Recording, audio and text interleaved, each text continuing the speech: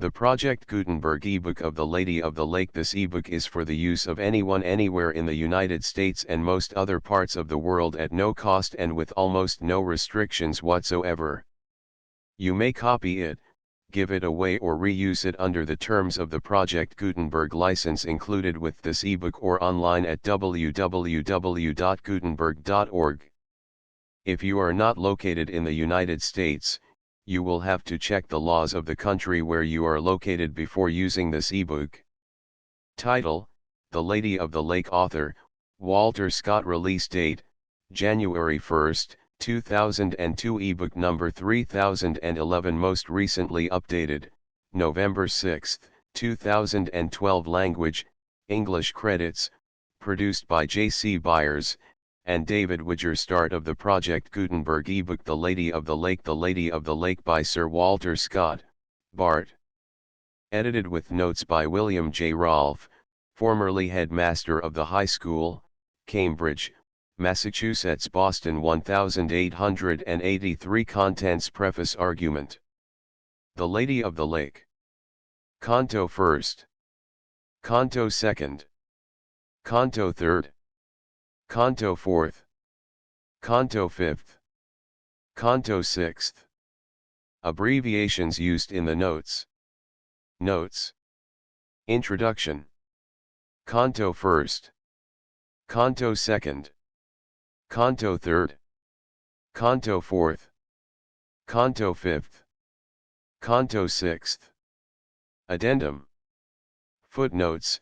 Preface. When I first saw Mr. Osgood's beautiful illustrated edition of The Lady of the Lake, I asked him to let me use some of the cuts in a cheaper annotated edition for school and household use, and the present volume is the result. The text of the poem has given me unexpected trouble. When I edited some of Gray's poems several years ago, I found that they had not been correctly printed for more than half a century, but in the case of Scott I supposed that the text of Black's so-called author's edition could be depended upon as accurate. Almost at the start, however, I detected sundry obvious misprints in one of the many forms in which this edition is issued, and an examination of others showed that they were as bad in their way. The shilling issue was no worse than the costly illustrated one of 1853, which had its own assortment of slips of the type. No two editions that I could obtain agreed exactly in their readings. I tried in vain to find a copy of the Editio Princeps, 1810, in Cambridge and Boston, but succeeded in getting one through a London bookseller. This I compared, line by line, with the Edinburgh edition of 1821, from the Harvard Library, with Lockhart's first edition, the Globe edition, and about a dozen others English and American. I found many misprints and corruptions in all except the edition of 1821, and a few even in that. For instance, in I-217 Scott wrote "found in each cliff a narrow bower," and it is so printed in the first edition, but in every other that I have seen cliff appears in place of clift, to the manifest injury of the passage. In 685, every edition that I have seen since that of 1821 has, I meant not all my heart might say, which is worse than nonsense, the correct reading being my heat. In 396, the Scottish bound, though it occurs twice in other parts of the poem, has been changed to bound in all editions since 1821, and, 8 lines below, the old word barbed has become barbed. Scores of similar corruptions are recorded in my notes, and need not be cited here. I have restored the reading of the first edition, except in cases where I have no doubt that the later reading is the poet's own correction or alteration. There are obvious misprints in the first edition which Scott himself overlooked, see on 2-115, 217, 6-527, etc., and it is sometimes difficult to decide whether a later reading a change of a plural to a singular, or like trivial variation is a misprint or the author's correction of an earlier misprint.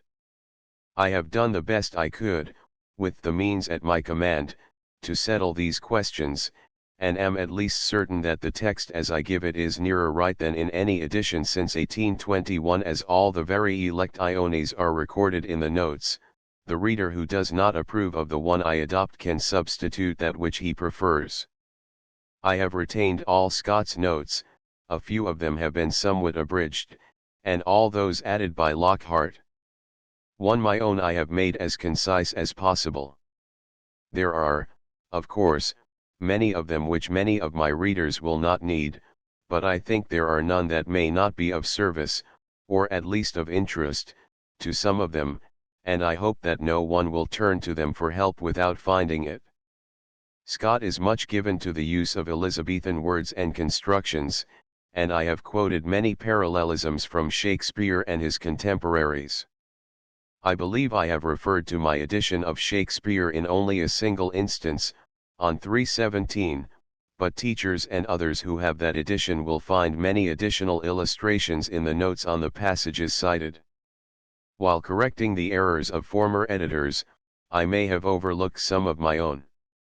I am already indebted to the careful proofreaders of the University Press for the detection of occasional slips in quotations or references, and I shall be very grateful to my readers for a memorandum of any others that they may discover. Cambridge, June 23, 1883.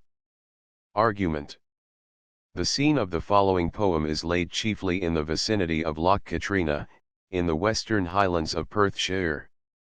The time of action includes 6 days, and the transactions of each day occupy a canto. The Lady of the Lake. Canto first. The Chase. Harp of the North. That mouldering long hast hung on the wych elm that shades St. Fillan's spring, and down the fitful breeze thy numbers flung, till envious ivy did around thee cling, muffling with verdant ringlet every string. O minstrel harp, still must thine accents sleep. Mid rustling leaves and fountains murmuring, still must thy sweeter sounds their silence keep, nor bid a warrior smile, nor teach a maid to weep. Not thus, in ancient days of Caledon, 10 was thy voice mute amid the festal crowd, when lay of hopeless love, or glory won, aroused the fearful or subdued the proud. At each according pause was heard aloud thine ardent symphony sublime and high. Fair dames and crested chiefs attention bowed, for still the burden of thy minstrelsy was knighthood's dauntless deed, and beauty's matchless eye. Oh, wake once more! How rude soe'er the hand that ventures o'er thy magic maze to stray, oh, wake once more! Though scarce my skill commands some feeble echoing of thine earlier lay, though harsh and faint, and soon to die away, and all unworthy of thy nobler strain, yet if one heart throb higher at its sway, the wizard note has not been touched in vain. Then silent be no more. Enchantress, wake again. I the stag at eve had drunk his fill, where danced the moon on Monan's rill, and deep his midnight lair had made in lone Glenartney's hazel shade, but when the sun his beacon red had kindled on Benvoirlich's head, the deep-mouthed bloodhound's heavy bay resounded up the rocky way, and faint, from farther distance borne, were heard the clanging hoof and horn.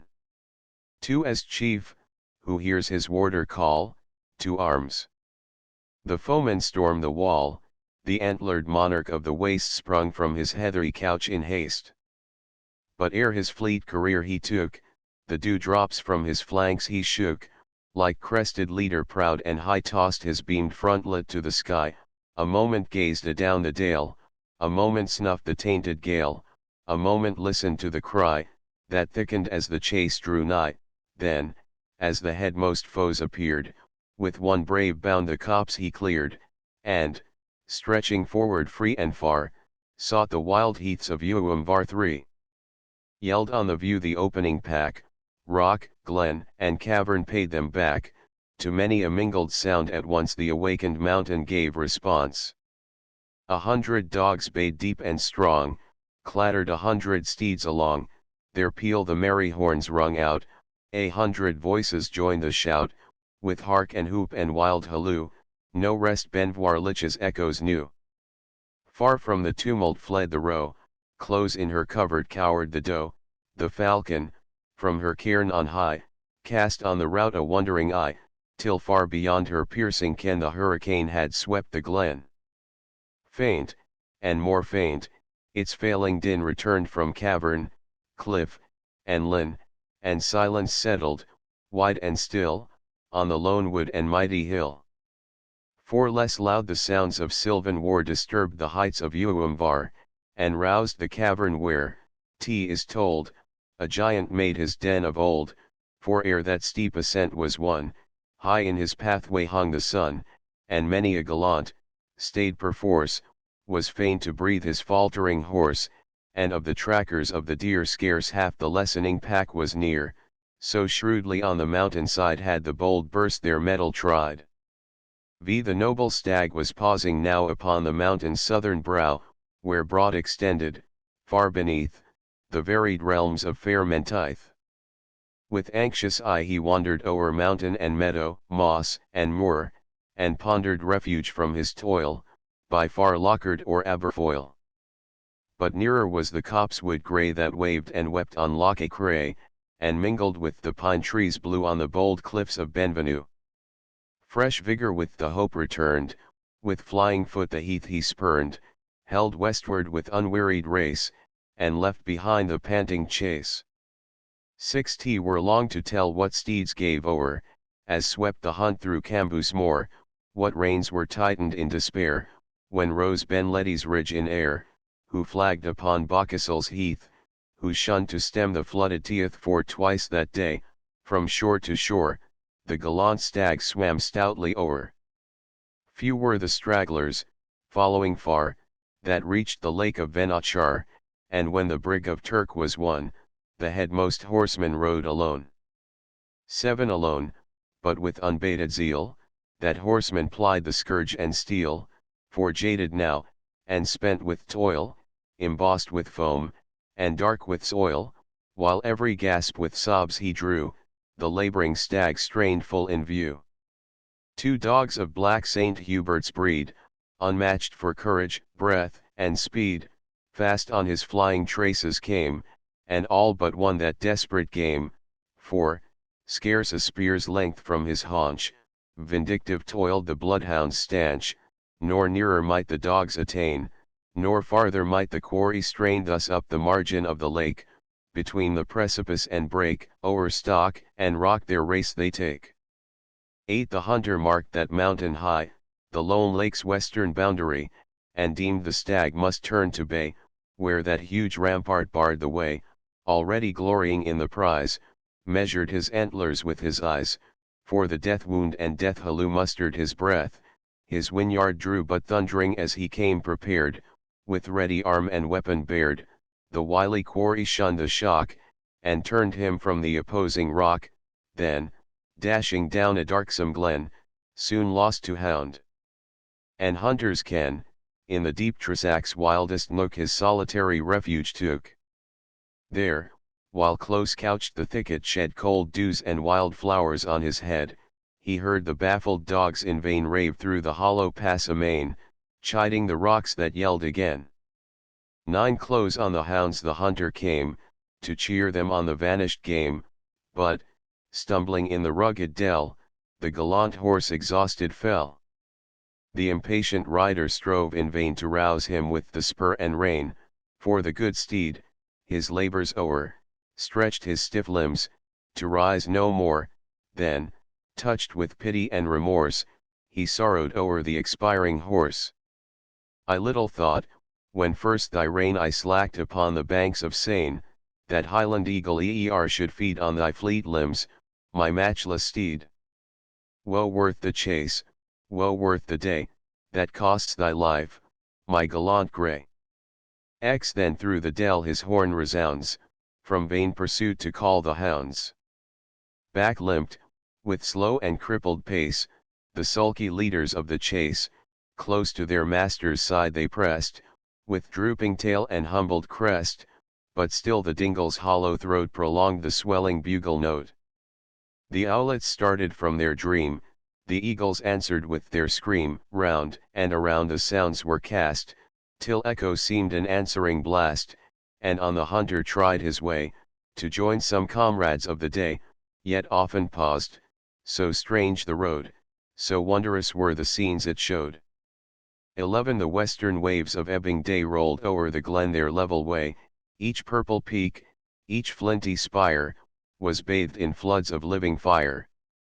But not a setting beam could glow within the dark ravines below, where twined the path in shadow hid, round many a rocky pyramid, shooting abruptly from the dell its thunder-splintered pinnacle, round many an insulated mass, the native bulwarks of the pass, huge as the tower which builders vain presumptuous piled on Sheener's plain. The rocky summits, split and rent, formed turret, dome, or battlement, or seemed fantastically set with cupola or minaret, wild crests as pagod ever decked, or mosque of eastern architect. Nor were these earth-born castles bare, nor lacked they many a banner fair, for, from their shivered brows displayed, far o'er the unfathomable glade, all twinkling with the dewdrop sheen, the briar rose fell in streamers green, kind creeping shrubs of thousand dyes waved in the west wind's summer sighs. 12 Boon nature scattered, free and wild, each plant or flower, the mountain's child. Here eglantine embalmed the air, hawthorn and hazel mingled there, the primrose pale and violet flower found in each cliff a narrow bower, foxglove and nightshade, side by side, emblems of punishment and pride, grouped their dark hues with every stain the weather-beaten crags retain. With boughs that quaked at every breath, grey birch and aspen wept beneath, aloft, the ash and warrior oak cast anchor in the rifted rock, and, higher yet, the pine tree hung his shattered trunk, and frequent flung, where seemed the cliffs to meet on high, his boughs athwart the narrowed sky.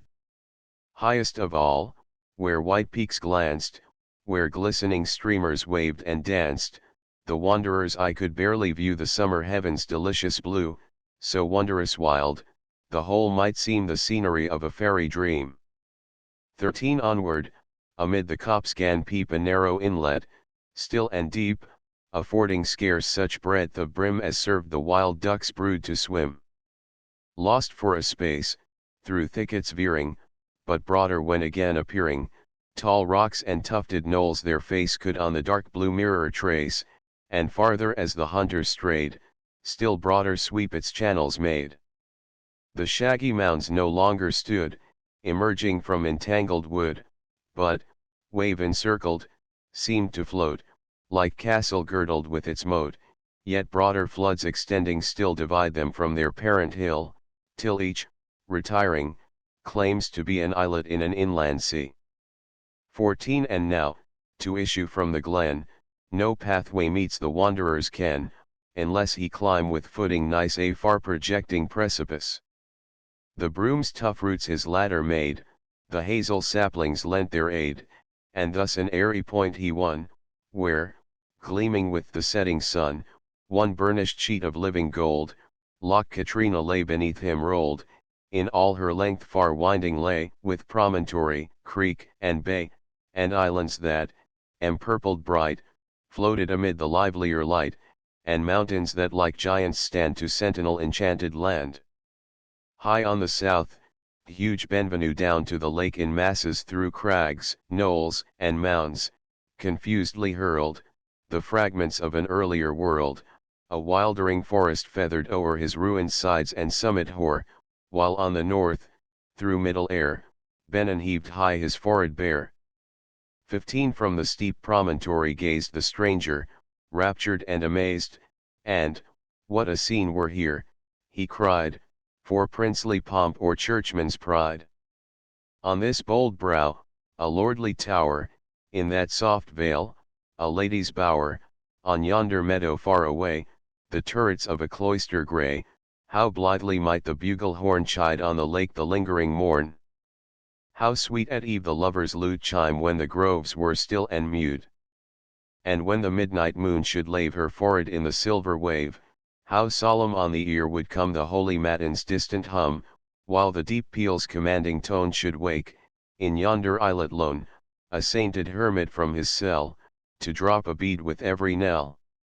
And bugle, lute, and bell, and all, should each bewildered stranger call to friendly feast and lighted hall.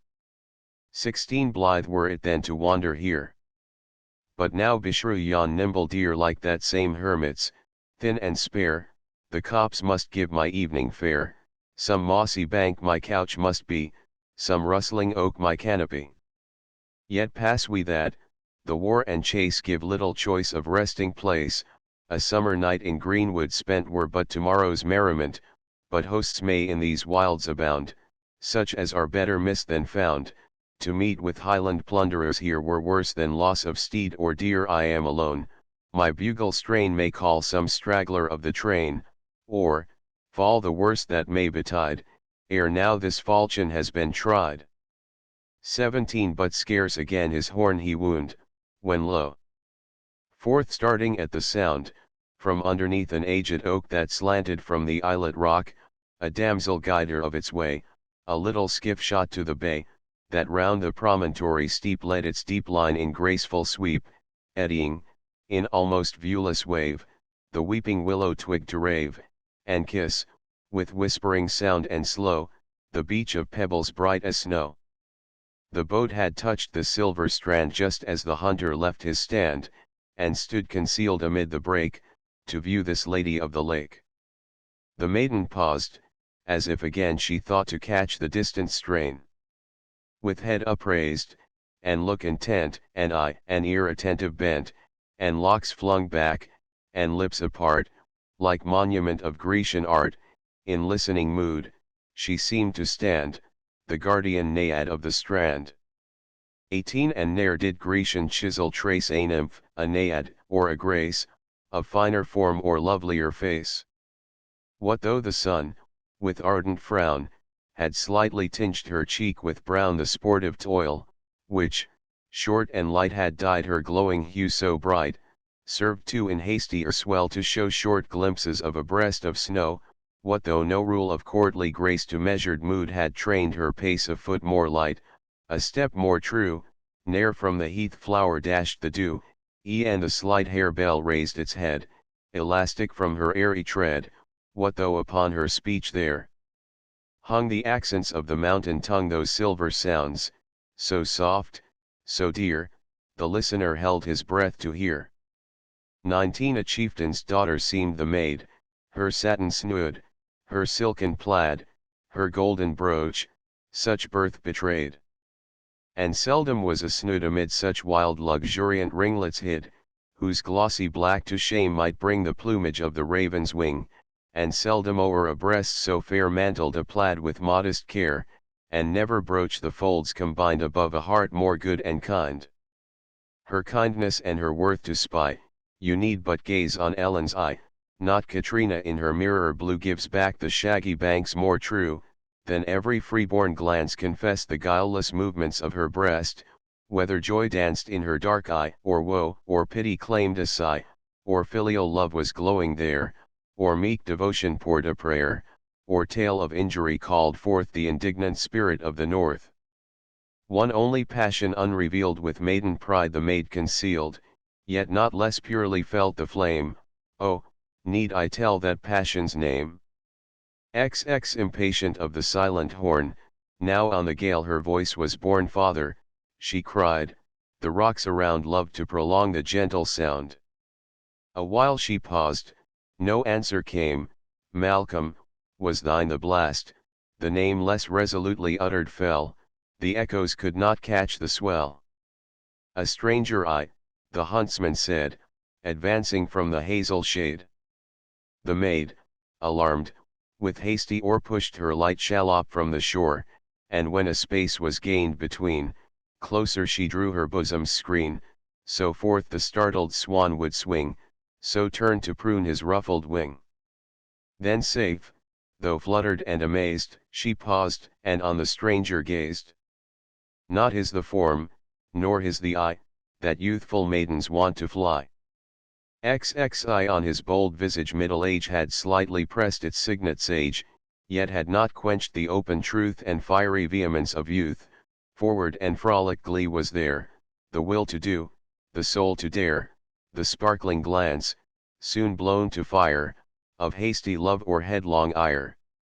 His limbs were cast in manlyhood for hardy sports or contest bold, and though in peaceful garb arrayed, and weaponless except his blade, his stately mien as well implied a high-born heart, a martial pride, as if a baron's crest he wore, and sheathed in armor bode the shore. Slighting the petty need he showed, he told of his benighted road, his ready speech flowed fair and free, in phrase of gentlest courtesy, yet seemed that tone and gesture bland less used to soothe than to command. XXII while the maid the stranger eyed, and, reassured, at length replied, that Highland halls were open still to wildered wanderers of the hill. Nor think you unexpected come to yon lone isle, our desert home, before the heath had lost the dew, this morn, a couch was pulled for you, on yonder mountain's purple head have ptarmigan and heathcock bled, and our broad nets have swept the mere, to furnish forth your evening cheer. Now, by the rood, my lovely maid, your courtesy has erred, he said, no right have I to claim, misplaced, the welcome of expected guest. A wanderer, here by fortune toss, my way, my friends, my courser lost, I ne'er before, believe me, fair, have ever drawn your mountain air, till on this lake's romantic strand I found a fay in fairy land. XXIII. I well believe, the maid replied, as her light skiff approached the side, I well believe, that ne'er before your foot has trod Loch Katrina's shore, but yet, as far as yesternight, old Allan Bane foretold your plight, a grey-haired sire, whose eye intent was on the visioned future bent. He saw your steed, a dappled grey, lie dead beneath the birchen way, painted exact your form and mien, your hunting suit of Lincoln green, that tasselled horn so gaily gilt, that falchion's crooked blade and hilt, that cap with hair and plumage trim, and yon 2 hounds so dark and grim. He bade that all should ready be to grace a guest of fair degree, but light I held his prophecy, and deemed it was my father's horn whose echoes o'er the lake were borne. XXIV. The stranger smiled, since to your home a destined errant knight I come, announced by prophet sooth and old, doomed, doubtless, for achievement bold, I'll lightly front each high emprise for one kind glance of those bright eyes. Permit me first the task to guide your fairy frigate o'er the tide. The maid, with smile suppressed and sly, the toil unwonted saw him try, for seldom, sure, if e'er before, his noble hand had grasped an oar, yet with main strength his strokes he drew, and o'er the lake the shallop flew, with heads erect and whimpering cry, the hounds behind their passage ply. Nor frequent does the bright oar break the darkening mirror of the lake, until the rocky isle they reach, and moor their shallop on the beach. XXV. The stranger viewed the shore around, was all so close with copsewood bound, nor track nor pathway might declare that human foot frequented there, until the mountain maiden showed a clambering unsuspected road, that winded through the tangled screen, and opened on a narrow green, where weeping birch and willow round with their long fibers swept the ground. Here, for retreat in dangerous hour, some chief had framed a rustic bower. XXVI. It was a lodge of ample size, but strange of structure and device, of such materials as around the workman's hand had readiest found. Lopped of their boughs, their hoar trunks bared, and by the hatchet rudely squared, to give the walls their destined height, the sturdy oak and ash unite, while moss and clay and leaves combine to fence each crevice from the wind. The lighter pine trees overhead their slender length for rafters spread, and withered heath and rushes dry supplied a russet canopy. Due westward, fronting to the green, a rural portico was seen, aloft on native pillars borne, of mountain fir with bark unshorn, where Ellen's hand had taught to twine the ivy and Idaean vine, the clematis, the favored flower which boasts the name of virgin bower, and every hardy plant could bear Loch Katrina's keen and searching air. An instant in this porch she stayed, and gaily to the stranger said, "On heaven and on thy lady call, and enter the enchanted hall. XXVII my hope, my heaven, my trust must be, my gentle guide, in following thee." He crossed the threshold and a clang of angry steel that instant rang. To his bold brow his spirit rushed, but soon for vain alarm he blushed when on the floor he saw displayed, cause of the din, a naked blade dropped from the sheath, that careless flung upon a stag's huge antlers swung, for all around, the walls to grace, hung trophies of the fight or chase, a target there, a bugle here, a battle-axe, a hunting spear, and broadswords, bows, and arrows store, with the tusked trophies of the boar. Here grins the wolf as when he died, and there the wild cat's brindled hide the frontlet of the elk adorns, or mantles o'er the bison's horns, pennons and flags defaced and stained, that blackening streaks of blood retained, and deer skins, dappled, dun, and white, with otter's fur and seals unite, in rude and uncouth tapestry all, to garnish forth the sylvan hall. XXVII the wondering stranger round him gazed, and next the fallen weapon raised few were the arms whose sinewy strength sufficed to stretch it forth at length. And as the brand he poised and swayed, "I never knew but one," he said, "whose stalwart arm might brook to wield a blade like this in battlefield." She sighed, then smiled, and took the word, "You see the guardian champion's sword, as light it trembles in his hand as in my grasp a hazel wand, my sire's tall form might grace the part of Ferragus or Iscabard, but in the absent giant's hold are women now, and menials old." XXIX the mistress of the mansion came, mature of age, a graceful dame, whose easy step and stately port had well become a princely court, to whom, though more than kindred knew, young Ellen gave a mother's due. Meet welcome to her guest she made, and every courteous right was paid that hospitality could claim, though all unasked his birth and name.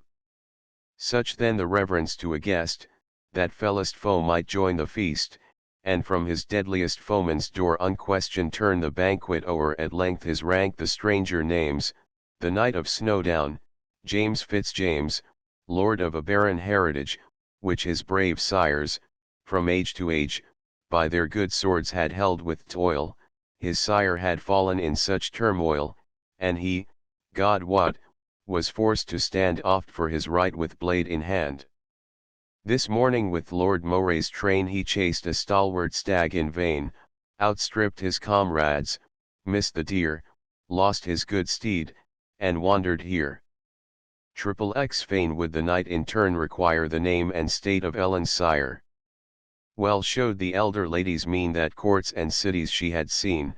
Ellen, though more her looks displayed the simple grace of sylvan maid, in speech and gesture, form and face, showed she was come of gentle race. 'Twere strange in ruder rank to find such looks, such manners, and such mind.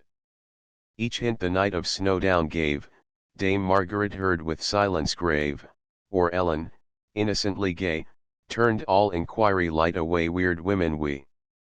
By dale and down we dwell, afar from tower and town. We stem the flood, we ride the blast, on wandering nights our spells we cast, while viewless minstrels touch the string, 'tis thus our charmed rhymes we sing. She sung, and still a harp unseen filled up the symphony between. XXXI song. Soldier, rest. Thy warfare o'er, sleep the sleep that knows not breaking, dream of battled fields no more, days of danger, nights of waking. In our isle's enchanted hall, hands unseen thy couch are strewing, fairy strains of music fall, every sense in slumber doing. Soldier, rest. Thy warfare o'er, dream of fighting fields no more, sleep the sleep that knows not breaking, morn of toil, nor night of waking. No rude sound shall reach thine ear, armor's clang, or war steed champing trump, nor pibroch summon here mustering clan or squadron tramping. Yet the lark's shrill fife may come at the daybreak from the fallow, and the bittern sound his drum booming from the sedges shallow. Ruder sounds shall none be near, guards nor warders challenge here, here's no war steeds neigh and champing, shouting clans or squadrons stamping. XXXII she paused then, blushing, led the lay, to grace the stranger of the day. Her mellow notes a while prolong the cadence of the flowing song, till to her lips in measured frame the minstrel verse spontaneous came. Song continued. Huntsman, rest. Thy chase is done, while our slumbrous spells assail yet, dream not, with the rising sun, bugles here shall sound reveille. Sleep. The deer is in his den, sleep. Thy hounds are by thee lying, sleep. Nor dream in yonder glen how thy gallant steed lay dying. Huntsman, rest. Thy chase is done, think not of the rising sun, for at dawning to assail yet hear no bugles sound reveille. XXXII the hall was cleared, the stranger's bed was there of mountain heather spread, where oft 100 guests had lain, and dreamed their forest sports again. But vainly did the heath flower shed its moorland fragrance round his head, not Ellen's spell had lulled to rest the fever of his troubled breast. In broken dreams the image rose of varied perils, pains, and woes, his steed now flounders in the brake, now sinks his barge upon the lake, now leader of a broken host, his standard falls, his honors lost. Then from my couch may heavenly might chase that worst phantom of the night, again return the scenes of youth, of confident, undoubting truth, again his soul he interchanged with friends whose hearts were long estranged. They come, in dim procession led, the cold, the faithless, and the dead, as warm each hand, each brow as gay, as if they parted yesterday. And doubt distracts him at the view, oh were his senses false or true? Dreamed he of death or broken vow, or is it all a vision now? Thursive at length, with Ellen in a grove he seemed to walk and speak of love, she listened with a blush and sigh, his suit was warm, his hopes were high. He sought her yielded hand to clasp, and a cold gauntlet met his grasp, the phantom sex was changed and gone, upon its head a helmet shone, slowly enlarged to giant size, with darkened cheek and threatening eyes, the grisly visage, stern and hoar, to Ellen still a likeness bore. He woke, and, panting with affright, recalled the vision of the night. The hearth's decaying brands were red and deep and dusky lustre shed, half showing, half concealing, all the uncouth trophies of the hall. Mid those the stranger fixed his eye where that huge falchion hung on high, and thoughts on thoughts, a countless throng, rushed, chasing countless thoughts along, until, the giddy whirl to cure, he rose and sought the moonshine pure. XXXV the wild rose, eglantine, and broom wasted around their rich perfume, the birch trees wept in fragrant balm, the aspen slept beneath the calm, the silver light, with quivering glance, played on the water's still expanse. Wild were the heart whose passion's sway could rage beneath the sober ray. He felt its calm, that warrior guest, while thus he communed with his breast. Why is it, at each turn I trace some memory of that exiled race? Can I not mountain maiden spy, but she must bear the Douglas eye? Can I not view a Highland brand, but it must match the Douglas hand? Can I not frame a fevered dream, but still the Douglas is the theme? I'll dream no more by manly mind, not even in sleep is will resigned. My midnight orisons set o'er, I'll turn to rest, and dream no more. His midnight orisons he told, a prayer with every bead of gold, consigned to heaven his cares and woes, and sunk in undisturbed repose, until the heath cock shrilly crew, and morning dawned on Benvenue. Canto 2nd. The Island. I at morn the black cock trims his jetty wing, tea is morning prompts the linnet's blithest lay, all nature's children feel the matin spring of life reviving, with reviving day, and while yon little bark glides down the bay, wafting the stranger on his way again, morn's genial influence roused a minstrel grey, and sweetly o'er the lake was heard thy strain, mixed with the sounding harp, O white-haired Allan Bane. 2 Song. Not faster yonder rowers might flings from their oars the spray, not faster yonder rippling bright, that tracks the shallop's course in light, melts in the lake away, than men from memory erase the benefits of former days, then, stranger, go. Good speed the while, nor think again of the lonely isle. High place to thee in royal court, high place in battled line, good hawk and hound for sylvan sport. Where beauty sees the brave resort, the honored meed be thine. True be thy sword, thy friend sincere, thy lady constant, kind, and dear, and lost in love's and friendship's smile be memory of the lonely isle. 3 Song continued. But if beneath yon southern sky a plaid stranger roam, whose drooping crest and stifled sigh, and sunken cheek and heavy eye, pine for his highland home, then, warrior, then be thine to show the care that soothes a wanderer's woe, remember then thy hap erewhile, a stranger in the lonely isle. Or if on life's uncertain main mishap shall mar thy sail, if faithful, wise, and brave in vain, woe, want, and exile thou sustain beneath the fickle gale, waste not a sigh on fortune changed, on thankless courts, or friends estranged, but come where kindred worth shall smile, to greet thee in the lonely isle. For as died the sounds upon the tide, the shallop reached the mainland's side, and ere his onward way he took, the stranger cast a lingering look, where easily his eye might reach the harper on the islet beach, reclined against a blighted tree, as wasted, grey, and worn as he. To minstrel meditation given, his reverend brow was raised to heaven, as from the rising sun to claim a sparkle of inspiring flame. His hand, reclined upon the wire, seemed watching the awakening fire, so still he sat as those who wait till judgment speak the doom of fate, so still, as if no breeze might dare to lift one lock of hoary hair, so still, as life itself were fled in the last sound his harp had sped. Upon a rock with lichens wild, beside him Ellen sat and smiled she to see the stately drake lead forth his fleet upon the lake, while her vexed spaniel from the beach bayed at the prize beyond his reach. Yet tell me, then, the maid who knows, why deepened on her cheek the rose, forgive, fidelity.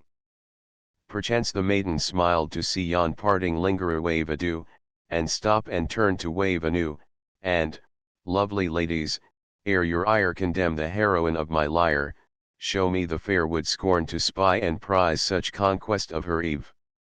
6 While yet he loitered on the spot, it seemed as Ellen marked him not, but when he turned him to the glade, one courteous parting sign she made, and after, oft the knight would say, that not when prize of festal day was dealt him by the brightest fair who wore jewel in her hair, so highly did his bosom swell as at that simple mute farewell. Now with a trusty mountain guide, and his dark stag hounds by his side, he parts the maid, unconscious still, watched him wind slowly round the hill, but when his stately form was hid, the guardian in her bosom chid thy Malcolm. Vain and selfish maid. Was thus upbraiding conscience said, not so had Malcolm idly hung on the smooth phrase of southern tongue, not so had Malcolm strained his eye another step than thine to spy. Wake, Allan Bane, aloud she cried to the old minstrel by her side, arouse thee from thy moody dream.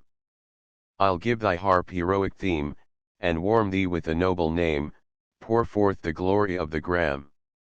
Scarce from her lip the word had rushed, when deep the conscious maiden blushed, for of his clan, in hall and bower, young Malcolm Graham was held the flower.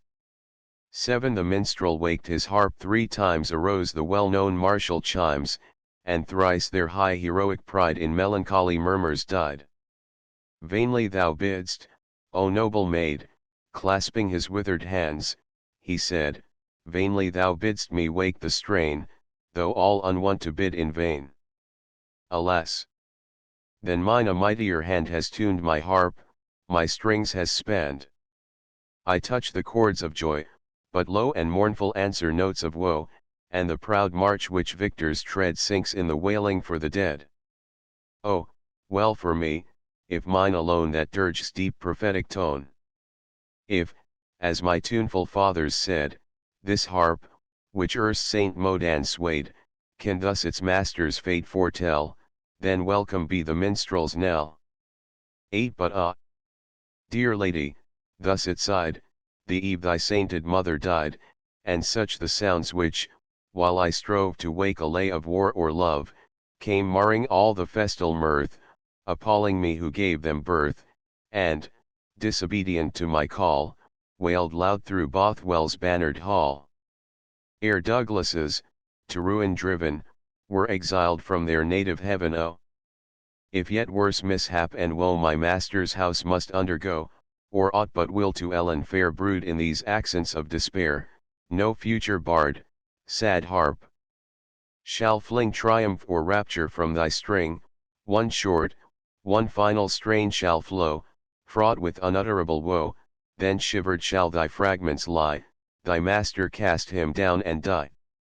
9 Soothing she answered him, assuage, mine honored friend, the fears of age, all melodies to thee are known that harp has rung or pipe has blown, in lowland vale or highland glen, from Tweed to Spey what marvel, then, at times unbidden notes should rise, confusedly bound in memory's ties, entangling, as they rush along, the war march with the funeral song, small ground is now for boding fear, obscure, but safe, we rest us here.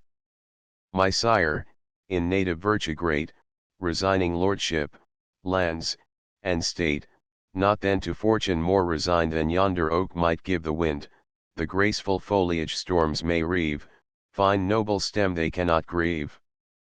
For me she stooped, and, looking round, plucked a blue harebell from the ground for me, whose memory scarce conveys an image of more splendid days. This little flower that loves the lea may well my simple emblem be, it drinks heaven's dew as blithe as rose that in the king's own garden grows, and when I place it in my hair, Allen, a bard is bound to swear he ne'er saw coronet so fair. Then playfully the chaplet wild she wreathed in her dark locks, and smiled. Her smile, her speech, with winning sway wiled the old harper's mood away. With such a look as hermits throw, when angels stoop to soothe their woe he gazed, till fond regret and pride thrilled to a tear, then thus replied, loveliest and best. Thou little knowest the rank, the honours, thou hast lost. O might I live to see thee grace, in Scotland's court, thy birthright place, to see my favourite step advance the lightest in the courtly dance, the cause of every gallant's sigh, and leading star of every eye, and theme of every minstrel's art, the lady of the bleeding heart. 11 Fair dreams are these, the maiden cried light was her accent, yet she sighed yet is this mossy rock to me worth splendid chair and canopy, nor would my footstep spring more gay in courtly dance than blithe Strathspey, nor half so pleased mine ear incline to royal minstrel's lay as thine. And then for suitors proud and high, to bend before my conquering eye thou, flattering bard, thyself wilt say, that grim Sir Roderick owns its sway. The Saxon scourge, Clan Alpine's pride, the terror of Loch Lomond's side, would, at my suit, thou knowest, delay a Lennox foray for a day. 12. The ancient bard her glee repressed, ill hast thou chosen theme for jest. For who, through all this western wild, named black Sir Roderick and smiled. In Holyrood a night he slew, I saw, when back the dirk he drew, courtiers give place before the stride of the undaunted homicide, and since, though outlawed, hath his hand full sternly kept his mountain land. Who else dared give woe the day, that I such hated truth should say, the Douglas, like a stricken deer, disowned by every noble peer, even the rude refuge we have here? Alas, this wild marauding chief alone might hazard our relief, and now thy maiden charms expand, looks for his guerdon in thy hand, full soon may dispensation sought, to back his suit, from Rome be brought. Then, though in exile on the hill, thy father, as the Douglas, still be held in reverence and fear, and though to Roderick thou art so dear that thou mightst guide with silken thread. Slave of thy will, this chieftain dread, yet, O loved maid, thy mirth refrain. Thy hand is on a lion's mane. 13.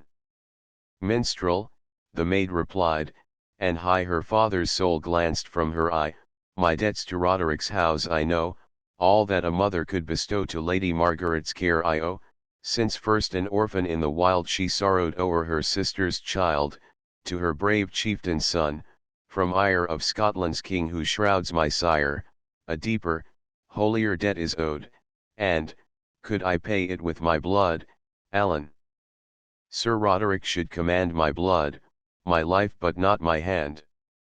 Rather will Ellen Douglas dwell a votaress in Marigny's cell, rather through realms beyond the sea, seeking the world's cold charity where ne'er was spoke a Scottish word, and ne'er the name of Douglas heard an outcast pilgrim will she rove, than wed the man she cannot love. 14 Thou st, good friend, thy tresses grey that pleading look, what can it say but what I own, I grant him brave, but wild as Bracklinn's thundering wave, and generous save vindictive mood or jealous transport chafe his blood, I grant him true to friendly band, as his claymore is to his hand, but oh! That very blade of steel more mercy for a foe would feel, I grant him liberal, to fling among his clan the wealth they bring, when back by lake and glen they wind, and in the lowland leave behind, where once some pleasant hamlet stood, a mass of ashes slaked with blood.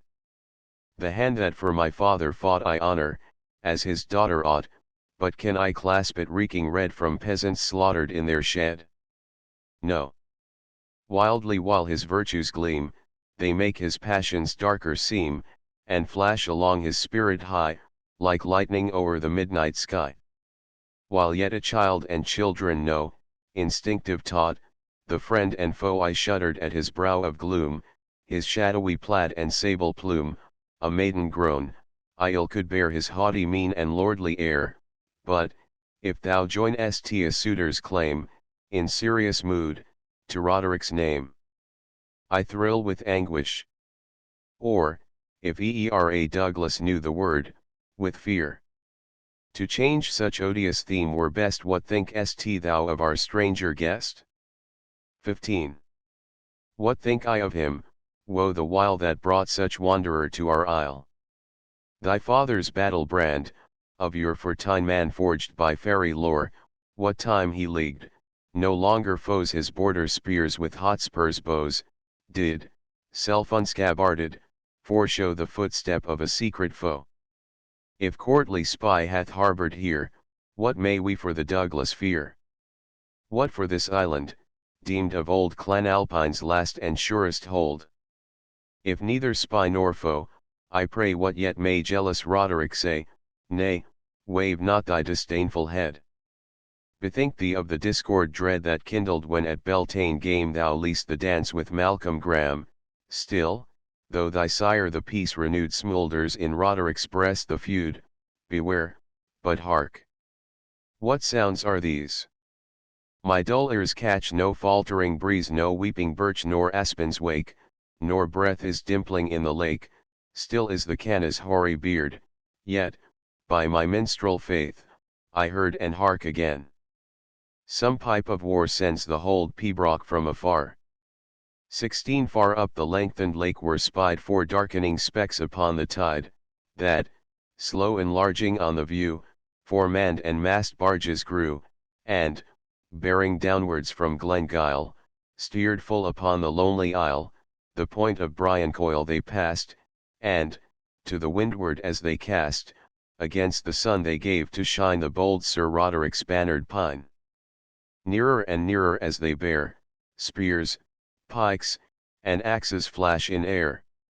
Now might you see the Tartars brave, and plaids and plumage dance and wave, now see the bonnets sink and rise, as his tough oar the rower plies, see, flashing at each sturdy stroke, the wave ascending into smoke, see the proud pipers on the bow, and mark the gaudy streamers flow from their loud chanters down, and sweep the furrowed bosom of the deep, as, rushing through the lake amain, they plied the ancient Highland strain.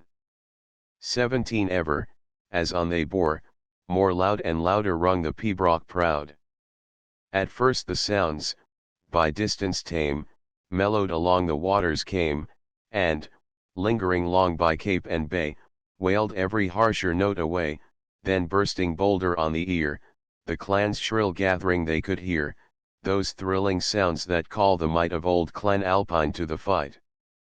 Thick beat the rapid notes, as when the mustering hundreds shake the glen, and hurrying at the signal dread, fine battered earth returns their tread. Then prelude light, of livelier tone, expressed their merry marching on, ere peal of closing battle rose, with mingled outcry, shrieks, and blows, and mimic din of stroke and ward, as broadsword upon target jarred, and groaning pause, ere yet again, condensed, the battle yelled amain, the rapid charge, the rallying shout, retreat borne headlong into rout, and bursts of triumph, to declare Clan Alpine's congest all were there. Nor ended thus the strain, but slow sunk in a moan prolonged and low, and changed the conquering clarion swell for wild lament o'er those that fell. 18 The war pipes ceased, but lake and hill were busy with their echoes still, and, when they slept, a vocal strain bade their hoarse chorus wake again, while loud 100 clansmen raised their voices in their chieftain's praise. Each boatman, bending to his oar, with measured sweep the burden bore, in such wild cadence as the breeze makes through December's leafless trees. The chorus first could Allen know, Roderick Vish Alpine, ho! Fro! And nearer as they rode, distinct the martial ditty flowed. 19 Boat song hail to the chief who in triumph advances. Honored and blessed be the evergreen pine. Long may the tree, in his banner that glances, flourish, the shelter and grace of our line. Heaven send it happy dew, earth lend it sap anew, gaily to bourgeon and broadly to grow, while every highland glen sends our shout back again, Rode Vish Alpine Dhu, ho! Hero. Ours is no sapling, chance sown by the fountain, blooming at Beltane, in winter to fade, when the whirlwind has stripped every leaf on the mountain, the more shall Clan Alpine exult in her shade. Moored in the rift rock, proof to the tempest's shock, firmer he roots him the ruder it blow, Menteith and Breedalbane, then, echo his praise again, Rode Vish Alpine Dhu, ho! Hero. XX proudly our pibroch has thrilled in Glenfruin, and Bannekar's groans to our slogan replied, Glenluss and Ross Dhu, they are smoking in ruin, and the best of Loch Lomond lie dead on her side. Widow and Saxon maid long shall lament our raid, think of Clan Alpine with fear and with woe, Lennox and Laven Glen shake when they hear again, Rode Vish Alpine Dhu, ho! Hero. Row, vassals, row, for the pride of the Highlands. Stretch to your oars for the evergreen pine. Oh that the rosebud that graces yon islands were wreathed in a garland around him to twine. Oh that some seedling gem, worthy such noble stem, honored and blessed in their shadow might grow. Loud should Clan Alpine then ring from her deepmost glen, Rode Vish Alpine Dhu, ho! Hero. XXI with all her joyful female band had Lady Margaret sought the strand. Loose on the breeze their tresses flew, and high their snowy arms they threw, as echoing back with shrill acclaim, and chorus wild, the chieftain's name, while, prompt to please, with mother's art the darling passion of his heart, the dame called Ellen to the strand, to greet her kinsman ere he land, come, loiterer, come. A Douglas thou, and shun to wreathe a victor's brow. Reluctantly and slow, the maid the unwelcome summoning obeyed, and when a distant bugle rung, in the mid-path aside she sprung list, Allen Bane. From mainland cast I hear my father's signal blast. Be ours, she cried, the skiff to guide, and waft him from the mountain side. Then, like a sunbeam, swift and bright, she darted to her shallop light, and, eagerly while Roderick scanned, for her dear form, his mother's band, the islet far behind her lay, and she had landed in the bay. XXII Some feelings are to mortals given with less of earth in them than heaven, and if there be a human tear from passion's dross refined and clear, a tear so limpid and so meek it would not stain an angel's cheek, 'tis that which pious fathers shed upon a duteous daughter's head. And as the Douglas to his breast his darling Ellen closely pressed, such holy drops her tresses steeped, though 't was an hero's eye that wept. Nor while on Ellen's faltering tongue her filial welcomes crowded hung, marked she that fear affection's proof still held a graceful youth aloof, no. Not till Douglas named his name, although the youth was Malcolm Graham. XXII Allen, with wistful look the while, marked Roderick landing on the isle, his master piteously he eyed, then gazed upon the chieftain's pride, then dashed with hasty hand away from his dimmed eye the gathering spray, and Douglas, as his hand he laid on Malcolm's shoulder, kindly said, "Canst thou, young friend, no meaning spy in my poor follower's glistening eye? I'll tell thee he recalls the day when in my praise he led the lay o'er the arched gate of Bothwell proud, while many a minstrel answered loud, when Percy's Norman pennon, won in bloody field, before me shone, and twice 10 knights, the least a name as mighty as yon chief may claim, gracing my pomp, behind me came. Yet trust me, Malcolm, not so proud was I of all that marshalled crowd, though the waned crescent owned my might, and in my train trooped lord and knight, though Blantyre hymned her holiest lays, and Bothwell's bards flung back my praise, as when this old man's silent tear, and this poor maid's affection dear, a welcome give more kind and true than aught my better fortunes knew. Forgive, my friend, a father's boast oh, it outbeggars all I lost. XXIV Delightful praise, like summer rose, that brighter in the dewdrop glows, the bashful maiden's cheek appeared, for Douglas spoke, and Malcolm heard. The flush of shamefaced joy to hide, the hounds, the hawk, her cares divide, the loved caresses of the maid the dogs with crouch and whimper paid, and, at her whistle, on her hand the falcon took his favorite stand, closed his dark wing, relaxed his eye, nor, though unhooded, sought to fly. And, trust, while in such guise she stood, like fabled goddess of the wood, that if a father's partial thought o'erweighed her worth and beauty aught, well might the lover's judgment fail to balance with a juster scale, for with each secret glance he stole, the fond enthusiast sent his soul. XXV of stature fair, and slender frame, but firmly knit, was Malcolm Graham. The belted plaid and tartan hose did ne'er more graceful limbs disclose, his flaxen hair, of sunny hue, curled closely round his bonnet blue. Trained to the chase, his eagle eye the ptarmigan in snow could spy, each pass, by mountain, lake, and heath, he knew, through Lennox and Menteith, vain was the bound of dark brown doe when Malcolm bent his sounding bow, and scarce that doe, though winged with fear, outstripped in speed the mountaineer, right up Ben Lomond could he press, and not a sob his toil confess.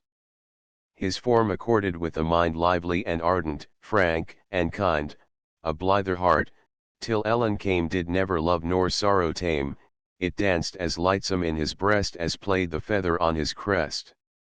Yet friends, who nearest knew the youth his scorn of wrong, his zeal for truth and bards, who saw his features bold when kindled by the tales of old said, were that youth to manhood grown, not long should Roderick Dhu's renown be foremost voiced by mountain fame, but quail to that of Malcolm Graham. XXVI now back they wend their watery way, and, O my sire, did Ellen say, why urge thy chase so far astray? And why so late returned? And why the rest was in her speaking eye? My child, the chase I follow far, 'tis mimicry of noble war, and with that gallant pastime reft were all of Douglas I have left.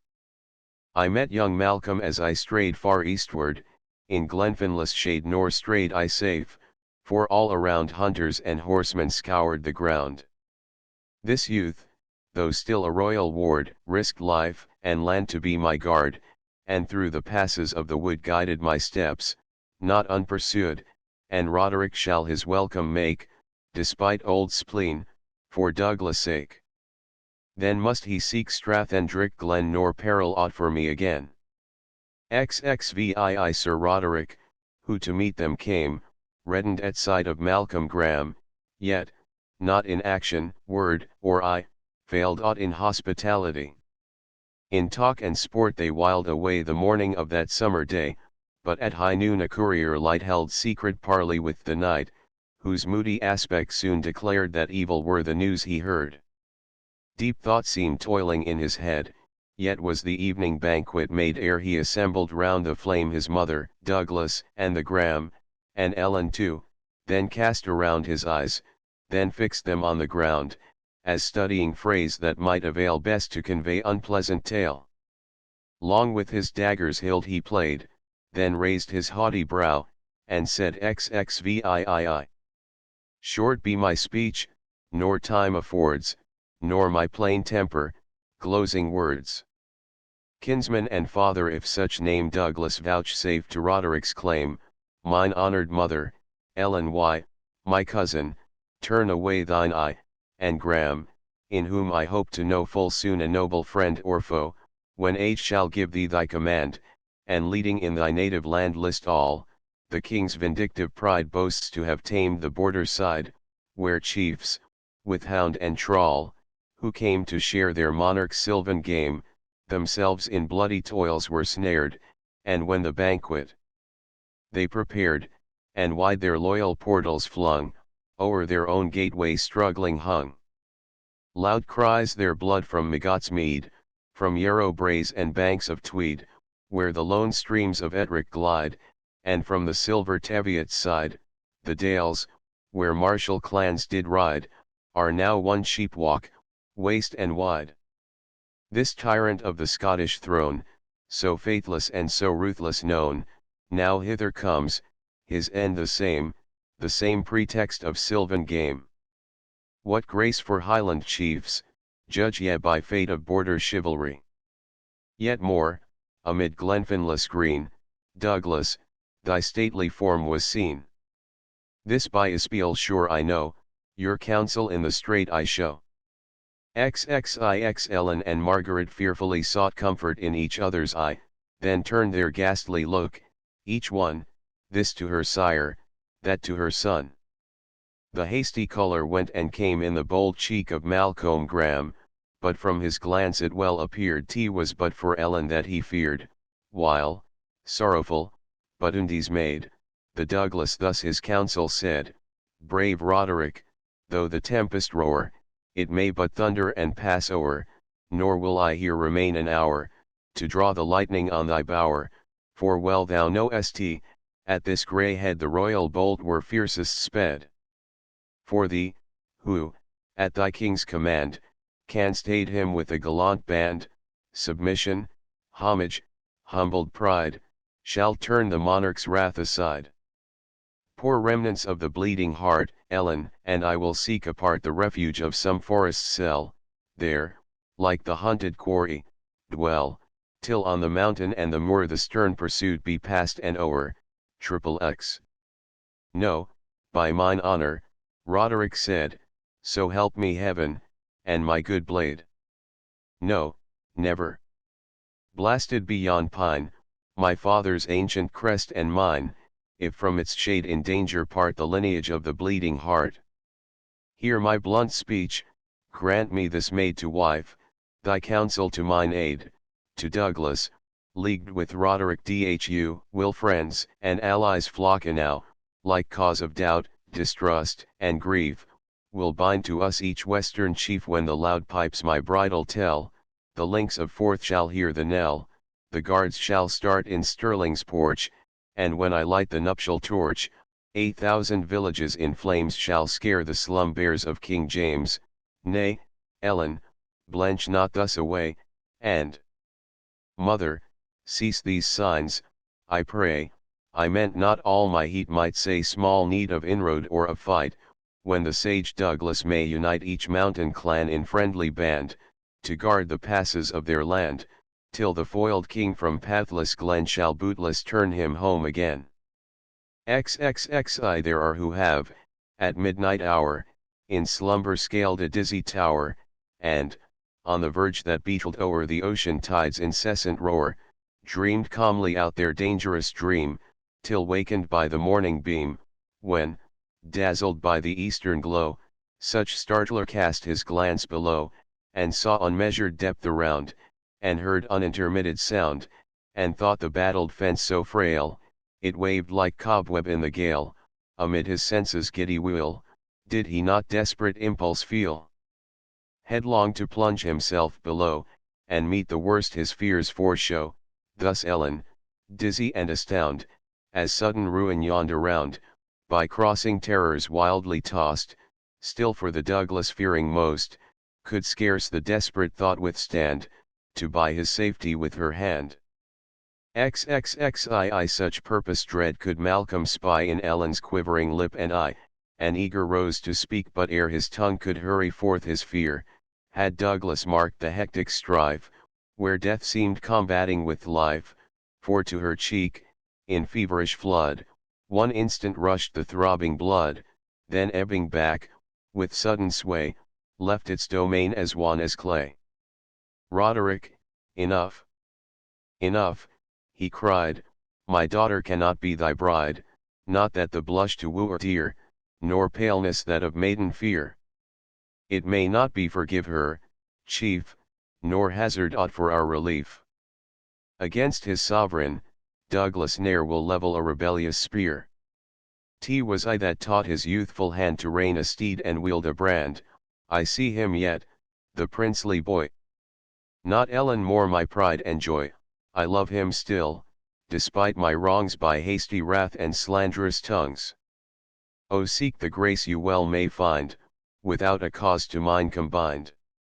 XXXII twice through the hall the chieftain strode, the waving of his Tartar's broad, and darkened brow, where wounded pride with ire and disappointment vied seemed, by the torch's gloomy light, like the ill demon of the night, stooping his pinions shadowy sway upon the righted pilgrim's way, but, unrequited love, thy dart plunged deepest its envenomed smart, and Roderick, with thine anguish stung, at length the hand of Douglas wrung, while eyes that mocked at tears before with bitter drops were running o'er. The death pangs of long cherished hope scarce in that ample breast had scope but, struggling with his spirit proud, convulsive heaved its checkered shroud, while every sob so mute were all was heard distinctly through the ball. The son's despair, the mother's look, three might the gentle Ellen brook, she rose, and to her side there came, to aid her parting steps, the Graham. Thursive then Roderick from the Douglas broke as flashes flame through sable smoke, kindling its wreaths, long, dark, and low, to one broad blaze of ruddy glow, so the deep anguish of despair burst, in fierce jealousy, to air. With stalwart grasp his hand he laid on Malcolm's breast and belted plaid, back, beardless boy, he sternly said, back, minion. Hold'st thou thus at naught the lesson I so lately taught? This roof, the Douglas, and that maid, thank thou for punishment delayed. Eager as greyhound on his game, fiercely with Roderick grappled Graham. Perish my name, if aught afford its chieftain safety save his sword. Thus as they strove their desperate hand griped to the dagger or the brand, and death had been but Douglas rose, and thrust between the struggling foes his giant strength chieftains, forego. I hold the first who strikes my foe madman, forbear your frantic jar. What? Is the Douglas fallen so far, his daughter's hand is deemed the spoil of such dishonorable broil? Sullen and slowly they unclasp, as struck with shame, their desperate grasp, and each upon his rival glared, with foot advanced and blade half bared. XXXV ere yet the brands aloft were flung, Margaret on Roderick's mantle hung, and Malcolm heard his Ellen's scream, as faltered through terrific dream. Then Roderick plunged in sheath his sword, and veiled his wrath in scornful word, rest save till morning, pity te were such cheek should feel the midnight air. Then mayst thou to James Stewart tell, Roderick will keep the lake and fell, nor lackey with his freeborn clan the pageant pomp of earthly man. More would he of clan Alpine know, thou canst our strength and passes show malice, what ho! His henchmen came, give our safe conduct to the Graham. Young Malcolm answered, calm and bold, fear nothing for thy favourite hold, the spot an angel deigned to grace is blessed, though robbers haunt the place. Thy churlish courtesy for those reserve, who fear to be thy foes.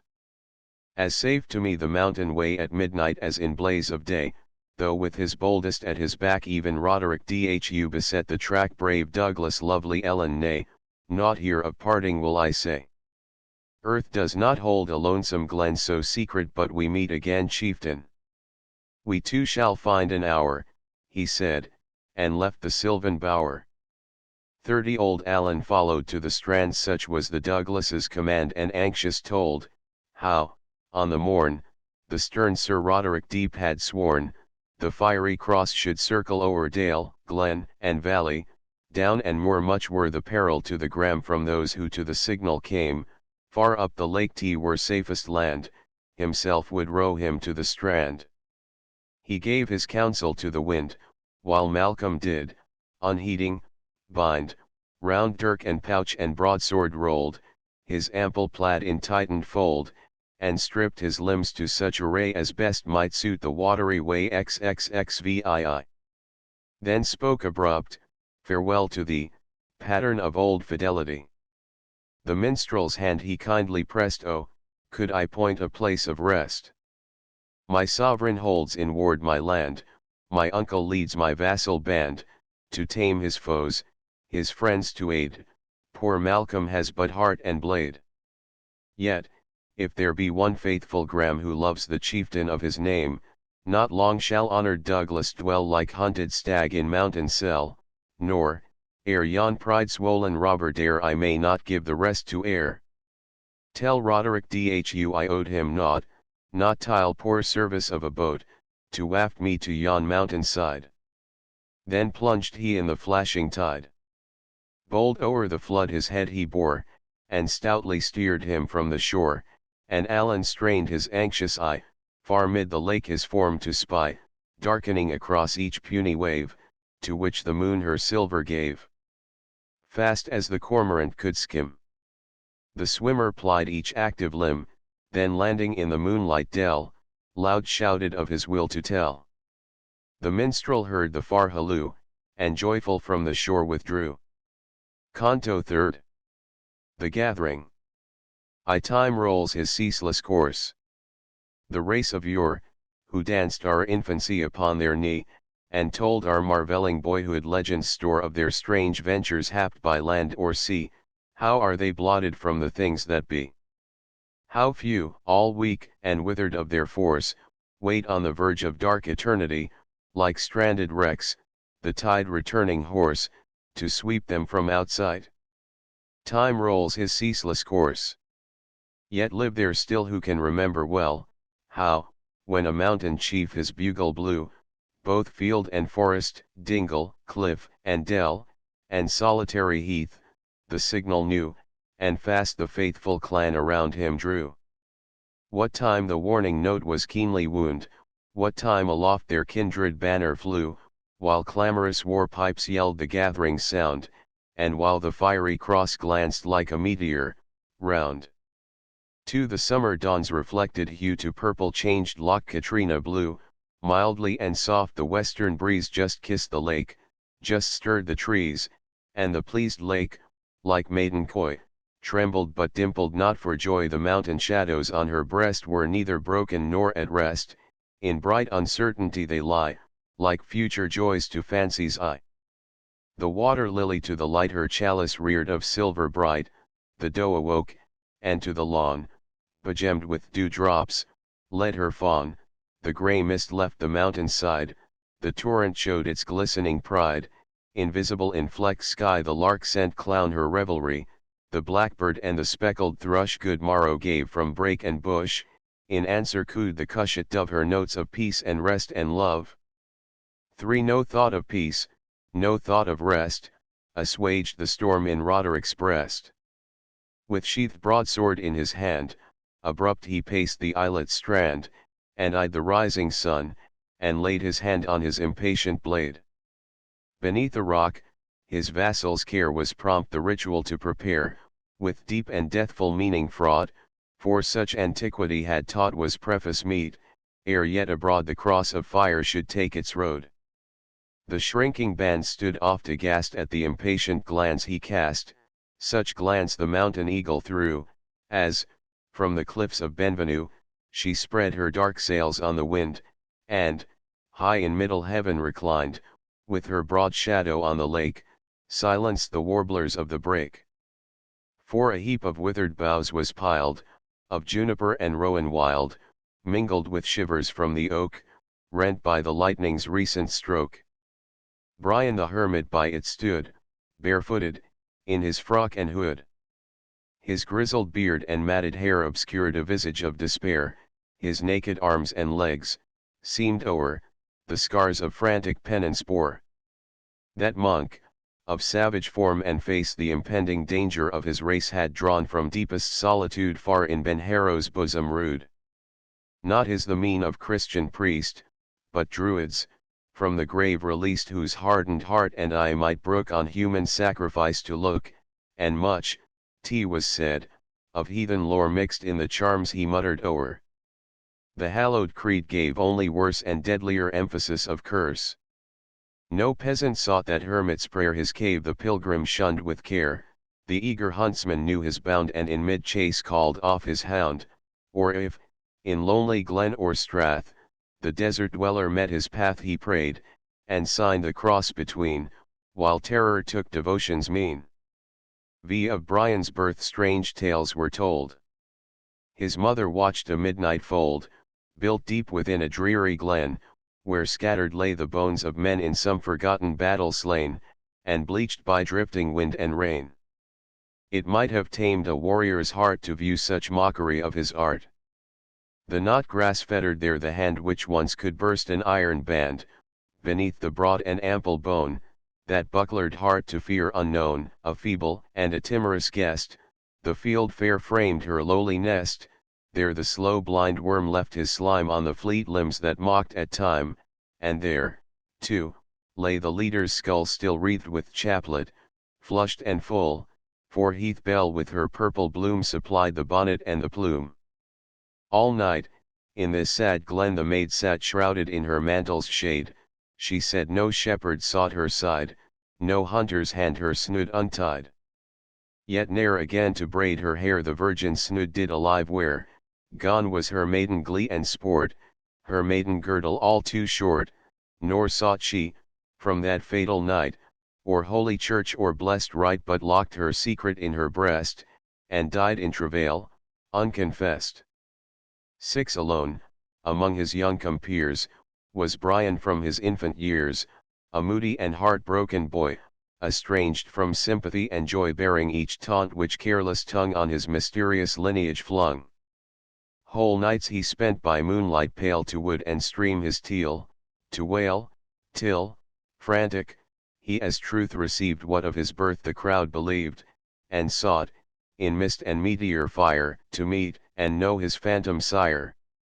In vain, to soothe his wayward fate, the cloister up at her pitying gate, in vain the learning of the age unclasped the sable-lettered page, even in its treasures he could find food for the fever of his mind. Eager he read whatever tells of magic, Kabbalah, and spells, and every dark pursuit allied to curious and presumptuous pride, till with fired brain and nerves o'erstrung, and heart with mystic horrors wrung, desperate he sought Ben-Haro's den, and hid him from the haunts of men. 7. The desert gave him visions wild, such as might suit the spectre's child.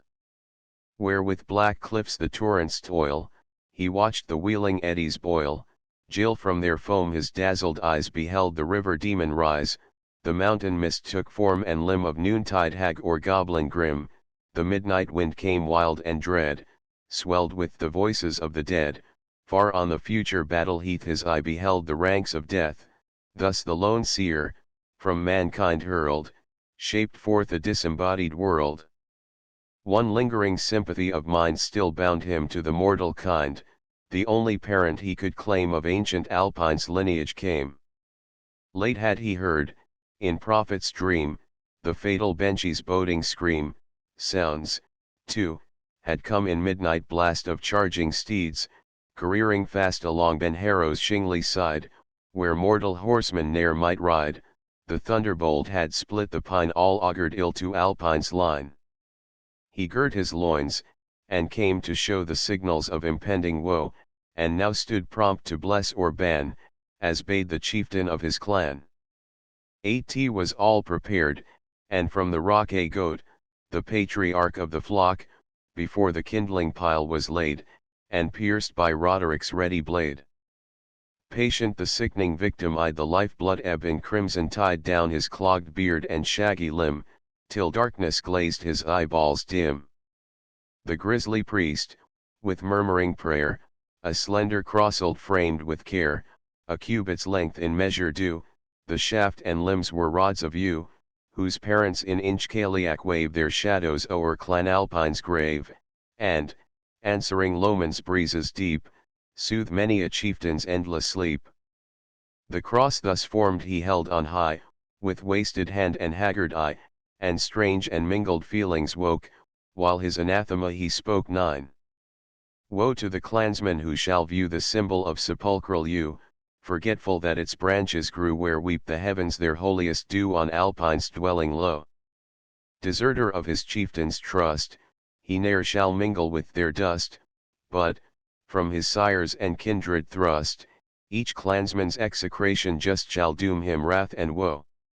He paused, the word the vassals took, with forward step and fiery look, on high their naked brands they shook, their clattering targets wildly strook, and first in murmur low, then like the billow in his course, that far to seaward finds his source, and flings to shore his mustered force, burst with loud roar their answer hoarse, woe to the traitor, woe. Benen's grey scalp the accents knew, the joyous wolf from covert drew, the exulting eagle screamed afar they knew the voice of Alpine's war. The shout was hushed on lake and fell, the monk resumed his muttered spell, dismal and low its accents came, the while he scathed the cross with flame, and the few words that reached the air, although the holiest name was there, had more of blasphemy than prayer. But when he shook above the crowd its kindled points, he spoke aloud, woe to the wretch who fails to rear at this dread sign the ready spear. For, as the flames the symbol sear, his home, the refuge of his fear, a kindred fate shall know, far o'er its roof the volumed flame Clan Alpine's vengeance shall proclaim, while maids and matrons on his name shall call down wretchedness and shame and infamy and woe. Then rose the cry of females, shrill as goshawk's whistle on the hill, denouncing misery and ill, mingled with childhood's babbling trill of curses stammered slow, answering with imprecation dread, sunk be his home in embers red. And cursed be the meanest shed that o'er shall hide the houseless head we doom to want and woe. A sharp and shrieking echo gave, Coir Uruskin, thy goblin cave. And the grey pass where birches wave on Belanam Bow 11. Then deeper paused the priest anew, and hard his labouring breath he drew, while, with set teeth and clenched hand, and eyes that glowed like fiery brand, he meditated curse more dread, and deadlier, on the clansman's head who, summoned to his chieftain's aid, the signal saw and disobeyed. The crossold's points of sparkling wood he quenched among the bubbling blood. And, as again the sign he reared, hollow and hoarse his voice was heard, when flits this cross from man to man, Vish Alpine's summons to his clan, burst be the ear that fails to heed. Palsied the foot that shuns to speed. May ravens tear the careless eyes, wolves make the coward heart their prize. As sinks that blood stream in the earth, so may his heart's blood drench his hearth. As dies in hissing gore the spark, quench thou his light, destruction dark. And be the grace to him denied, bought by this sign to all beside. He ceased, no echo gave again the murmur of the deep Amen. 12 Then Roderick with impatient look from Brian's hand the symbol took, speed, malice, speed he said, and gave the crosselt to his henchman brave. The muster place be Lanrick Mead instant the time speed, malice, speed. Like heath bird, when the hawks pursue, a barge across Loch Katrina flew, high stood the henchman on the prow, so rapidly the barge maul row, the bubbles, where they launched the boat, were all unbroken and afloat, dancing in foam and ripple still, when it had neared the mainland hill, and from the silver beach's side still was the prow 3 fathom wide, when lightly bounded to the land the messenger of blood and brand. 13 Speed, malice, speed. The dun deer's hide on fleeter foot was never tied. Speed, malice, speed. Such cause of haste thine active sinews never braced. Bend gainst the steepy hill thy breast, burst down like torrent from its crest, with short and springing footstep past the trembling bog and false morass, across the brook like roebuck bound, and thread the brake like questing hound. The crag is high, the score is deep, yet shrink not from the desperate leap. Parched are thy burning lips and brow, yet by the fountain pause not now. Herald of battle, fate, and fear, stretch onward in thy fleet career. The wounded hind thou trackest not now, pursuest not made through greenwood bough, nor priest thou now thy flying pace with rivals in the mountain race, but danger, death, and warrior deed are in thy course speed, malice, speed. 14 Fast as the fatal symbol flies, in arms the huts and hamlets rise, from winding glen, from upland brown, they poured each hardy tenant down. Nor slacked the messenger his pace, he showed the sign, he named the place, and, pressing forward like the wind, left clamor and surprise behind.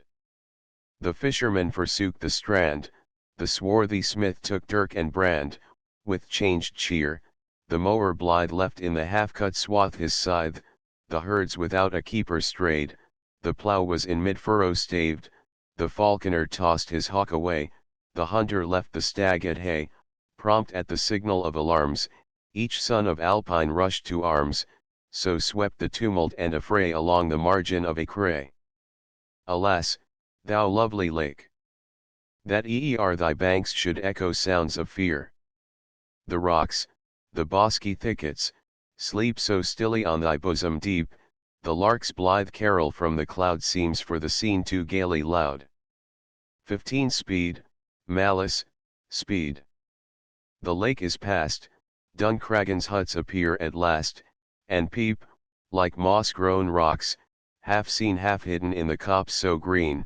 There mayst thou rest, thy labour done, their lord shall speed the signal on as stoops the hawk upon his prey, the henchman shot him down the way. What woeful accents load the gale! The funeral yell, the female wail. A gallant hunter's sport is o'er, a valiant warrior fights no more. Who, in the battle or the chase, at Roderick's side shall fill his place, within the hall, where torches ray supplies the excluded beams of day, lies Duncan on his lowly bier, and o'er him streams his widow's tear. His stripling son stands mournful by, his youngest weeps, but knows not why. The village maids and matrons round the dismal coronach resound. 16 Coronach. He is gone on the mountain, he is lost to the forest, like a summer dried fountain, when our need was the sorest. The font, reappearing, from the raindrops shall borrow, but to us comes no cheering, to Duncan no morrow.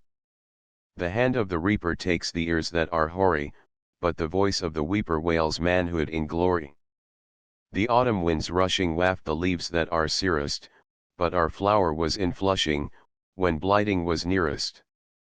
Fleet foot on the corray, sage counsel in cumber, red hand in the foray, how sound is thy slumber! Like the dew on the mountain, like the foam on the river, like the bubble on the fountain, thou art gone, and forever. 17 ceased Amat, who, the bier beside his master's corpse with wonder eyed, poor Stama, whom his least halloo could send like lightning o'er the dew, bristles his crest, and points his ears, as if some stranger step he hears. T is not a mourner's muffled tread, who comes to sorrow o'er the dead, but headlong haste or deadly fear urge the precipitate career. All stand aghast unheeding all, the henchman bursts into the hall, before the dead man's bier he stood, held forth the cross besmeared with blood, the muster place is Lanrick Mead, speed forth the signal. Clansmen, speed. 18, Angus, the heir of Duncan's line, sprung forth and seized the fatal sign. In haste the stripling to his side his father's dirk and broadsword tied, but when he saw his mother's eye watch him in speechless agony, back to her opened arms he flew pressed on her lips a fond adieu alas she sobbed and yet be gone, and speed thee forth, like Duncan's son. One look he cast upon the bier, dashed from his eye the gathering tear, breathed deep to clear his labouring breast, and tossed aloft his bonnet crest, then, like the high-bred colt when, freed, first he essays his fire and speed, he vanished, and o'er moor and moss sped forward with the fiery cross. Suspended was the widow's tear while yet his footsteps she could hear, and when she marked the henchman's eye wet with unwonted sympathy, kinsman, she said, his race is run that should have sped thine errand on. The oak tea's fallen, the sapling bough is all Duncraggan's shelter now yet trust one well, his duty done, the orphan's God will guard my son and you, in many a danger true at Duncan's hest your blades that drew to arms and guard that orphan's head. Let babes and women wail the dead. Then weapon clang and martial call resounded through the funeral hall, while from the walls the attendant band snatched sword and targe with hurried hand, and short and flitting energy glanced from the mourner's sunken eye, as if the sounds to warrior dear might rouse her Duncan from his bier. But faded soon that borrowed force, grief claimed his right, and tears their course. 19 Ben Letty saw the cross of fire, it glanced like lightning up Strathire o'er dale and hill the summons flew, nor rest nor pause young Angus knew, the tear that gathered in his eye he deft the mountain breeze to dry, until, where Teatha's young waters roll betwixt him and a wooded knoll that graced the sable strath with green, the chapel of Saint Bride was seen. Swoln was the stream, remote the bridge, but Angus paused not on the edge, though the clerk waves danced dizzily, though reeled his sympathetic eye, he dashed amid the torrent's roar, his right hand high the crosselt bore, his left the pole-axe grasped to guide and stay his footing in the tide. He stumbled twice the foam splashed high, with hoarser swell the stream raced by, and had he fallen forever there, farewell Duncraggan's orphan heir. But still, as if in parting life, firmer he grasped the cross of strife, until the opposing bank he gained, and up the chapel pathway strained. A blithesome rout that morning tide had sought the chapel of Saint Bride. Her troth to me as Mary gave to Norman, heir of Armandave, and, issuing from the Gothic arch, the bridal now resumed their march. In rude but glad procession came bonnet sire and coif-clad dame, and plaid youth, with jest and jeer which snooted maiden would not hear, and children, that, unwitting why, lent the gay shout their shrilly cry, and minstrels, that in measures vied before the young and bonny bride, whose downcast eye and cheek disclose the tear and blush of morning rose. With virgin step and bashful hand she held the kerchief's snowy band. The gallant bridegroom by her side beheld his prize with victor's pride. And the glad mother in her ear was closely whispering word of cheer. XXI who meets them at the churchyard gate? The messenger of fear and fate. Haste in his hurried accent lies, and grief is swimming in his eyes. All dripping from the recent flood, panting and travel-soiled he stood, the fatal sign of fire and sword held forth, and spoke the appointed word, the muster place is Lanrick Mead, speed forth the signal. Norman, speed. And must he change so soon the hand just linked to his by holy band, for the fell cross of blood and brand? And must the day so blithe that rose, and promised rapture in the close, before its setting hour, divide the bridegroom from the plighted bride? O fatal doom it must. It must. Clan Alpine's cause, her chieftain's trust, her summons dread, brook no delay, stretch to the race away. Away. XXII yet slow he laid his plaid aside, and lingering eyed his lovely bride, until he saw the starting tear speak woe he might not stop to cheer, then, trusting not a second look, in haste he sped hind up the brook, nor backward glanced till on the heath where Lubnaig's lake supplies the teeth what in the racer's bosom stirred. The sickening pang of hope deferred, and memory with the torturing train of all his morning visions vain. Mingled with love's impatience, came the manly thirst for martial fame, the stormy joy of mountaineers ere yet they rush upon the spears, and zeal for clan and chieftain burning, and hope, from well-fought field returning, with war's red honors on his crest, to clasp his Mary to his breast. Stung by such thoughts, o'er bank and brae, like fire from flint he glanced away, while high resolve and feeling strong burst into voluntary song. XXII song. The heath this night must be my bed, the bracken curtain for my head, my lullaby the warder's tread, far, far, from love and thee, Mary, tomorrow eve, more stilly laid, my couch may be my bloody plaid, my vesper song thy wail, sweet maid. It will not waken me, Mary. I may not, dare not, fancy now the grief that clouds thy lovely brow, I dare not think upon thy vow, and all it promised me, Mary. No fond regret must Norman know, when bursts Clan Alpine on the foe, his heart must be like bended bow, his foot like arrow free, Mary. A time will come with feeling fraught, for, if I fall in battle fought, thy hapless lover's dying thought shall be a thought on thee, Mary. And if returned from conquered foes, how blithely will the evening close, how sweet the linnet sing repose, to my young bride and me, Mary. XXIV not faster o'er thy heathery braes ball kidder, speeds the midnight blaze, rushing in conflagration strong thy deep ravines and dells along, wrapping thy cliffs in purple glow, and reddening the dark lakes below, nor faster speeds it, nor so far, as o'er thy heaths the voice of war. The signal roused to martial coil the sullen margin of Loch Voil, wake still Loch Duin, and to the source alarmed, Balvig, thy swampy course, thence southward turned its rapid road adown Strathgartney's valley broad till rose in arms each man might claim a portion in Clan Alpine's name, from the grey sire, whose trembling hand could hardly buckle on his brand, to the raw boy whose shaft and bow were yet scarce terror to the crow. Each valley, each sequestered glen, mustered its little horde of men that met as torrents from the height in Highland dales their streams unite still gathering, as they pour along, a voice more loud, a tide more strong, till at the rendezvous they stood by hundreds prompt for blows and blood, each trained to arms since life began, owning no tie but to his clan, no oath but by his chieftain's hand, no law but Roderick Dhu's command.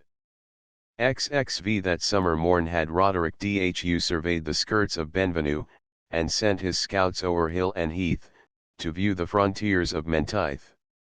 All backward came with news of truce, Still lay each Marshal Graham and Bruce, in Rednock courts no horseman wait, no banner waved on Cardross gate, on Dutch raised towers no beacon shone, nor scared the herons from Loch Con, all seemed at peace now. What ye Wiley the chieftain with such anxious eye, ere to the muster he repair, this western frontier scanned with care, in Benvenue's most darksome cleft, a fair though cruel pledge was left, for Douglas, to his promise true, that morning from the isle withdrew, and in a deep sequestered dell had sought a low and lonely cell. By many a bard in Celtic tongue has Coirnanuriscan been sung, a softer name the Saxons gave, and called the grot the Goblin Cave. XXVI it was a wild and strange retreat, as was trod by outlaws' feet. The dell, upon the mountain's crest, yawned like a gash on warrior's breast, its trench had stayed full many a rock, hurled by primeval earthquake shock from Benvenue's grey summit wild, and here, in random ruin piled, they frowned incumbent o'er the spot and formed the rugged sylvan rot. The oak and birch with mingled shade at noontide there a twilight made, unless when short and sudden shone some straggling beam on cliff or stone, with such a glimpse as prophet's eye gains on thy depth, futurity. No murmur waked the solemn still, save tinkling of a fountain rill, but when the wind chafed with the lake, a sullen sound would upward break, with dashing hollow voice, that spoke the incessant war of wave and rock. Suspended cliffs with hideous sway seemed nodding o'er the cavern grey. From such a den the wolf had sprung, in such the wildcat leaves her young, yet Douglas and his daughter fair sought for a space their safety there. Grey superstitions whisper dread debarred the spot to vulgar tread, for there, she said, did fays resort, and satyrs hold their sylvan court, by moonlight tread their mystic maze, and blast the rash beholder's gaze. XXVII now eve, with western shadows long, floated on Katrina bright and strong, when Roderick with a chosen few repassed the heights of Benvenue. Above the Goblin Cave they go, through the wild pass of Beal Nambo, the prompt retainers speed before, to launch the shallop from the shore, for cross Loch Katrina lies his way to view the passes of Acre, and place his clansmen in array. Yet lags the chief in musing mind, unwonted sight, his men behind. A single page, to bear his sword, alone attended on his lord, the rest their way through thickets break, and soon await him by the lake. It was a fair and gallant sight to view them from the neighboring height, by the low-levelled sunbeams' light. For strength and stature, from the clan each warrior was a chosen man, as even afar might well be seen, by their proud step and martial mien.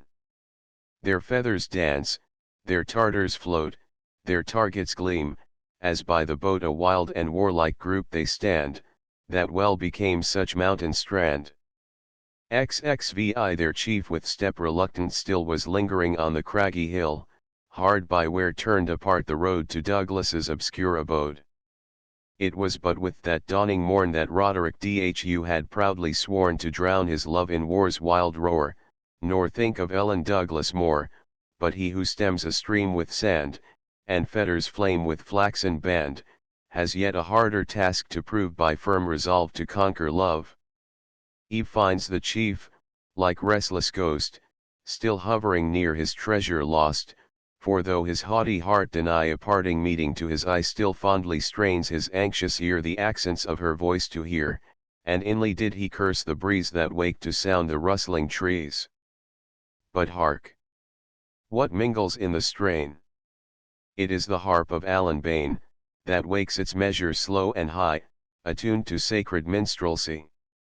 What melting voice attends the strings? 'Tis Ellen, or an angel, sings. XXIX Hymn to the Virgin. Ave Maria. Maiden mild. Listen to a maiden's prayer. Thou canst hear though from the wild, thou canst save amid despair. Safe may we sleep beneath thy care, though banished, outcast, and reviled maiden. Hear a maiden's prayer, mother, hear a suppliant child. Ave Maria. Ave Maria. Undefiled. The flinty couch we now must share shall seem with down of eider piled, if thy protection hover there. The murky cavern's heavy air shall breathe of balm if thou hast smiled, then, maiden. Hear a maiden's prayer, mother, list a suppliant child. Ave Maria. Ave Maria. Stainless styled. Foul demons of the earth and air, from this their wonted haunt exiled, shall flee before thy presence fair. We bow us to our lot of care, beneath thy guidance reconciled, here for a maid a maiden's prayer, and for a father here a child. Ave Maria. XXX died on the harp the closing hymn unmoved in attitude and limb, as listening still, Clan Alpine's lord stood leaning on his heavy sword, until the page with humble sign twice pointed to the sun's decline. Then while his plaid he round him cast, "It is the last time, 'tis the last," he muttered thrice, "the last time that angel voice shall Roderick hear." It was a goading thought his stride hied hastier down the mountain side, sullen he flung him in the boat, an instant cross the lake it shot. They landed in that silvery bay, and eastward held their hasty way till, with the latest beams of light, the band arrived on Lanrick height, where mustered in the vale below Clan Alpine's men in martial show. XXXI a various scene the clansmen made, some sat, some stood, some slowly strayed, but most, with mantles folded round, were couched to rest upon the ground, scarce to be known by curious eye from the deep heather where they lie, so well was matched the tartan screen with heath bell dark and brackens green, unless where, here and there, a blade or lance's point a glimmer made, like glowworm twinkling through the shade. But when, advancing through the gloom, they saw the chieftain's eagle plume, their shout of welcome, shrill and wide, shook the steep mountain's steady side. Thrice it arose, and lake and fell 3 times returned the martial yell, it died upon Bocasal's plain, and silence claimed her evening reign. Canto 4th. The Prophecy. The rose is fairest when tea is budding new, and hope is brightest when it dawns from fears. The rose is sweetest washed with morning dew, and love is loveliest when embalmed in tears. O wilding rose, whom fancy thus endears, I bid your blossoms in my bonnet wave, emblem of hope and love through future years. Thus spoke young Norman, heir of Armandave, what time the sun arose on Venacre's broad wave. To such fond conceit, half said, half sung, love prompted to the bridegroom's tongue. All while he stripped the wild rose spray, his axe and bow beside him lay, for on a pass twixt lake and wood a wakeful sentinel he stood. Hark! On the rock a footstep rung, and instant to his arms he sprung. Stand, or thou deest, what, malice, soon art thou returned from braes of Doon. By thy keen step and glance I know, thou bringest us tidings of the foe. For while the fiery cross tried on distant scout had malice gone where sleeps the chief, the henchman said. Apart, in yonder misty glade, to his lone couch I'll be your guide. Then called a slumberer by his side, and stirred him with his slackened bow up, Glentarkin. Rouse thee, ho! We seek the chieftain, on the track keep eagle watch till I come back. 3 together up the pass they sped, what of the foeman? Norman said varying reports from near and far, this certain that a band of war has for 2 days been ready bound, at prompt command to march from Doon. King James the while, with princely powers, holds revelry in Stirling Towers. Soon will this dark and gathering cloud speak on our glens in thunder loud. Inured to bide such bitter bout, the warrior's plaid may bear it out, but, Norman, how wilt thou provide a shelter for thy bonny bride? What? Know ye not that Roderick's care to the lone isle hath caused repair each maid and matron of the clan, and every child and aged man unfit for arms, and given his charge, nor skiff, nor shallop, boat nor barge, upon these lakes shall float at large, but all beside the islet moor, that such dear pledge may rest secure. 4. T is well advised the chieftain's plan bespeaks the father of his clan. But wherefore sleeps Sir Roderick Dhu apart from all his followers true? It is because last evening tide Brian an augury hath tried, of that dread kind which must not be unless in dread extremity, the Tagarm called, by which, afar, our sires foresaw the events of war. Duncragan's milk-white bull they slew, Malice. Ah! Well the gallant brute I knew. The choicest of the prey we had when swept our merryman Gall Ungud. His hide was snow, his horns were dark, his red eye glowed like fiery spark, so fierce, so tameless, and so fleet, sore did he cumber our retreat, and kept our stoutest kerns in awe, even at the pass of Beal Maha. But steep and flinty was the road, and sharp the hurrying pikeman's goad, and when we came to Denon's Row a child might scatheless stroke his brow. V. Norman.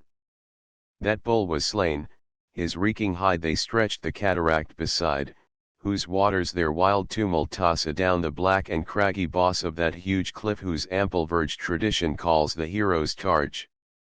Couched on a shelf beneath its brink, close where the thundering torrents sink, rocking beneath their headlong sway, and drizzled by the ceaseless spray, midst groan of rock and roar of stream, the wizard waits prophetic dream. Nor distant rests the chief, but hush! See, gliding slow through mist and bush, the hermit gains yon rock, and stands to gaze upon our slumbering bands. Seems he not, Malice, like a ghost, that hovers o'er a slaughtered host? Or raven on the blasted oak, that, watching while the deer is broke, his morsel claims with sullen croak? Malice. Peace. Peace. To other than to me thy words were evil augury, but still I hold Sir Roderick's blade Clan Alpine's omen and her aid, not aught that, gleaned from heaven or hell, yon fiend-begotten monk can tell. The chieftain joins him, see and now together they descend the brow. 6 And, as they came, with Alpine's lord the hermit monk held solemn word. Roderick. It is a fearful strife, for man endowed with mortal life whose shroud of sentient clay can still feel feverish pang and fainting chill, whose eye can stare in stony trance, whose hair can rouse like warrior's lance, 'tis hard for such to view, unfurled, the curtain of the future world. Yet, witness every quaking limb, my sunken pulse, mine eyeballs dim, my soul with harrowing anguish torn, this for my chieftain have I borne, the shapes that sought my fearful couch a human tongue may ne'er avouch, no mortal man save he, who, bred between the living and the dead, is gifted beyond nature's law had survived to say he saw. At length the fateful answer came in characters of living flame. Not spoke in word, nor blazed in scroll, but borne and branded on my soul which spills the foremost foeman's life, that party conquers in the strife. 7 Thanks, Brian, for thy zeal and care. Good is thine augury, and fair. Clan Alpine ne'er in battle stood but first our broadswords tasted blood. A surer victim still I know, self-offered to the auspicious blow, a spy has sought my land this morn, no eve shall witness his return. My followers guard each pass's mouth, to east, to westward, and to south, Red Murdoch, bribed to be his guide, has charge to lead his steps aside, till in deep path or dingle brown he light on those shall bring him clown. But see, who comes his news to show? Malice. What tidings of the foe? 8 At Doon, o'er many a spear and glaive 2 barons proud their banners wave. I saw the Moray's silver star, and marked the sable pale of March by Alpine's soul, high tidings those. I love to hear of worthy foes. When move they on? Tomorrow's noon will see them here for battle bound. Then shall it see a meeting stern. But, for the place say, couldst thou learn not of the friendly clans of Erne? Strengthened by them, we well might bide the battle on Benledi's side. Thou couldst not, well. Clan Alpine's men shall man the Tresac's shaggy glen, within Loch Katrina's gorge we'll fight, all in our maids' and matrons' sight, each for his hearth and household fire, father for child, and son for sire, lover for maid beloved. But why is it the breeze affects mine eye? Or dost thou come, ill-omened tear? A messenger of doubt or fear? No. Sooner may the Saxon lance unfix Benledi from his stance, than doubt or terror can pierce through the unyielding heart of Roderick Dhu. 'Tis stubborn as his trusty targe. Each to his post, all know their charge. The pibroch sounds, the bands advance, the broadswords gleam, the banners dance obedient to the chieftain's glance. I turn me from the martial roar and seek Coir Uriskin once more. 9 Where is the Douglas? He is gone, and Ellen sits on the grey stone fast by the cave, and makes her moan, while vainly Alan's words of cheer are poured on her unheeding ear. He will return, dear lady, trust, with joy return, he will, he must. Well was it time to seek afar some refuge from impending war, when and Clan Alpine's rugged swarm are cowed by the approaching storm. I saw their boats with many a light, floating the livelong yesternight, shifting like flashes darted forth by the red streamers of the north. I marked at morn how close they ride, thick moored by the lone islet's side, like wild ducks couching in the fen when stoops the hawk upon the glen. Since this rude race dare not abide the peril on the mainland's side, shall not thy noble father's care some safe retreat for thee prepare? Ellen.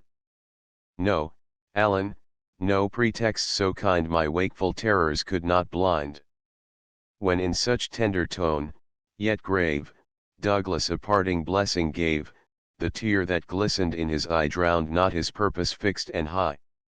My soul, though feminine and weak, can image his, e'en as the lake, itself disturbed by slightest stroke, reflects the invulnerable rock.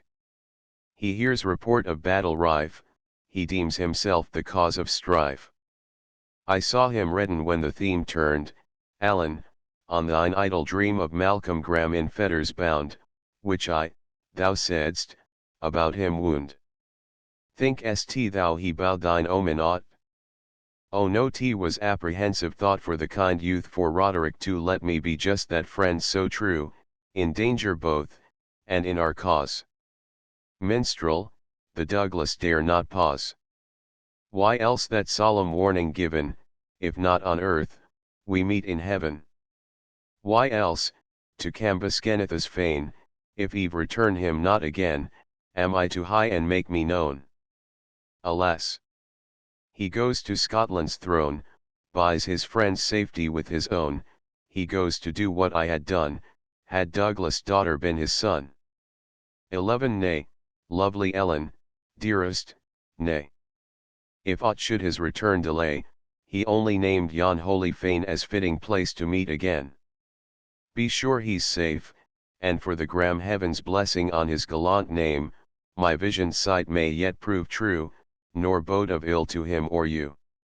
When did my gifted dream beguile? Think of the stranger at the isle, and think upon the harping slow that presaged this approaching woe. Sooth was my prophecy of fear, believe it when it augurs cheer. Would we had left this dismal spot. Ill luck still haunts a fairy spot. Of such a wondrous tale I know, dear lady, change that look of woe, my harp was wont thy grief to cheer. Ellen.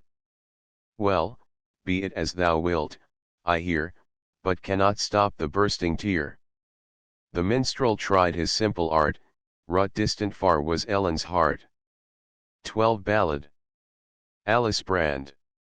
Merry it is in the good greenwood, when the mavis and merle are singing, when the deer sweeps by, and the hounds are in cry, and the hunter's horn is ringing. O Alice Brand, my native land is lost for love of you, and we must hold by wood and word, as outlaws want to do. O Alice, 't was all for thy locks so bright, and was all for thine eyes so blue, that on the night of our luckless flight thy brother bold I slew. Now must I teach to hew the beech the hand that held the glaive, for leaves to spread our lowly bed, and stakes to fence our cave. And for vest of pall, thy fingers small, that want on harp to stray, a cloak must cheer from the slaughtered deer, to keep the cold away. O Richard! If my brother died, was but a fatal chance, for darkling was the battle tried, and fortune sped the lance. If pall and vair no more I wear, nor thou the crimson sheen as warm, will say, is the russet grey, as gay the forest green. And, Richard, if our lot be hard, and lost thy native land, still Alice has her own Richard, and he his Alice brand. 13 Ballad continued. 'Tis merry, in good greenwood, so blithe Lady Alice is singing, on the beech's pride, and oak's brown side, Lord Richard's axe is ringing. Up spoke the moody elfin king, who wonned within the hill like wind in the porch of a ruined church, his voice was ghostly shrill. Why sounds yon stroke on beech and oak, our moonlight circles screen? Or who comes here to chase the deer, beloved of our elfin queen? Or who may dare on wold to wear the fairy's fatal green? Up, Urgan, up!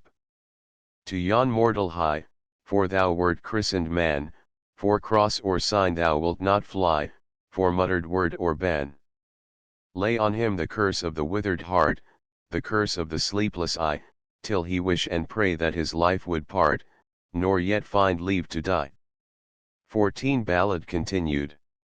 'Tis merry, in good greenwood, though the birds have stilled their singing, the evening blaze cloth Alice raise, and Richard is faggots bringing. Up Urgan starts, that hideous dwarf, before Lord Richard stands, and, as he crossed and blessed himself, I fear not sign, quoth the grisly elf, that is made with bloody hands. But out then spoke she, Alice Brand, that woman void of fear, and if there's blood upon his hand, 'tis but the blood of deer. Now loud thou liest, thou bold of mood.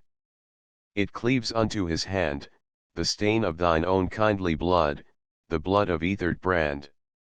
Then forward stepped she, Alice Brand, and made the holy sign, and if there's blood on Richard's hand, a spotless hand is mine. And I conjure thee, demon elf, by him whom demons fear, to show us whence thou art thyself, and what thine errand here. 15 Ballad continued. 'Tis merry, in fairyland, when fairy birds are singing, when the court cloth ride by their monarch's side, with bit and bridle ringing, and gaily shines the fairy land, but all is glistening show, like the idle gleam that December's beam can dart on ice and snow. And fading, like that varied gleam, is our inconstant shape, who now like knight and lady seem, and now like dwarf and ape.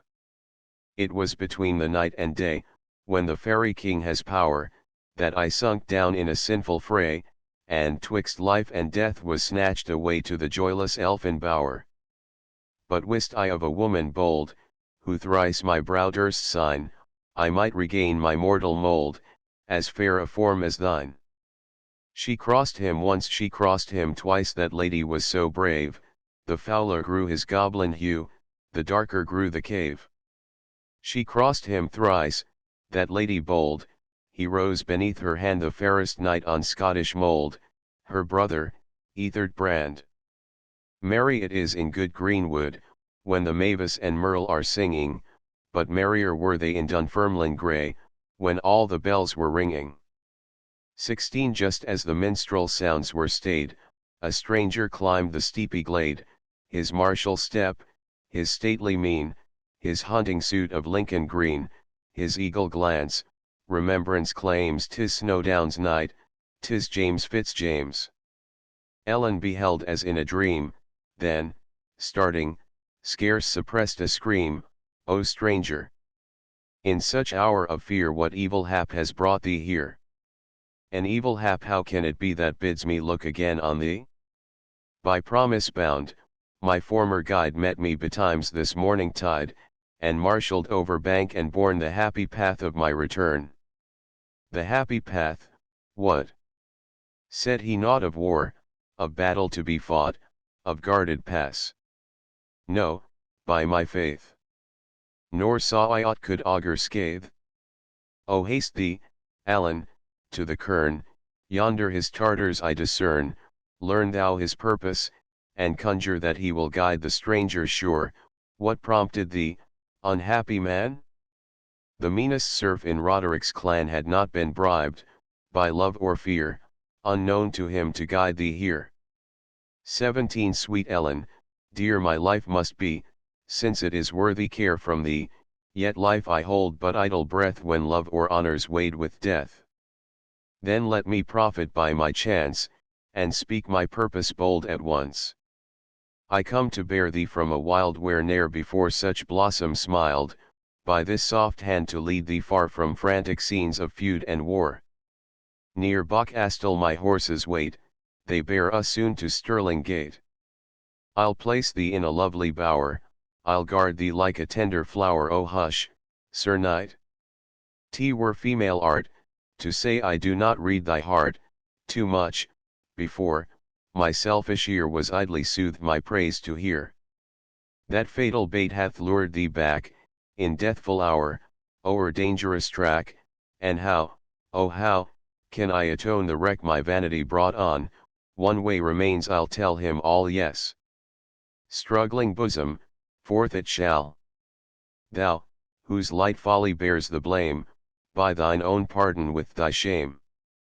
But first my father is a man outlawed and exiled, under ban, the price of blood is on his head, with me 'twere infamy to wed. Still wouldst thou speak, then hear the truth? Fitzjames, there is a noble youth, if yet he is, exposed for me and mine to dread extremity. Thou hast the secret of my bears, forgive, be generous, and depart. 18 Fitzjames knew every wily train a lady's fickle heart to gain, but here he knew and felt them vain. There shot no glance from Ellen's eye, to give her steadfast speech the lie. In maiden confidence she stood, though mantled in her cheek the blood, and told her love with such a sigh of deep and hopeless agony, as death had sealed her Malcolm's doom, and she sat sorrowing on his tomb. Hope vanished from Fitzjames's eye, but not with hope fled sympathy. He proffered to attend her side, as brother would a sister guide. O little knowest thou Roderick's heart, safer for both we go apart. O haste thee, and from Allen learn if thou mayst trust yon wily kern. With hand upon his forehead laid, the conflict of his mind to shade, a parting step or two he made, then, as some thought had crossed his brain, he paused, and turned, and came again. 19 Here, lady, yet a parting word. It chanced in fight that my poor sword preserved the life of Scotland's lord. This ring the grateful monarch gave, and bade, when I had boon to crave, to bring it back, and boldly claim the recompense that I would name. Ellen, I am no courtly lord, but one who lives by lance and sword, whose castle is his helm and shield, his lordship the embattled field. What from a prince can I demand, who neither reck of state nor land? Ellen, thy hand the ring is thine, each guard and usher knows the sign. Seek thou the king without delay, this signet shall secure thy way, and claim thy suit, whate'er it be, as ransom of his pledge to me. He placed the golden circlet on, paused, kissed her hand, and then was gone. The aged minstrel stood aghast, so hastily Fitzjames shot past. He joined his guide, and wending down the ridges of the mountain brown, across the stream they took their way that joins Loch Katrina to Acray. XX All in the Trossachs glen was still, noontide was sleeping on the hill. Sudden his guide whooped loud and high, Murdoch. Was that a signal cry? He stammered forth, I shout to scare yon raven from his dainty fare. He looked, he knew the raven's prey, his own brave steed. Ah! gallant grey. For thee for me, perchance 't were well we ne'er had seen the Tressax-Dal Murdoch, move first but silently, whistle or whoop, and thou shalt die. Jealous and sullen on they fared, each silent, each upon his guard. XXI now wound the path its dizzy ledge around a precipice's edge, when lo! A wasted female form, blighted by wrath of sun and storm, in tattered weeds and wild array, stood on a cliff beside the way, and glancing round her restless eye, upon the wood, the rock, the sky, seemed naught to mark, yet all to spy. Her brow was wreathed with gaudy broom, with gesture wild she waved a plume of feathers, which the eagles fling to crag and cliff from dusky wing, such spoils her desperate step had sought, where scarce was footing for the goat. The tartan plaid she first descried, and shrieked till all the rocks replied, as loud she laughed when near they drew, for then the lowland garb she knew, and then her hands she wildly wrung, and then she wept, and then she sung, the voice, in better time, perchance to harp or lute might chime, and now, though strained and roughened, still rung wildly sweet to dale and hill. XXII song. They bid me sleep, they bid me pray, they say my brain is warped and wrung, I cannot sleep on Highland brae, I cannot pray in Highland tongue. But were I now where Allen glides, or heard my native Devon's tides, so sweetly would I rest, and pray that heaven would close my wintry day. 'Twas thus my hair they bade me braid, they made me to the church repair, it was my bridal morn they said, and my true love would meet me there. But woe betide the cruel guile that drowned in blood the morning smile. And woe betide the fairy dream. I only wake to sob and scream. XXII who is this maid? What means her lay? She hovers o'er the hollow way, and flutters wide her mantle grey, as the lone heron spreads his wing, by twilight, o'er a haunted spring. 'Tis Blanche of Devon, Murdoch said, a crazed and captive lowland maid, ta'en on the morn she was a bride, when Roderick forayed Devon's side. The gay bridegroom resistance made, and felt our chief's unconquered blade. I marvel she is now at large, but oft she scapes from Maudlin's charge hence, brain-sick fool. He raised his bow now, if thou strikest her but one blow, I'll pitch thee from the cliff as far as ever peasant pitched a bar. Thanks, champion, thanks, the maniac cried, and pressed her to Fitzjames's side.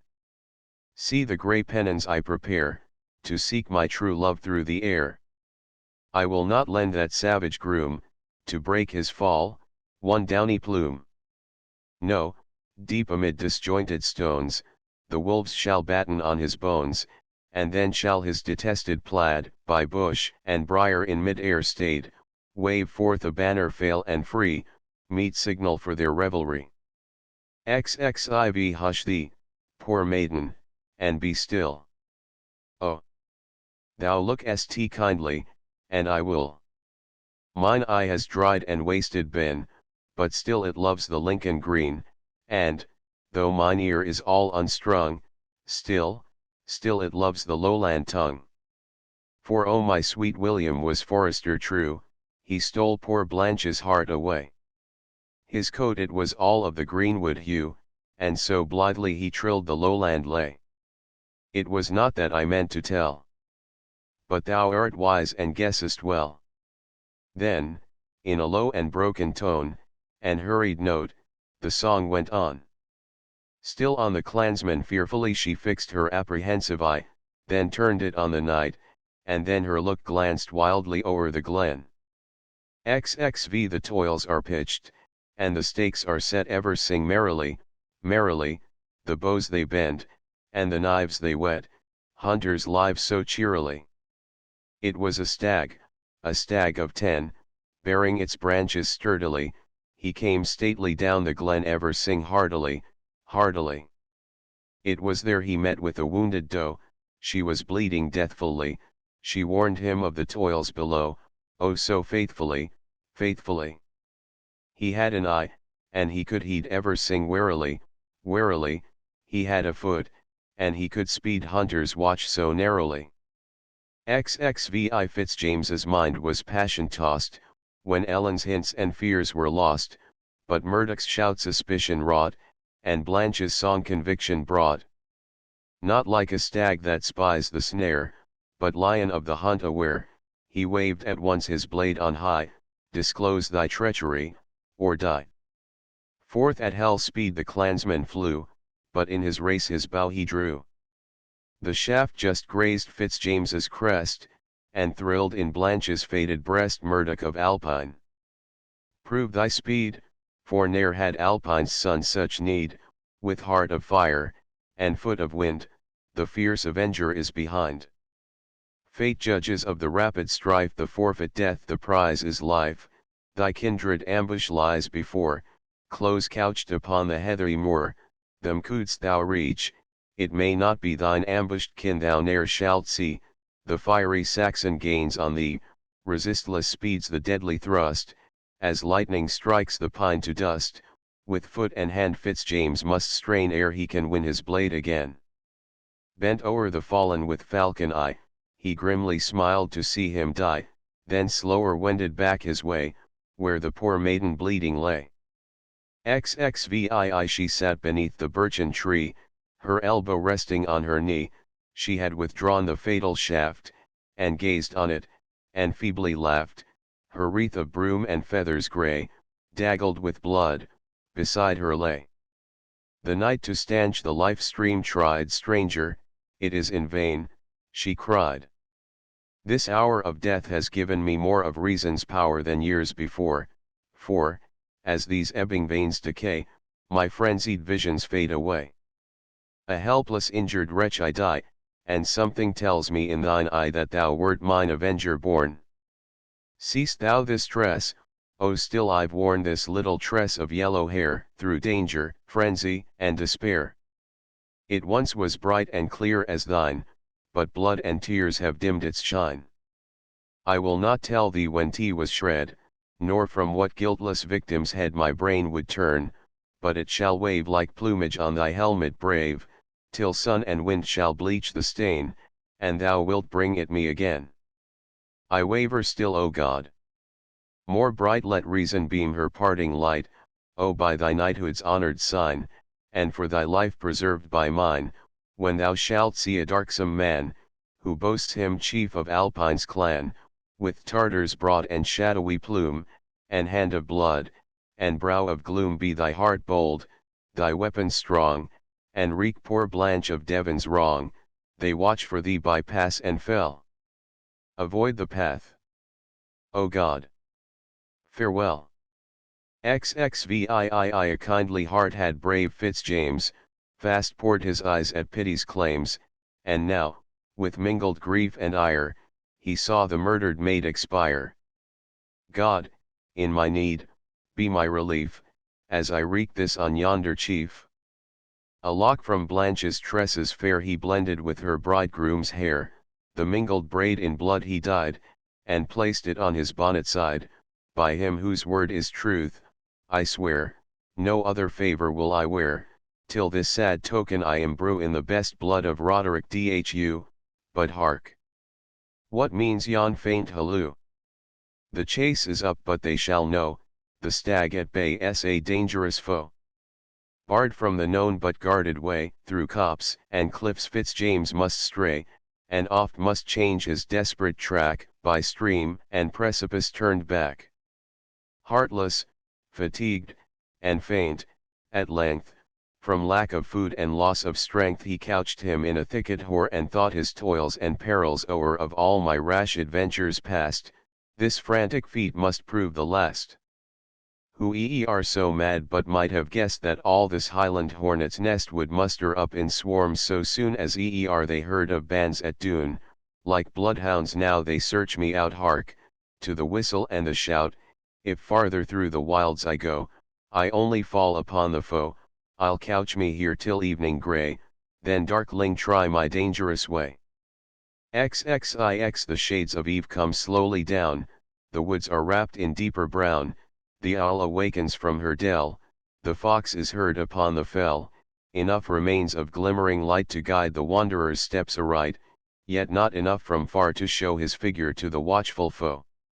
With cautious step and ear awake, he climbs the crag and threads the brake, and not the summer solstice there tempered the midnight mountain air, but every breeze that swept the wold benumbed his drenched limbs with cold.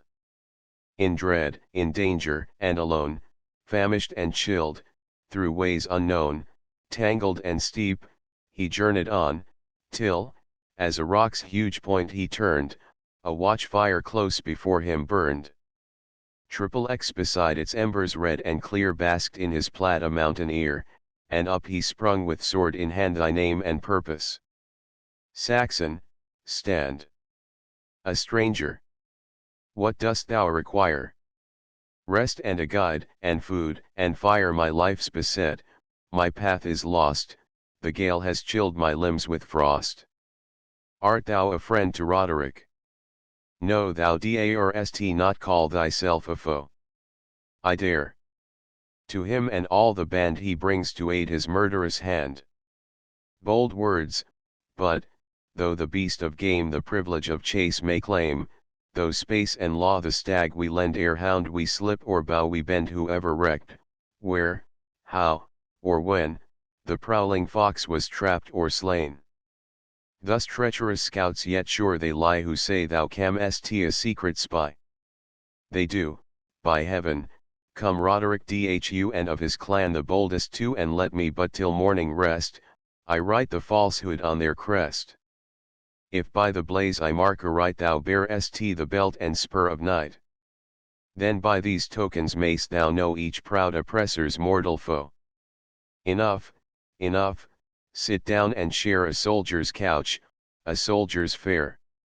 XXXI he gave him of his highland cheer, the hardened flesh of mountain deer, dry fuel on the fire he laid, and bade the Saxon share his plaid. He tended him like welcome guest, then thus his further speech addressed: Stranger, I am to Roderick Dhu a clansman born, a kinsman true, each word against his honor spoke demands of me avenging stroke, yet more upon thy fate, 'tis said, a mighty augury is laid. It rests with me to wind my horn, thou art with numbers overborne, it rests with me, here, brand to brand, worn as thou art, to bid thee stand, but, not for clan, nor kindred's cause, will I depart from honor's laws, to assail a wearied man were shame, and stranger is a holy name, guidance and rest, and food, and fire, in vain he never must require. Then rest thee here till dawn of day, myself will guide thee on the way, o'er stock and stone, through watch and ward, till past Clan Alpine's outmost guard, as far as Coilantoggle's ford, from thence thy warrant is thy sword. I take thy courtesy, by heaven, as freely as 'tis nobly given. Well, rest thee, for the bittern's cry sings us the lake's wild lullaby. With that he shook the gathered heath, and spread his plaid upon the wreath, and the brave foemen, side by side, lay peaceful down like brothers tried, and slept until the dawning beam purpled the mountain and the stream. Canto 5th. The Combat. I fair as the earliest beam of eastern light, when first, by the bewildered pilgrim spied, it smiles upon the dreary brow of night and silvers o'er the torrent's foaming tide and lights the fearful path on mountainside. Fair as that beam, although the fairest far, giving to horror grace, to danger pride, shine martial faith, and courtesy's bright star through all the wreckful storms that cloud the brow of war. To that early beam, so fair and sheen, was twinkling through the hazel screen when, rousing at its glimmer red, the warriors left their lowly bed, looked out upon the dappled sky, muttered their soldier matins try, and then awaked their fire, to steal, as short and rude, their soldier meal. That o'er, the gale around him threw his graceful plaid of varied hue, and, true to promise, led the way, by thicket green and mountain grey. A wildering path, they wended now along the precipice's brow, commanding the rich scenes beneath, the windings of the Forth and Teith, and all the vales between that lie. Till Stirling's turrets melt in sky, then, sunk in copse, their farthest glance gained not the length of horseman's lance. 'Twas oft so steep, the foot was as fain assistance from the hand to gain, so tangled oft that, bursting through, each hawthorn shed her showers of dew that diamond dew, so pure and clear, it rivals all but beauty's tear. 3 at length they came where, stern and steep, the hill sinks down upon the deep. Here Venachar in silver flows, there, ridge on ridge, Benledi rose, ever the hollow path twined on, beneath steep hank and threatening stone, 100 men might hold the post with hardihood against a host. The rugged mountain's scanty cloak was dwarfish shrubs of birch and oak with shingles bare, and cliffs between and patches bright of bracken green, and heather black, that waved so high, it held the copse in rivalry. But where the lake slept deep and still dank osiers fringed the swamp and hill, and oft both path and hill were torn where wintry torrent down had borne and heaped upon the cumbered land its wreck of gravel, rocks, and sand. So toilsome was the road to trace the guide, abating of his pace, led slowly through the pass's jaws and asked Fitzjames by what strange cause he sought these wilds, traversed by few without a pass from Roderick Dhu. For brave Gale, my pass, in danger tried hangs in my belt and by my side yet, sooth to tell, the Saxon said, I dreamt not now to claim its aid. When here, but 3 days since, I came bewildered in pursuit of game, all seemed as peaceful and as still as the mist slumbering on yon hill, thy dangerous chief was then afar, nor soon expected back from war. Thus said, at least, my mountain guide, though deep perchance the villain lied. Yet why a second venture try? A warrior thou, and ask me why, moves our free course by such fixed cause as gives the poor mechanic laws? Enough, I sought to drive away the lazy hours of peaceful day, slight cause will then suffice to guide a knight's free footsteps far and wide. A falcon flown, a greyhound strayed, the merry glance of mountain maid, or, if a path be dangerous known, the danger's self is lure alone. Thy secret keep, I urge thee not, yet, ere again ye sought this spot, say, heard ye naught of lowland war, against Clan Alpine, raised by Mar? No, by my word, of bands prepared to guard King James's sports I heard, nor doubt I ought, but, when they hear this muster of the mountaineer, their pennons will abroad be flung, which else in Doon had peaceful hung. Free be they flung. For we were loath their silken folds should feast the moth. Free be they flung, as free shall wave Clan Alpine's pine in banner brave. But, stranger, peaceful since you came, bewildered in the mountain game, whence the bold boast by which you show Vish Alpine's vowed and mortal foe? Warrior, but yester morn I knew naught of thy chieftain, Roderick Dhu, save as an outlaw desperate man, the chief of a rebellious clan, who, in the regent's court and sight, with ruffian dagger stabbed a knight, yet this alone might from his part sever each true and loyal heart. 6 Wrathful at such arraignment foul, dark lowered the clansman's sable scowl. A space he paused, then sternly said, and heardst thou why he drew his blade? Heardst thou that shameful word and blow brought Roderick's vengeance on his foe? What recked the chieftain if he stood on Highland Heath or Holyrood? He rights such wrong where it is given, if it were in the court of heaven. Still was it outrage, yet, 'tis true, not then claimed sovereignty his due, while Albany with feeble hand held borrowed truncheon of command, the young king, mute in Stirling Tower, was stranger to respect and power. But then, thy chieftain's robber life, winning mean prey by causeless strife, wrenching from ruined lowland swain his herds and harvest reared in vain, methinks a soul like thine should scorn the spoils from such foul foray born. 7 The Gael beheld him grim the while, and answered with disdainful smile, Saxon, From yonder mountain high, I marked thee send delighted I far to the south and east, where lay, extended in succession gay, deep waving fields and pastures green, with gentle slopes and groves between these fertile plains, that softened vale, were once the birthright of the Gael. The stranger came with iron hand, and from our fathers reft the land. Where dwell we now? See, rudely swell crag over crag, and fell o'er fell. Ask we this savage hill we tread for fattened steer or household bread, ask we for flocks these shingles dry, and well the mountain might reply to you, as to your sires of yore, belong the target and claymore. I give you shelter in my breast, your own good blades must win the rest. Pent in this fortress of the north, think st thou we will not sally forth, to spoil the spoiler as we may, and from the robber rend the prey? I, by my soul, while on yon plain the Saxon rears one shock of grain, while of 10,000 herds there strays but one along yon river's maze, the Gael, of plain and river air, shall with strong hand redeem his share. Where live the mountain chiefs who hold that plundering lowland field and fold is aught but retribution true? Seek other cause gainst Roderick Dhu. 8 answered Fitzjames, and, if I sought, think st thou no other could be brought. What deem ye of my path waylaid?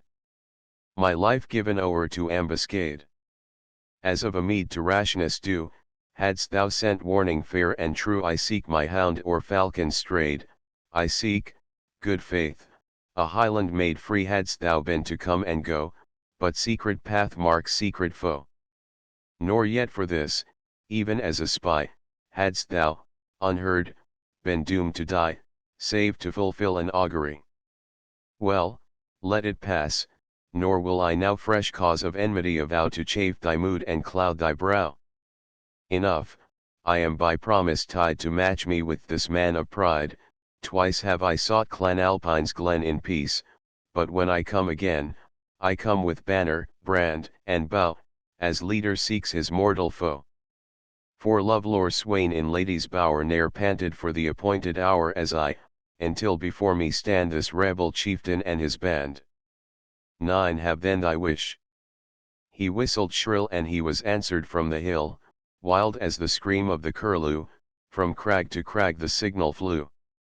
Instant, through copse and heath, arose bonnets and spears and bended bows on right, on left, above, below, sprung up at once the lurking foe, from shingles grey their lances start, the bracken bush sends forth the dart, the rushes and the willow wand are bristling into axe and brand, and every tuft of broom gives life to plaid warrior armed for strife. That whistle garrisoned the glen at once with full 500 men, as if the yawning hill to heaven a subterranean host had given. Watching their leaders beck and will, all silent there they stood and still. Like the loose crags whose threatening mass lay tottering o'er the hollow pass, as if an infant's touch could urge their headlong passage down the verge, with step and weapon forward flung, upon the mountain side they hung. The mountaineer cast glance of pride along Ben Ledi's living side, then fixed his eye and sable brow full on Fitzjames. How sayest thou now? These are Clan Alpine's warriors true, and, Saxon, I am Roderick Dhu. Fitzjames was brave, though to his heart the life-blood thrilled with sudden start. He manned himself with dauntless air, returned the chief his haughty stare, his back against a rock he bore, and firmly placed his foot before come one, come all. This rock shall fly from its firm base as soon as I. Sir Roderick marked, and in his eyes respect was mingled with surprise, and the stern joy which warriors feel in foemen worthy of their steel. Short space he stood, then waved his hand, down sunk the disappearing band, each warrior vanished where he stood, in broom or bracken, heath or wood, sunk brand and spear and bended bow, in osiers pale and copses low, it seemed as if their mother earth had swallowed up her warlike birth. The wind's last breath had tossed in air pennon and plaid and plumage fair, the next but swept a lone hillside where heath and fern were waving wide, The sun's last glance was glinted back from spear and glaive, from targe and jack the next, all unreflected, shone on bracken green and cold grey stone. 11 Fitzjames looked round yet scarce believed the witness that his sight received, such apparition well might seem delusion of a dreadful dream. Sir Roderick in suspense he eyed, and to his look the chief replied, Fear not, nay, that I need not say, but doubt not aught from mine array. Thou art my guest, I pledged my word as far as Coilantogle ford, nor would I call a clansman's brand for aid against one valiant hand, though on our strife lay every vale rent by the Saxon from the gale. So move we on, I only meant to show the reed on which you leant, deeming this path you might pursue without a pass from Roderick Dhu. They moved. I said Fitzjames was brave as ever knight that belted glaive, yet dare not say that now his blood kept on its wont and tempered flood, as, following Roderick's stride, he drew that seeming lonesome pathway through, which yet by fearful proof was rife with lances, that, to take his life, waited but signal from a guide, so late dishonored and defied.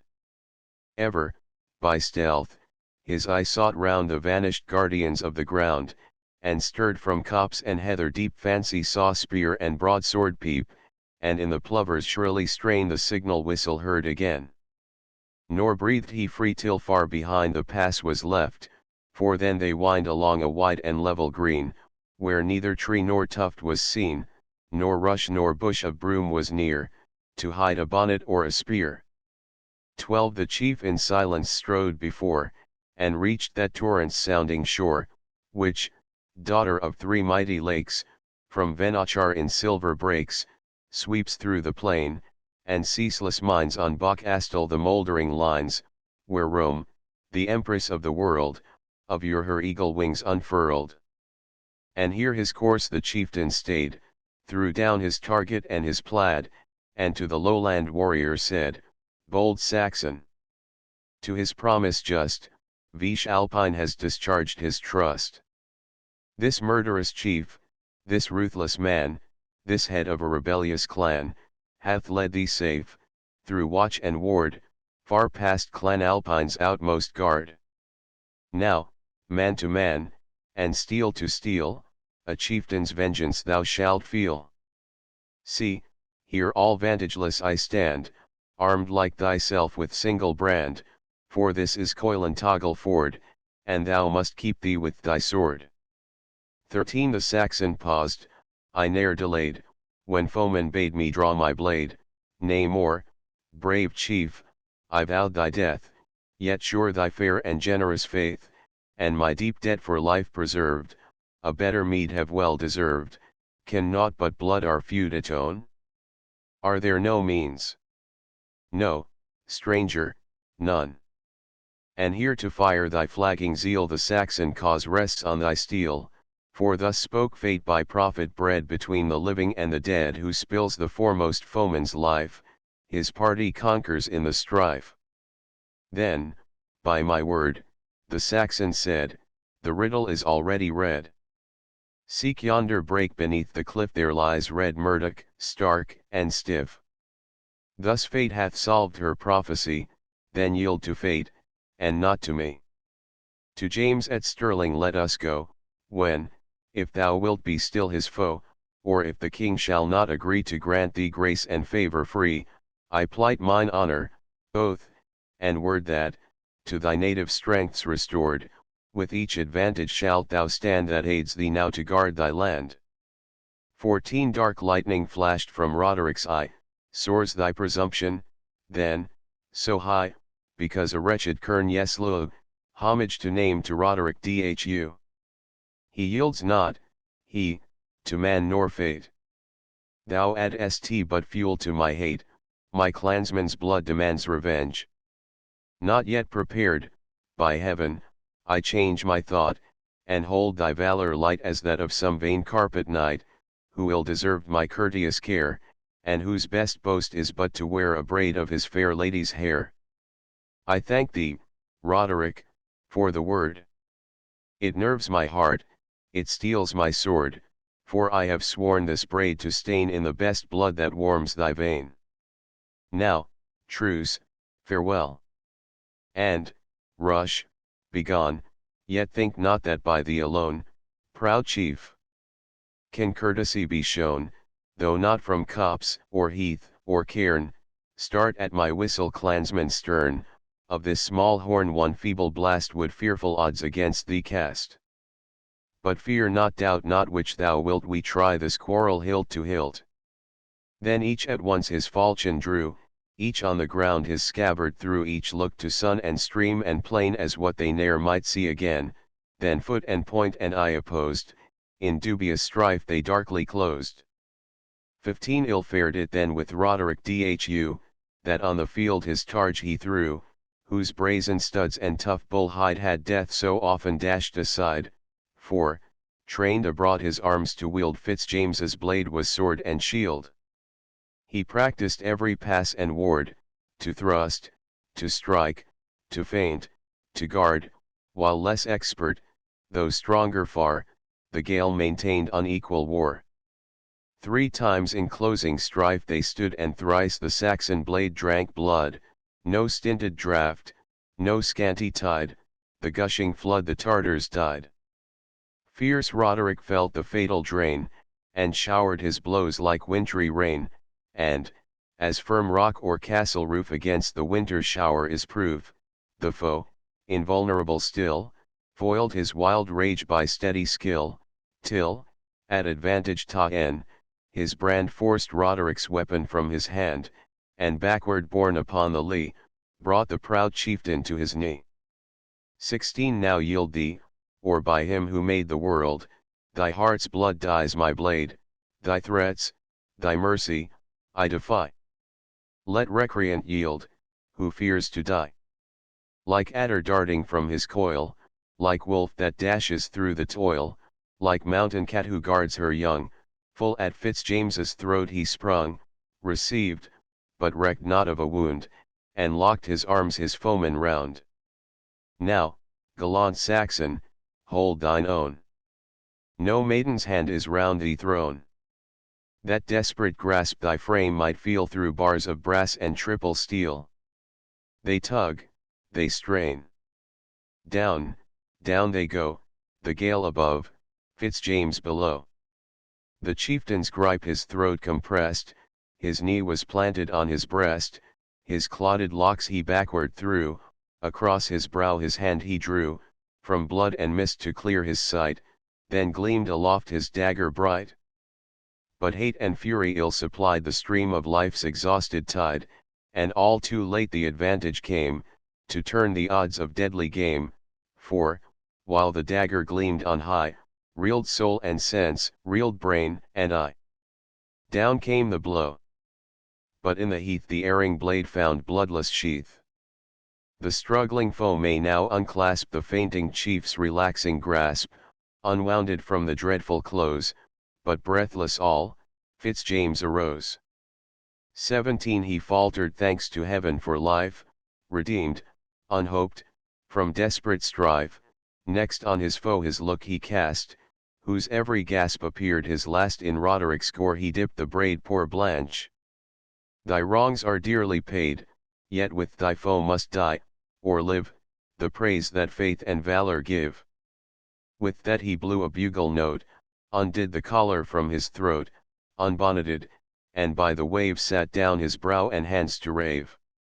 Then faint afar are heard the feet of rushing steeds in gallop fleet, the sounds increase, and now are seen 4 mounted squires in Lincoln green, 2 who bear lance, and 2 who lead by loosened rein a saddled steed, each onward held his headlong course, and by Fitzjames reined up his horse. With wonder viewed the bloody spot, exclaim not, gallants, question not you, Herbert and Loveness, alight and bind the wounds of yonder knight, let the grey palfrey bear his weight, we destined for a fairer freight, and bring him on to Stirling straight. I will before at better speed, to seek fresh horse and fitting weed. The sun rides high, I must be bound to see the archer game at noon, but lightly Bayard clears the lead of Ox and Harries, follow me. 18 Stand, Bayard, stand. The steed obeyed, with arching neck and bended head, and glancing eye and quivering ear, as if he loved his lord to hear. No foot Fitzjames in stirrup stayed, no grasp upon the saddle laid, but wreathed his left hand in the mane, and lightly bounded from the plain, turned on the horse his armed heel, and stirred his courage with the steel.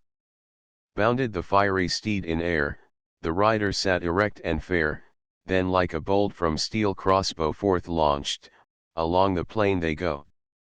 They dashed that rapid torrent through, and up Carhane's hill they flew, still at the gallop pricked the knight, his merrymen followed as they might. Along thy banks, swift Teith, they ride, and in the race they mock thy tide. Tory and Lendrick now are past, and Deanstown lies behind them cast. They rise, the bannered towers of Doon, they sink in distant woodland soon. Blair Drummond sees the hoofs strike fire, they sweep like breeze through Ochtertyre, they mark just glance and disappear the lofty brow of ancient Keir, they bathe their coursers' sweltering sides dark forth. Amid thy sluggish tides, and on the opposing shore take ground with plash, with scramble, and with bound. Right hand they leave thy cliffs, Craigforth. And soon the bulwark of the north, grey Stirling, with her towers and town, upon their fleet career looked clown. 19 As up the flinty path they strained, sudden his steed the leader reined, a signal to his squire he flung, who instant to his stirrup sprung. Seest thou, De Vaux, yon woodsman grey, who townward holds the rocky way, of stature tall and poor array? Mark st thou the firm, yet active stride, with which he scales the mountain side? Know st thou from whence he comes, or whom?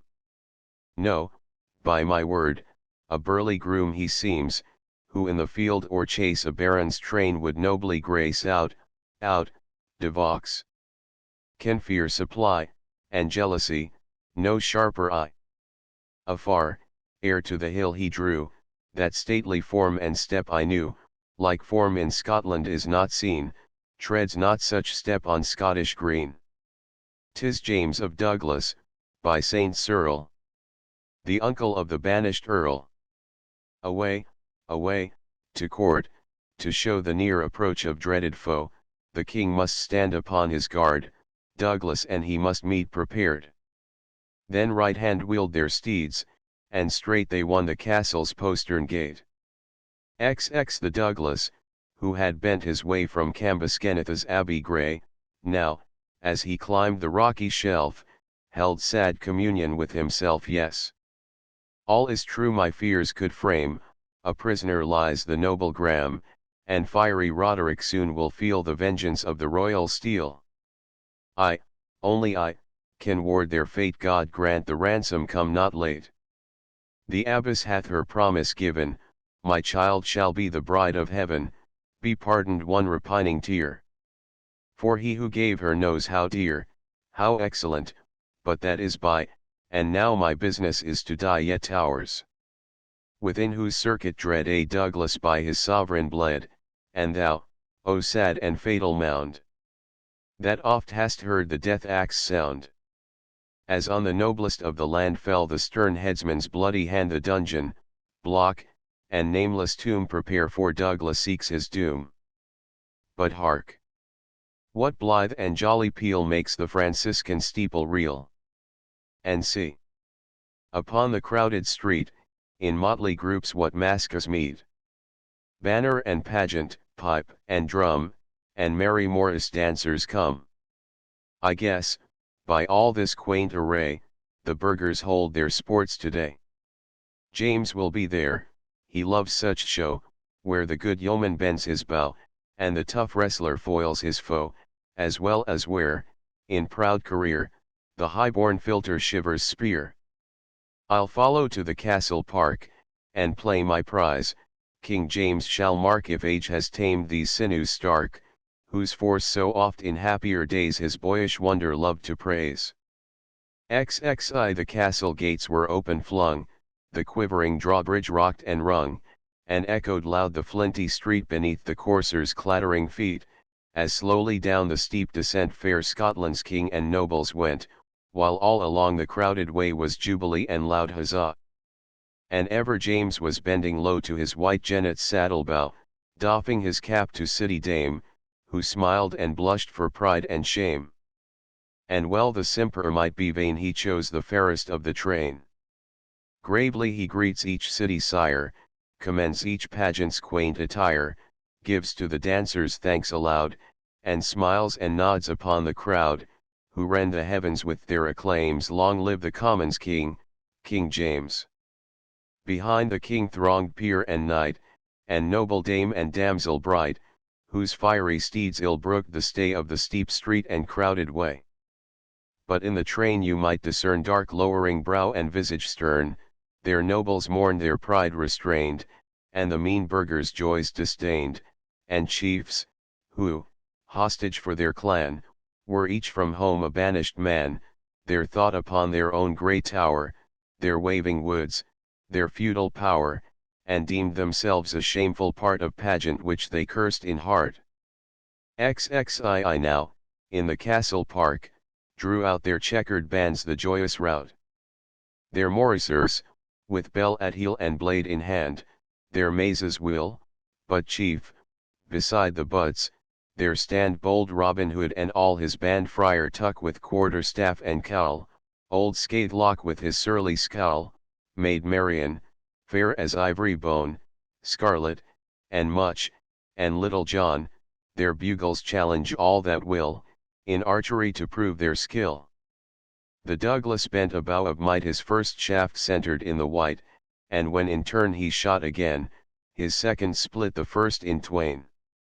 From the king's hand must Douglas take a silver dart, the archer's stake, fondly he watched, with watery eye, some answering glance of sympathy no kind emotion made reply. Indifferent as to archer white, the monarch gave the arrow bright. XXII now, clear the ring. For, hand to hand, the manly wrestlers take their stand. Two o'er the rest superior rose, and proud demanded mightier foes, nor called in vain, for Douglas came for life is Hugh of Larbert lame, scarce better John of Alois fair, whom senseless home his comrades bear. Prize of the wrestling match, the king to Douglas gave a golden ring, while coldly glanced his eye of blue, as frozen drop of wintry dew. Douglas would speak, but in his breast his struggling soul his words suppressed, indignant then he turned him where their arms the brawny yeomen bear, to hurl the massive bar in air. When each his utmost strength had shown, the Douglas rent an earth-fast stone from its deep bed, then heaved it high, and sent the fragment through the sky a rood beyond the farthest mark, and still in Stirling's royal park, the grey-haired sires, who know the past, to strangers point the Douglas cast, and moralize on the decay of Scottish strength in modern day. XXIV the vale with loud applauses rang, the ladies' rock sent back the clang. The king, with look unmoved, bestowed a purse well filled with pieces broad. Indignant smiled the Douglas proud, and threw the gold among the crowd, who now with anxious wonder scan, and sharper glance, the dark grey man, till whispers rose among the throng, that heart so free, and hand so strong, must to the Douglas blood belong. The old men marked and shook the head, to see his hair with silver spread, and winked aside, and told each son of feats upon the English done, ere Douglas of the stalwart hand was exiled from his native land. The women praised his stately form, though wrecked by many a winter's storm, the youth with awe and wonder saw his strength surpassing nature's law. Thus judged, as is their wont, the crowd till murmurs rose to clamours loud. But not a glance from that proud ring of peers who circled round the king with Douglas held communion kind, or called the banished man to mind, no, not from those who at the chase once held his side the honoured place, begirt his board, and in the field found safety underneath his shield, for he whom royal eyes disown, when was his form to courtiers known. XXV the monarch saw the gambol's flag and bade let loose a gallant stag, whose pride, the holiday to crown, 2 favorite greyhounds should pull down, that venison free and Bordeaux wine might serve the archery to dine. But look for whom from Douglas side nor bribe nor threat could divide, the fleetest hound in all the north brave Lookford saw, and darted forth. She left the royal hounds midway, and dashing on the antlered prey, sunk her sharp muzzle in his flank, and deep the flowing life-blood drank. The king's stout huntsman saw the sport by strange intruder broken short, came up, and with his leash unbound in anger struck the noble hound. The Douglas had endured, that morn, the king's cold look, the noble's scorn, and last, and worst to spirit proud, had borne the pity of the crowd, but Lookford had been fondly bred, to share his board, to watch his bed, and oft would Ellen Lookford's neck in maiden glee with garlands deck, they were such playmates that with name of Lookford Ellen's image came. His stifled wrath is brimming high, in darkened brow and flashing eye, as waves before the bark divide, the crowd gave way before his stride, needs but a buffet and no more, the groom lies senseless in his gore. Such blow no other hand could deal, though gauntlet in glove of steel. XXVI then clamoured loud the royal train, and brandished swords and staves amain, but stern the baron's warning, back! Back, on your lives, ye menial pack! Beware the Douglas, yes. Behold, King James. The Douglas, doomed of old, and vainly sought for near and far, a victim to atone the war, a willing victim, now attends, nor craves thy grace but for his friends. Thus is my clemency repaid. Presumptuous lord, the monarch said, of thy misproud ambitious clan, thou, James of Bothwell, wert the man, the only man, in whom a foe my woman mercy would not know, but shall a monarch's presence brook injurious blow and haughty look, what ho! The captain of our guard. Give the offender fitting ward, break off the sports. For tumult rose, and yeomen gan to bend their bows, break off the sports, he said and frowned, and bid our horsemen clear the ground. XXVII then uproar wild and misarray marred the fair form of festal day. The horsemen pricked among the crowd, repelled by threats and insult loud, to earth are borne the old and weak, the timorous fly, the women shriek, with flint, with shaft, with staff, with bar, the hardier urge tumultuous war. At once round Douglas darkly sweep the royal spears in circle deep, and slowly scale the pathway steep, while on the rear in thunder pour the rabble with disordered roar. With grief the noble Douglas saw the commons rise against the law, and to the leading soldier said, Sir John of Hindford, 'twas my blade that knighthood on thy shoulder laid, for that good deed permit me then a word with these misguided men. XXVII, here, gentle friends, ere yet for me ye break the bands of fealty. My life, my honour, and my cause, I tender free to Scotland's laws. Are these so weak as must require fine aid of your misguided ire? Or if I suffer causeless wrong, is then my selfish rage so strong, my sense of public will so low, that, for mean vengeance on a foe, those cords of love I should unbind which knit my country and my kind? Oh no! Believe, in yonder tower it will not soothe my captive hour, to know those spears our foes should dread for me in kindred gore are red, to know, in fruitless brawl begun, for me that mother wails her son, for me that widow's mate expires, for me that orphans weep their sires, that patriots mourn insulted laws, and curse the Douglas for the cause. Oh, let your patience ward such ill, and keep your right to love me still. XXIX the crowd's wild fury sunk again in tears, as tempests melt in rain. With lifted hands and eyes, they prayed for blessings on his generous head who for his country felt alone, and prized her blood beyond his own. Old men upon the verge of life blessed him who stayed the civil strife, and mothers held their babes on high, the self-devoted chief to spy, triumphant over wrongs and ire, to whom the pratless owed a sire. Even the rough soldier's heart was moved, as if behind some bier beloved, with trailing arms and drooping head, the Douglas up the hill he led, and at the castle's battled verge, with sighs resigned his honored charge. XXX the offended monarch rode apart, with bitter thought and swelling heart, and would not now vouchsafe again through Stirling streets to lead his train. O Lennox, who would wish to rule this changeling crowd, this common fool? Hear'st thou, he said, the loud acclaim with which they shout the Douglas name?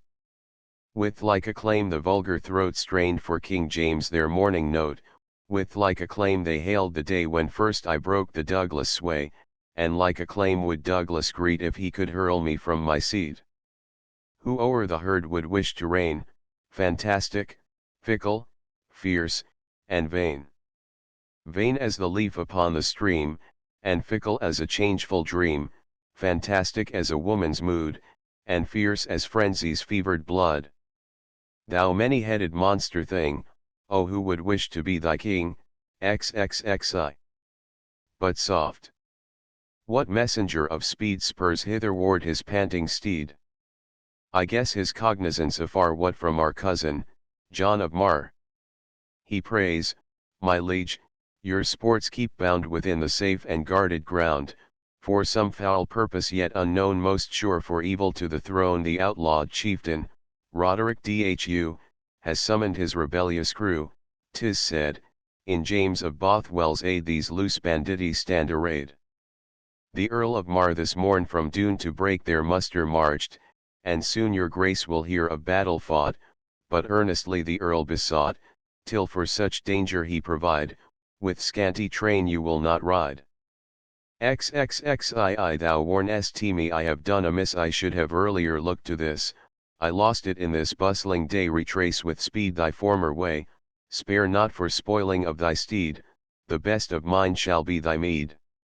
Say to our faithful Lord of Mar, we do forbid the intended war, Roderick this morn in single fight was made our prisoner by a knight, and Douglas hath himself and cause submitted to our kingdom's laws. The tidings of their leaders lost will soon dissolve the mountain host, nor would we that the vulgar feel, for their chief's crimes, avenging steel. Bear Mar our message, Braco, fly. He turned his steed my liege, I hie, yet ere I cross this lily lawn I fear the broadswords will be drawn. The turf the flying courser spurned, and to his towers the king returned. XXXII ill with King James's mood that day suited gay feast and minstrel lay, soon were dismissed the courtly throng, and soon cut short the festal song. Nor less upon the saddened town the evening sunk in sorrow down. The burghers spoke of civil jar, of rumoured feuds and mountain war, of Moray, Mar, and Roderick Dhu, all up in arms, the Douglas too, they mourned him pent within the hold, where stout Earl William was of old. And there his word the speaker stayed, and finger on his lip he laid, or pointed to his dagger blade. But jaded horsemen from the west at evening to the castle pressed, and busy talkers said they bore tidings of fight on Katrina's shore, at noon the deadly fray begun, and lasted till the set of sun. Thus giddy rumour shook the town, till closed the night her pennons brown. Canto sixth. The guard room. I the sun, awakening, through the smoky air of the dark city casts a sullen glance, rousing each caitiff to his task of care, of sinful man the sad inheritance, summoning revellers from the lagging dance, scaring the prowling robber to his den, gilding on battled tower the warder's lance, and warning student pale to leave his pen, and yield his drowsy eyes to the kind nurse of men. What various scenes, and oh, what scenes of woe, are witnessed by that red and struggling beam.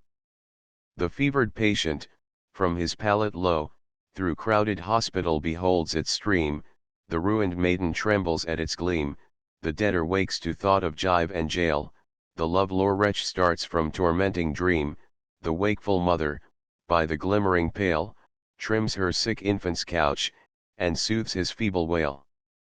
2 At dawn the towers of Stirling rang with soldier step and weapon clang, while drums with rolling note foretell relief to weary sentinel. Through narrow loop and casement barred, the sunbeams sought the court of guard, and, struggling with the smoky air, deadened the torch's yellow glare.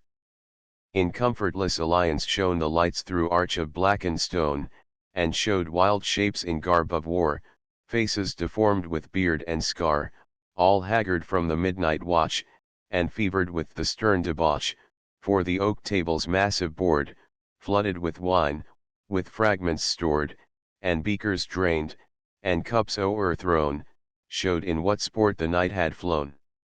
Some, weary, snored on floor and bench, some labored still their thirst to quench, some, chilled with watching, spread their hands o'er the huge chimney's dying brands, while round them, or beside them flung, at every step their harness rung.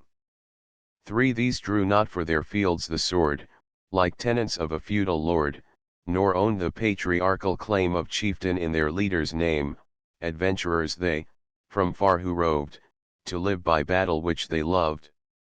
There the Italians' clouded face, the swarthy Spaniards there you trace, the mountain-loving Switzer there more freely breathed in mountain air, the Fleming there despised the soil that paid so ill the labourer's toil, their rolls showed French and German name, and merry England's exiles came, to share, with ill-concealed disdain, of Scotland's pay the scanty gain.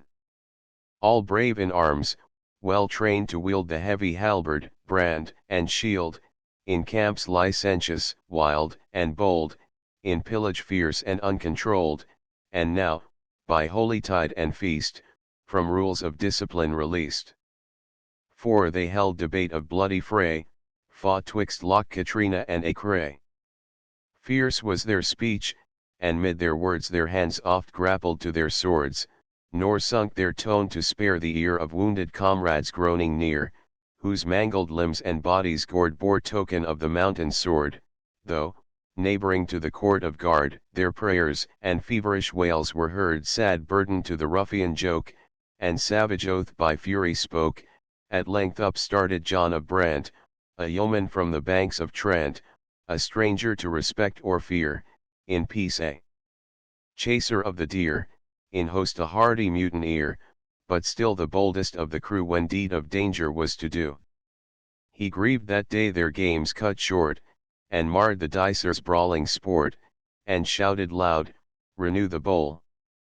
And, while a merry catch I troll, let each the buxom chorus bear, like brethren of the brand and spear." V. Soldier's Song.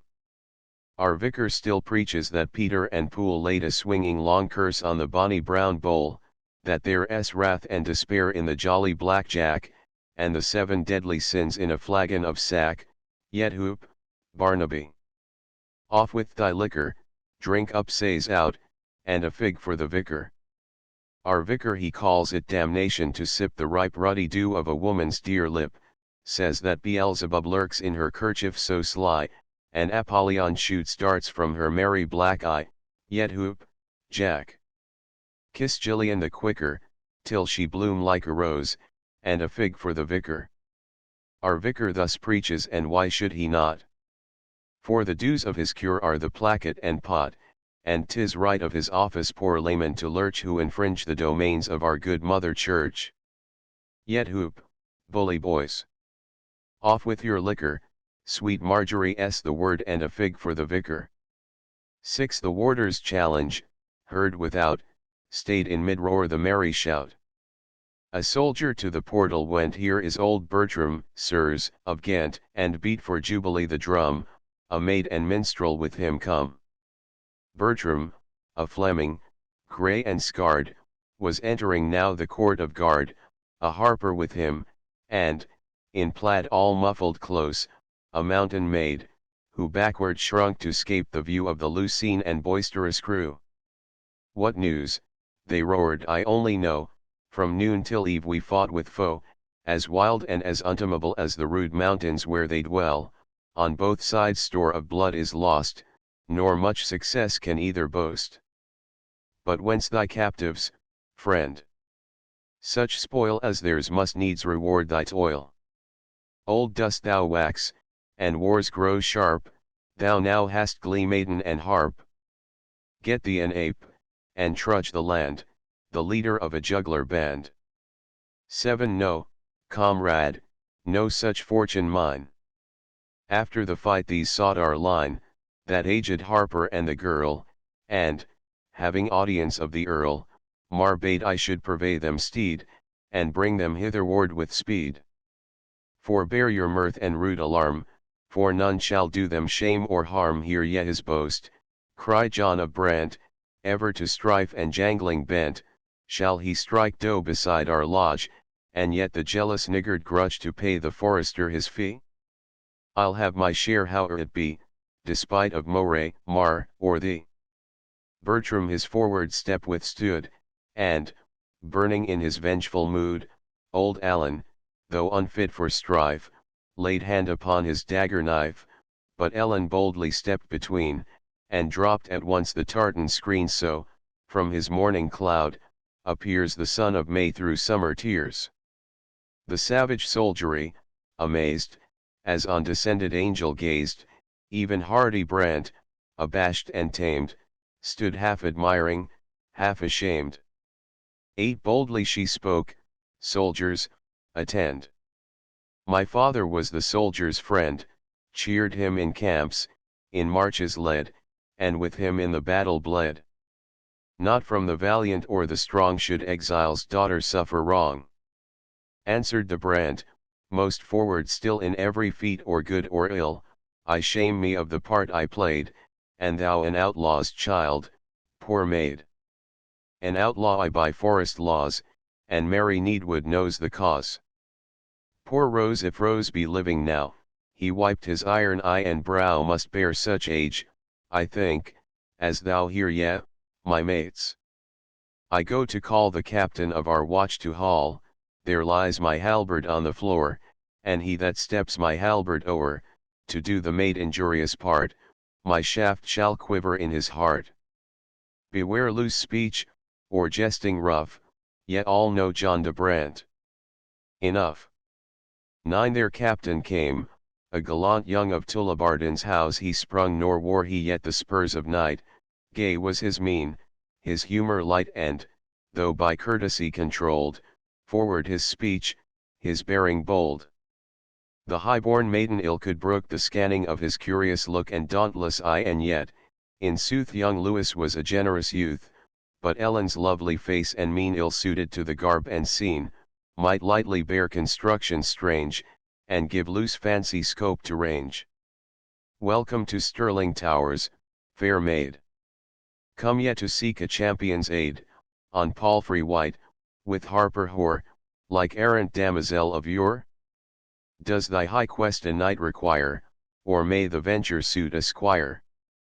Her dark eye flashed, she paused and sighed, oh what have I to do with pride, through scenes of sorrow, shame, and strife, a suppliant for a father's life, I crave an audience of the king. Behold, to back my suit, a ring, the royal pledge of grateful claims, given by the monarch to Fitzjames.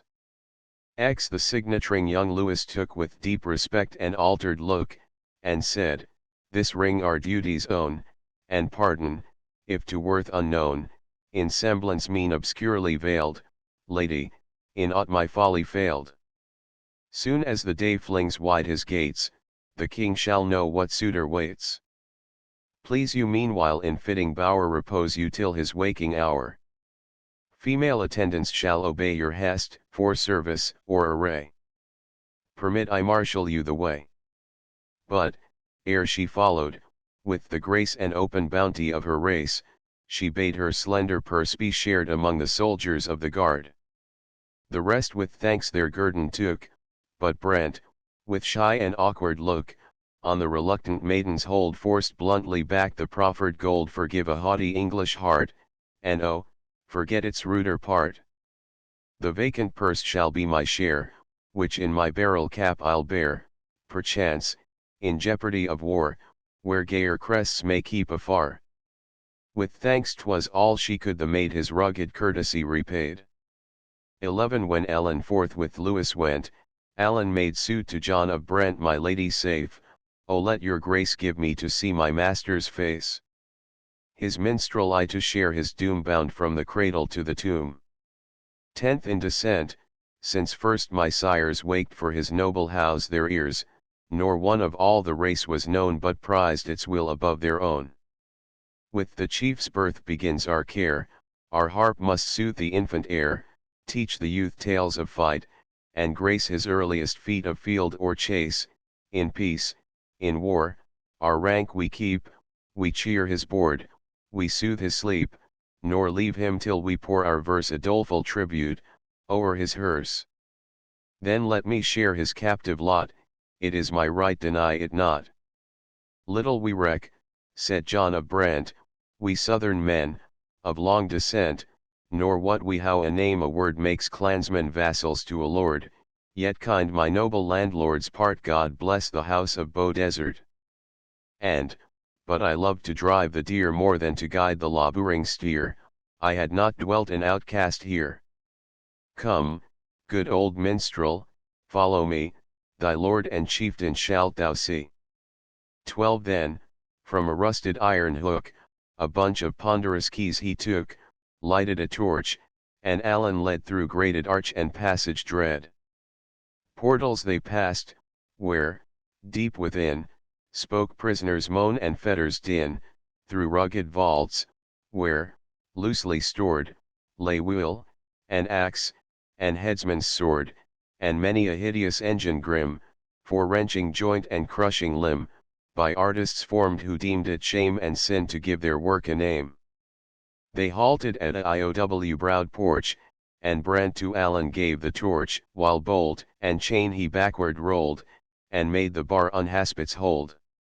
They entered, 'twas a prison room of stern security and gloom, yet not a dungeon, for the day through lofty gratings found its way, and rude and antique garniture decked the sad walls and oaken floor, such as the rugged days of old deemed fit for captive nobles' hold. Here, said de Brent, thou mayst remain till the leech visit him again. Strict is his charge, the warders tell, to tend the noble prisoner well. Retiring then the bolt he drew, and the lock's murmurs growled anew. Roused at the sound, from lowly bed a captive feebly raised his head. The wondering minstrel looked, and knew not his dear lord, but Roderick Dhu. For, come from where Clan Alpine fought, they, erring, deemed the chief he sought. 13 As the tall ship, whose lofty prower shall never stem the billows more, deserted by her gallant band, amid the breakers lies astrand, so on his couch lay Roderick Dhu. And oft his fevered limbs he threw in toss abrupt, as when her sides lie rocking in the advancing tides, that shake her frame with ceaseless beat, yet cannot heave her from her seat.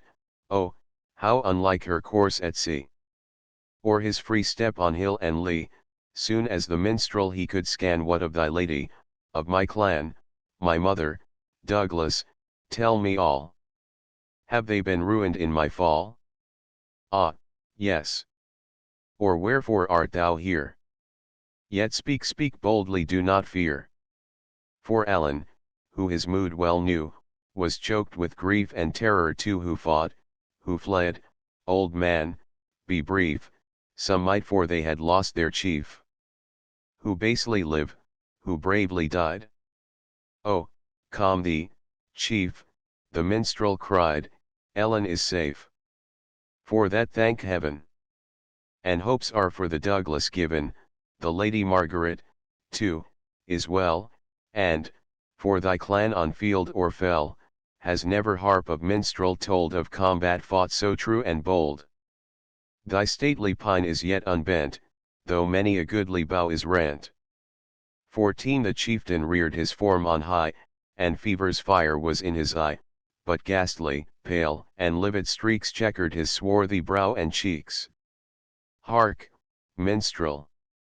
I have heard thee play, with measure bold on festal day, in yon lone isle again, where ne'er shall harper play or warrior hear, that stirring air that peals on high, o'er Dermid's race our victory strike it, and then for well thou canst free from thy minstrel spirit glanced, fling me the picture of the fight, when met my clan the Saxon might.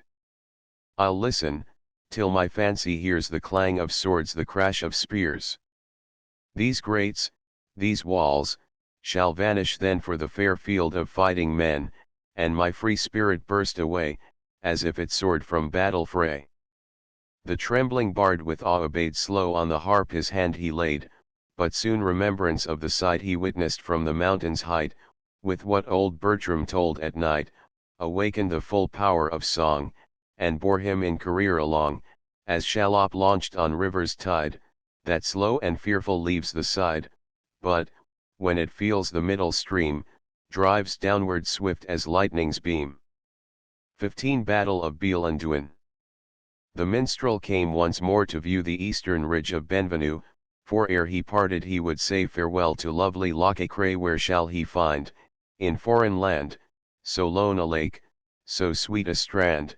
There is no breeze upon the fern, no ripple on the lake, upon her airy nods the ern, the deer has sought the brake, the small birds will not sing aloud, the springing trout lies still, so darkly glooms yon thunder cloud, that swathes, as with a purple shroud, Ben Ledi's distant hill. Is it the thunder's solemn sound that mutters deep and dread, or echoes from the groaning ground the warrior's measured tread? Is it the lightning's quivering glance that on the thicket streams, or do they flash on spear and lance the sun's retiring beams? I see the dagger crest of Mar, I see the Moray's silver star, wave o'er the cloud of Saxon war, that up the lake comes winding far. To hero bound for battle strife, or bard of martial lay, 'twere worth 10 years of peaceful life, one glance at their array. 16 Their light-armed archers far and near surveyed the tangled ground, their center ranks, with pike and spear, a twilight forest frowned, their barbed horsemen in the rear the stern battalia crowned. No cymbal clashed, no clarion rang, still were the pipe and drum, save heavy tread, and armor's clang, the sullen march was dumb. There breathed no wind their crests to shake, or wave their flags abroad, scarce the frail aspen seemed to quake that shadowed o'er their road. Their vaward scouts no tidings bring, can rouse no lurking foe, nor spy a trace of living thing, save when they stirred the row, the host moves like a deep sea wave, where rise no rocks its pride to brave, high swelling, dark, and slow. The lake is past, and now they gain a narrow and a broken plain, before the Trosach's rugged jaws, and here the horse and spearman pause while, to explore the dangerous glen dive through the pass the archer men.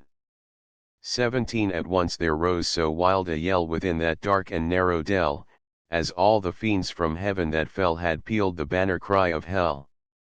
Forth from the pass in tumult driven, like chaff before the wind of heaven, the archery appear, for life.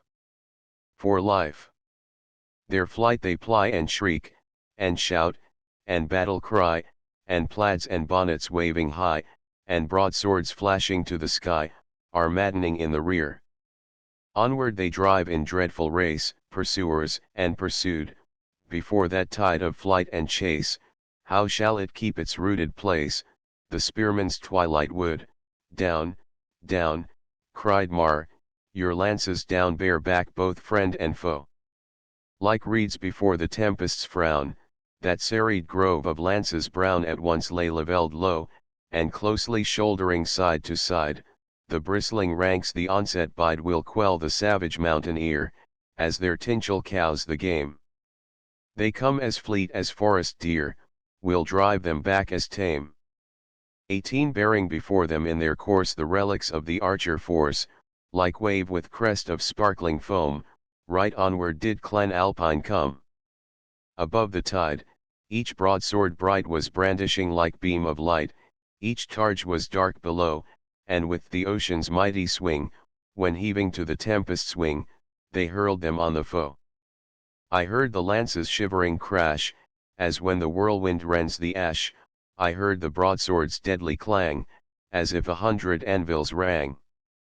but Moray wheeled his rearward rank of horsemen on Clan Alpine's flank. "My banner man, advance. I see," he cried, "their column shake. Now, gallants! For your lady's sake, upon them with the lance." The horsemen dashed among the rout, as deer break through the broom. Their steeds are stout, their swords are out, they soon make lightsome room. Clan Alpine's best are backward borne. Where was Roderick then? One blast upon his bugle horn were worth 1,000 men. And refluent through the pass of fear the battle's tide was poured, vanished the Saxon's struggling spear, vanished the mountain sword. As Bracklin's chasm, so black and steep, receives her roaring lin, as the dark caverns of the deep suck the wild whirlpool in, so did the deep and darksome pass devour the battle's mingled mass. None linger now upon the plain save those who ne'er shall fight again. 19 Now westward rolls the battle's din, that deep and doubling pass within minstrel, away. The work of fate is bearing on, its issue wait, where the rude Tresac's dread defile opens on Katrina's lake and isle. Grey Benvenue I soon repassed, Loch Katrina lay beneath me cast. The sun is set, the clouds are met, the lowering scowl of heaven an inky hue of livid blue to the deep lake has given. Strange gusts of wind from mountain glen swept o'er the lake, then sunk again. I heeded not the eddying surge, mine eye but saw the Tresac's gorge, mine ear but heard that sullen sound, which like an earthquake shook the ground, and spoke the stern and desperate strife that parts not but with parting life, seeming, to minstrel ear, to toll the dirge of many a passing soul. Nearer it comes the dim wood glen, the martial flood disgorged again, but not in mingled tide. The plaid warriors of the north high on the mountain thunder forth and overhang its side, while by the lake below appears the darkening cloud of Saxon spears. At weary bay each shattered band, eyeing their foemen, sternly stand, their banners stream like tattered sail, that flings its fragments to the gale, and broken arms and disarray mark the fell havoc of the day. XX Viewing the mountain's ridge askance, the Saxons stood in sullen trance, till Moray pointed with his lance, and cried, "Behold yon isle, see! None are left to guard its strand but women weak, that wring the hand. 'Tis there of yore the robber band their booty want to pile. My purse, with bonnet pieces store, to him will swim a bowshot o'er, and loose a shallop from the shore. Lightly will tame the war-wolf then, lords of his mate, and brood, and den." Forth from the ranks a spearman sprung, on earth his casque and corslet rung, he plunged him in the wave. All saw the deed, the purpose knew, and to their clamors Benvenue a mingled echo gave, the Saxons shout, their mate to cheer, the helpless females scream for fear and yells for rage the mountaineer. Was then, as by the outcry riven, poured down at once the lowering heaven, a whirlwind swept Loch Katrina's breast, her billows reared their snowy crest. Well for the swimmer swelled they high, to mar the Highland marksman's eye, for round him showered, mid rain and hail, the vengeful arrows of the gale. In vain he nears the isle, and lo! his hand is on a shallop's bow. Just then a flash of lightning came, it tinged the waves and strand with flame. I marked Duncragan's widowed dame, behind an oak I saw her stand, a naked dirk gleamed in her hand. It darkened, but amid the moan of waves I heard a dying groan. Another flash, the spearman floats a weltering corse beside the boats, and the stern matron o'er him stood, her hand and dagger streaming blood. XXI Revenge! Revenge, the Saxons cried, the Gael's exulting shout replied. Despite the elemental rage, again they hurried to engage, but, ere they closed in desperate fight, bloody with spurring came a knight, sprung from his horse, and from a crag waved twixt the hosts a milk-white flag. Clarion and trumpet by his side rung forth a truce note high and wide, while, in the monarch's name, afar a herald's voice forbade the war, for Bothwell's lord and Roderick bold were both, he said, in captive hold. But here the lay made sudden stand, the harp escaped the minstrel's hand. Oft had he stolen a glance, to spy how Roderick brooked his minstrelsy. At first, the chieftain, to the chime, with lifted hand kept feeble time, that motion ceased yet feeling strong varied his look as changed the song. At length, no more his deafened ear the minstrel melody can hear, his face grows sharp, his hands are clenched as if some pang his heartstrings wrenched, set are his teeth, his fading eye is sternly fixed on vacancy, thus, motionless and moanless, drew his parting breath. Stout Roderick Dhu, old Alan Bain looked on aghast, while grim and still his spirit passed, but when he saw that life was fled, he poured his wailing o'er the dead. XXII lament. And art thou cold and lowly laid, thy foeman's dread, thy people's aid, Breedel Bain's boast, Clan Alpine's shade. For thee shall none a requiem say, for thee, who loved the minstrel's lay, for thee, of Bothwell's house the stay, the shelter of her exiled line, e'en in this prison house of thine, I'll wail for Alpine's honored pine. What groans shall yonder valleys fill? What shrieks of grief shall rend yon hill? What tears of burning rage shall thrill, when mourns thy tribe thy battles done, thy fall before the race was won, thy sword ungirt ere set of sun? There breathes not clansman of thy line, but would have given his life for thine. Oh, woe for Alpine's honored pine! Sad was thy lot on mortal stage, the captive thrush may brook the cage, the prisoned eagle dies for rage. Brave spirit, do not scorn my strain. And, when its notes awake again, even she, so long beloved in vain, shall with my harp her voice combine, and mix her woe and tears with mine, to wail Clan Alpine's honored pine. XXII Ellen the while, with bursting heart, remained in lordly bower apart, where played, with many colored gleams, through storied pane the rising beams. In vain on gilded roof they fall, and lightened up a tapestried wall, and for her use a menial train a rich collation spread in vain. The banquet proud, the chamber gay, scarce drew one curious glance astray, or if she looked, tea was but to say, with better omen dawned the day in that lone isle, where waved on high the dun deer's hide for canopy, where oft her noble father shared the simple meal her care prepared, while Lucfra, crouching by her side, her station claimed with jealous pride, and Douglas, bent on woodland game, spoke of the chase to Malcolm Graham, whose answer, oft at random made, the wandering of his thoughts betrayed. Those who such simple joys have known are taught to prize them when they regone. But sudden, see, she lifts her head, the window seeks with cautious tread. What distant music has the power to win her in this woeful hour?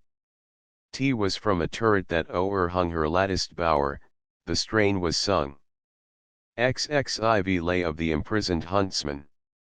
My hawk is tired of perch and hood, my idle greyhound loathes his food, my horse is weary of his stall, and I am sick of captive thrall. I wish I were as I have been, hunting the hart in forest green, with bended bow and bloodhound free, for that's the life is meet for me. I hate to learn the ebb of time from yon dull steeple's drowsy chime, or mark it as the sunbeams crawl, inch after inch, along the wall. The lark was wont my matins ring, the sable rook my vespers sing, these towers, although a king's they be, have not a hall of joy for me. No more at dawning morn I rise, and sun myself in Ellen's eyes, drive the fleet deer the forest through, and homeward wend with evening dew, a blithesome welcome blithely meet, and lay my trophies at her feet, while fled the eve on wing of glee that life is lost to love and me. XXV the heart-sick lay was hardly said, the listener had not turned her head, it trickled still, the starting tear, when light a footstep struck her ear, and Snowdown's graceful knight was near. She turned the hastier, lest again the prisoner should renew his strain. Oh welcome, "Brave Fitzjames," she said, "how may an almost orphan maid pay the deep debt? Oh, say not so. To me no gratitude you owe. Not mine, alas, the boon to give, and bid thy noble father live. I can but be thy guide, sweet maid, with Scotland's king thy suit to aid. No tyrant he, though ire and pride may lay his better mood aside. Come, Ellen, come. 'Tis more than time, he holds his court at morning prime." With heating heart, and bosom wrung, as to a brother's arm she clung.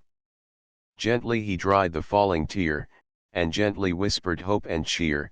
Her faltering steps half led, half stayed, through gallery fair and high arcade, till at his touch its wings of pride a portal arch unfolded wide. XXVI within T was brilliant all and light, a thronging scene of figures bright. It glowed on Ellen's dazzled sight, as when the setting sun has given 10,000 hues to summer even, and from their tissue fancy frames aerial knights and fairy dames. Still by Fitzjames her footing stayed, a few faint steps she forward made, then slow her drooping head she raised, and fearful round the presence gazed. For him she sought who owned the state, the dreaded prince whose will was fate. She gazed on many a princely port might well have ruled a royal court, on many a splendid garb she gazed then turned bewildered and amazed, for all stood bare, and in the room Fitzjames alone wore cap and plume. To him each lady's look was lent, on him each courtier's eye was bent, midst furs and silks and jewels sheen, he stood, in simple Lincoln green, the centre of the glittering ring and Snowdown's knight is Scotland's king.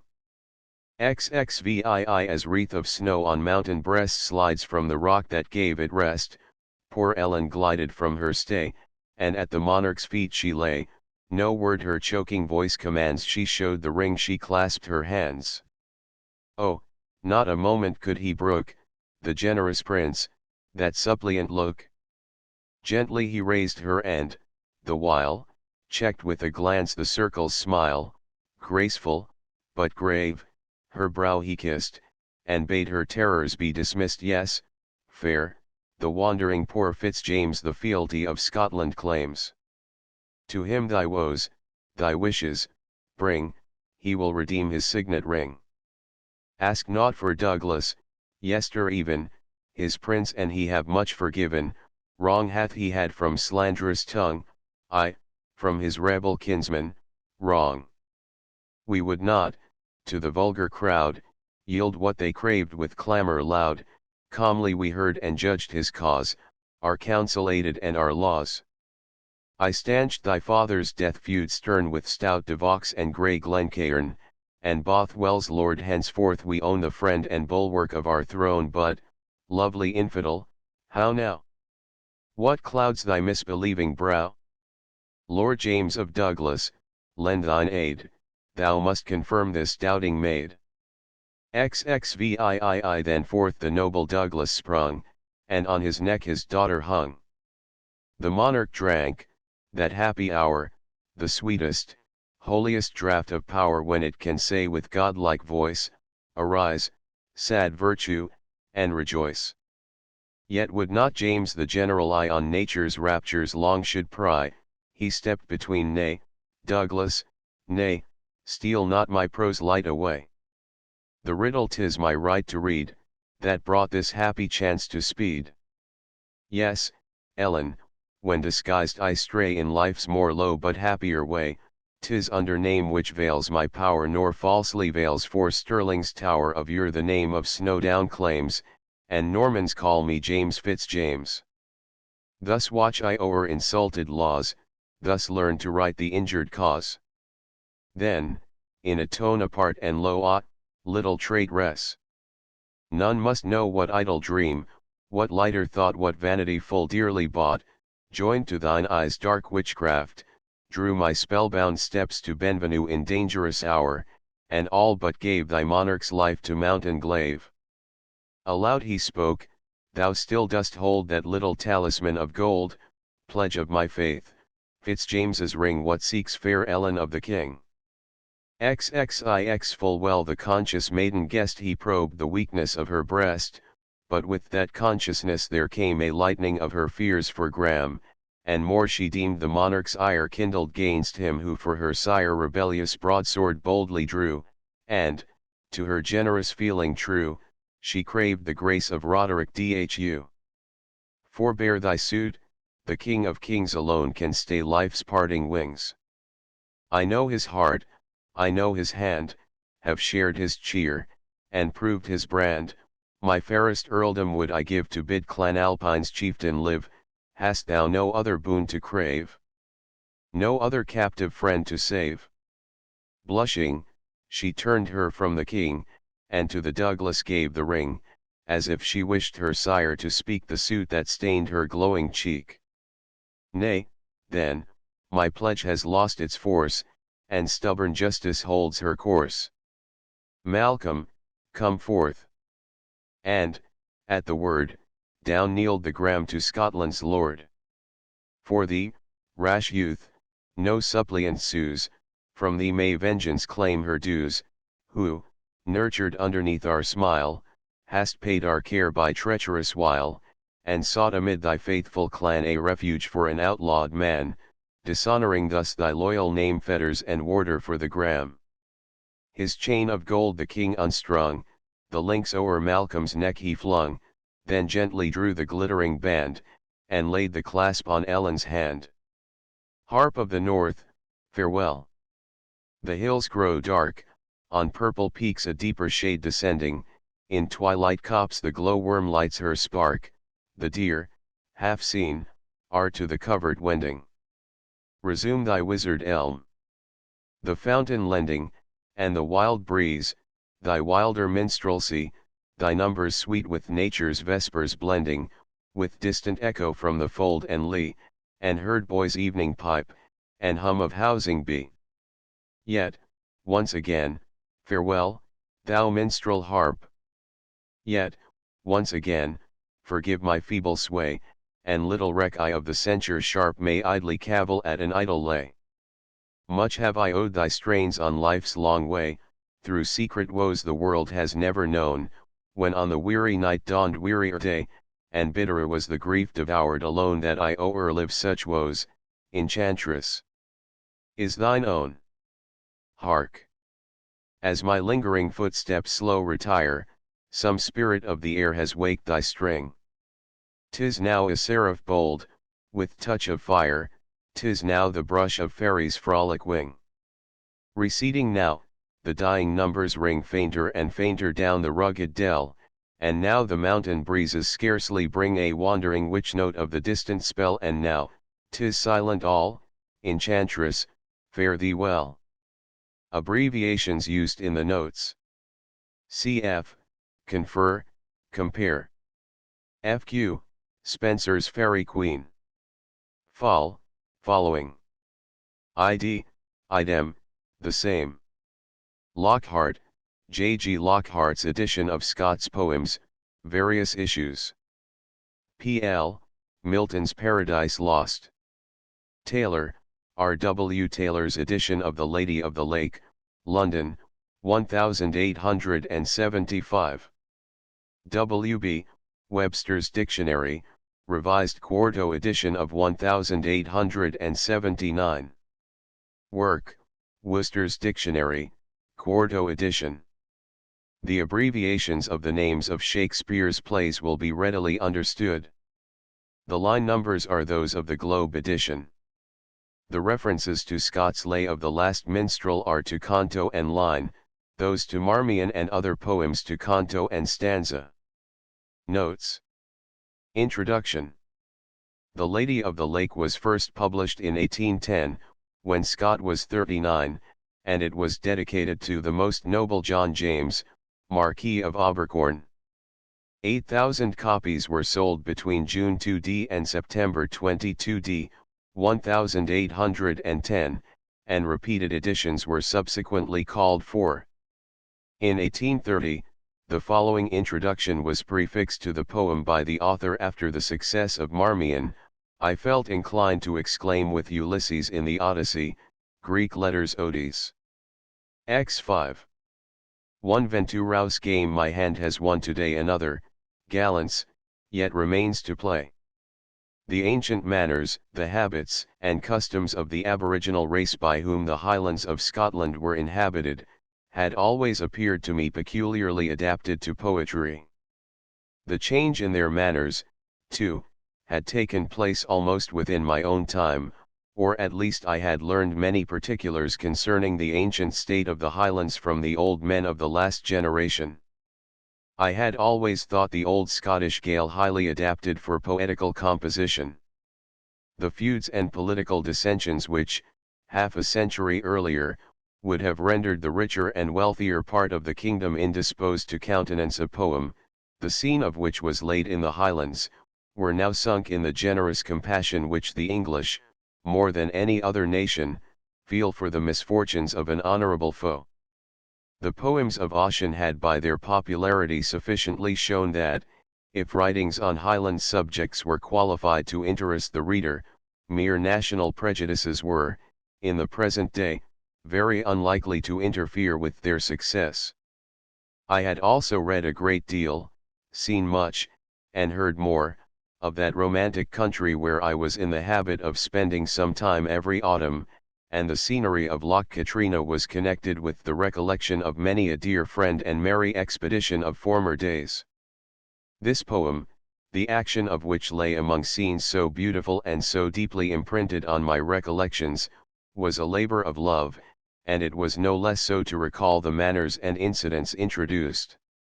The frequent custom of James IV, and particularly of James V, to walk through their kingdom in disguise, afforded me the hint of an incident which never fails to be interesting if managed with the slightest address or dexterity. I may now confess, however, that the employment, though attended with great pleasure, was not without its doubts and anxieties. A lady, to whom I was nearly related, and with whom I lived, during her whole life, on the most brotherly terms of affection, was residing with me at the time when the work was in progress, and used to ask me, what I could possibly do to rise so early in the morning, that happening to be the most convenient to me for composition. At last I told her the subject of my meditations, and I can never forget the anxiety and affection expressed in her reply. "Do not be so rash," she said, "my dearest cousin. You are already popular, more so, perhaps, than you yourself will believe, or than even I, or other partial friends, can fairly allow to your merit. You stand high, do not rashly attempt to climb higher, and incur the risk of a fall, for, depend upon it, a favorite will not be permitted even to stumble with impunity." I replied to this affectionate expostulation in the words of Montrose: "He either fears his fate too much, or his deserts are small, who dares not put it to the touch to gain or lose it all." "If I fail," I said, for the dialogue is strong in my recollection, "it is a sign that I ought never to have succeeded, and I will write prose for life. You shall see no change in my temper, nor will I eat a single meal the worse. But if I succeed, up with the bonny blue bonnet, the dirk, and the feather, and a—" Afterwards I showed my affectionate and anxious critic the first canto of the poem, which reconciled her to my imprudence. Nevertheless, although I answered thus confidently, with the obstinacy often said to be proper to those who bear my surname, I acknowledge that my confidence was considerably shaken by the warning of her excellent taste and unbiased friendship. Nor was I much comforted by her retraction of the unfavorable judgment, when I recollected how likely a natural partiality was to effect that change of opinion. In such cases, affection rises like a light on the canvas, improves any favorable tints which it formerly exhibited, and throws its defects into the shade. I remember that about the same time a friend started in to "He's up my hope," like the sportsman with his cutty gun, in the old song. He was bred a farmer, but a man of powerful understanding, natural good taste, and warm poetical feeling, perfectly competent to supply the wants of an imperfect or irregular education. He was a passionate admirer of field sports, which we often pursued together. As this friend happened to dine with me at Ashestiel one day, I took the opportunity of reading to him the first canto of The Lady of the Lake, in order to ascertain the effect the poem was likely to produce upon a person who was but too favorable a representative of readers at large. It is of course to be supposed that I determined rather to guide my opinion by what my friend might appear to feel, than by what he might think fit to say. His reception of my recitation, or prelection, was rather singular. He placed his hand across his brow, and listened with great attention through the whole account of the stag hunt, till the dogs threw themselves into the lake to follow their master, who embarks with Ellen Douglas. He then started up with a sudden exclamation, struck his hand on the table, and declared, in a voice of censure calculated for the occasion, that the dogs must have been totally ruined by being permitted to take the water after such a severe chase. I own I was much encouraged by the species of reverie which had possessed so zealous a follower of the sports of the ancient Nimrod, who had been completely surprised out of all doubts of the reality of the tale. Another of his remarks gave me less pleasure. He detected the identity of the king with the wandering knight, Fitzjames, when he winds his bugle to summon his attendants. He was probably thinking of the lively, but somewhat licentious, old ballad, in which the denouement of a royal intrigue takes place as follows: he took a bugle frae his side, he blew both loud and shrill, and 24 belted knights came skipping over the hill, then he took out a little knife, let a his duddies fought, and he was the brawest gentleman that was among them and will go no more a roving, etc. This discovery, as Mr. Pepys says of the rent in his camlet cloak, was but a trifle, yet it troubled me, and I was at a good deal of pains to efface any marks by which I thought my secret could be traced before the conclusion, when I relied on it with the same hope of producing effect, with which the Irish postboy is said to reserve a trot for the avenue. I took uncommon pains to verify the accuracy of the local circumstances of this story. I recollect, in particular, that to ascertain whether I was telling a probable tale, I went into Perthshire, to see whether King James could actually have ridden from the banks of Loch Venachar to Stirling Castle within the time supposed in the poem, and had the pleasure to satisfy myself that it was quite practicable. After a considerable delay, The Lady of the Lake appeared in June, 1810, and its success was certainly so extraordinary as to induce me for the moment to conclude that I had at last fixed a nail in the proverbially inconstant wheel of fortune, whose stability in behalf of an individual who had so boldly courted her favors for 3 successive times had not as yet been shaken. I had attained, perhaps, that degree of reputation at which prudence, or certainly timidity, would have made a halt, and discontinued efforts by which I was far more likely to diminish my fame than to increase it. But, as the celebrated John Wilkes is said to have explained to his late Majesty, that he himself, amid his full tide of popularity, was never a Wilkite, so I can, with honest truth, exculpate myself from having been at any time a partisan of my own poetry, even when it was in the highest fashion with the million. It must not be supposed that I was either so ungrateful, or so superabundantly candid, as to despise or scorn the value of those whose voice had elevated me so much higher than my own opinion told me I deserved. I felt, on the contrary, the more grateful to the public, as receiving that from partiality to me, which I could not have claimed from merit, and I endeavored to deserve the partiality, by continuing such exertions as I was capable of for their amusement. It may be that I did not, in this continued course of scribbling, consult either the interest of the public or my own. But the former had effectual means of defending themselves, and could, by their coldness, sufficiently check any approach to intrusion, and for myself, I had now for several years dedicated my hours so much to literary labor that I should have felt difficulty in employing myself otherwise, and so, Like Dogberry, I generously bestowed all my tediousness on the public, comforting myself with the reflection that, if posterity should think me undeserving of the favor with which I was regarded by my contemporaries, they could not but say I had the crown, and had enjoyed for a time that popularity which is so much coveted. I conceived, however, that I held the distinguished situation I had obtained, however unworthily, rather like the champion of pugilism, 3 on the condition of being always ready to show proofs of my skill, than in the manner of the champion of chivalry, who performs his duties only on rare and solemn occasions.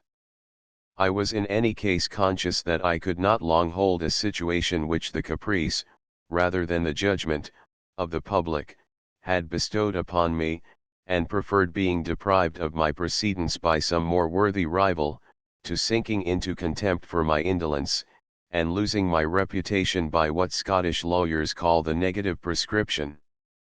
Accordingly, those who choose to look at the introduction to Rokeby, will be able to trace the steps by which I declined as a poet to figure as a novelist, as the ballad says, Queen Eleanor sunk at Charing Cross to rise again at Queenhithe. It only remains for me to say that, during my short preeminence of popularity, I faithfully observed the rules of moderation which I had resolved to follow before I began my course as a man of letters.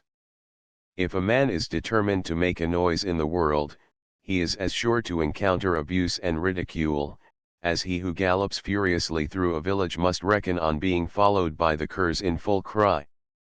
Experienced persons know that in stretching to flog the ladder, the rider is very apt to catch a bad fall, nor is an attempt to chastise a malignant critic attended with less danger to the author.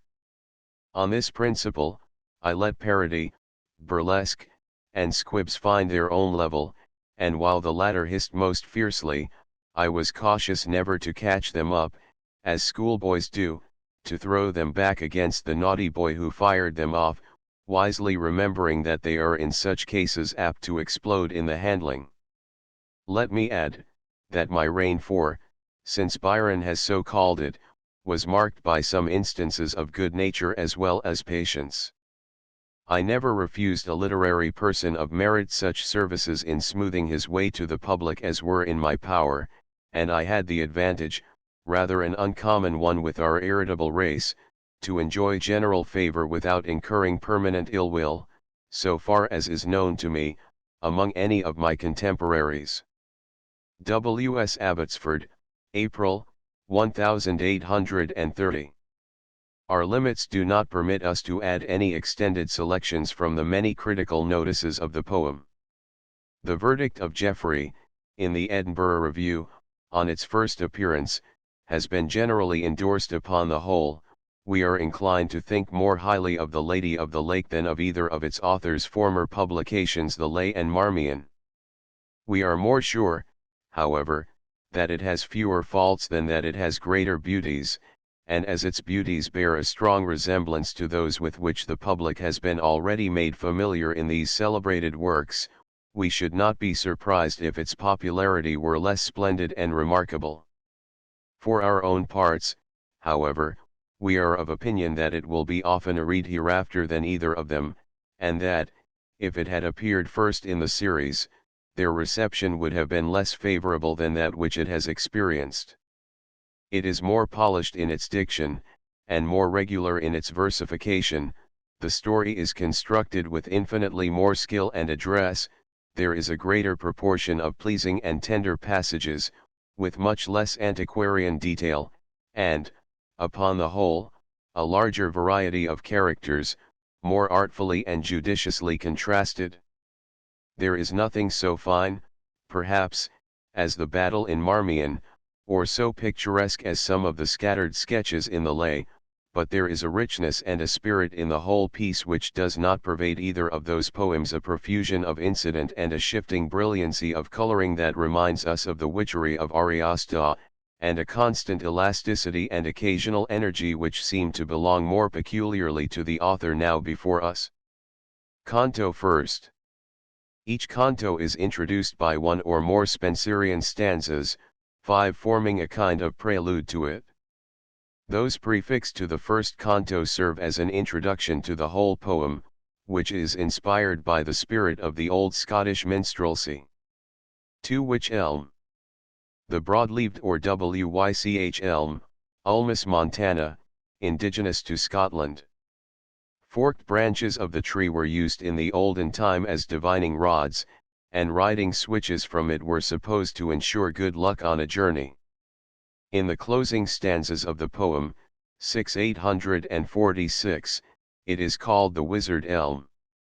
Tennyson, In Memoriam, 89, refers to which elms that counterchange the floor of this flat lawn with dusk and bright.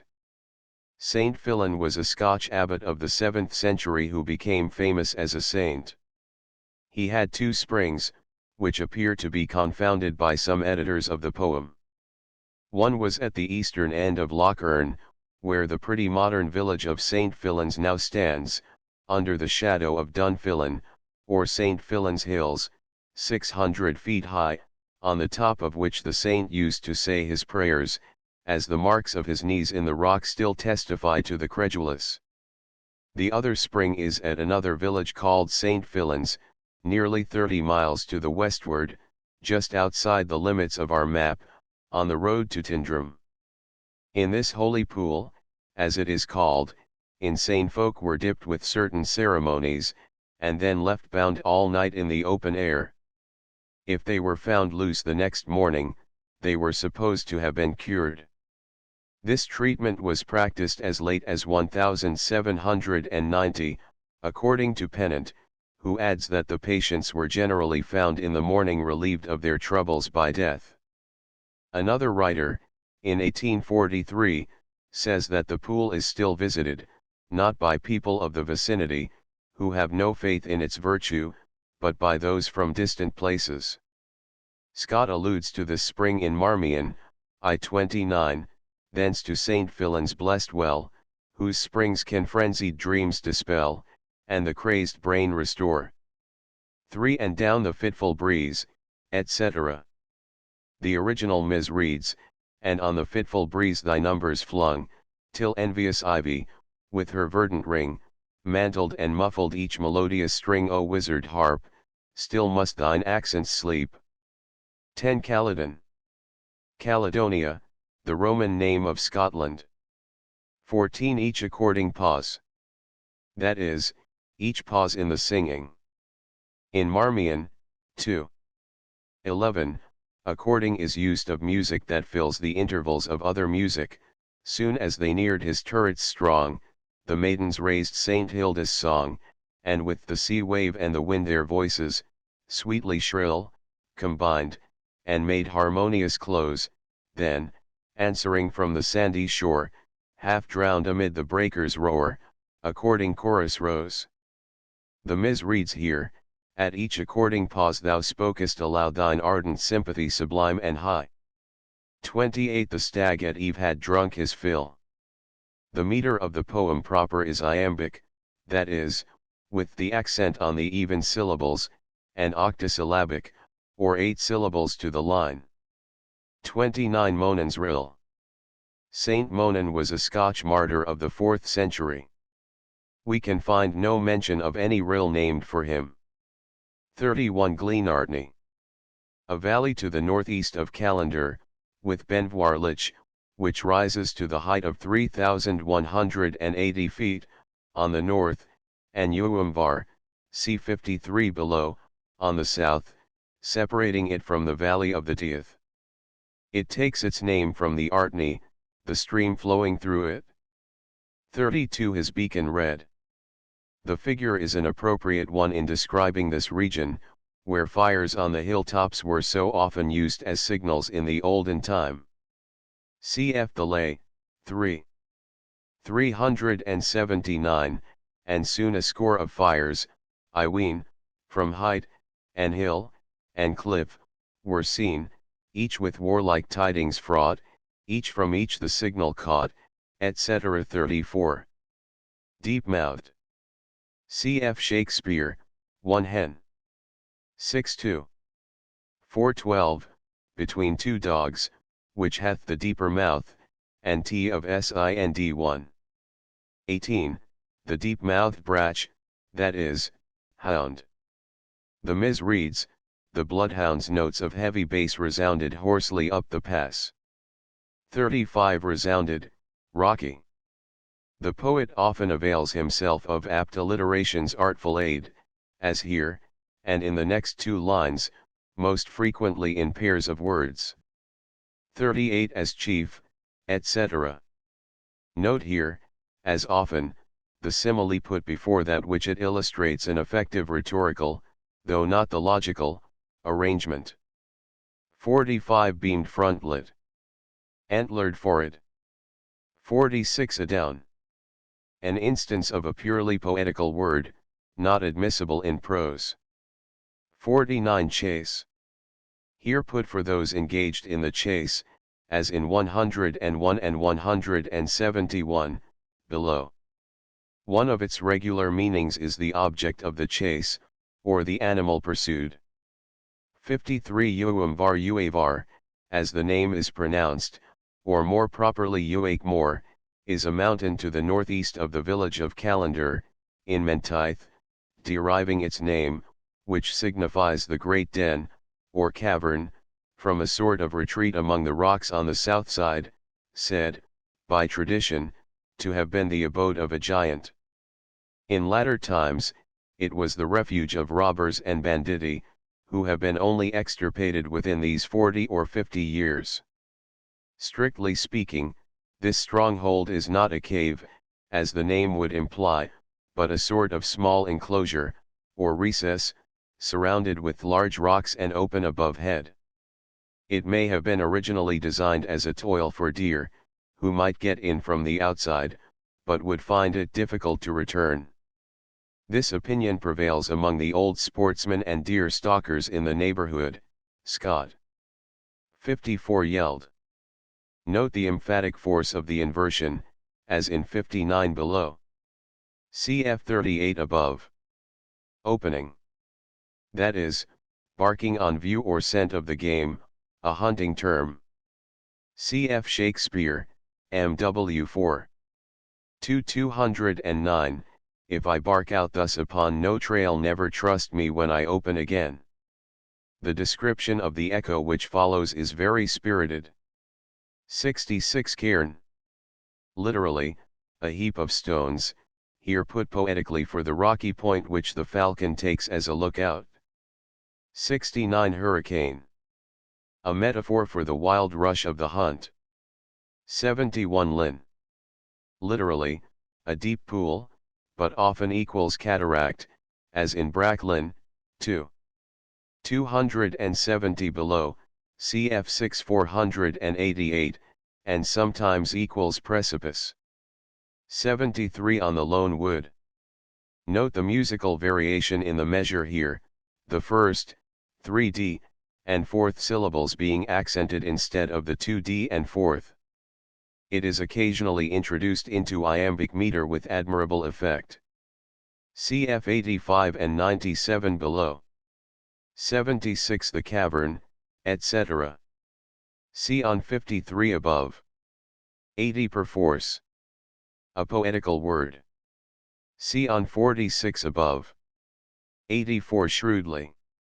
Severely, keenly, a sense now obsolete. Shrewd originally meant evil, mischievous. Cf Shakespeare, AYLV 4. 179, where it is said that those that have endured shrewd days and nights with us shall share the good of our returned fortune. In Chaucer, Tale of Melibicus, we find, the prophet saith, flee shrewdness, and do goodness, referring to P.S. Thursive 14. 89 Menteith. The district in the southwestern part of Perthshire, watered by the Teith. 91 Mountain and meadow, etc. See on 35 above. Moss is used in the north of England sense of a boggy or peaty district, like the famous Chat Moss between Liverpool and Manchester. 93 Lockard. Lockard is a beautiful lakelet, about 5 miles south of Loch Katrina. On its eastern side is the scene of Helen MacGregor's skirmish with the king's troops in Rob Roy, and near its head, on the northern side, is a waterfall, which is the original of Flora MacIvor's favourite retreat in Waverley. Aberfoyle is a village about 1.5 miles to the east of the lake.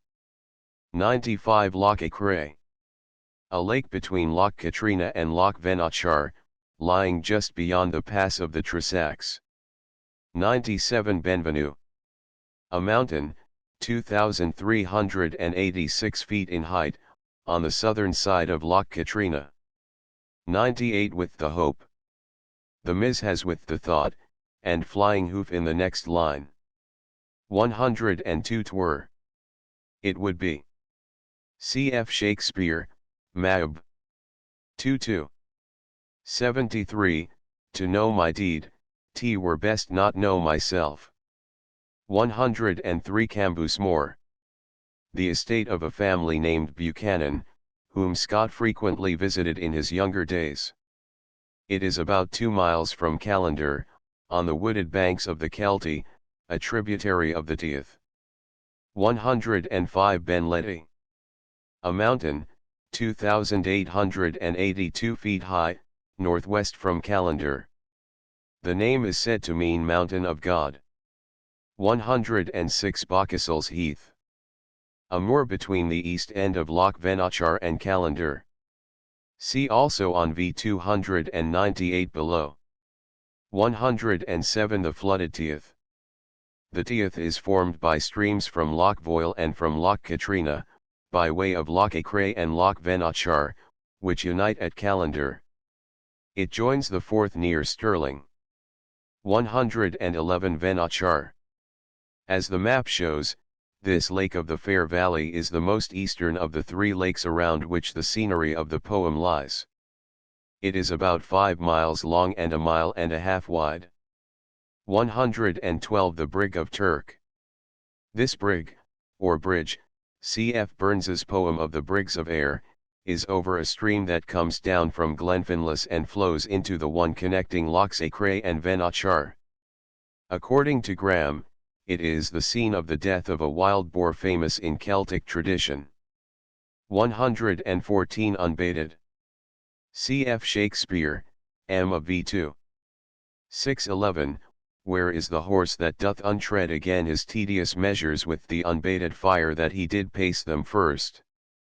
115 Scourge and Steel. Whip and spur steel is often used for the sword, as in V239 below, foemen worthy of their steel, the figure being of the same sort as here the material put for the thing made of it. CFV 479 below.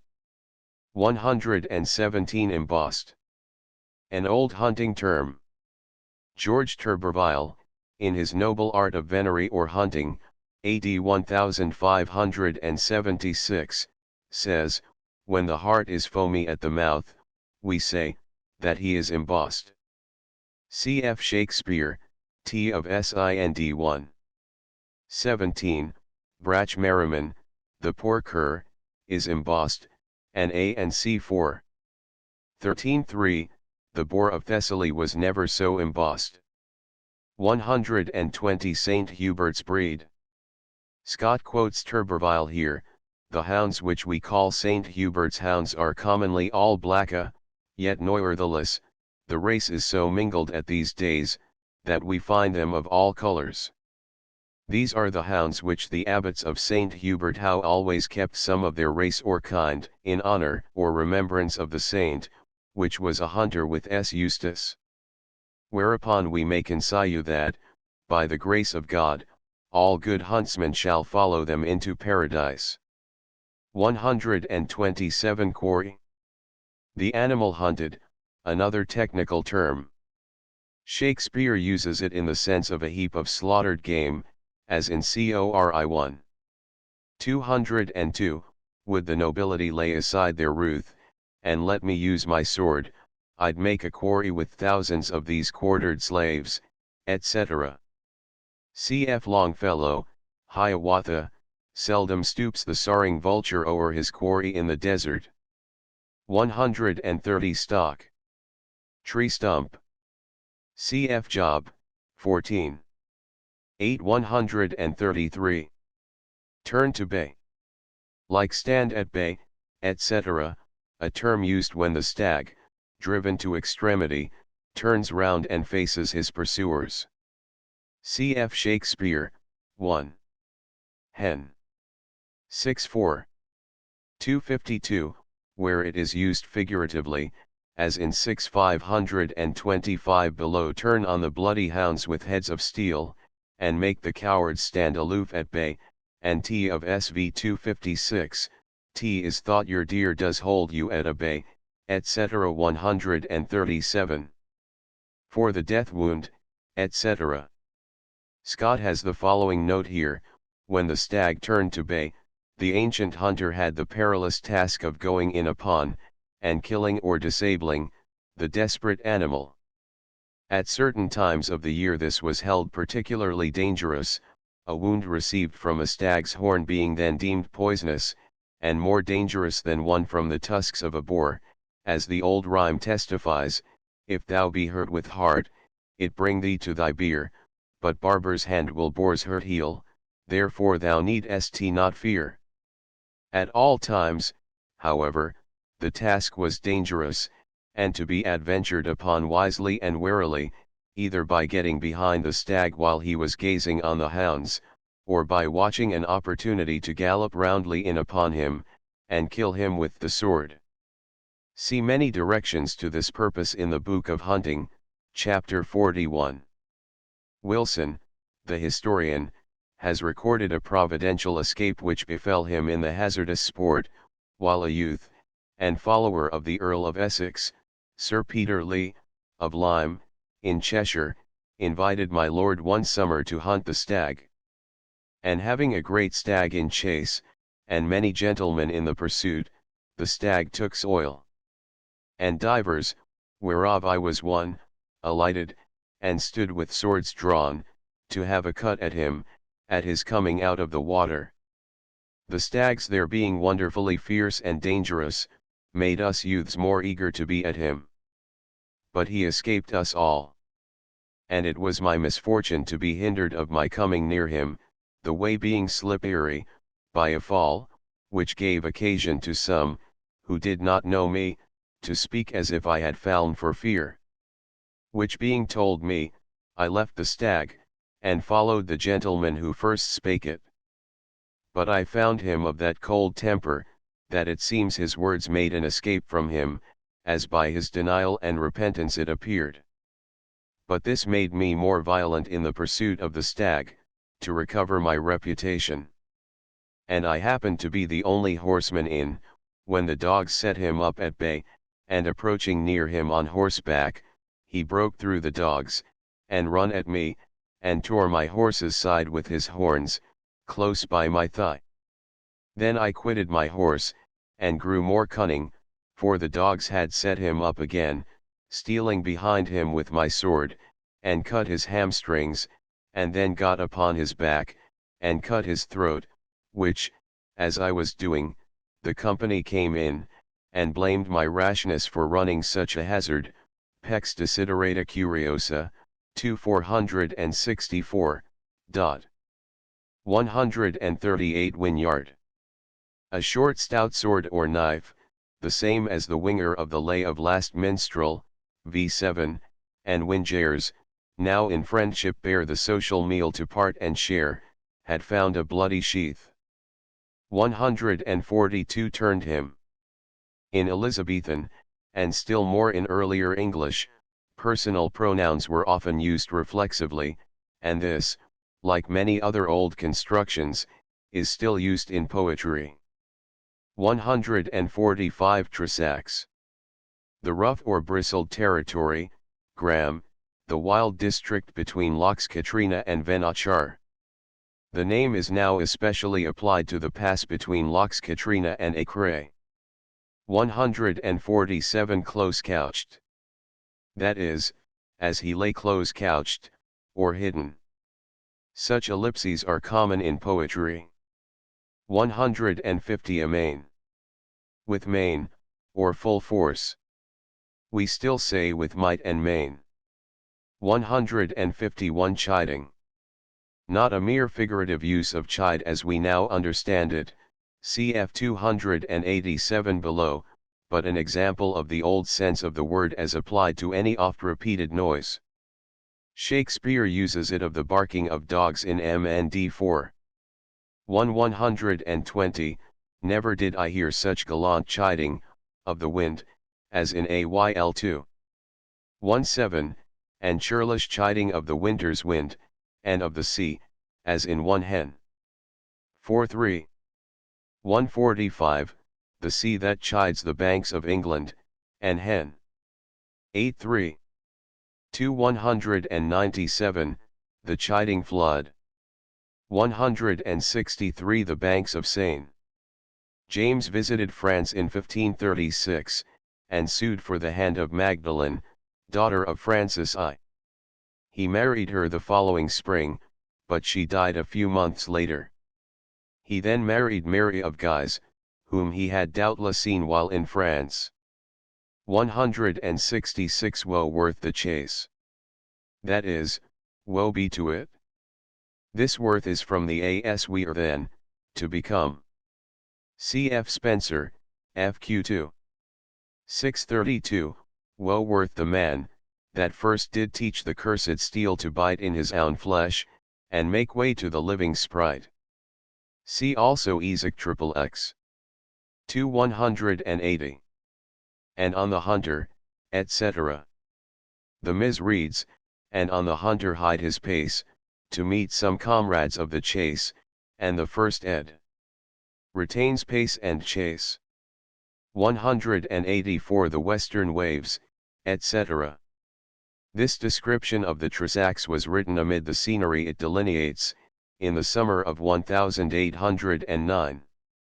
The Quarterly Review, May, 1810, says of the poet, he sees everything with a painter's eye. Whatever he represents has a character of individuality, and is drawn with an accuracy and minuteness of discrimination which we are not accustomed to expect from mere verbal description. It is because Mr. Scott usually delineates those objects with which he is perfectly familiar that his touch is so easy, correct, and animated. The rocks, the ravines, and the torrents which he exhibits are not the imperfect sketches of a hurried traveler, but the finished studies of a resident artist. See also on 278 below. Ruskin, Modern Painters, 278, refers to the love of color as a leading element in Scott's love of beauty. He might have quoted the present passage among the illustrations he adds. 195 The native bulwarks, etc. The Ms. has the mimic castles of the pass. 196 The tower, etc. Cf. General 11. 1-9 198. The rocky. The first ed. Has their rocky, etc. 204. Nor were, etc. The Ms. reads, nor were these mighty bulwarks bare. 208 Dewdrop sheen. Not dewdrops sheen, or dewdrops sheen, as sometimes printed. Sheen equals shining, bright, as in V10 below. Cf. Spencer, FQ2. 110, so fair and sheen, ID 3. 451, in top of heaven sheen, etc.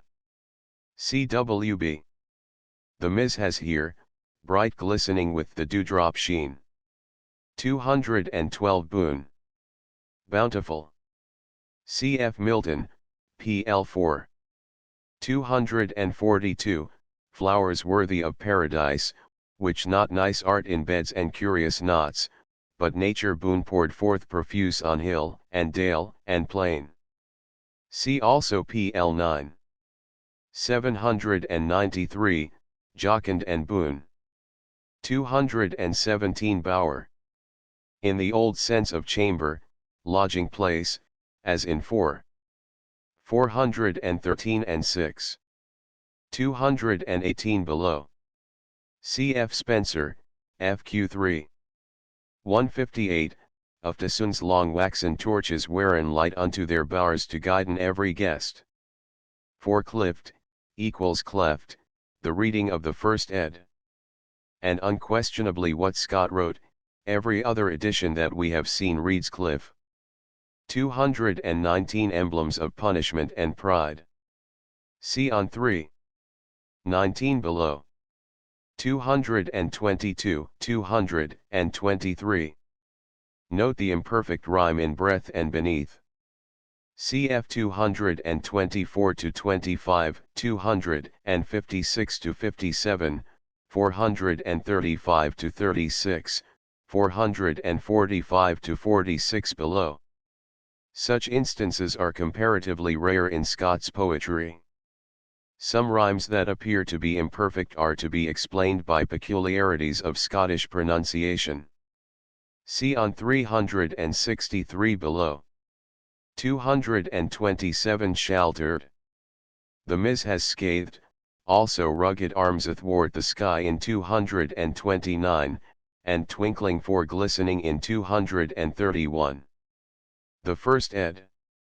Has scattered for shattered, corrected in the errata. 231 Streamers. Of ivy or other vines. 238 Affording, etc. The Mis reads, affording scarce such breadth of flood as served to float the wild duck's brood. 247 Emerging, etc. The Mis has emerging dryshod from the wood. 254 And now, to issue from the glen, etc. Until the present road was made through the romantic pass which I have presumptuously attempted to describe in the preceding stanzas, there was no mode of issuing out of the defile called the Tressacs, excepting by a sort of ladder, composed of the branches and roots of trees. Scott. 263 Loch Katrina. In a note to the Fair Maid of Perth, Scott derives the name from the Caterons, or Highland robbers, that once infested the shores of the lake. Others make it the Lake of the Battle, in memory of some prehistoric conflict. 267 Livelier. Because in motion, like living gold above. 270 Benvenue. See on 97 above. 271 Down to. Most editions misprint down on. 272 Confusedly. A trisyllable, as in 2.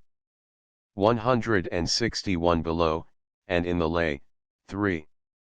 337, and helms and plumes, confusedly tossed. 274 Wildering. Bewildering. Cf. Dryden, Aurungzebe, I1, wildered in the way, etc. See also 434 and V22 below. 275 His ruined sides, etc.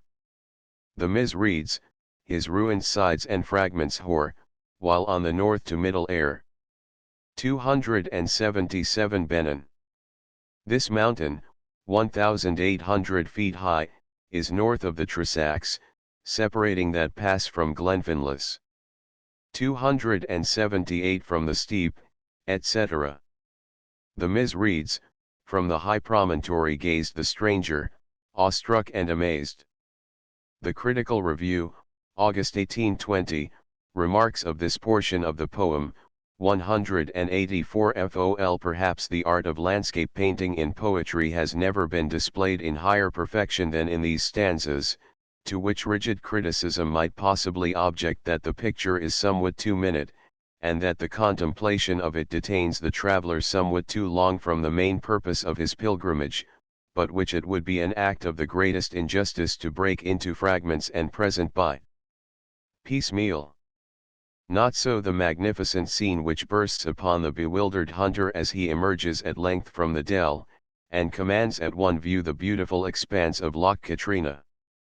281 Churchman. In its old sense of one holding high office in the church. Cf. Shakespeare, 2 Hen. 6I3. 72, where Cardinal Beaufort is called the imperious churchman, etc. 285. Cloister. Monastery, originally, the covered walk around the inner court of the building. 287 Chide. Here, figuratively, in the modern sense. See in 151 above. 290 Should lave. The first ed. Has did lave, which is perhaps to be preferred. 294 While the deep peals. For the measure, see on 73 above. 300 To friendly feast, etc. The Ms. has to hospitable feast and hall. 302 Beshrew. May evil befall, see on shrewdly, 84 above, a mild imprecation, often used playfully and even tenderly. Cf. Shakespeare, 2 Hen. 4-2. 345, Beshrew your heart, fair daughter, you do draw my spirits from me with new lamenting ancient oversights. 305 Some mossy bank, etc. The Ms. reads, and hollow trunk of some old tree my chamber for the night must be. 313 Highland plunderers. The clans who inhabited the romantic regions in the neighborhood of Loch Katrina were, even until a late period, much addicted to predatory excursions upon their lowland neighbors, Scott. 317 Fall the worst. If the worst befall that can happen. Cf. Shakespeare, M. of Vi 2. 96, and the worst fall that ever fell, I hope I shall make shift to go without him. 319 But scarce again, etc. The Ms. reads, the bugle shrill again he wound, and lo. Forth starting at the sound, and below, a little skiff shot to the bay. The hunter left his airy stand, and when the boat had touched the sand, concealed he stood amid the brake, to view this lady of the lake. 336 Strain. The first ed. Has a comma after strain, and a period after art in 340. The ed. Of 1821 points as in the text. 342 Naiad. Water nymph. 343 And ne'er did Grecian chisel, etc. The Ms. reads, a finer form, a fairer face, had never marble nymph or grace, that boasts the Grecian chisel's trace, and in 359 below, a stranger tongue. 353 Measured mood. The formal manner required by court etiquette. 360 Dear. This is the reading of the first ed. And almost every other that we have seen. We are inclined, however, to believe that Scott wrote clear. The facsimiles of his handwriting show that his D's and CL's might easily be confounded by a compositor. 363 Snood. The fillet or ribbon with which the Scotch maidens bound their hair. See on 3. 114 below. It is the rich materials of snood, plaid, and brooch that betray her birth. The rhyme of plaid with maid and betrayed is not imperfect, the Scottish pronunciation of plaid being like our played. 385 One only. For the inversion, cf. Shakespeare, JCI 2. 157, when there is in it but one only man, Goldsmith, DV 39, one only master grasps the whole domain, etc. 393. A while she paused, etc. The Ms. reads, a space she paused, no answer came. Alpine, was thine the blast, the name less resolutely uttered fell, the echoes could not catch the swell. Nor foe nor friend, the stranger said, advancing from the hazel shade. The startled maid, with hasty oar, pushed her light shallop from the shore, and just below, so o'er the lake the swan would spring, then turn to prune its ruffled wing. 404 Prune. Pick out damaged feathers and arrange the plumage with the bill. Cf. Shakespeare, CYMB. v4. 118, His royal bird prunes the immortal wing, etc. 408. Want. Are wont, or accustomed, now used only in the participle. The form here is the past tense of the obsolete one, or one, to dwell. The present is found in Milton, PL 7. 457, As from his lair the wild beast, where he wons in forest wild, in thicket, brake, or den. Cf. Spenser, Virgil's Nat, a poet's prince, whether we wound beside fair Xanthus sprinkled with Chimaera's blood, or in the woods of Asteria abide, and calling clouds come home again, I weened sure he was out God alone, and only wound in fields and forests here. See also 278 and 298 below. 409 Middle age. As James died at the age of 30, in 1542, this is not strictly true, but the portrait in other respects is quite accurate. He was fond of going about disguised, and some of his freaks of this kind are pleasantly related in Scott's Tales of a Grandfather. See on 740 below. 425 Sliding, etc. treating lightly his need of food and shelter. 432 At length. The first ed. Has at last. 433 That Highland halls were, etc. The Miss has her father's hall was, etc. 434. Wildered. See on 274 above. 438 A couch. That is, the heather for it. Cf. 666 below. 441 Mere. Lake, as in Windermere, etc. 443. Rood. Cross, or crucifix. By the rood was a common oath, so by the holy rood, as in Shakespeare, Rich. 3-3. 277, 4. 165. Cf. The name of Holyrood Palace in Edinburgh. C2. 221 below. 451 Romantic. The Miss has enchanting. 457 Yesternight. We have lost this word, though we retain yesterday. Cf. Yestermorn in V104 below. As far equals as far back as. 460 Was on, etc. The Ms. reads, is often on the future bent. If force of evidence could authorize us to believe facts inconsistent with the general laws of nature, enough might be produced in favor of the existence of the second sight.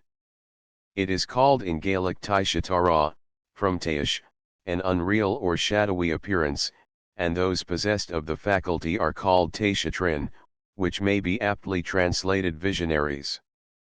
Martin, a steady believer in the second sight, gives the following account of it. The second sight is a singular faculty of seeing an otherwise invisible object without any previous means used by the person that uses it for that end. The vision makes such a lively impression upon the seers, that they neither see nor think of anything else, except the vision, as long as it continues, and then they appear pensive or jovial, according to the object that was represented to them. At the sight of a vision, the eyelids of the person are erected, and the eyes continue staring until the object vanish. This is obvious to others who are by when the persons happen to see a vision, and occurred more than once to my own observation, and to others that were with me. If a woman is seen standing at a man's left hand, it is a presage that she will be his wife, whether they be married to others, or unmarried at the time of the apparition. To see a spark of fire fall upon one's arm or breast is a forerunner of a dead child to be seen in the arms of those persons, of which there are several fresh instances. To see a seat empty at the time of one sitting in it, is a presage of that person's death soon after. Martin's description of the Western Islands, 1716, 8 vo, p. 300, etseq. To these particulars innumerable examples might be added, all attested by grave and credible authors. But, in despite of evidence which neither Bacon, Boyle, nor Johnson were able to resist, the Taish, with all its visionary properties, seems to be now universally abandoned to the use of poetry. The exquisitely beautiful poem of Lochiel will at once occur to the recollection of every reader. Scott. 462 Birchen. Shaded by birches. C.F. Milton's Cedern Alleys in Comus, 990. 464 Lincoln Green. A cloth made in Lincoln, much worn by hunters. 467 Heron. The early eds have herons. 475 Errant Knight. Knight errant. 476 Sooth. True. We find soothest in Milton, Comus, 823. The noun sooth, truth, is more common, and still survives in soothsayer, teller of hidden truth. CFV 64 below. 478 Emprise. Enterprise. Cf. Spencer, FQ2. 739, but give me leave to follow my emprise, etc. 485. His noble hand. The Ms. has this gentle hand, and in the next line, the oars he drew. 490 Frequent. Often, one of the many instances of the adjective used adverbially in the poem. 492 The Rocky Isle. It is still known as Ellen's Isle. It is rather high, and irregularly pyramidal. It is mostly composed of dark grey rocks, mottled with pale and grey lichens, peeping out here and there amid trees that mantle them, chiefly light, graceful birches, intermingled with red-berried mountain ashes and a few dark green, speary pines. The landing is beneath an aged oak, and, as did the lady and the knight, the traveller now ascends a clambering unsuspected road, by rude steps, to the small irregular summit of the island. A more poetic, romantic retreat could hardly be imagined. It is unique. It is completely hidden, not only by the trees, but also by an undergrowth of beautiful and abundant ferns and the loveliest of heather, Honnewell's Lands of Scott. 500 Winded. Wound, used for the sake of the measure, as in V22 below. We find the participle winded in Much Ado, I1. 243, but it is equals blown. The verb in that sense is derived from the noun wind, air in motion, and has no connection with wind, to turn. CFWB 504. Here for retreat, etc. Scott has the following note here: the Celtic chieftains, whose lives were continually exposed to peril, had usually, in the most retired spot of their domains, some place of retreat for the hour of necessity, which, as circumstances would admit, was a tower, a cavern, or a rustic hut, in a strong and secluded situation. One of these last gave refuge to the unfortunate Charles Edward, in his perilous wanderings after the Battle of Culloden. It was situated in the face of a very rough, high, and rocky mountain, called Letternillick, still a part of Bonalder, full of great stones and crevices, and some scattered wood interspersed. The habitation called the Cage, in the face of that mountain, was within a small thick bush of wood. There were first some rows of trees laid down, in order to level the floor for a habitation, and as the place was steep, this raised the lower side to an equal height with the other, and these trees, in the way of joists or planks, were levelled with earth and gravel. There were betwixt the trees, growing naturally on their own roots, some stakes fixed in the earth, which, with the trees, were interwoven with ropes, made of heath and birch twigs, up to the top of the cage, it being of a round or rather oval shape, and the whole thatched and covered over with fog. The whole fabric hung, as it were, by a large tree, which reclined from the one end, all along the roof, to the other, and which gave it the name of the cage, and by chance there happened to be two stones at a small distance from one another, in the side next the precipice, resembling the pillars of a chimney, where the fire was placed. The smoke had its vent out here, all along the fall of the rock, which was so much of the same color, that one could discover no difference in the clearest day. Holmes' History of the Rebellion, London 1802, 42, p. 381. 525 Idoean vine. Some have taken this to refer to the red whortleberry, the botanical name of which is Vaccinium vitis idoea, but as that is not a climber, it is more probably that the common vine is here meant. Idoean is from Ida, a mountain near ancient Troy. There was another in Crete, famous for its vines. 526 Clematis. The Clematis vitalba, one of the popular English names of which is virgin bower. 528 And every favored plant could bear. That is, which could endure. This ellipsis of the relative was very common in Elizabethan English. Cf. Shakespeare, M for M2. 223, I have a brother is condemned to die, rich. 22. 128, the hate of those love not the king, etc. See also John, 3.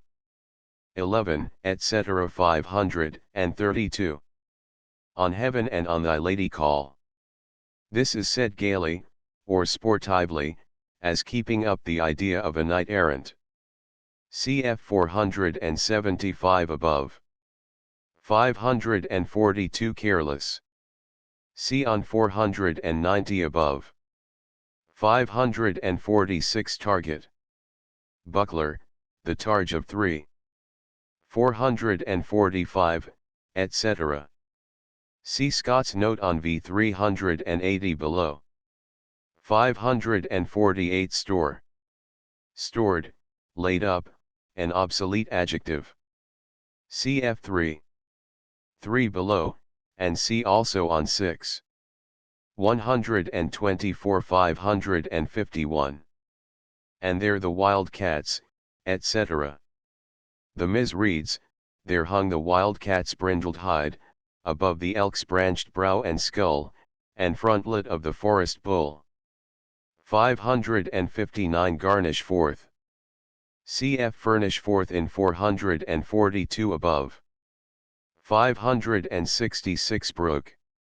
Bear, endure, now seldom used except with reference to what is endured against one's will or inclination. It seems to be a favorite word with Scott. 573 Ferragus or Escabard.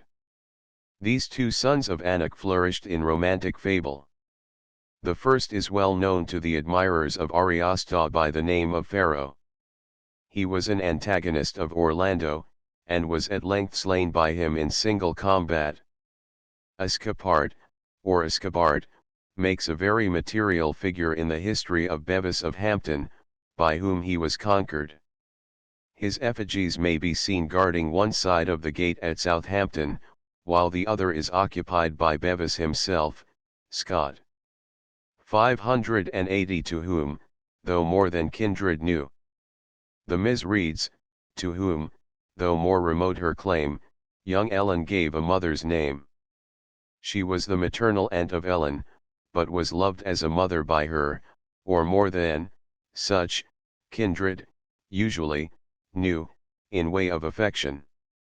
585 Though all unasked, etc. The Highlanders, who carried hospitality to a punctilious excess, are said to have considered it as churlish to ask a stranger his name or lineage before he had taken refreshment. Feuds were so frequent among them, that a contrary rule would in many cases have produced the discovery of some circumstance which might have excluded the guest from the benefit of the assistance he stood in need of. Scott. 591 Snowdown. An old name of Stirling Castle. c. 789 below. 592 Lord of a barren heritage. By the misfortunes of the earlier Jameses, and the internal feuds of the Scottish chiefs, the kingly power had become little more than a name. Each chief was a petty king in his own district, and gave just so much obedience to the king's authority as suited his convenience. Taylor. 596 What? Knows, the present of the obsolete wit, the infinitive to wit is still used in legal forms, not of wheat, as generally stated. C. Motzner, E. N. G. Graham. I 382. C. F. Shakespeare, Rich. 32. 318, No, no, good friends, God what? He also uses whats, as in hen. v4. 1299, and a participle whatting, in WT3. 277. 602 Require. Request, ask, as in Elizabethan English. Cf. Shakespeare, hen. 82. For 144, in humblest manner I require your highness, etc. 603. The elder lady's mean. The Ms. has the mother's easy mean. 606 Ellen, though more, etc. The Ms. reads, Ellen, though more her looks betrayed the simple heart of mountain maid, in speech and gesture, form and grace, showed she was come of gentle race. T was strange, in birth so rude, to find such face, such manners, and such mind. Each anxious hint the stranger gave, the mother heard with silence grave. 616 Weird women we, etc. See on 35 above. Weird here equals skilled in witchcraft, like the weird sisters of Macbeth. Down equals hill, the Gaelic dun. 622 A harp unseen. Scott has the following note here: they the Highlanders delight much in music, but chiefly in harps and clairskoes of their own fashion. The strings of the clairskoes are made of brass wire, and the strings of the harps of sinews, which strings they strike either with their nails, growing long, or else with an instrument appointed for that use. They take great pleasure to deck their harps and clairskoes with silver and precious stones. The poor ones that cannot attain hereunto, deck them with crystal. They sing verses prettily compound, containing, for the most part, praises of valiant men. There is not almost any other argument, whereof their rhymes entreat. They speak the ancient French language, altered a little. 6. The harp and chairskoes are now only heard of in the Highlands in ancient song. At what period these instruments ceased to be used, is not on record, and tradition is silent on this head. But, as Irish harpers occasionally visited the Highlands and Western Isles till lately, the harp might have been extant so late as the middle of the present century. Thus far we know, that from remote times down to the present, harpers were received as welcome guests, particularly in the Highlands of Scotland, and so late as the latter end of the 16th century, as appears by the above quotations, the harp was in common use among the natives of the Western Isles. How it happened that the noisy and inharmonious bagpipe banished the soft and expressive harp, we cannot say, but certain it is, that the bagpipe is now the only instrument that obtains universally in the Highland districts. Camel's Journey Through North Britain. London, 1808, 42, I 175. Mr. Gunn, of Edinburgh, has lately published a curious essay upon the harp and harp music of the Highlands of Scotland. That the instrument was once in common use there, is most certain. Cleland numbers an acquaintance with it among the few accomplishments which his satire allows to the Highlanders. In nothing there accounted sharp, except in bagpipe or in harm. 624 Soldier, rest, etc. The meter of the song is trochaic, that is, the accents fall regularly on the odd syllables. 631 in slumber doing, that is, bedwing. For the metaphor, cf. Shakespeare, Rich. 3-4. 184, the golden dew of sleep, and J.C. 2. 1-230, the honey heavy dew of slumber. 635 morn of toil, etc. The Mis has noon of hunger, night of waking, and in the next line, rouse for reach. 638 Pibroch. A Highland air, suited to the particular passion which the musician would either excite or assuage, generally applied to those airs that are played on the bagpipe before the Highlanders when they go out to battle. Jameson. Here it is put for the bagpipe itself. See also on 2. 363 below. 642 and the bittern sound his drum. Goldsmith, DV 44, calls the bird the hollow-sounding bittern, and in his animated nature, he says that of all the notes of waterfowl there is none so dismally hollow as the booming of the bittern. 648 She paused, etc. The Mis has she paused but waked again the lay. 655 The Mis reads, slumber sweet our spells shall deal yet, and in 657, let our slumbrous spells avail ye beguile yet. 657 Reveille. The call to rouse troops or huntsmen in the morning. 669 Forest sports. The Mis has mountain chase. 672 Not Ellen's spell. That is, not even Ellen's spell. On the passage, cf. Rokeby, I too, sleep came at length, but with a train of feelings true and fancies vain, mingling, in wild disorder cast, the expected future with the past. 693 Or is it all a vision now? Lockhart quotes here Thomson's Castle of Indolence, ye guardian spirits, to whom man is dear, from these foul demons shield the midnight gloom, angels of fancy and love, be near. And o'er the blank of sleep diffuse a bloom, evoke the sacred shades of Greece and Rome, and let them virtue with a look impart, but chief, awhile, oh, lend us from the tomb those long lost friends for whom in love we smart, and fill with pious awe and joy mixed woe the heart. Or are you sportive, bid the morn of youth rise to new light, and beam afresh the days of innocence, simplicity, and truth, to cares estranged, and manhood's thorny ways. What transport, to retrace our boyish plays, our easy bliss, when each thing joy supplied, the woods, the mountains, and the warbling maze of the wild books. The Critical Review says of the following stanza, "Thursive such a strange and romantic dream as may be naturally expected to flow from the extraordinary events of the day. It might, perhaps, be quoted as one of Mr. Scott's most successful efforts in descriptive poetry. Some few lines of it are indeed unrivaled for delicacy and melancholy tenderness." 704 Grisly.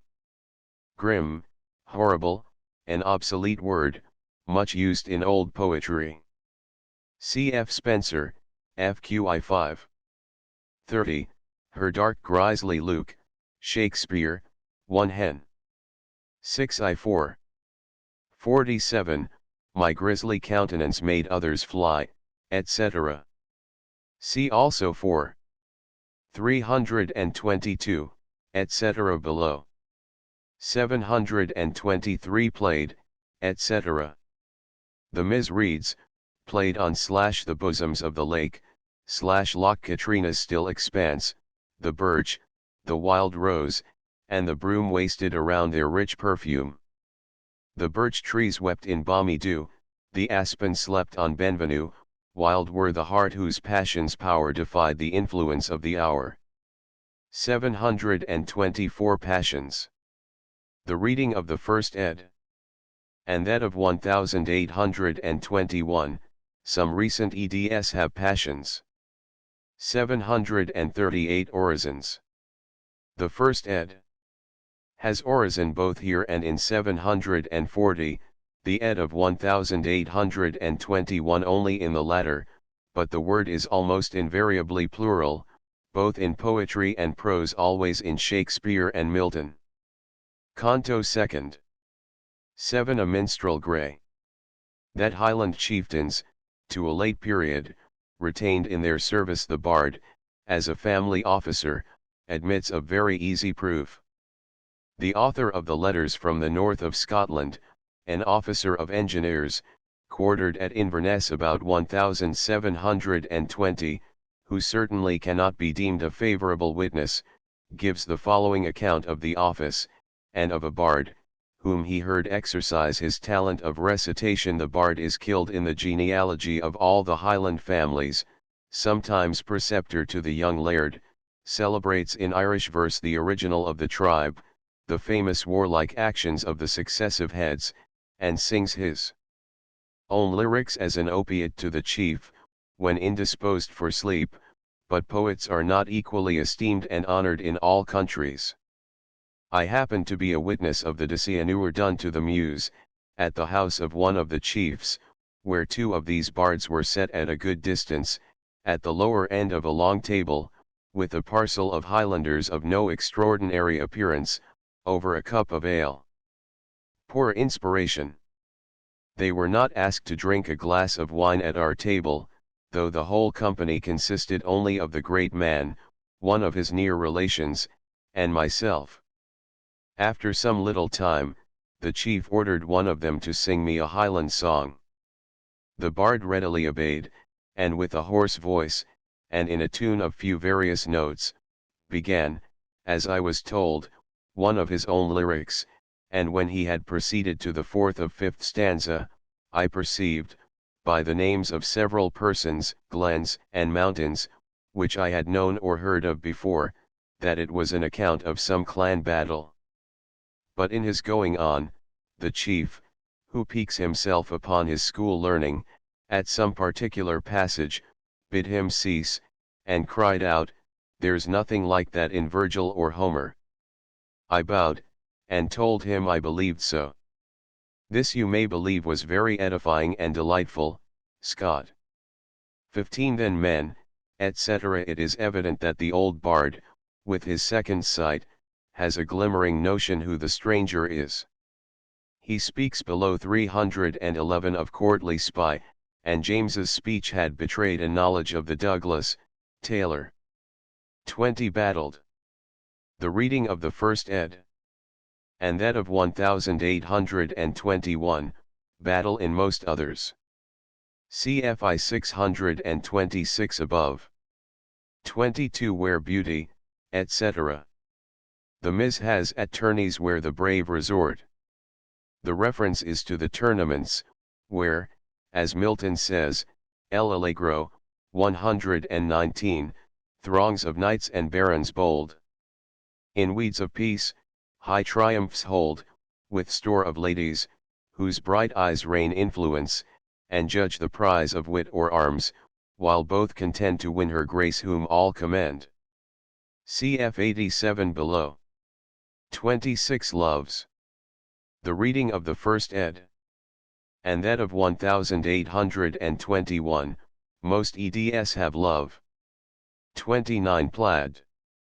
The plaid was properly the dress of a Highlander, though it was worn also in the lowlands. 51 The Harper on the Islet Beach. This picture is touched with the hand of the true poet, Geoffrey. 56 As from. As if from.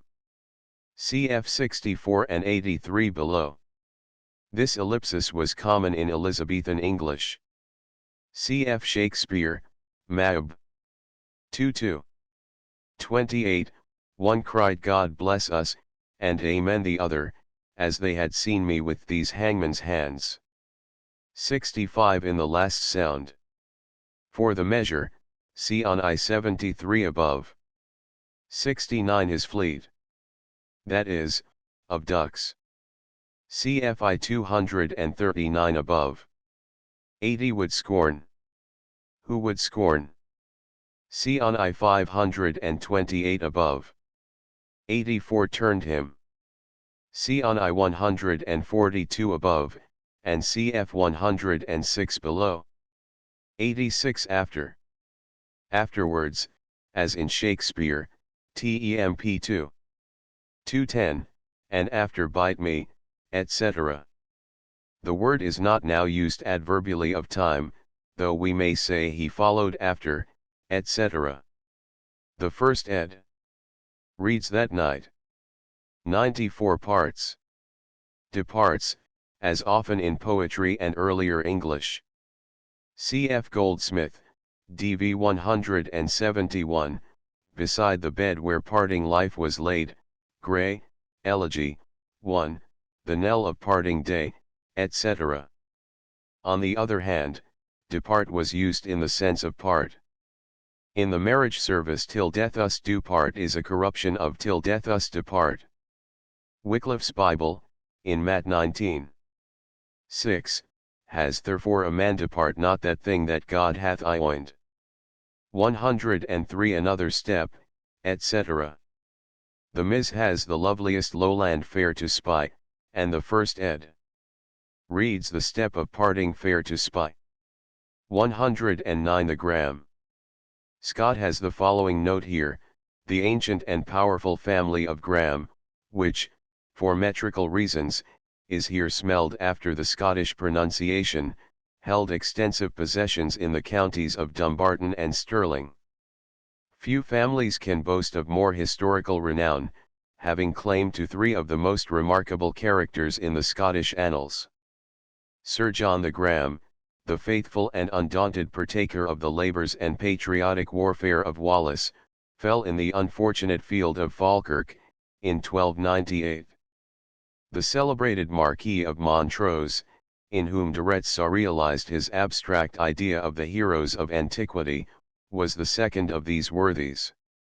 And, notwithstanding the severity of his temper, and the rigor with which he executed the oppressive mandates of the princes whom he served, I do not hesitate to name as the third, John Graham, of Claverhouse, Viscount of Dundee, whose heroic death, in the arms of victory, may be allowed to cancel the memory of his cruelty to the nonconformists, during the reigns of Charles II. and James II. 112 Bower. The word meant a chamber, see on I-217 above, and was often used of the ladies' apartments in a house. In hall and bower equals among men and women. The words are often thus associated. Cf. Spencer, Astrophel, 28, merrily masking both in bower and hall, etc. 115. Arose. The first ed. Misprints across, not noted in the errata. 126 and the Proud March. See on I-73 above. 131 Saint Modan. A Scotch abbot of the 7th century. Scott says here, I am not prepared to show that Saint Modan was a performer on the harp. It was, however, no unsaintly accomplishment, for Saint Dunstan certainly did play upon that instrument, which retaining, as was natural, a portion of the sanctity attached to its master's character, announced future events by its spontaneous sound. But labouring once in these mechanic arts for a devout matrone that had set him on work, his viol, that hung by him on the wall, of its own accord, without any man's help, distinctly sounded this anthem, gaudent in Caelis animi sanctorum qui Christi vestigia sunt secuti, et quia pro eius amore sanguinum suum feuderant, ideo cum Christo gaudent aeternum. Whereat all the company being much astonished, turned their eyes from beholding him working, to look on that strange accident. Not long after, Monnier of the court that hitherunto had borne a kind of feigned friendship towards him, began now greatly to envy at his progress and rising in goodness, using Monnier crooked, backbiting means to defame his virtues with the black marks of hypocrisy. And the better to authorize their calumny, they brought in this that happened in the vial, affirming it to have been done by art magic. What more? This wicked rumor increased, daily, till the king and others of the nobility taking hold thereof, Dunstan grew odious in their sight. Therefore he resolved to leave the court, and go to Alphegus, surnamed the Bald, then Bishop of Winchester, who was his cousin.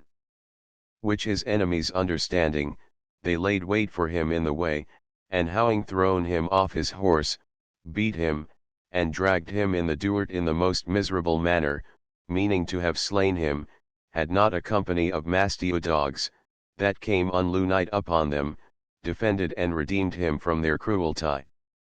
When with sorrow he was ashamed to see dogs more humane than they. And giving thanks to Almighty God, he sensibly again percoed that the tunes of his viol had given him a warning of future accidents, flower of the lives of the most renowned saints of England, Scotland, and Ireland, by the Our Father Hierome Porter. Dowey, 1632-42. Tome IP 438. The same supernatural circumstance is alluded to by the anonymous author of Grimm, the Collier of Croydon. Dunstan's harp sounds on the wall. Forest. Hark, hark, my lord, the holy abbot's harp sounds by itself so hanging on the wall. Dunstan. Unhallowed man, that scornest the sacred reed, hark, how the testimony of my truth sounds heavenly music with an angel's hand, to testify Dunstan's integrity, and prove thy active boast of no effect. 141 Bothwell's Bannard Hall. The picturesque ruins of Bothwell Castle stand on the banks of the Clyde, about 9 miles above Glasgow. Some parts of the walls are 14 feet thick, and 60 feet in height. They are covered with ivy, wild roses, and wallflowers. The tufted grass lines Bothwell's ancient hall, the fox peeps cautious from the creviced wall, where once proud Murray, Clydesdale's ancient lord, a mimic sovereign, held the festal board. 142 Ere Douglases, to ruin driven. Scott says, the downfall of the Douglases of the House of Angus, during the reign of James V, is the event alluded to in the text.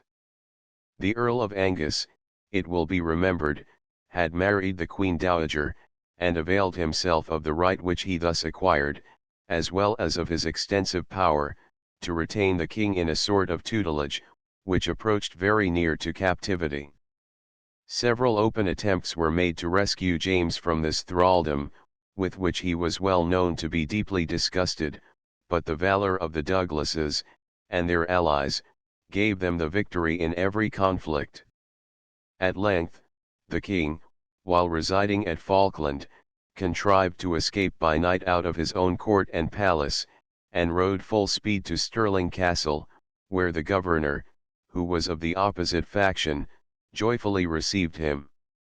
Being thus at liberty, James speedily summoned around him such peers as he knew to be most inimical to the domination of Angus, and laid his complaint before them, says Piscatier, with great lamentations, showing to them how he was holding in subjection, years bygone, by the Earl of Angus, and his kin and friends, who oppressed the whole country, and spoiled it, under the pretence of justice and his authority, and had slain many of his lieges, kinsmen, and friends, because they would have had it mended at their hands, and put him at liberty, as he ought to have been, at the council of his whole lords, and not have been subjected and corrected with no particular men, by the rest of his nobles, Therefore, said he, I desire, my lords, that I may be satisfied of the said Earl, his kin, and friends, for I avow, that Scotland shall not hold us both, while I eat till I be revenged on him and his.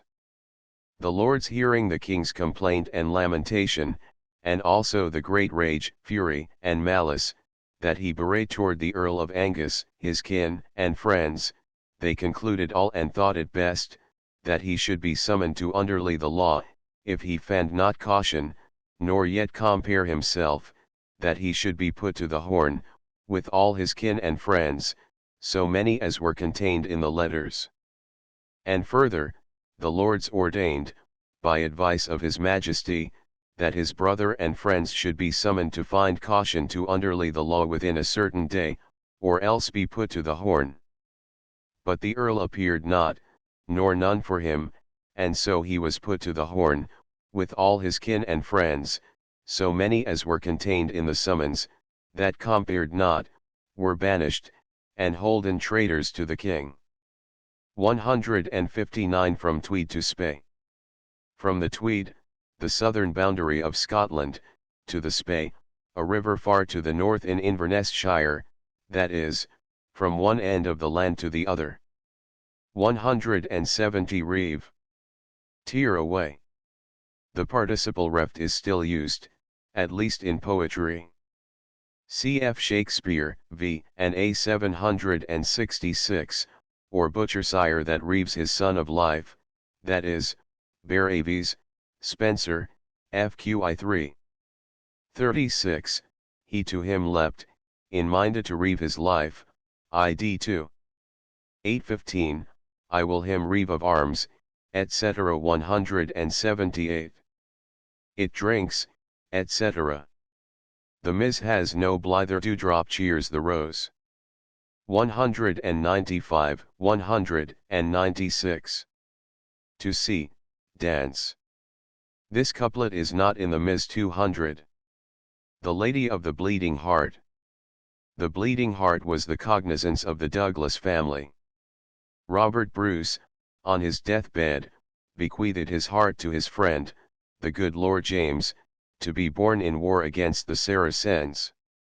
He joined Alfonso, King of Leon and Castile, then at war with the Moorish chief Azurga of Granada, and in a keen contest with the Moslems he flung before him the casket containing the precious relic, crying out, "Onward as thou wert wont, thou noble heart, Douglas will follow thee." Douglas was slain, but his body was recovered, and also the precious casket, and in the end Douglas was laid with his ancestors, and the heart of Bruce deposited in the church of Melrose Abbey, Burton's History of Scotland. 201 Fair. The first ed. And probably the Ms., though not noted by Lockhart, has gay. 203 Yet is this, etc. The Ms. and first ed. Read, this mossy rock, my friend, to me is worth gay chair and canopy. 205 Footstep. The reading of the first and other early eds, footsteps in recent ones. 206 Strathspey. A Highland dance, which takes its name from the Strath, or broad valley, of the Spey, 159 above.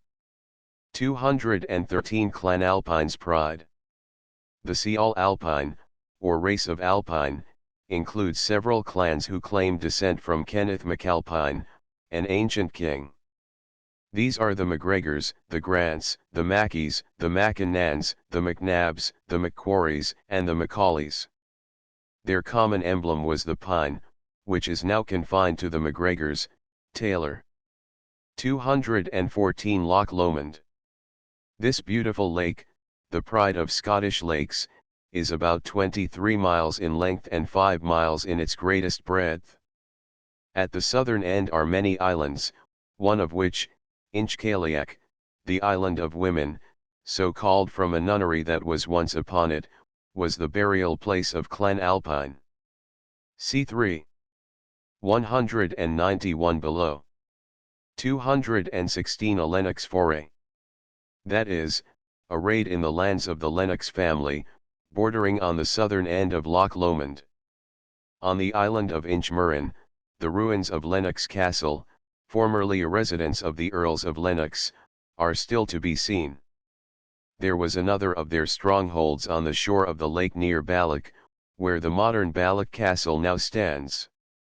217 Hergley. The first ed. Misprints his glee, not noted in the errata. 220 Black Sir Roderick. Roderick Dhu, or the Black, as he was called. 221 In Holyrood a night he slew. That is, in Holyrood Palace. This was by no means an uncommon occurrence in the court of Scotland, nay, the presence of the sovereign himself scarcely restrained the ferocious and inveterate feuds which were the perpetual source of bloodshed among the Scottish nobility, Scot. 223 Courtiers give place, etc. The Ms. reads, Courtiers give place with heartless stride of the retiring homicide. 227 Who else, etc. The Ms. has the following couplet before this line, Who else dared own the kindred claim that bound him to thy mother's name? 229 The Douglas, etc. Scott says here, the exiled state of this powerful race is not exaggerated in this and subsequent passages. The hatred of James against the race of Douglas was so inveterate, that numerous as their allies were, and disregarded as the regal authority had usually been in similar cases, their nearest friends, even in the most remote part of Scotland, durst not entertain them, unless under the strictest and closest disguise. James Douglas, son of the banished Earl of Angus, afterwards well known by the title of Earl of Morton, lurked, during the exile of his family, in the north of Scotland, under the assumed name of James Innes, otherwise James the Grieve, i.e. Reve or Bailiff. And as he bore the name, says Godscroft, so did he also execute the office of a grieve or overseer of the lands and rents, the corn and cattle of him with whom he lived. From the habits of frugality and observation which he acquired in his humble situation, the historian traces that intimate acquaintance with popular character which enabled him to rise so high in the state, and that honourable economy by which he repaired and established the shattered estates of Angus and Morton. History of the House of Douglas, Edinburgh, 1743, Volume 2 p. 160. 235 Gurdon. Reward, now rarely used except in poetry. C. F. Spencer, FQI 10. 59, that glory does to them for Gurdon Grunt, etc. 236. Dispensation. As Roderick and Ellen were cousins, they could not marry without a dispensation from the Pope. 251 Orphan. Referring to child, not to she, as its position indicates. 254 Shrouds. Shields, protects. C. F. Spencer, FQI 1. 6, and this fair couple eke to shroud themselves were fain, that is, from the rain. So the noun equals shelter, protection, as in Shakespeare, A and C 3. 1371, put yourself under his shroud, etc. See also on 757 below. 260 Moranese Cell. The parish of Kilmarnock, at the eastern extremity of Loch Lomond, derives its name from a cell, or chapel, dedicated to Saint Maronach, or Marnock, or Moranese, about whose sanctity very little is now remembered. Scott. Kill equals cell, as in Calmekill, Maab 2. 433, the cell of Columba, now known as Icolmkill, or Iona. 270 Bracklands Thundering Wave. This beautiful cascade is on the Kelty, a mile from Callander. The height of the fall is about 50 feet. A few years ago a marriage party of lowland peasants met with a tragic end here, 2 of them having tumbled into the broken, angry waters, where they had no more chance of life than if they had dropped into the crater of Hecla, black. 271 save. Unless, here followed by the subjunctive. 274 claymore. The word means a large sword, Gaelic clait hiamite, sword, and more, great. 294 shadowy plaid and sable plume. Appropriate to Roderick Dhu. See on 220 above. 303 Woe the while. Woe be to the time, alas the time. Cf. Shakespeare, JCI 3. 82, but, woe the while. Our fathers' minds are dead, etc. See also on I-166 above. 306 Tyneman.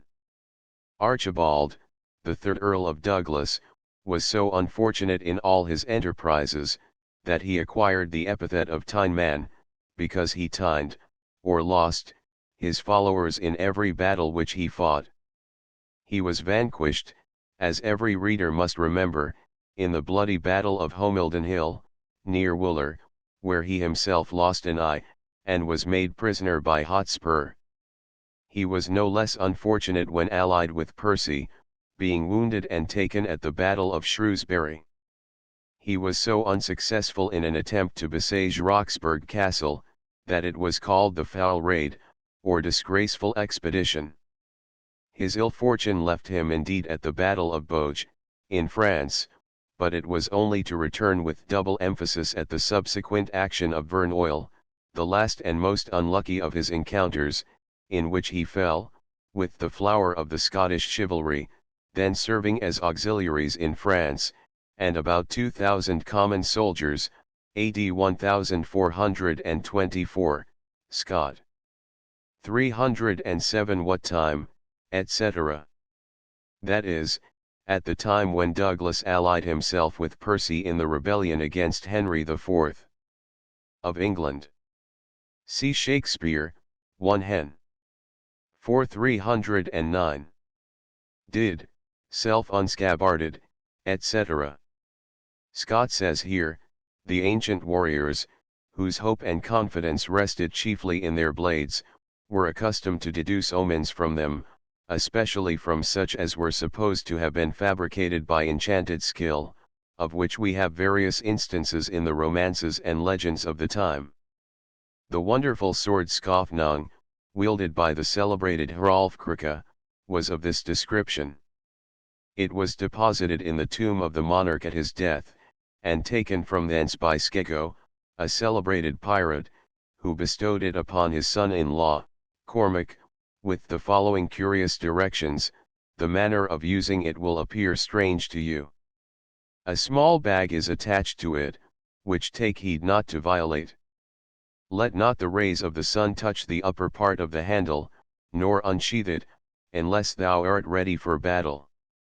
But when thou comest to the place of fight, go aside from the rest, grasp and extend the sword, and breathe upon it. Then a small worm will creep out of the handle, lower the handle, that he may more easily return into it. Cormac, after having received the sword, returned home to his mother.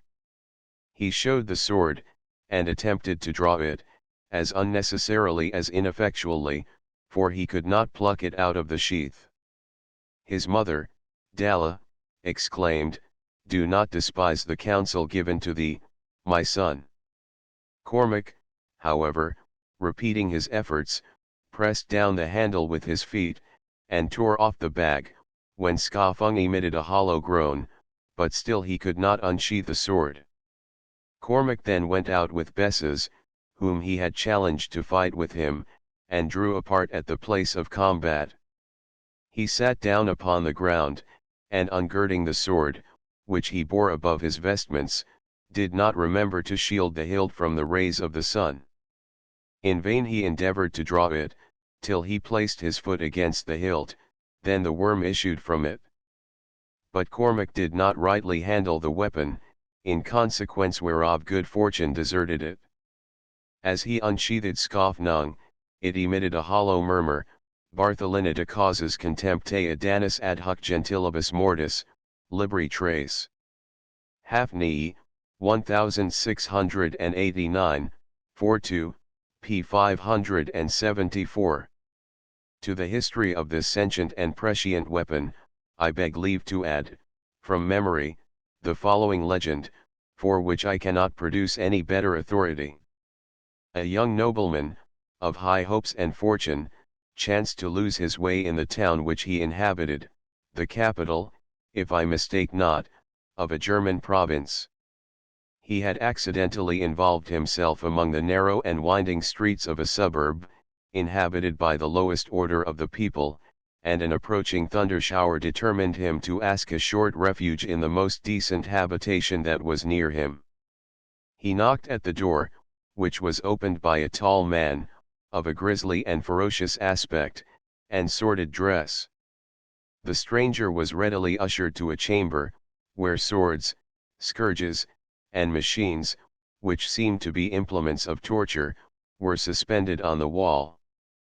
One of these swords dropped from its scabbard, as the nobleman, after a moment's hesitation, crossed the threshold. His host immediately stared at him with such a marked expression, that the young man could not help demanding his name and business, and the meaning of his looking at him so fixedly.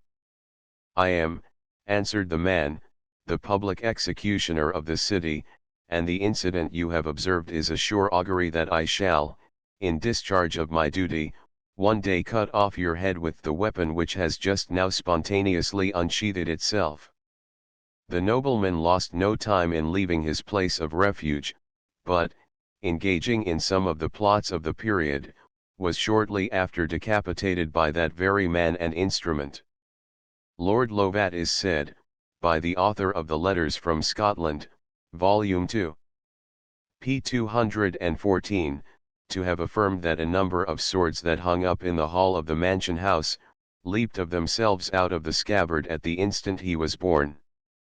The story passed current among his clan, but, like that of the story I have just quoted, proved an unfortunate omen. 311 If courtly spy hath, etc. The first ed.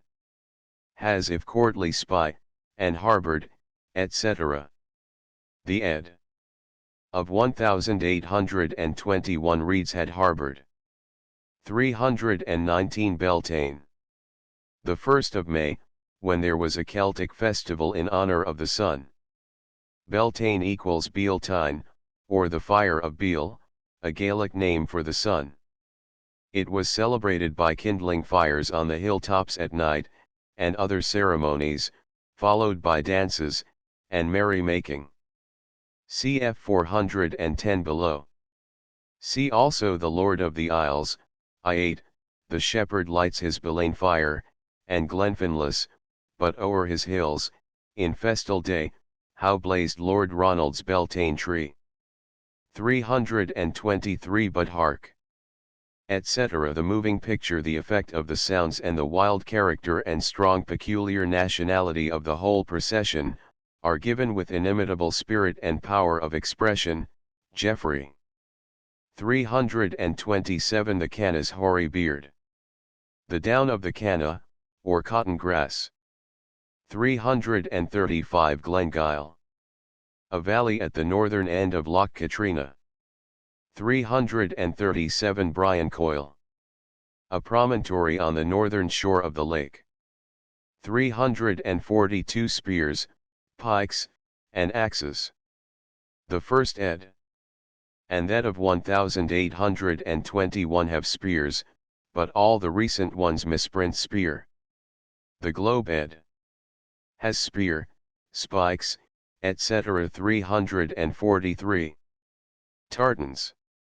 The checkered woolen cloth so much worn in Scotland.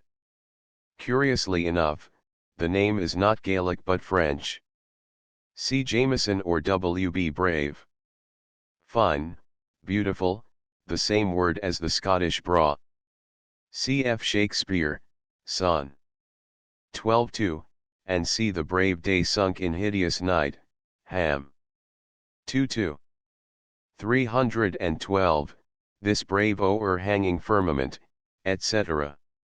It is often used of dress, as also is bravery, equals finery, as in T of S4. 357, with scarfs and fans and double change of bravery. See also Spenser, Mother Hubbard's Tale, 858, which oft maintained his master's bravery, that is, dressed as well as his master. 351 Chanters. The pipes of the bagpipes, to which long ribbons were attached. 357 The sounds. Misprinted the sound in the ed. Of 1821, and all the more recent eds that we have seen.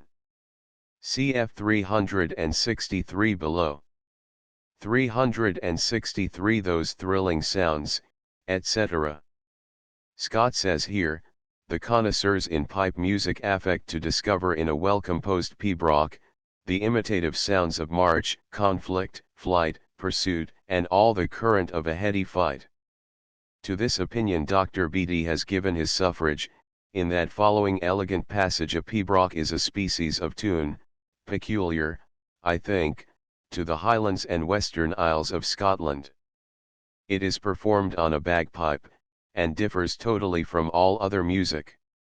Its rhythm is so irregular, and its notes, especially in the quick movement, so mixed and huddled together, that a stranger finds it impossible to reconcile his ear to it, so as to perceive its modulation. Some of these pibrochs, being intended to represent a battle, begin with a grave motion, resembling a march, then gradually quicken into the onset, run off with noisy confusion, and turbulent rapidity, to imitate the conflict and pursuit, then swell into a few flourishes of triumphant joy, and perhaps close with the wild and slow wailings of a funeral procession. Essay on Laughter and Ludicrous Composition, Chapter 3 Note. 367 Hurrying. Referring to their, or rather to the them implied in that word. 392 The burden bore. That is, sustain the burden, or chorus, of the song. Cf. Shakespeare, Tempi 2. 381, and, sweet sprites, the burden bear. 399 Hail to the chief, etc. The meter of the song is dactylic, the accents being on the first, fourth, seventh, and 10th syllables. It is little used in English. Tennyson's Charge of the Light Brigade and Longfellow's Skeleton in Armor are familiar examples of it. 405 Bourgeon. Bud. Cf. Fairfax, Tasso, 7. 76, when first on trees bourgeon the blossoms soft, and Tennyson, in Memoriam, 115, now bourgeons every maze of quick about the flowering squares, etc. 408. Rode Riviche Alpine Dhu. Besides his ordinary name and surname, which were chiefly used in the intercourse with the lowlands, every Highland chief had an epithet expressive of his patriarchal dignity as head of the clan, and which was common to all his predecessors and successors, as Pharaoh to the kings of Egypt, or Arsaces to those of Parthia. This name was usually a patronymic, expressive of his descent from the founder of the family. Thus the Duke of Argyll is called MacCallum More, or the son of Colin the Great. Sometimes, however, it is derived from armorial distinctions, or the memory of some great feat, thus Lord Seaforth, as chief of the Mackenzies, or Clankennet, bears the epithet of Cobberfay, or Buck's Head, as representative of Colin Fitzgerald, founder of the family, who saved the Scottish king, when endangered by a stag. But besides this title, which belonged to his office and dignity, the chieftain had usually another peculiar to himself, which distinguished him from the chieftains of the same race. This was sometimes derived from complexion, as dhu, or roy, sometimes from size, as beg or more, at other times, from some peculiar exploit, or from some peculiarity of habit or appearance. The line of the text therefore signifies, Black Roderick, the descendant of Alpine. The song itself is intended as an imitation of the horams, or boat songs, of the Highlanders, which were usually composed in honor of a favorite chief. They are so adapted as to keep time with the sweep of the oars, and it is easy to distinguish between those intended to be sung to the oars of a galley, where the stroke is lengthened and doubled, as it were, and those which were timed to the rowers of an ordinary boat. Scott. 410 Beltane. See on 319 above. 415 Roots Hymn. See on I-142 above. 416 Breadalbane. The district north of Loch Lomond and around Loch Tay. The seat of the Earl of Breadalbane is Taymouth Castle, near the northern end of Loch Tay. 4 Menteith, see on I-89 above. 419 Glenfruin. A valley to the southwest of Loch Lomond. The ruins of the castle of Ben-O'Cara, or Ben-Ochar, see on 422 just below, still overhang the entrance to the glen. Glen Luss is another valley draining into the lake, a few miles from Glenfruin, and Ross Dhu is on the shore of the lake, midway between the two. Here stands a tower, the only remnant of the ancient castle of the family of Luss, which became merged in that of Calhoun. 422 The best of Loch Lomond, etc. Scott has the following note here: the Lennox, as the district is called which encircles the lower extremity of Loch Lomond, was peculiarly exposed to the incursions of the mountaineers, who inhabited the inaccessible fastnesses at the upper end of the lake, and the neighboring district of Loch Katrina. These were often marked by circumstances of great ferocity, of which the noted conflict of Glenfruin is a celebrated instance. This was a clan battle, in which the MacGregors, headed by Alistair MacGregor, chief of the clan, encountered the sept of Calhouns, commanded by Sir Humphrey Calhoun of Luss. It is on all hands allowed that the action was desperately fought, and that the Calhouns were defeated with slaughter, leaving 200 of their name dead upon the field. But popular tradition has added other horrors to the tale. It is said that Sir Humphrey Calhoun, who was on horseback, escaped to the castle of Ben-Ochra or Ben-Ochar and was next day dragged out and murdered by the victorious MacGregors in cold blood. Buchanan of Auchmar, however, speaks of his slaughter as a subsequent event, and as perpetrated by the MacFarlanes. Again, it is reported that the MacGregors murdered a number of youths, whom report of the intended battle had brought to be spectators, and whom the Calhouns, anxious for their safety, had shut up in a barn to be out of danger. One account of the MacGregors denies this circumstance entirely, another ascribes it to the savage and bloodthirsty disposition of a single individual, the bastard brother of the Laird of MacGregor, who amused himself with this second massacre of the innocents, in express disobedience to the chief, by whom he was left their guardian during the pursuit of the Calhouns. It is added that MacGregor bitterly lamented this atrocious action, and prophesied the ruin which it must bring upon their ancient clan. The consequences of the Battle of Glenfruin were very calamitous to the family of MacGregor, who had already been considered as an unruly clan. The widows of the slain Calhouns, 60, it is said, in number, appeared in doleful procession before the king at Stirling, each riding upon a white palfrey, and bearing in her hand the bloody shirt of her husband displayed upon a pike. James VI was so much moved by the complaints of this choir of mourning dames, that he let loose his vengeance against the MacGregors without either bounds or moderation.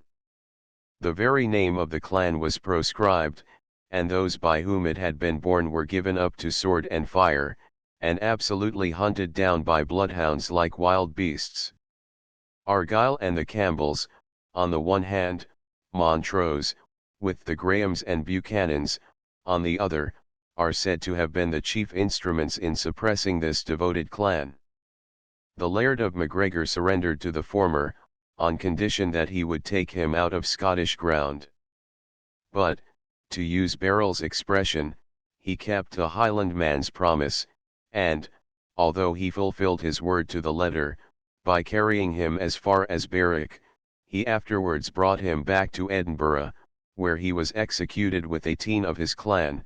Barrell's Diary, 2d October 1903. The clan Gregor, being thus driven to utter despair, seem to have renounced the laws from the benefit of which they were excluded, and their depredations produced new acts of council, confirming the severity of their proscription, which had only the effect of rendering them still more united and desperate. It is a most extraordinary proof of the ardent and invincible spirit of clanship, that notwithstanding the repeated proscriptions providently ordained by the legislature, for the time as preventing the disorders and oppression that may fall out by the said name and clan of MacGregors, and their followers, they were, in 1715 and 1745, a potent clan, and continue to subsist as a distinct and numerous race. 426 Laven Glen. The valley of the Laven, which connects Loch Lomond with the Clyde. 431 The Rosebud. That is, Ellen. Note how this song connects Alan's forebodings with Roderick's subsequent offer, Taylor. 444 And Chorus Wild, etc. The Miz has the chorus to the chieftain's fame. 476 Wept. The form is used for the rhyme. Cf. note on I-500 above. 477 Nor while, etc.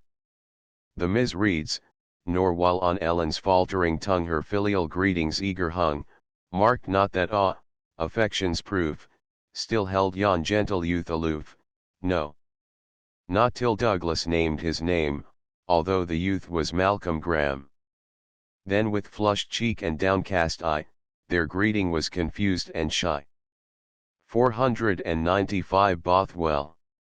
See on 141 above. 497 Percy's Norman pennon. Taken in the raid which led to the Battle of Audubon, in Northumberland, in the year 1388, and which forms the theme of the ballads of Chevy Chase. 501 My Pomp. My triumphal procession, the original meaning of pomp. 504 Crescent. The badge of the Buccleuch family, Miss Yonge. 506 Blantyre. A priory, the ruins of which are still to be seen on a height above the Clyde, opposite Bothwell Castle. 521 The Dogs, etc. The Miz has the dogs with whimpering notes repaid. 525 Unhood. The falcon was carried on the wrist, with its head covered, or hooded, until the prey was seen, when it was unhooded for flight. Cf 6. 665 Below. 526 Trust. Believe me. 527 Like fabled goddess. The Miz has like fabled huntress, referring of course to Diana. 534 Stature fair. The reading of the first ed. And that of 1821, stature tall in most of the other eds. 541. The ptarmigan. A white bird. 543 Menteith. See on I-89 above. 548 Ben Lomond. This is much the highest, 3,192 feet, of the mountains on the shores of Loch Lomond. The following lines on the ascent were scratched upon the window pane of the old inn at Tarbet 100 years or more ago. Trust not at first a quick adventurous pace, 6 miles its top points gradual from its base, up the high rise with panting haste I passed, and gain the long laborious steep at last, more prudent thou when once you pass the deep, with cautious steps and slow ascend the steep.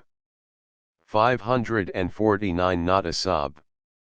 That is, without panting, or getting out of breath, like the degenerate modern tourist. 574 Glenfinlas. A wooded valley between Benin and Benledi, the entrance to which is between Lochs Acre and Venachar. It is the scene of Scott's ballad, Glenfinlas, or Lord Ronald's Coronach. A mile from the entrance are the falls of the hero's charge. C4. 84 below. 577 Still a royal ward. Still under age, with the king for guardian. 583 Strathendrick. A valley to the southeast of Loch Lomond, drained by Endrick water. 584 Peril aught. Incur any peril. Milton uses the verb intransitively in reason of church government. 2. 3. It may peril to stain itself. 587 Not in action. The first ed. Has nor in action. 594 News. Now generally used as a singular, but in old writers both as singular and as plural. Cf. Shakespeare, K. John, 3. 164, at that news he dies, and IDV 7. 65, these dead news, etc. 601. As if. See on 56 above. 606 Glozing. That glosses over the truth, not plain and outspoken. Sometimes it means to flatter, or deceive with smooth words, as in Spenser, FQ3.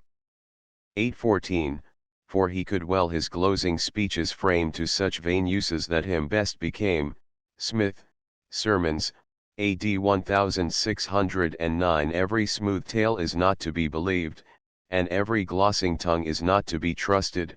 Milton, PL 393, his glozing lies, ID 9549, so glozed the tempter. Comus, 161, well-placed words of glozing courtesy, etc. 615. The king's vindictive pride, etc. Scott says here, in 1529, James made a convention at Edinburgh, for the purpose of considering the best mode of quelling the border robbers, who, during the license of his minority, and the troubles which followed, had committed many exorbitances. Accordingly he assembled a flying army of 10,000 men, consisting of his principal nobility and their followers, who were directed to bring their hawks and dogs with them, that the monarch might refresh himself with sport during the intervals of military execution. With this array he swept through Ettrick Forest, where he hanged over the gate of his own castle Piers Coburn of Henderland, who had prepared, according to tradition, a feast for his reception. He caused Adam Scott of Tusiclaw also to be executed, who was distinguished by the title of King of the Border. But the most noted victim of justice during that expedition was John Armstrong of Gilnockie, famous in Scottish song, who, confiding in his own supposed innocence, met the king, with a retinue of 36 persons, all of whom were hanged at Carlenrigg, near the source of the Teviot. The effect of this severity was such, that, as the vulgar expressed it, the rush-bush kept the cow, and thereafter was great peace and rest a long time, wherethrough the king had great profit, for he had 10,000 sheep going in the Ettrick Forest in keeping by Andrew Bell, who made the king as good count of them as they had gone in the bounds of Fife. Piscatier's History, p. 153. 623 Magot's Mead. The Magot, or Magot, is a mountain stream flowing into the Yarrow, a branch of the Ettrick, which is itself a branch of the Tweed. The Teviot is also a branch of the Tweed. 627 The Dales, etc. The Miz has the dales where clans were wont to bide. 634 By fate of border chivalry. Scott says, James was, in fact, equally attentive to restrain rapine and feudal oppression in every part of his dominions. The king passed to the Isles, and there held justice courts, and punished both thief and traitor according to their demerit. And also he caused great men to show their holdings, wherethrough he found many of the said lands in non-entry, the which he confiscate and brought home to his own use, and afterwards annexed them to the crown, as ye shall hear. Syne brought many of the great men of the Isles captive with him, such as Mudjart, M. Connell, M. Lloyd of the Lewis, M. Neal, M. Lane, M. Intosh, John Mudjart, M. K., M. Kenzie, with many other that I cannot rehearse at this time.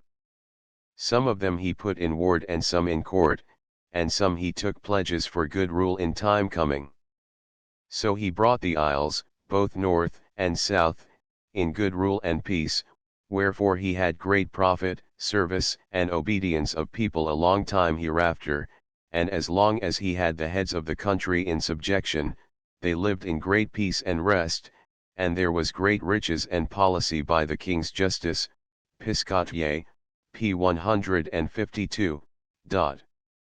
638 Your counsel. That is, give me your counsel. Straight equals straight. 659 The bleeding heart. See on 200 above. 662 Quarry. See on I-127 above. 672 To wife. For wife.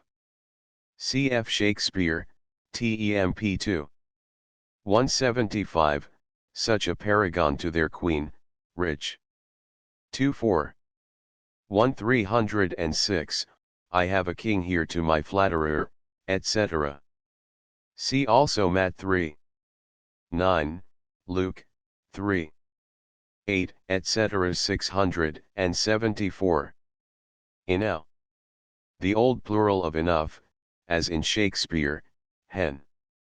v4. 1240, we have French quarrels enow, etc. 678. The links of Forth. The windings of the Forth between Stirling and Alloa.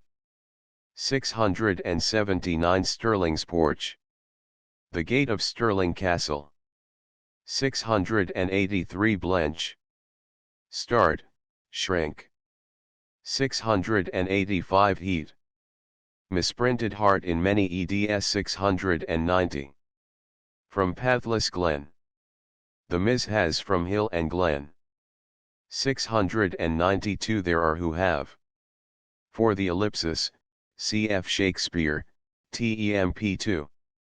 1262, there be that can rule Naples, etc. See also 3. 10 below.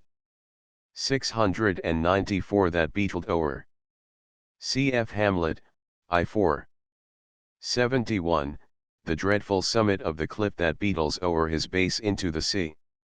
696 Their dangerous dream. The Mis has their desperate dream. 702 Battled. Battlement, as in 6. 7 below. 703 It waved.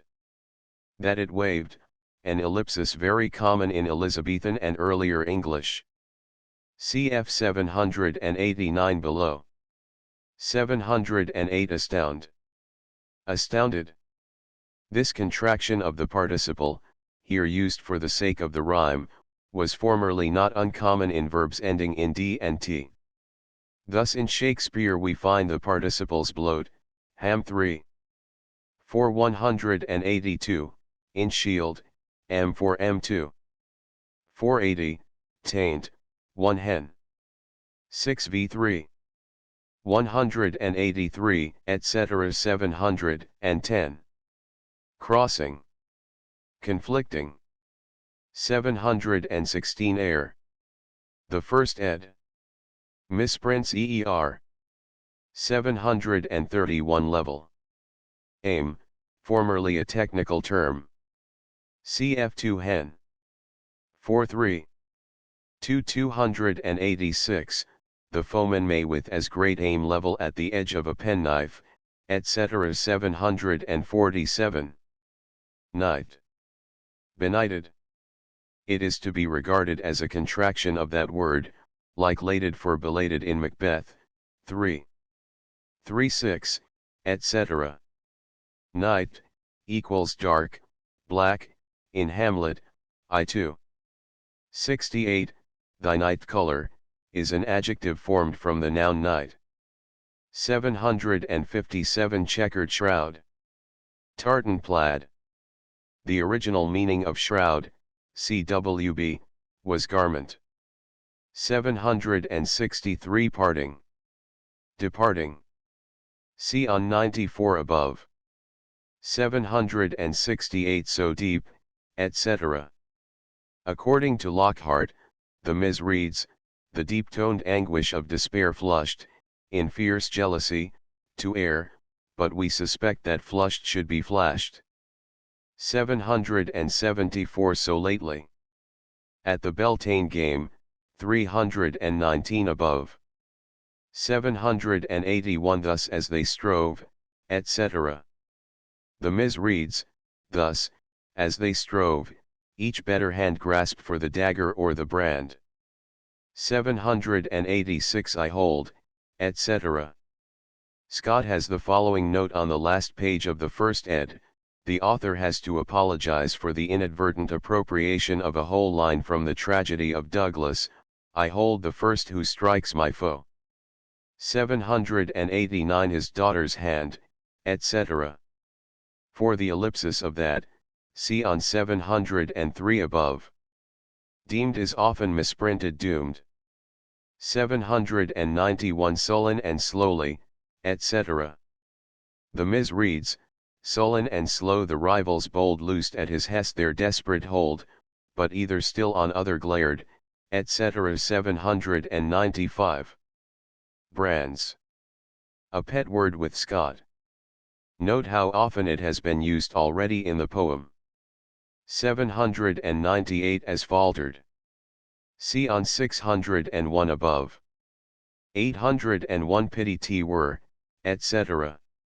Scott says here, hardihood was in every respect so essential to the character of a Highlander, that the reproach of effeminacy was the most bitter which could be thrown upon him. Yet it was sometimes hazarded on what we might presume to think slight grounds. It is reported of old Sir Ewan Cameron of Lochiel, when upwards of 70, that he was surprised by night on a hunting or military expedition. He wrapped him in his plaid, and lay contentedly down upon the snow, with which the ground happened to be covered. Among his attendants, who were preparing to take their rest in the same manner, he observed that one of his grandsons, for his better accommodation, had rolled a large snowball, and placed it below his head. The wrath of the ancient chief was awakened by a symptom of what he conceived to be degenerate luxury. Out upon thee, said he, kicking the frozen bolster from the head which it supported, art thou so effeminate as to need a pillow? The officer of engineers, whose curious letters from the Highlands have been more than once quoted, tells a similar story of MacDonald of Keppoch, and subjoins the following remarks: this and many other stories are romantic, but there is one thing, that at first thought might seem very romantic, of which I have been credibly assured, that when the Highlanders are constrained to lie among the hills, in cold dry weather, they sometimes soak the plaid in some river or burn, i.e. brook, and then holding up a corner of it a little above their heads, they turn themselves round and round, till they are enveloped by the whole mantle. They then lay themselves down on the heath, upon the leeward side of some hill, where the wet and the warmth of their bodies make a steam, like that of a boiling kettle. The wet, they say, keeps them warm by thickening the stuff, and keeping the wind from penetrating. I must confess I should have been apt to question this fact, had I not frequently seen them wet from morning to night, and, even at the beginning of the rain, not so much as stir a few yards to shelter, but continue in it without necessity, till they were, as we say, wet through and through. And that is soon effected by the looseness and sponginess of the plaiting, but the bonnet is frequently taken off, and wrung like a dishclout, and then put on again. They have been accustomed from their infancy to be often wet, and to take the water like spaniels, and this is become a second nature, and can scarcely be called a hardship to them, insomuch that I used to say, they seem to be of the duck kind, and to love water as well. Though I never saw this preparation for sleep in windy weather, yet, setting out early in a morning from one of the huts, I have seen the marks of their lodging, where the ground has been free from rime or snow, which remained all round the spot where they had lain. Letters from Scotland, London 1754, 8 vo, 2p 108. 809 His henchman. Scott quotes again the letters from Scotland, 159. This officer is a sort of secretary, and is to be ready, upon all occasions, to venture his life in defence of his master, and at drinking bouts he stands behind his seat, at his haunch, from whence his title is derived, and watches the conversation, to see if any one offends his patron. An English officer being in company with a certain chieftain, and several other Highland gentlemen, near Killishuman, had an argument with the great man, and both being well warmed with usky whisky, at last the dispute grew very hot. A youth who was henchman, not understanding one word of English, imagined his chief was insulted, and thereupon drew his pistol from his side, and snapped it at the officer's head, but the pistol missed fire, otherwise it is more than probable he might have suffered death from the hand of that little vermin. But it is very disagreeable to an Englishman over a bottle with the Highlanders, to see every one of them have his gillie, that is, his servant, standing behind him all the while, let what will be the subject of conversation. 829 On the morn. Modifying should circle, not the nearer verb had sworn. 831 The fiery cross. See on 3. 18 below. 846 Point. Point out, a point. Cf. Shakespeare, Son. 14:6, Nor can I fortune to brief minutes tell, pointing to each his thunder, rain, and wind. The word in this and similar passages is generally printed point by modern editors, but it is not a contraction of a point. 860 Then plunged, etc.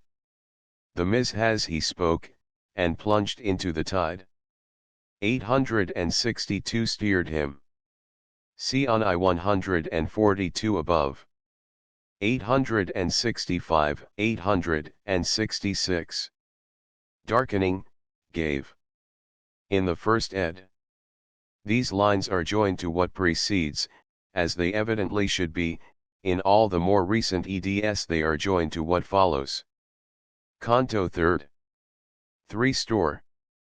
See on I-548 above. 5 That be. In Old English, besides the present tense am, etc., there was also this form be, from the Anglo-Saxon bein. The 2d person singular was beest. The first and 3d person plural be is often found in Shakespeare and the Bible. 10 Yet live there still, etc. See on 2. 692 above. 15 What time? Cf 2. 307 above. 17 The gathering sound. The sound, or signal, for the gathering. The phrase illustrates the difference between the participle and the verbal noun, or whatever it may be called, in ing. Cf. a laboring man and a laboring day, Julius Caesar, I-14, and Cr. ed. Of JCP 126. 18 The fiery cross. Scott says here, when a chieftain designed to summon his clan, upon any sudden or important emergency, he slew a goat, and making a cross of any light wood, seared its extremities in the fire, and extinguished them in the blood of the animal. This was called the fiery cross, also kreen terai, or the cross of shame, because disobedience to what the symbol implied, inferred infamy. It was delivered to a swift and trusty messenger, who ran full speed with it to the next hamlet, where he presented it to the principal person, with a single word, implying the place of rendezvous. He who received the symbol was bound to send it forward, with equal dispatch, to the next village, and thus it passed with incredible celerity through all the district which owed allegiance to the chief, and also among his allies and neighbors, if the danger was common to them. At sight of the fiery cross, every man, from 16 years old to 60, capable of bearing arms, was obliged instantly to repair, in his best arms and accoutrements, to the place of rendezvous.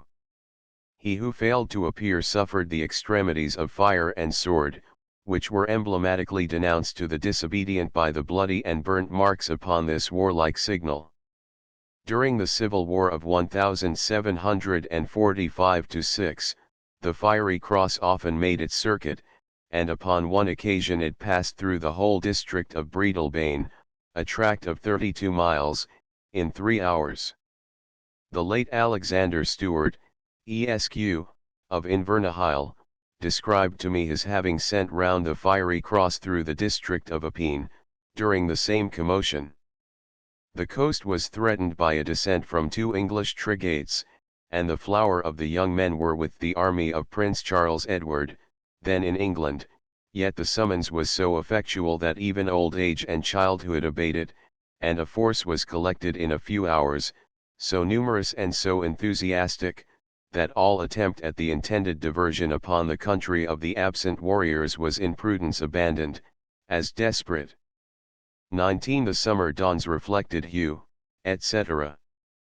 Mr. Ruskin says, Modern Painters, 278 and thus nature becomes dear to Scott in a threefold way, dear to him, first, as containing those remains or memories of the past, which he cannot find in cities, and giving hope of Praetorian mound or knight's grave in every green slope and shade of its desolate places, dear, secondly, in its moorland liberty, which has for him just as high a charm as the fenced garden had for the mediaeval, and dear to him, finally, in that perfect beauty, denied alike in cities and in men, for which every modern heart had begun at last to thirst, and Scott's, in its freshness and power, of all men's most earnestly. And in this love of beauty, observe that the love of color is a leading element, his healthy mind being incapable of losing, under any modern false teaching, its joy in brilliancy of hue. In general, if he does not mean to say much about things, the one character which he will give is color, using it with the most perfect mastery and faithfulness. After giving many illustrations of Scott's use of color in his poetry, Ruskin quotes the present passage, which he says is still more interesting, because it has no form in it at all except in one word, chalice, but wholly composes its imagery either of color, or of that delicate half-believed life which we have seen to be so important an element in modern landscape. 2 more considerations, he adds, are, however, suggested by the above passage. The first, that the love of natural history, excited by the continual attention now given to all wild landscape, heightens reciprocally the interest of that landscape, and becomes an important element in Scott's description, leading him to finish, down to the minutest speckling of breast, and slightest shade of attributed emotion, the portraiture of birds and animals, in strange opposition to Homer's slightly named sea crows, who have care of the works of the sea, and Dante's singing birds of undefined species. Compare carefully the 2D and 3D stanzas of Rokeby. The second point I have to note is Scott's habit of drawing a slight moral from every scene, and that this slight moral is almost always melancholy. Here he has stopped short without entirely expressing it, the mountain shadows. lie like future joys to fancy's eye. His completed thought would be, that these future joys, like the mountain shadows, were never to be attained. It occurs fully uttered in many other places. He seems to have been constantly rebuking his own worldly pride and vanity, but never purposefully. The foam globes on her eddies ride, thick as the schemes of human pride that down life's current drive amain, as frail, as frothy, and as vain. Ruskin adds, among other illustrations, the reference to foxglove and nightshade in I 218, 219 above. 28 like future joys, etc. This passage, quoted by Ruskin above, also illustrates what is comparatively rare in figurative language, taking the immaterial to exemplify the material. The latter is constantly used to symbolize or elucidate the former, but one would have to search long in our modern poetry to find a dozen instances where, as here, the relation is reversed. Cf 639 below. We have another example in the second passage quoted by Ruskin. Cf also Tennyson's thousand wreaths of dangling water smoke, that like a broken purpose waste in air, and Shelley's Our boat is asleep on Serchio's stream, its sails are folded like thoughts in a dream. 30 reared. The first ed. Has op-ed. 32 after this line the Ms. has the couplet, invisible in fleecy cloud, the lark sent down her matins loud, which reappears in altered form below. 33 grey mist. The Ms. has light mist. 38 good morrow gave, etc. Cf. Byron, Childe Harold, and the bills of summer birds sing welcome as ye pass. 39 cushat dove. Ring dove. 46 his impatient blade. Note the transferred epithet. It is not the blade that is impatient. 47 beneath a rock, etc. The Ms. reads, hard by, his vassals early care the mystic ritual prepare. 50 antiquity. The men of old, the abstract for the concrete. 59 with her broad shadow, etc. Cf. Longfellow, Maidenhood, seest thou shadows sailing by, as the dove, with startled eye, sees the falcon's shadow fly. 62 Rowan. The mountain ash. 71 that monk, of savage form and face. Scott says here, the state of religion in the Middle Ages afforded considerable facilities for those whose mode of life excluded them from regular worship, to secure, nevertheless, the ghostly assistance of confessors, perfectly willing to adapt the nature of their doctrine to the necessities and peculiar circumstances of their flock. Robin Hood, it is well known, had his celebrated domestic chaplain Friar Tuck. And that same Curtal Friar was probably matched in manners and appearance by the ghostly fathers of the Tynedale robbers, who are thus described in an excommunication fulminated against their patrons by Richard Fox, Bishop of Durham, Tempor Henrici VIII. We have further understood, that there are many chaplains in the said territories of Tynedale and Redesdale, who are public and open maintainers of concubinage, irregular, suspended, excommunicated, and interdicted persons, and with also utterly ignorant of letters, that it has been found by those who objected this to them, that there were some who, having celebrated Mass for 10 years, were still unable to read the sacramental service. We have also understood there are persons among them who, although not ordained, do take upon them the offices of priesthood, and, in contempt of God, celebrate the divine and sacred rites, and administer the sacraments, not only in sacred and dedicated places, but in those which are profane and interdicted, and most wretchedly ruinous, they themselves being attired in ragged, torn, and most filthy vestments, altogether unfit to be used in divine, or even in temporal offices. The which said chaplains do administer sacraments and sacramental rites to the aforesaid manifest and infamous thieves, robbers, depredators, receivers of stolen goods, and plunderers, and that without restitution, or intention to restore, as evinced by the act, and do also openly admit them to the rights of ecclesiastical sepulchre, without exacting security for restitution, although they are prohibited from doing so by the sacred canons, as well as by the institutes of the saints and fathers. All which infers the heavy peril of their own souls, and is a pernicious example to the other believers in Christ, as well as no slight, but an aggravated injury, to the numbers despoiled and plundered of their goods, gear, herds, and chattels. 74 Benharrow. A mountain near the head of Loch Lomond. 77 Brook. See on I-566 above. 81 The Hallowed Creed. The Christian Creed, as distinguished from heathen lore. The Ms. has while the Blessed Creed, etc. 85. Bound. That is, of his haunts. 87 Glen or Strath. A glen is the deep and narrow valley of a small stream, a strath the broader one of a river. 89 He prayed, etc. The Ms. reads, he prayed, with many a cross between, and terror took devotion's mean. 91 Of Brian's birth, etc.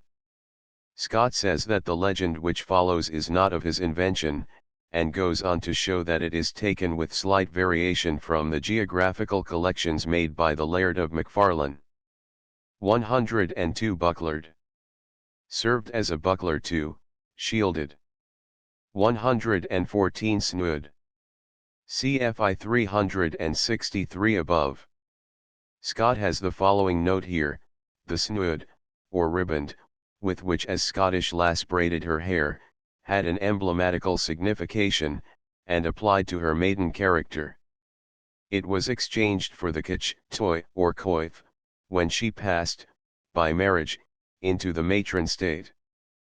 But if the damsel was so unfortunate as to lose pretensions to the name of maiden, without gaining a right to that of matron, she was neither permitted to use the snood, nor advanced to the graver dignity of the kitch.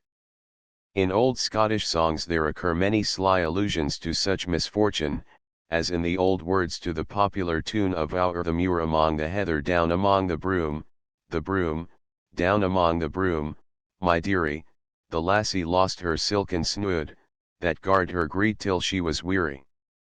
120 or. For either, or, as often in poetry. 131 Till, frantic, etc. The Ms. reads, till, driven to frenzy, he believed the legend of his birth received. 136 The Cloister. Here personified as feminine. 138 Sable lettered. Black letter, the technical term for the Old English form of letter, used in the earliest English manuscripts and books. 142 Kabbalah. Mysteries. For the original meaning of the word, see WB 144. Curious. Inquisitive, prying into hidden things. 148 Hid him. See on I-142 above. 149 The desert gave him, etc.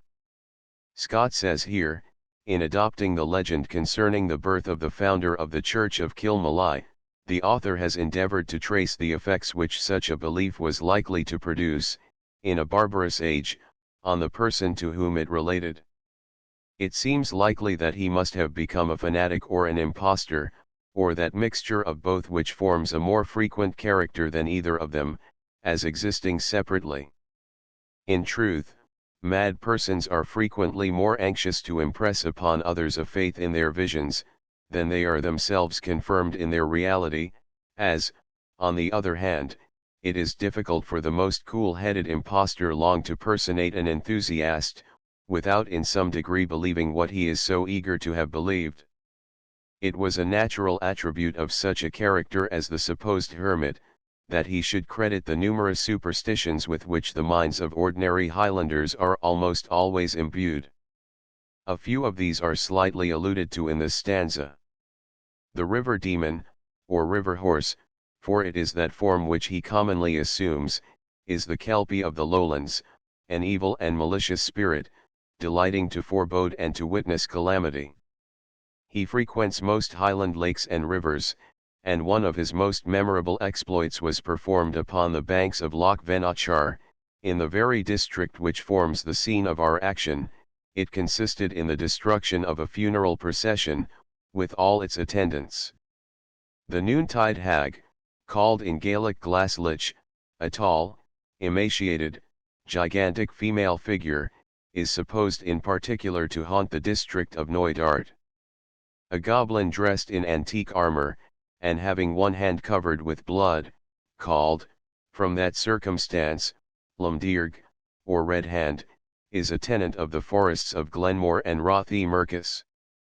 Other spirits of the desert, all frightful in shape and malignant in disposition, are believed to frequent different mountains and glens of the highlands, where any unusual appearance, produced by mist, or the strange lights that are sometimes thrown upon particular objects, never fails to present an apparition to the imagination of the solitary and melancholy mountaineer. 161 Mankind. Accented on the first syllable, as it is almost invariably in Shakespeare, except in Timon of Athens, where the modern accent prevails. Milton uses either accent, as suits the measure. We find both in PL 8. 358, above mankind, or aught than mankind higher. 166 Alpines. Some eds misprint Alpine, also horseman in 172 below. 168 The fatal Benchy's boding scream. The Ms. reads, the fatal Benchy's dismal scream, and seen her wrinkled form, the sign of woe and death to Alpine's line. Scott has the following note here: most great families in the Highlands were supposed to have a tutelar, or rather a domestic, spirit, attached to them, who took an interest in their prosperity, and intimated, by its wailings, any approaching disaster. That of Grant was called May Mao Lach, and appeared in the form of a girl, who had her arm covered with hair. Grant of Rothy Mercus had an attendant called Bodachan Dun, or the Ghost of the Hill, and many other examples might be mentioned. The Benchy implies the female fairy whose lamentations were often supposed to precede the death of a chieftain of particular families. When she is visible, it is in the form of an old woman, with a blue mantle and streaming hair. A superstition of the same kind is, I believe, universally received by the inferior ranks of the native Irish. The death of the head of a Highland family is also sometimes supposed to be announced by a chain of lights of different colors, called Dreug, or death of the Druid. The direction which it takes marks the place of the funeral. See the essay on fairy superstitions in Scott's Border Minstrelsy. 169 Sounds, 2, had come, etc. Scott says, a presage of the kind alluded to in the text, is still believed to announce death to the ancient Highland family of Emleen of Lochby. The spirit of an ancestor slain in battle is heard to gallop along a stony bank, and then to ride thrice around the family residence, ringing his fairy bridle, and thus intimating the approaching calamity. How easily the eye as well as the ear may be deceived upon such occasions, is evident from the stories of armies in the air, and other spectral phenomena with which history abounds. Such an apparition is said to have been witnessed upon the side of South Fell Mountain, between Penrith and Keswick, upon the 23 June, 1744, by two persons, William Lancaster of Blake Hills, and Daniel Strickett his servant, whose attestation to the fact, with a full account of the apparition, dated the 21st of July, 1745, is printed in Clark's Survey of the Lakes. The apparition consisted of several troops of horse moving in regular order, with a steady rapid motion, making a curved sweep around the fell, and seeming to the spectators to disappear over the ridge of the mountain. Many persons witnessed this phenomenon, and observed the last, or last but one, of the supposed troop, occasionally leave his rank, and pass, at a gallop, to the front, when he resumed the steady pace. The curious appearance, making the necessary allowance for imagination, may be perhaps sufficiently accounted for by optical deception. 171 Shingly. Gravelly, pebbly. 173 Thunderbolt. The first ed. Has thunder too. 188 Framed. The reading of the first ed, commonly misprinted formed, which occurs in 195. 190 Limbs. The first ed. Has limb. 191 Inchcailiac. Scott says, Inchcailiac, the Isle of Nuns, or of Old Women, is a most beautiful island at the lower extremity of Loch Lomond. The church belonging to the former nunnery was long used as the place of worship for the parish of Buchanan, but scarce any vestiges of it now remain. The burial ground continues to be used, and contains the family places of sepulture of several neighbouring clans. The monuments of the Lairds of MacGregor, and of other families claiming a descent from the old Scottish King Alpine, are most remarkable. The Highlanders are as zealous of their rights of sepulture as may be expected from a people whose whole laws and government, if clanship can be called so, turned upon the single principle of family descent. May his ashes be scattered on the water, was one of the deepest and most solemn imprecations which they used against an enemy. See a detailed description of the funeral ceremonies of a Highland chieftain in the Fair Maid of Perth. 203 Dwelling low. That is, burial place. 207 Each clansman's execration, etc. The Ms. reads, Our warriors, on his worthless bust, shall speak disgrace and woe, and below, their clattering targets hardly strook, and first they muttered low.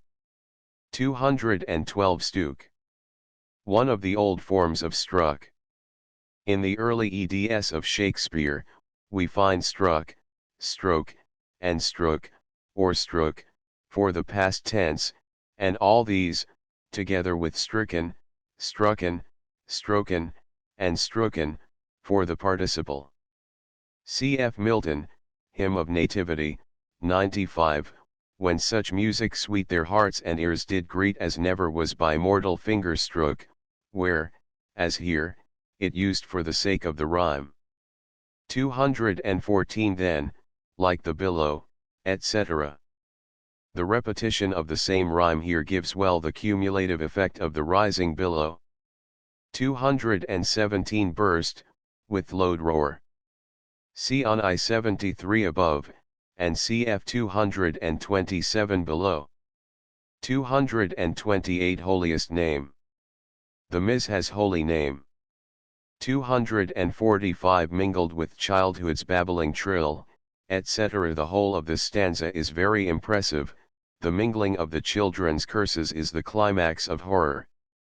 Note the meaning of the triple curse. The cross is of ancestral the defaulter is cut off from communion with his clan, it is sealed in the fire shall destroy his dwelling, it is dipped in blood his heart's blood is to be shed. Taylor. 253 Coir Euruskin. See on 622 below. 255 Bilanambo The Pass of the Cattle, on the other side of Benvenue from the Goblin's Cave, a magnificent glade, overhung with birch trees, by which the cattle, taken in forays, were conveyed within the protection of the Trosachs, black. 279 The sign. That is, the cross. To all, which we should not expect with Bott, was apparently suggested by the antithetical to him in the preceding line, but if all the editions did not read Bott, we might suspect that Scott wrote broad. 281 The murmur, etc. The Ms. has the slowly muttered deep Amen. 286 The muster place, etc. The Ms. reads Moorlagan is the spot decreed. Lanrick Mead is a meadow at the northwestern end of Loch Venachar. 300 The Dundeer's Hide, etc. Scott says, the present brogue of the Highlanders is made of half-dried leather, with holes to admit and let out the water, for walking the moors dryshod is a matter altogether out of the question. The ancient buskin was still ruder, being made of undressed deer's hide, with the hair outwards, a circumstance which procured the Highlanders the well-known epithet of red shanks. The process is very accurately described by one elder, himself a Highlander, in the project for a union between England and Scotland, addressed to Henry VIII, we go a-hunting, and after that we have slain red deer, we flay off the skin by, and setting of our barefoot on the inside thereof, for want of cunning shoemakers, by your grace's pardon, we play the cobblers, compassing and measuring so much thereof as shall reach up to our ankles, pricking the upper part thereof with holes, that the water may repass where it enters, and stretching it up with a strong thong of the same above our said ankles. So, and please your noble grace, we make our shoes. Therefore, we using such manner of shoes, the rough hairy side outwards, in your grace's dominions of England, we be called rough-footed Scots. Pinkerton's History, Volume 2 p. 397.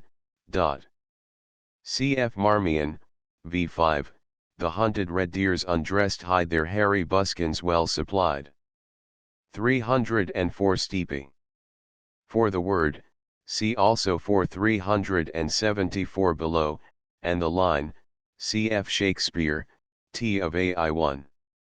75, bowing his head against the steepy mount to climb his happiness. 309 Questing. Seeking its game. Bacon, ADV of Learning, v5, speaks of the questing of memory. 310 Score. Cliff, precipice, the same word as scar. Cf. Tennyson's Bugle Song, O Sweet and Far, from Cliff and Scar, and in the Idylls of the King, Shingley Score. 314 Herald of Battle, etc.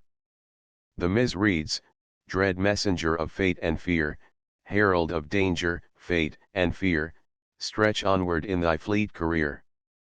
Thou trackest not now the stricken doe, nor maiden coy through greenwood bough. 322 Fast as the fatal symbol flies, etc. The description of the starting of the fiery cross bears more marks of labor than most of Mr. Scott's poetry, and borders, perhaps, on straining and exaggeration, yet it shows great power. Geoffrey. 332 Cheer. In its original sense of countenance, or look. Cf. Shakespeare, MND 3. 296, Pale of Cheer, Spenser, FQI 1. 2, but of his cheer did seem too solemn sad, Dryden, Hind and Panther, 3. 437, till frowning skies began to change their cheer, etc. 333. His Scythe. The reading of the first and other early eds, the Scythe in more recent ones. 342 Alas, thou lovely lake, etc. Observe Scott's habit of looking at nature, neither as dead, nor merely material, nor as altered by his own feelings, but as having an animation and pathos of its own, wholly irrespective of human passion and animation, which Scott loves and sympathizes with, as he would with a fellow creature, forgetting himself altogether, and subduing his own humanity before what seems to him the power of the landscape. Instead of making nature anywise subordinate to himself, he makes himself subordinate to her, follows her lead, simply does not venture to bring his own cares and thoughts into her pure and quiet presence, paints her in her simple and universal truth, adding no result of momentary passion or fancy, and appears, therefore, at first shallower than other poets, being in reality wider and healthier, Ruskin. 344 Bosky. Bushy, woody. C. F. Milton, Comus, 313, and every bosky born from side to side, Shakespeare, Temp 4. I 81, my bosky acres and my unshrubbed down, etc. 347. Seems for the scene, etc. The Miss has seems all too lively and too loud. 349 Duncraggan's Huts. A homestead between Loxacre and Venachar, near the Brig of Turk. 355 Shot him. See on I-142 above. Scott is much given to this construction. 357 The funeral yell, etc. The Ms. has T is woman's scream, T is childhood's wail. Yell may at first seem too strong a word here, but it is in keeping with the people and the times described. Besides, Scott was familiar with Old English poetry, in which it was often used where a modern writer would choose another word. C.F. Surrey, Virgil's Aeneid, with wailing great and women's shrill yelling, and Gascoigne, De Profundis, from depth of duel wherein my soul doth dwell. O gracious God, to thee I cry and yell. 362 Torches Ray. The first ed.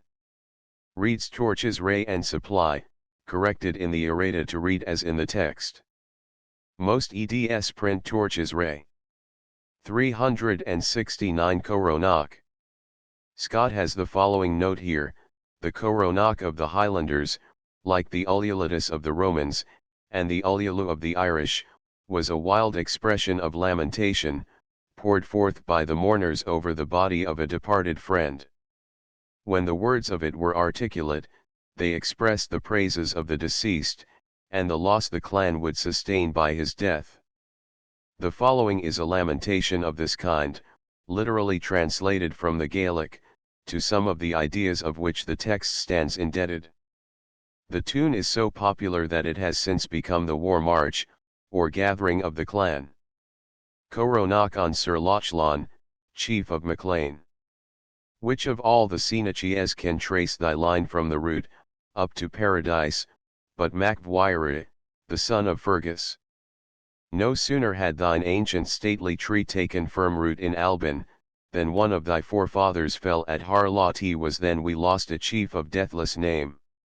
T is no base weed, no planted tree, nor a seedling of last autumn, nor a sapling planted at Beltane, 7 wide, wide around were spread its lofty branches, but the topmost bough is lowly laid. Thou hast forsaken us before Sawain. 8 Thy dwelling is the winter house, loud, sad, and mighty is thy death song. O courteous champion of Montrose! O stately warrior of the Celtic Isles! Thou shalt buckle thy harness on no more. The Coronach has for some years past been suspended at funerals by the use of the bagpipe, and that also is, like many other Highland peculiarities, falling into disuse, unless in remote districts. 370 He is gone, etc. As Taylor remarks, the meter of the Sturge seems to be amphibrichic, that is, made up of feet, or metrical divisions, of 3 syllables, the second of which is accented. Some of the lines appear to be anapestic, made up of trisyllabic feet, with the last syllable accented, but the rhythm of these is amphibrichic, that is, the rhythmic pause is after the syllable that follows the accent. He is gone on the mountain, like a summer dried fountain. 10 lines out of 24 are distinctly amphibrichic, as to Duncan no morrow. So that it seems best to treat the rest as amphibrichic, with a superfluous unaccented syllable at the beginning of the line. Taylor adds, the song is very carefully divided. To each of the 3 things, mountain, forest, fountain, 4 lines are given, in the order 3, 1, 2. 384 in Flushing. In full bloom. Cf. Hamlet, 3. 381, broad blown, as flush as May. 386 Carré. A hollow in the side of a hill, where game usually lies. 387 Cumber. Trouble, perplexity. Cf. Fairfax, Tasso 2. 73, thus fade thy helps, and thus thy cumbers spring, and Sir John Harrington, Epigrams, I-94, without all let hindrance or cumber. 388 Red.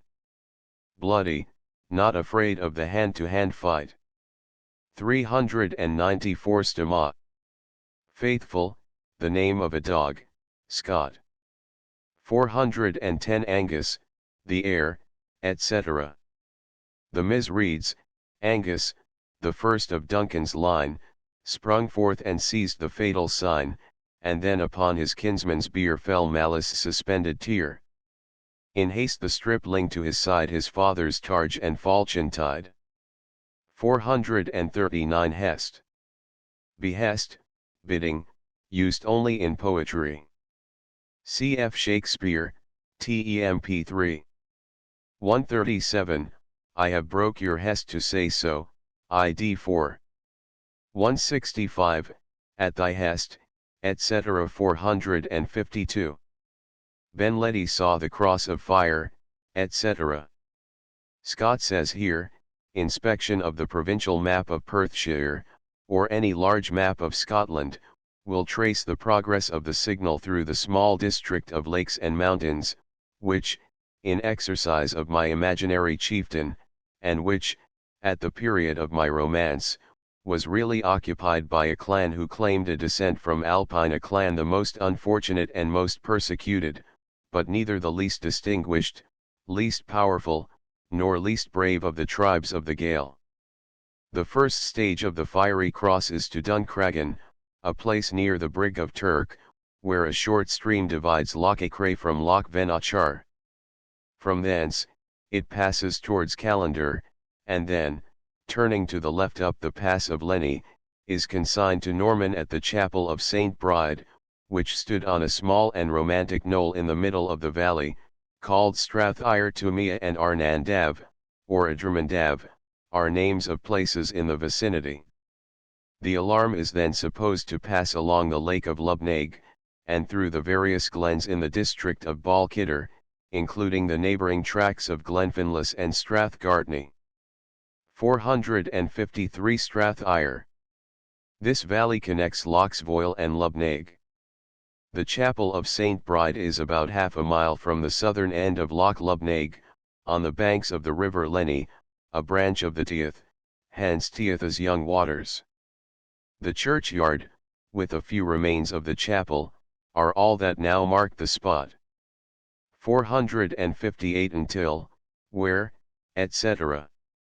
The Ms. reads, and where a steep and wooded knoll graced the dark strath with emerald green. 465 though reeled his sympathetic eye. That is, his eye reeled in sympathy with the movement of the waters, a poetic expression of what everyone has felt when looking into a dizzily dancing stream. 478 that morning tide. That morning time. Tide in this sense is now used only in a few poetic compounds like eventide, springtide, etc. C4. 59 below. For its former use, cf. Spencer, FQI 2. 29, and rest their weary limbs atide, ID 3. 621, that mine may be your pain another tide, etc. See also Scott's Lay, 6. 50, me lists not at this tide declare. 483 Bridal. Bridal party, used as a collective noun. 485 Coif clad. Wearing the coif, orchage. See on 114 above, as also for snooded. 488 Unwitting. Unknowing. Cf 367 above. For the verb wit, see on I 596 above. 495 kerchief. Kach, which is etymologically the same word, and means a covering for the head. Some eds print kerchief, as if the word were a contraction of handkerchief. 508 muster place. The first ed. Has mustering place, and in 519 brooks for brook.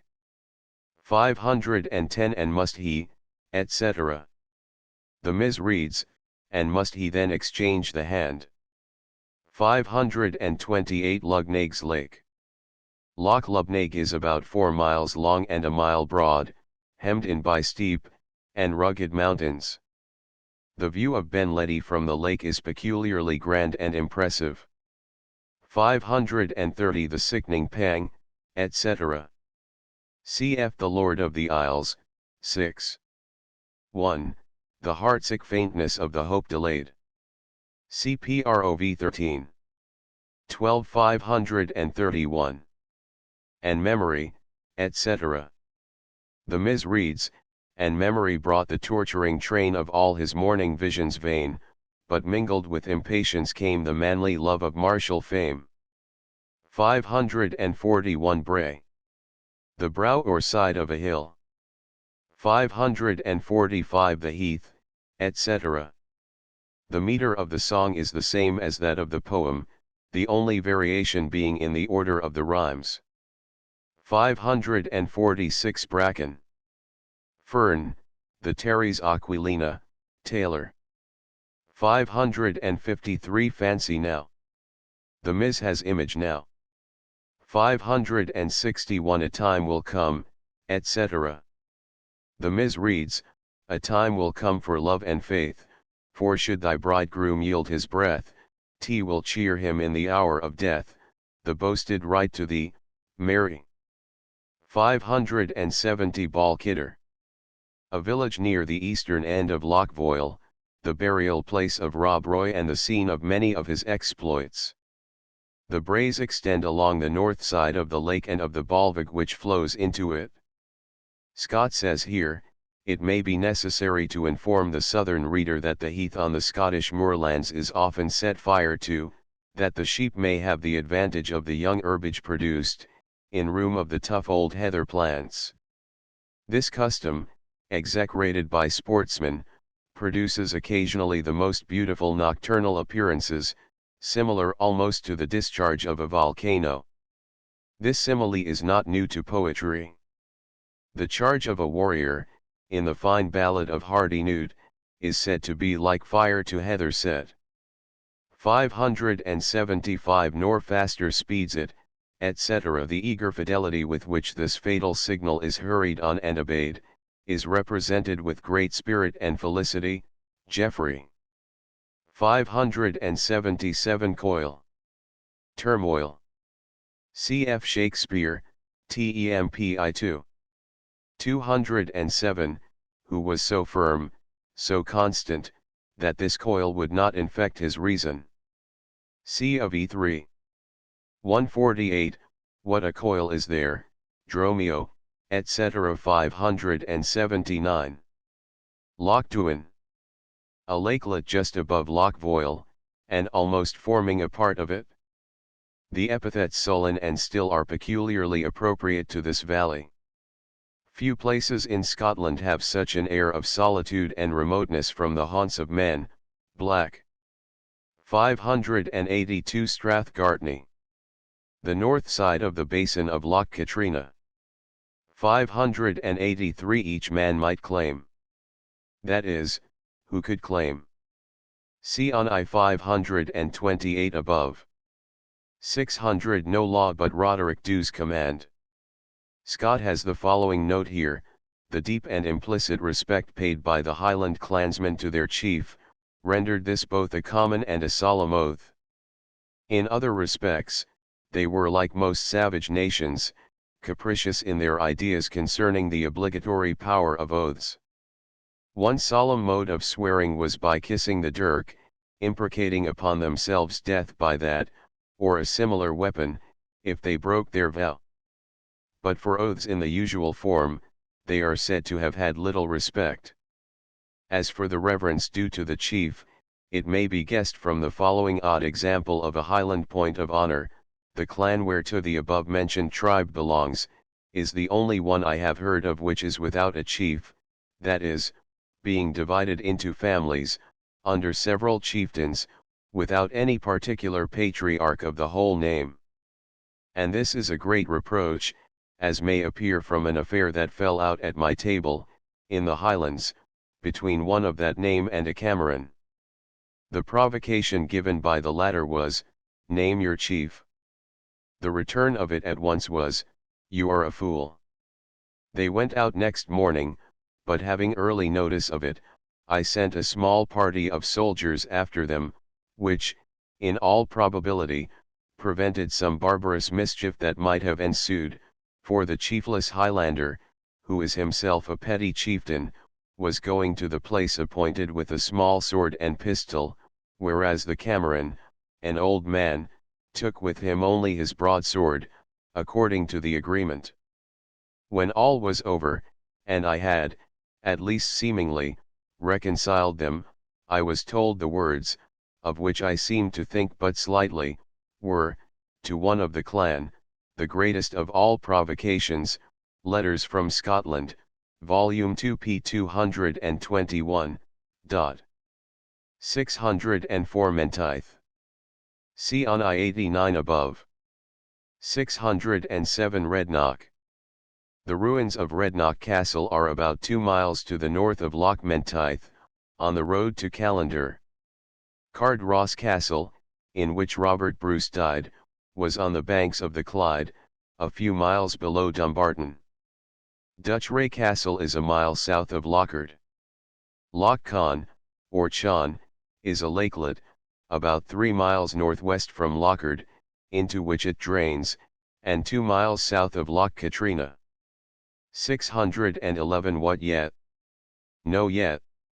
See on I-596 above. 622 Coirnanuriskin. Scott has the following note here: "This is a very steep and most romantic hollow in the mountain of Benvenue, overhanging the southeastern extremity of Loch Katrina. It is surrounded with stupendous rocks, and overshadowed with birch trees, mingled with oaks, the spontaneous production of the mountain, even where its cliffs appear denuded of soil. A dale in so wild a situation, and amid a people whose genius bordered on the romantic, did not remain without appropriate deities." The name literally implies the quarry, or den, of the wild or shaggy men. Perhaps this, as conjectured by Mr. Alexander Campbell, Journey from Edinburgh, 1802, p. 109, may have originally only implied its being the haunt of a ferocious banditti. But tradition has ascribed to the Urisk, who gives name to the cavern, a figure between a goat and a man. In short, however much the classical reader may be startled, precisely that of the Grecian satyr. The Urisk seems not to have inherited, with the form, the petulance of the sylvan deity of the classics. His occupation, on the contrary, resembled those of Milton's lubber fiend, or of the Scottish brownie, though he differed from both in name and appearance. The Urisks, says Dr. Graham, were a sort of lubberly supernaturals, who, like the brownies, could be gained over by kind attention to perform the drudgery of the farm, and it was believed that many families in the Highlands had one of the order attached to it. They were supposed to be dispersed over the Highlands, each in his own wild recess, but the solemn stated meetings of the order were regularly held in this cave of Benvenue. This current superstition, no doubt, alludes to some circumstance in the ancient history of this country. Scenery on the southern confines of Perthshire, p. 19, 1806. It must be owned that the coir, or den, does not, in its present state, meet our ideas of a subterraneous grotto or cave, being only a small and narrow cavity, among huge fragments of rocks rudely piled together. But such a scene is liable to convulsions of nature which a lowlander cannot estimate, and which may have choked up what was originally a cavern. At least the name and tradition warrant the author of a fictitious tale to assert its having been such at the remote period in which the scene is laid. 639 With such a glimpse, etc. See on 28 above. 641 Still. Stillness, the adjective used substantively, for the sake of the rhyme. 656 Satyrs. The Urisk, or Highland Satyr, Scott. 664 Beal Nambo. See on 255 above, and for the measure of the first half of the line, on I-73 above. 667 Cross. Scott, 1st ed., Prince Cross, as in 750 below. 672 A single page, etc. Scott says, a Highland chief, being as absolute in his patriarchal authority as any prince, had a corresponding number of officers attached to his person. He had his bodyguards, called Luach Tach, picked from his clan for strength, activity, and entire devotion to his person.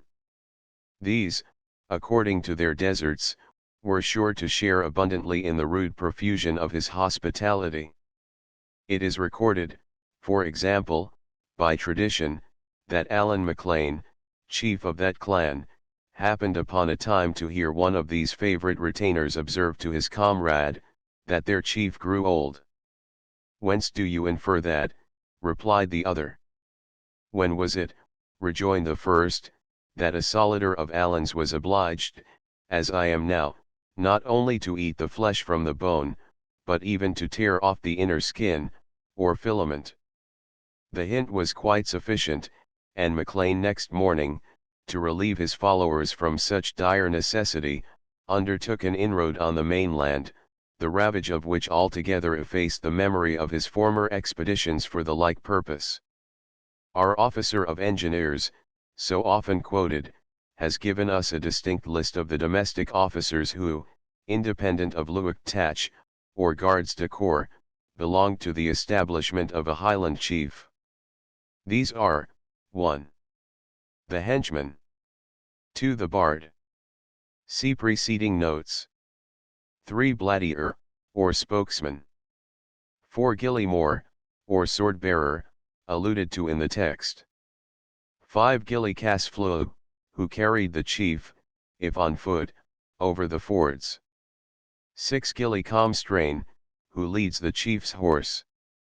7. Gilly Trushenaranch, the baggage man. 8. The piper.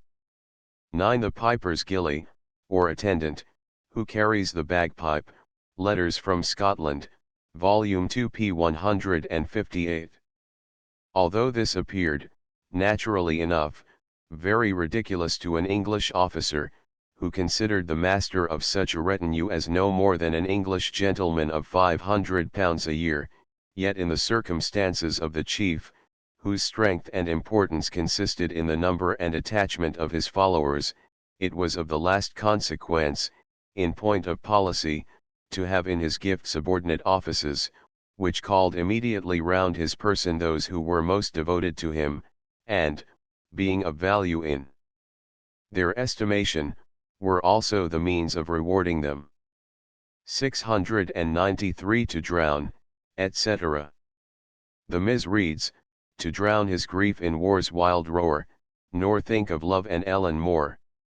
713 Ave Maria, etc. The metrical peculiarity of this song is that the rhymes of the even lines of the first quatrain, or set of 4 lines, are taken up as those of the odd lines in the second, and that they are the same in all 3 stanzas. Taylor. 722 We now must share. The Ms. has my sire must share, and in 725 the murky grotto's noxious air. 733 Bow us. See on I-142, and cf 749 below. 754 Lanrick height. Overlooking Lanrick Mead. See on 286 above. 755 Where Mustard, etc. The Ms. reads, where broad extending far below, Mustard Clan Alpines Martial Show. On the first of these lines, CFI 88 above. 773 Yell. See on 357 above. 774 Bacchusals Plain. See on I-106 above. Canto 4th. 2 and Hope, etc. The Ms. has and rapture dearest when obscured by fears. 5 Wilding. Wild, a rare word, used only in poetry. C.F. Tennyson, Geraint, and Enid, and like a crag was gay with wilding flowers. Spenser has the noun, equals wild apples, in FQ3. 717, oft from the forest wildings he did bring, etc. Whom is used on account of the personification. 9 What time? Cf2. 307 and 3. 15 above. 19 Braes of Doon. The undulating region between Callander and Doon, on the north side of the Teith. The Doon of 37 below is the old castle of that name, the ruins of which still form a majestic pile on the steep banks of the Teith. It figures in Waverley as the place where the hero was confined by the Highlanders. 36 Bown. Prepared, ready, a Scottish word. Cf 157 and 6. 396 below. 42 Bide. Endure, not to be printed bide, as if a contraction of abide. Cf Shakespeare, Lear, 3. 429, that bide the pelting of this pitiless storm, etc. Bout. Turn, of fortune. 47 Repair. That is, to repair. 55 T is well advised. Well thought of, well planned. Cf advised careful, well considered, as in M of VI1. 142, with more advised watch, etc. The Ms. reads, 'tis well advised a prudent plan, worthy the father of his clan. 59 Evening Tide. See on 3. 478 above. 63 The Tag Airm. Scott says here, the Highlanders, like all rude people, had various superstitious modes of inquiring into futurity. One of the most noted was the Tag Airm, mentioned in the text. A person was wrapped up in the skin of a newly slain bullock, and deposited beside a waterfall, or at the bottom of a precipice, or in some other strange, wild, and unusual situation, where the scenery around him suggested nothing but objects of horror. In this situation, he revolved in his mind the question proposed, and whatever was impressed upon him by his exalted imagination, passed for the inspiration of the disembodied spirits, who haunt these desolate recesses. In some of the Hebrides they attributed the same oracular power to a large black stone by the sea-shore, which they approached with certain solemnities, and considered the first fancy which came into their own minds, after they did so, to be the undoubted dictate of the tutelar deity of the stone, and, as such, to be, if possible, punctually complied with. 68 Gol Ungud. We do not find this name elsewhere, but it probably belongs to some part of the district referred to in Scott's note inserted here. I know not if it be worth observing that this passage is taken almost literally from the mouth of an old Highland kern, or Ketteron, as they were called. He used to narrate the merry doings of the good old time when he was follower of Rob Roy MacGregor. This leader, on one occasion, thought proper to make a descent upon the lower part of the Loch Lomond district, and summoned all the Horiters and farmers to meet at the Kirk of Dryman, to pay him blackmail, i.e., tribute for forbearance and protection. As this invitation was supported by a band of 30 or 40 stout fellows, only one gentleman, an ancestor, if I mistake not, of the present Mr. Graham of Gartmore, ventured to decline compliance. Rob Roy instantly swept his land of all he could drive away, and among the spoil was a bull of the old Scottish wild breed, whose ferocity occasioned great plague to the Ketterons. But ere we had reached the row of Denon, said the old man, a child might have scratched his ears.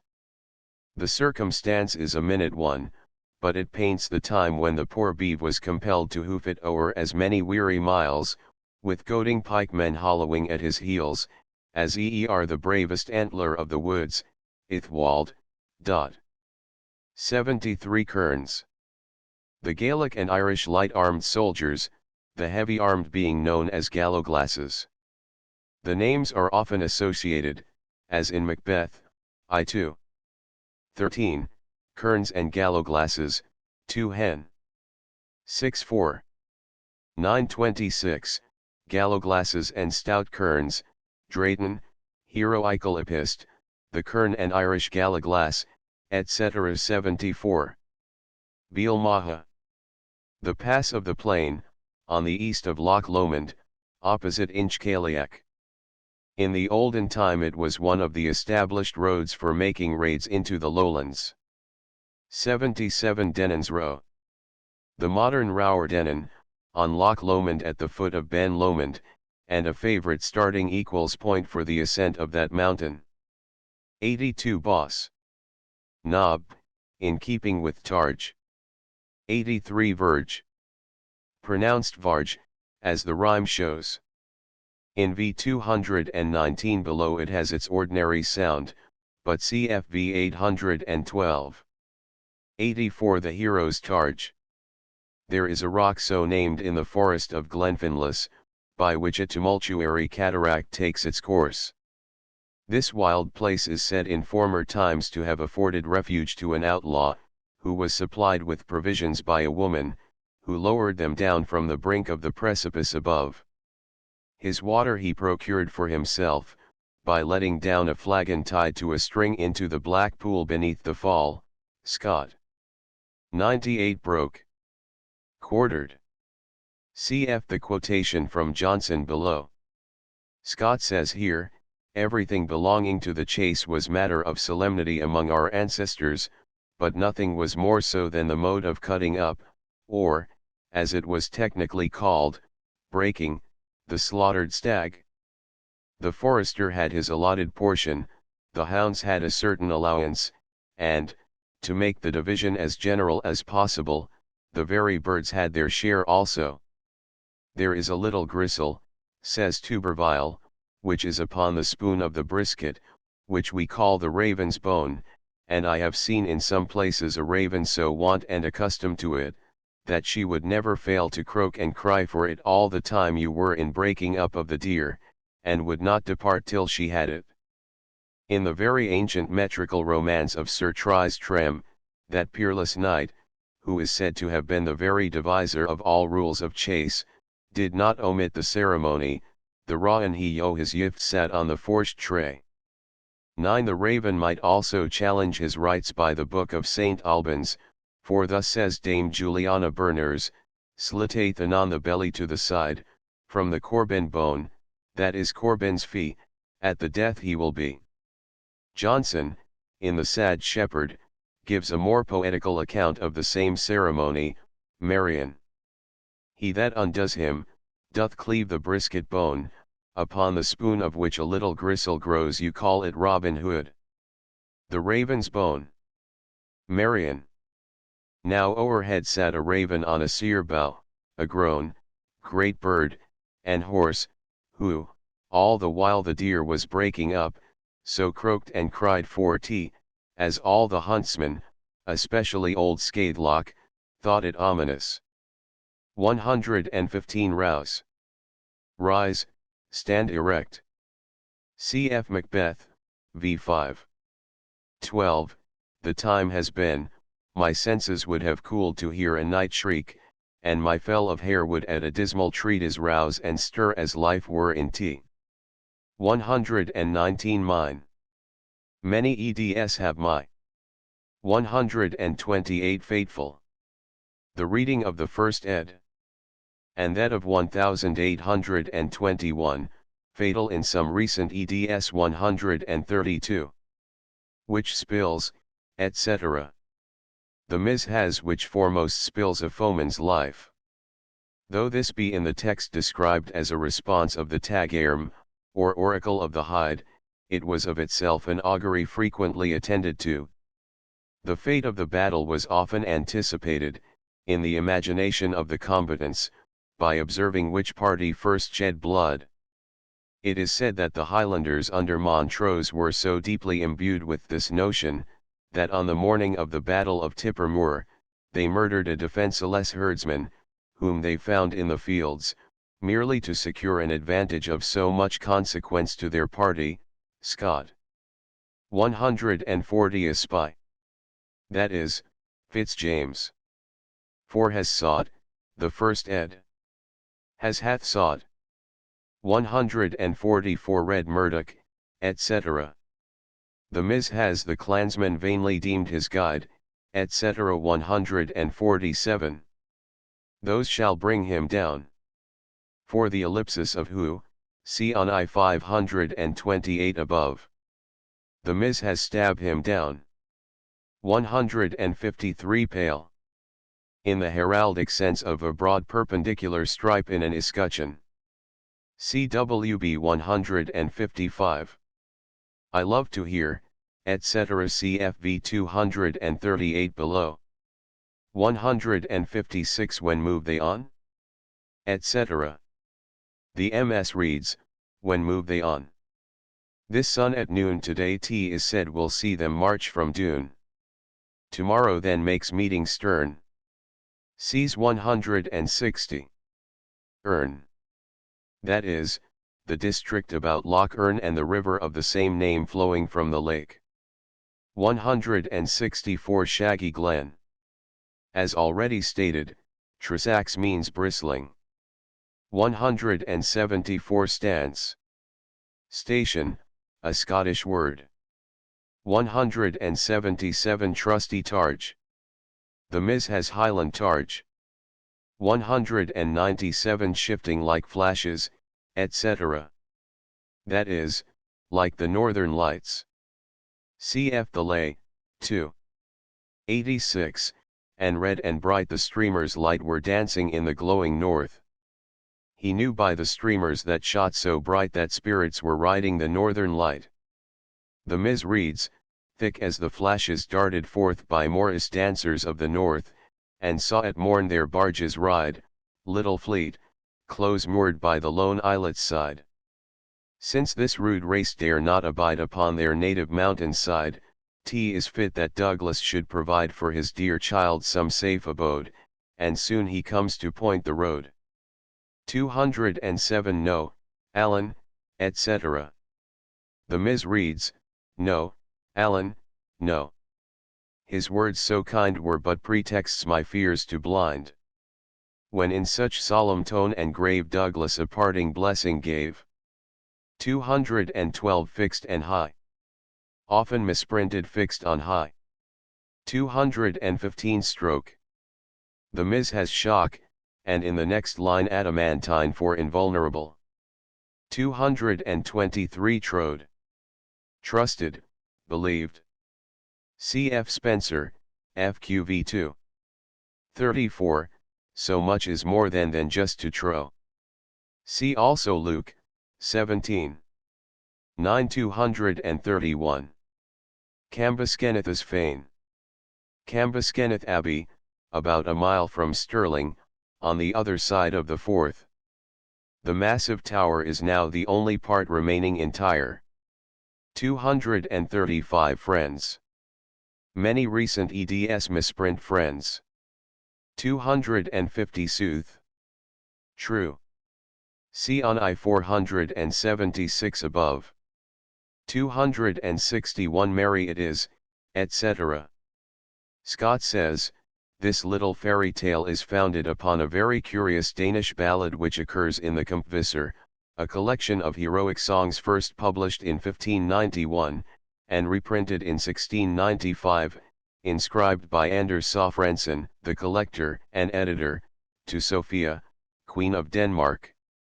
The measure is the common ballad meter, the basis of which is a line of 8 syllables followed by one of 6, the even syllables accented, with the alternate lines rhyming, so as to form a 4-line stanza. It is varied by extra unaccented syllables, and by rhymes within the longer lines, both of which modifications we have in 263 and 271, and by double rhymes, like singing and ringing. 262 Mavis and Merle. Thrush and Blackbird. 267 Wold. Open country, as opposed to wood. C.F. Tennyson, In Memoriam, 11, calm and deep peace on this high wold, etc. See also 724 below. 274 Glaive. Broadsword. C.F. Spencer, FQ4. 738, laying both his hands upon his glaive, etc. See also V 253 below. 277 Pall. A rich fabric used for making palls, or mantles. CFFQI 7. 16, he gave her gold and purple pall to wear. 278 Want. Were accustomed. See on I 408 above.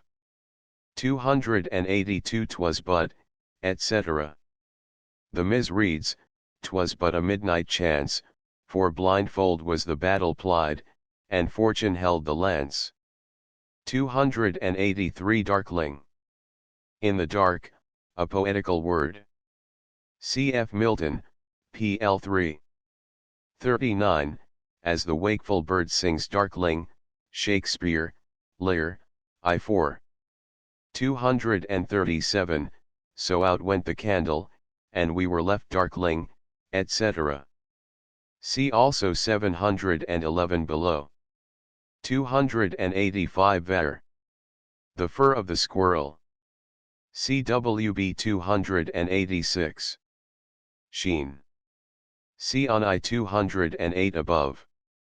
291 Richard. Here accented on the final syllable. Such license is not unusual in ballad poetry. 298 Wund. Dwelt. See on I 408 above. Scott has the following note here, in a long dissertation upon the fairy superstitions, published in the Minstrelsy of the Scottish Border, the most valuable part of which was supplied by my learned and indefatigable friend, Dr. John Lydon. Most of the circumstances are collected which can throw light upon the popular belief which even yet prevails respecting them in Scotland. Dr. Graham, author of an entertaining work upon the scenery of the Perthshire Highlands, already frequently quoted, has recorded with great accuracy the peculiar tenets held by the Highlanders on this topic, in the vicinity of Loch Katrina. The learned author is inclined to deduce the whole mythology from the Druidical system, an opinion to which there are many objections. The Dainshi, or men of peace, of the Highlanders, though not absolutely malevolent, are believed to be a peevish, repining race of beings, who, possessing themselves but a scanty portion of happiness, are supposed to envy mankind their more complete and substantial enjoyments. They are supposed to enjoy, in their subterraneous recesses, a sort of shadowy happiness, a tinsel grandeur, which, however, they would willingly exchange for the more solid joys of mortality. They are believed to inhabit certain round grassy eminences, where they celebrate their nocturnal festivities by the light of the moon.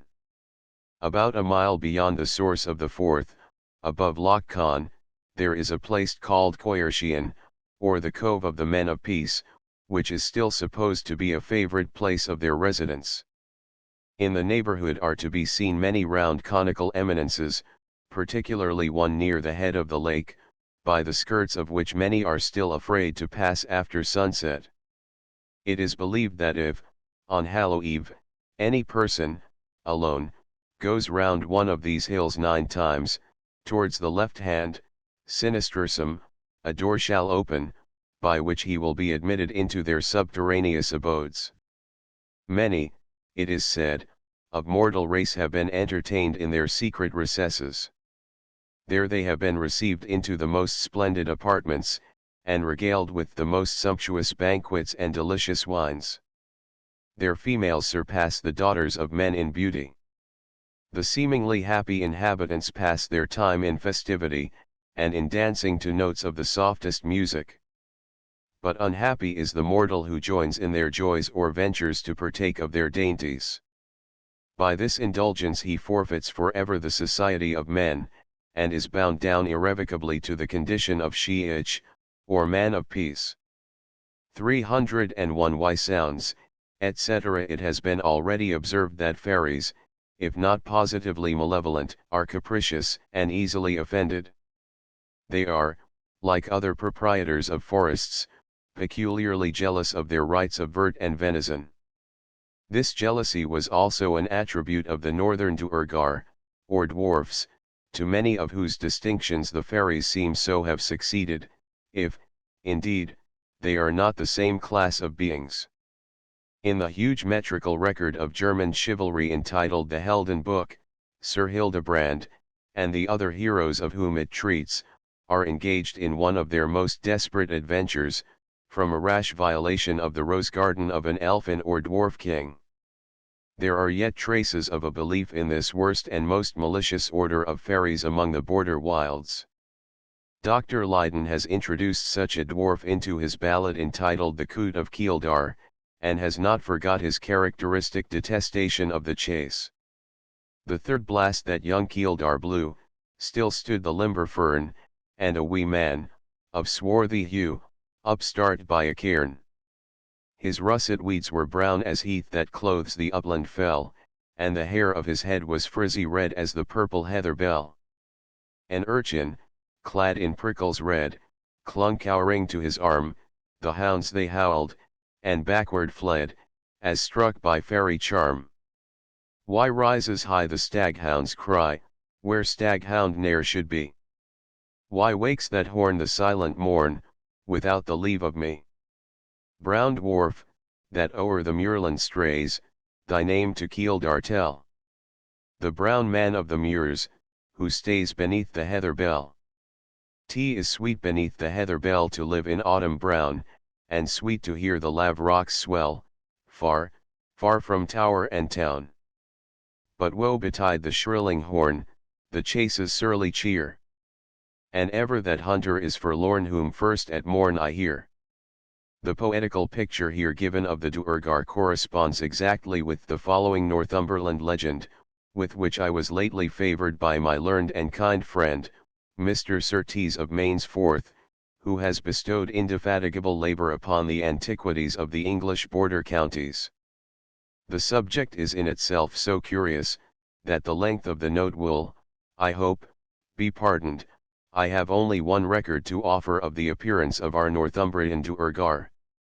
My narratrix is Elizabeth Coburn, an old wife of Offerton, in this country, whose credit, in a case of this kind, will not, I hope, be much impeached when I add that she is by her dull neighbours supposed to be occasionally insane, but by herself to be at those times endowed with the faculty of seeing visions and spectral appearances which shun the common ken. In the year before the Great Rebellion, 2 young men from Newcastle were sporting on the high moors above Eldson, and after pursuing their game several hours, sat down to dine in a green glen near one of the mountain streams.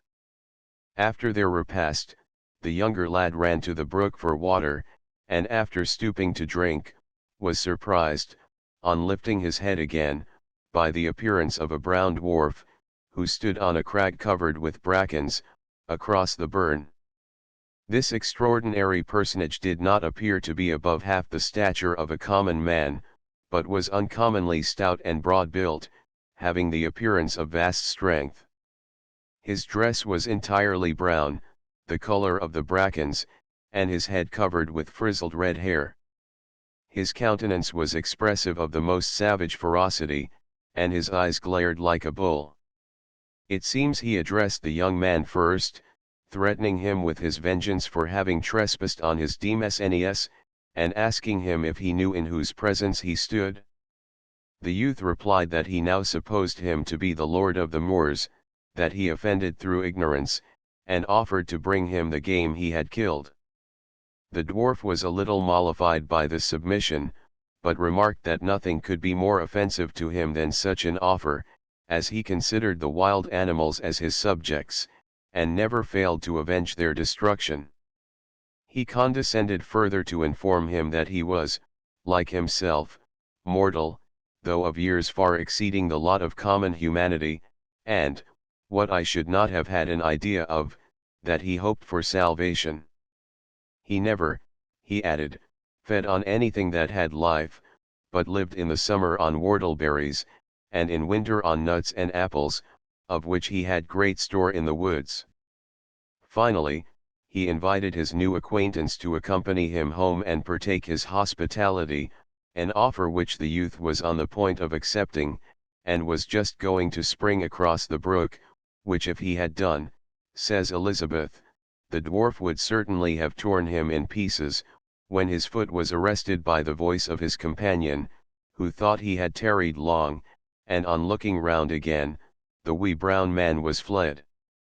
The story adds that he was imprudent enough to slight the admonition, and to sport over the moors on his way homewards, but soon after his return he fell into a lingering disorder, and died within the year. Scott. 302 are moonlight circles. The Mizhas are fairy ringlets. 306 The fairies' fatal green.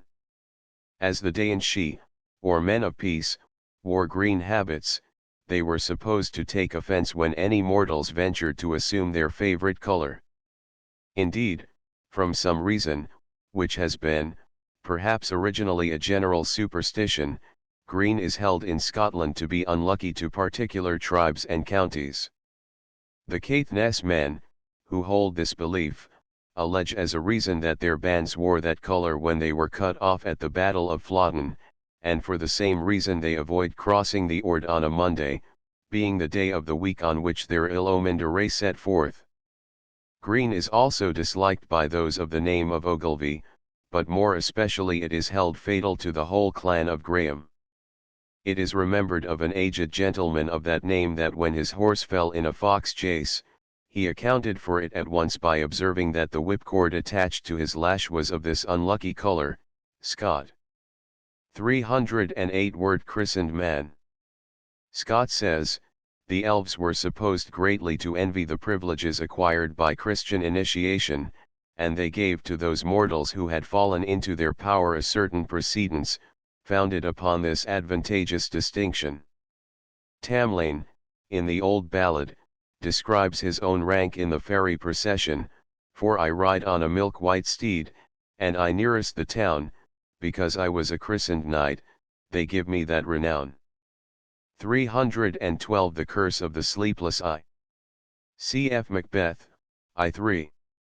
19. Sleep shall neither night nor day hang upon his penthouse lid, etc. 313. Depart. See on 2. 94 above. 322 Grizzly. See on I 704 above. 330 Kindly. Kindred, natural. C.W.B., and C.F. Shakespeare, Much Ado, 4. 175, That fatherly and kindly power that you have in her, etc. 345. All is glistening show. No fact respecting fairyland seems to be better ascertained than the fantastic and illusory nature of their apparent pleasure and splendor.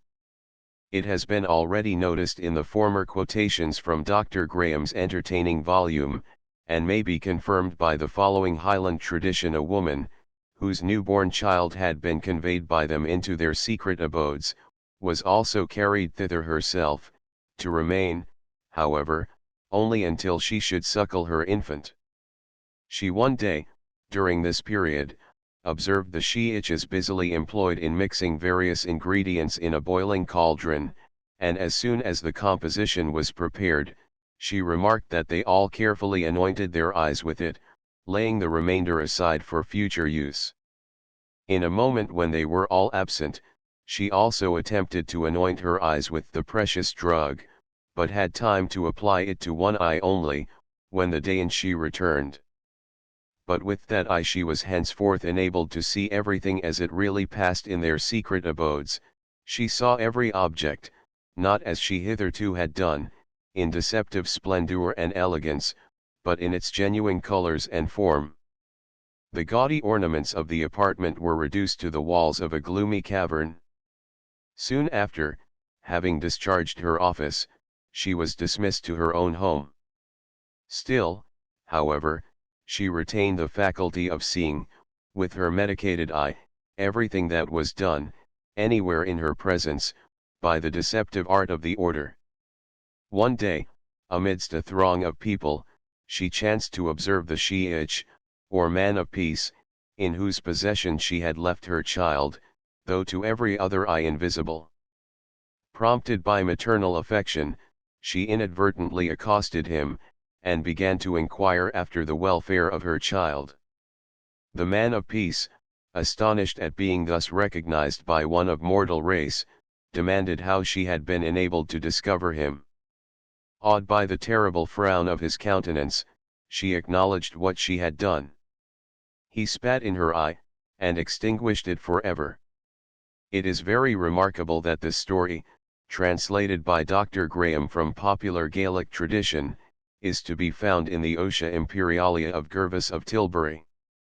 FN number 10. A work of great interest might be compiled upon the original of popular fiction, and the transmission of similar tales from age to age, and from country to country.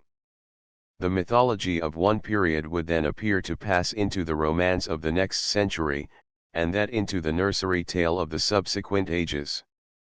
Such an investigation, while it went greatly to diminish our ideas of the richness of human invention, would also show that these fictions, however wild and childish, possess such charms for the populace as enable them to penetrate into countries unconnected by manners and language, and having no apparent intercourse to afford the means of transmission.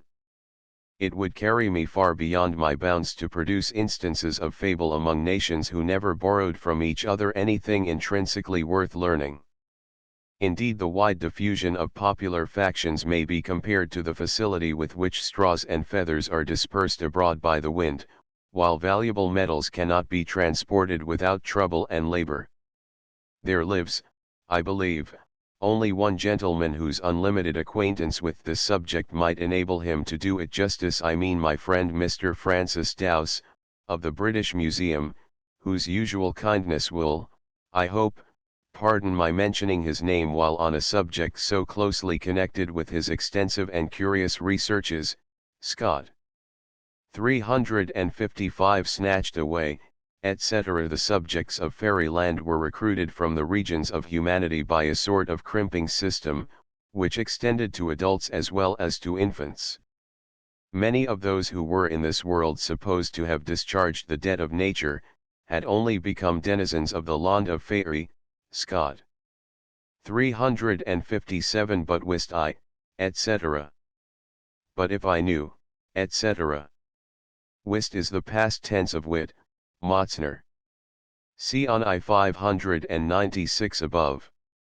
371 Dunfermline. A town in Fifeshire, 17 miles northwest of Edinburgh. It was long the residence of the Scottish kings, and the old abbey, which succeeded Iona as the place of royal sepulture, has been called the Westminster of Scotland. Robert Bruce was the last sovereign buried here. 374 Steepy. Cf 3. 304 above. 376 Lincoln Green. See on I 464 above. 386 morning tide. Cf 3. 478 above. 387 born. Bound, limit. Cf the quotation from Milton in note on 3. 344 above. 392 scathe. Harm, mischief. Spencer uses the word often, as in FQI 12, 34, to work anew woe and improvided scathe, etc. Cf Shakespeare, K. John, 2.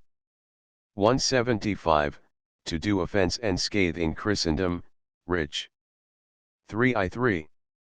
317, to pray for them that have done scathe to us, etc. 393. Kern. See on 73 above. 395 conjure. In prose we should have to write conjure him. 403 yet life I hold, etc. Cf Julius Caesar, I2. 84, if it be aught toward the general good, set honor in one eye and death I the other, and I will look on both indifferently, for let the gods so speed me as I love the name of honor more than I fear death. 411 near Bach Astle. The Mis has by Cambus Moore. See on I 103 and 106 above.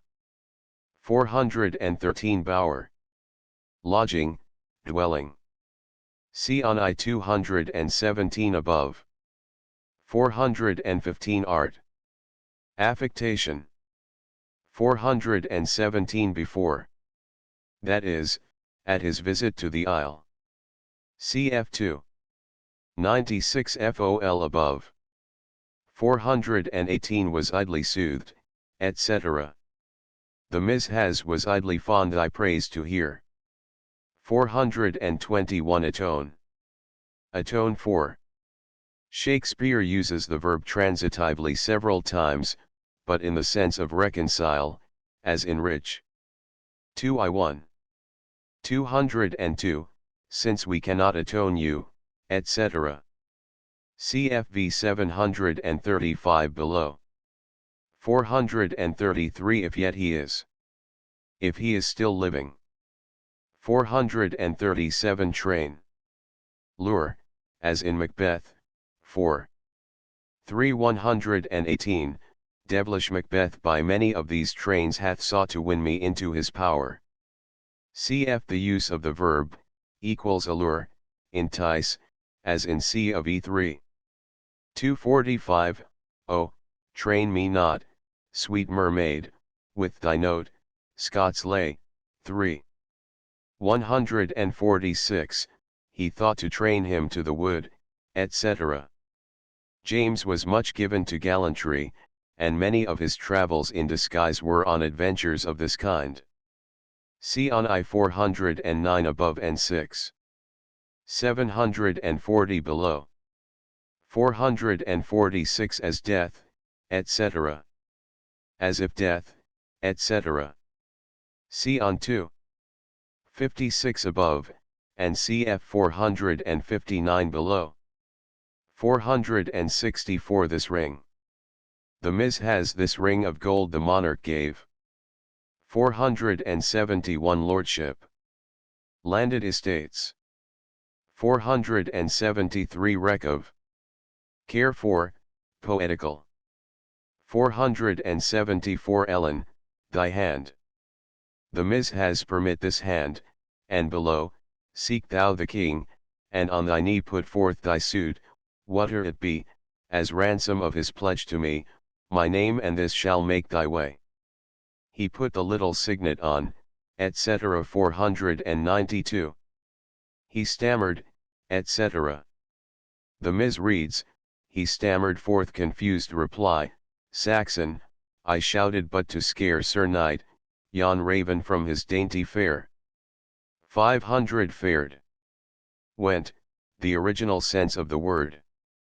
Cf farewell, which was at first a friendly wish for the parting guest, wayfarer, thoroughfare, etc. 506.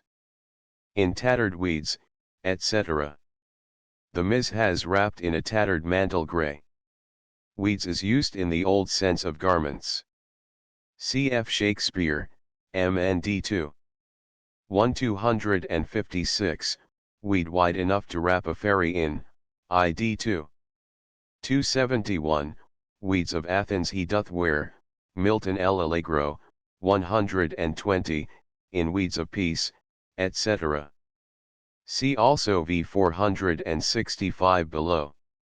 523 in better time. That is, in better times or days, not in the musical sense. 524 chime. Accord, sing, a poetical use of the word. Cf 6. 592 below. 531 Allen. The Allen and Devon are two beautiful streams, the latter celebrated in the poetry of Burns, which descend from the hills of Perthshire into the Great Carse, or plain, of Stirling, Lockhart. 548 T is Blanche, etc. The Ms. has, a Saxon born, a crazy maid. T is Blanche of Devon, Murdoch said. 552 Bridegroom. Here accented on the second syllable. In 682 below it has the ordinary accent. 555 Scapes. The word may be so printed here, but not in Elizabethan poetry. We find it in prose of that day, as in Bacon, ADV of L2. 14:9, such as had scaped shipwreck. CWB, and cf. State and estate, etc. 559. Pitched a bar. That is, in athletic contests. CFV 648 below. 562 See the gay pennons, etc. The Ms. reads, with thee these pennons will I share, then seek my true love through the air, but I'll not lend that savage groom, to break his fall, one downy plume. Deep, deep, mid yon disjointed stones, the wolf shall batten his bones. 567 Batten. Fatten, as in Hamlet, 3. 467, batten on this moor.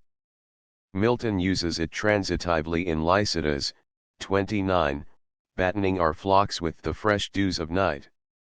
575 The Lincoln Green. The Lowland Garb, 520.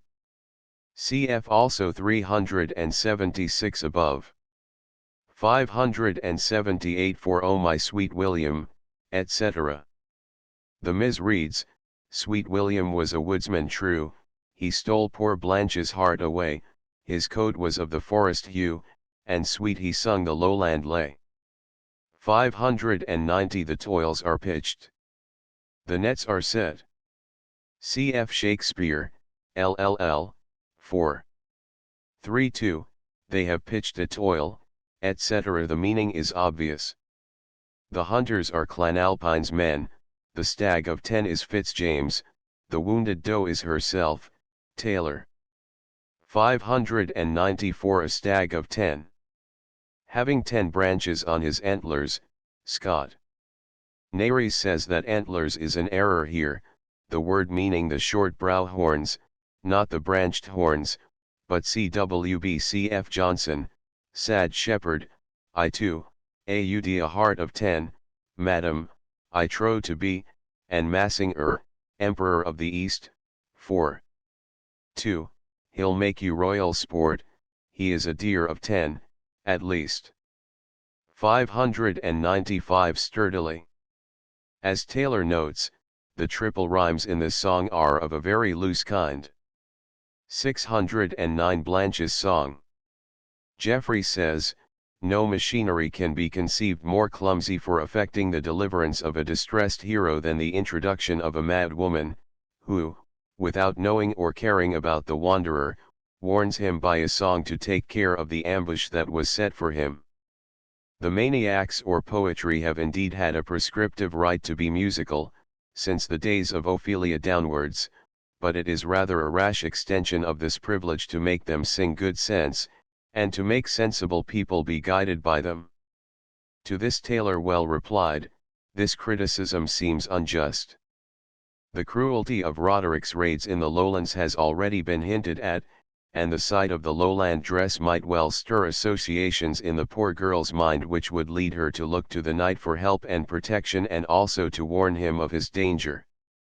It is plain, from Murdoch's surprise, that her being out of her captor's sight is looked on as dangerous, from which we may infer that she is not entirely crazed. Her song is not the only hint that Fitzjames follows. His suspicions had already twice been excited, so that the episode seems natural enough. As giving a distinct personal ground for the combat in Canto V, it serves the poet's purpose still further. Without it, we should sympathize too much with the robber chief, who thinks that plundering lowland field and fold is naught but retribution true, but the sight of this sad fruit of his raids wins us back to the cause of law and order. 614 Forth at full speed, etc. The Ms. reads, forth at full speed the clansman went, but in his race his bow he bent, halted, and back an arrow sent. 617 Thrilled, quivered. 627 Thine ambushed kin, etc. The Ms. transposes this line and the next, and goes on thus, resistless as the lightning's flame, the thrust betwixt his shoulder came. Just below it reads, the o'er him hung, with falcon eye, and grimly smiled to see him die. 642 Daggled, wet, soaked. Cf. the lay, I 316, was daggled by the dashing spray. 649 Helpless. The Ms. has guiltless. 657 Shred, cut off, a sense now obsolete. Cf. Withall's Dictionary, ed. 1608. The superfluous and wasp sprigs of vines, being cut and shredded off are called sarmenta. 659 My brain, etc. The Ms. has but now, my champion, it shall wave. 672 Wreak, avenge. Cf. Shakespeare, R. and J. 3. 5 102, to wreak the love I bore my cousin upon his body that hath slaughtered him, Spenser, FQ 2. 313, to wreak so foul despict, etc. 679. God, in my need, etc. The Ms. reads, God, in my need, to me be true, as I wreak this on Roderick Dhu. 686 Favor. The token of the next line, referring to the knightly custom of wearing such a gift of lady love or mistress. Cf. Rich. 2v3. 18, and from the common st creature pluck a glove, and wear it as a favor, etc. See also the lay, 4. 334, with favor in his crest, or glove, memorial of his lady love. 691 At bay. See on I 133 above, and for the dangerous foe, cf. the note on I 137. 698 Couched him. Lay down. See on I 142 above. 700 Rash adventures. See on 437 above. 701 Must prove. The first ed. Has will prove. 705 Bands at Doon. Cf 150 above. 711 Darkling. See on 283 above. 722 Not the summer solstice. Not even the heat of the summer. 724 Wold. See on 267 above. 731 Beside its embers, etc. The Ms. reads, by the decaying flame was laid a warrior in his Highland plaid. For the rhyme here, see on I 363 above. Cf 764 below. 741 I dare, etc. The Ms. reads, I dare. To him and all the swarm he brings to aid his murderous arm. 746 Slip. A hunter's term for letting loose the greyhounds from the slips, or nooses, by which they were held until sent after the game. Tuberville, Art of Venery, says, we let slip a greyhound, and we cast off a hound. Cf. Shakespeare, Cori 6. 39, holding Corioli in the name of Rome, even like a fawning greyhound in the leash, to let him slip at will, and for the noun, hen. v3. 131, I see you stand like greyhounds in the slips, straining upon the start. 747 Whoever wrecked, etc. Scott says, St. John actually used this illustration when engaged in confuting the plea of law proposed for the unfortunate Earl of Strafford. It was true, we gave laws to hares and deer, because they are beasts of chase, but it was never accounted either cruelty or foul play to knock foxes or wolves on the head as they can be found, because they are beasts of prey. In a word, the law and humanity were alike, the one being more fallacious, and the other more barbarous, than in any age had been vented in such an authority. Clarendon's History of the Rebellion. 762 The hardened flesh of mountain deer. The Scottish Highlanders, in former times, had a concise mode of cooking their venison, or rather of dispensing with cooking it, which appears greatly to have surprised the French, whom chance made acquainted with it. The Vidame of Chartres, when a hostage in England, during the reign of Edward VI, was permitted to travel into Scotland, and penetrated as far as to the remote Highlands, au fin fond des sauvages.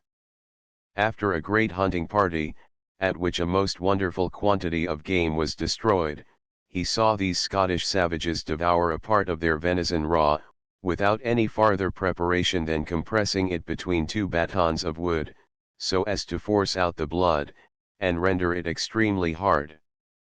This they reckoned a great delicacy, and when the Vidame partook of it, his compliance with their taste rendered him extremely popular. This curious trait of manners was communicated by Mons de Montmorency, a great friend of the Vidame, to Brantome, by whom it is recorded in Vis de Hommes Illustres, Lsc. 6. 14. After all, it may be doubted whether la chair nostri, for so the French called the venison thus summarily prepared, was anything more than a mere rude kind of deer ham. Scott. 772 A mighty augury. That of the Taghairm. 777 Not for clan. The first ed. Has nor for clan. 785 Stock and stone. CFI 130 above. 787 Coilantoggles Ford. On the Teith just below its exit from Loch Venachar. 791 The Bitterns Cry. See on I 642 above. 797 And slept, etc. The Ms. has streak and lake for beam and stream. Canto 5th. One fair as the earliest beam, etc. This introductory stanza is well worked in with the story. The morning beam lights the fearful path on mountain side which the two heroes of the poem are to traverse, and the comparison which it suggests enlists our sympathy for Roderick, who is to be the victim of defeat. Taylor. 5 And lights, etc. The Ms. has and lights the fearful way along its side. 10 Sheen. See on I 208. 14 The dappled sky. Cf. Milton, El Allegro, 44, Till the dappled dawn doth rise, and Shakespeare, Much Ado, v3. 25, And look, the gentle day, before the wheels of Phoebus, round about dapples the drowsy east with spots of grey. 15 by. The word is used for the rhyme, but perhaps gives the idea of a hurry muttered off the prayers. 16 steal. The word here is expressive of haste. 18 gale. The Scottish Highlander calls himself Gael, or Gaul, and terms the Lowlander Sassenach, or Saxons, Scot. 22 wildering. Bewildering. See on I 274 above. Four-winded, see on I 500. 32 bursting through. That is, as it burst through a piece of loose writing, Taylor. 36 at length, etc. The Ms. reads, at length they paced the mountain's side, and saw beneath the waters wide. 44 the rugged mountain's scanty cloak, etc. The Ms. reads, the rugged mountain's stunted screen was dwarfish shrubs with cliffs between copse. 46. Shingles. Gravel or pebbles. See on 3. 171 above. Taylor says, note how the details of this description are used in stanza 9. Shingles, bracken, broom. 51 dank. Damp, moist. Cf. Shakespeare, R. and J. 2. 3-6, and nights dank dew, Milton, sonnet to Mr. Lawrence, now that the fields are dank, and ways are mire, etc. 64. Sooth to tell. To tell the truth. See on I 476 above. Sooth to say sooth, in good sooth, etc., are common in old writers. Cf. the lay, in trod. 57, the sooth to speak. 65 to claim its aid. The Ms. has to draw my blade. 78 enough. Suffice it that. 81 a night's free footsteps, etc. The Ms. reads, my errant footsteps far and wide. A night's bold wanderings. 86. I urge thee not. The Ms. has I ask it not, and in 95 Hall for Dune. 106 outlawed. The first ed. Has exiled. 108 in the Regent's Court, etc. Cf. 2. 221 above. 124 Albany. The Regent of 108 above. He was the son of a younger brother of James III, who had been driven into exile by his brother's attempts on his life. He took refuge in France, where his son was made Lord High Admiral. On the death of James IV, he was called home by the Scottish nobles to assume the regency. 126 Mewed. Shut up. The word seems originally to have meant to molt, or shed the feathers, and as a noun, the place, whether it be abroad or in the house, in which the hawk is put during the time she casts, or doth change her feathers, are Holmes's Academy of Armory, etc. Spenser has both noun and verb, as in FQI 5. 20, forthcoming from her darksome mew, and ID 2. 334, in which vain braggadocio was mewed. Milton uses the verb in the grand description of liberty in Of Unlicensed Printing, methinks I see her as an eagle mewing her mighty youth, and kindling her undazzled eyes at the full midday beam. In England the noun is still used in the plural to denote a stable for horses. Pennant says that the royal stables in London were called mews from the fact that the buildings were formerly used for keeping the king's falcons.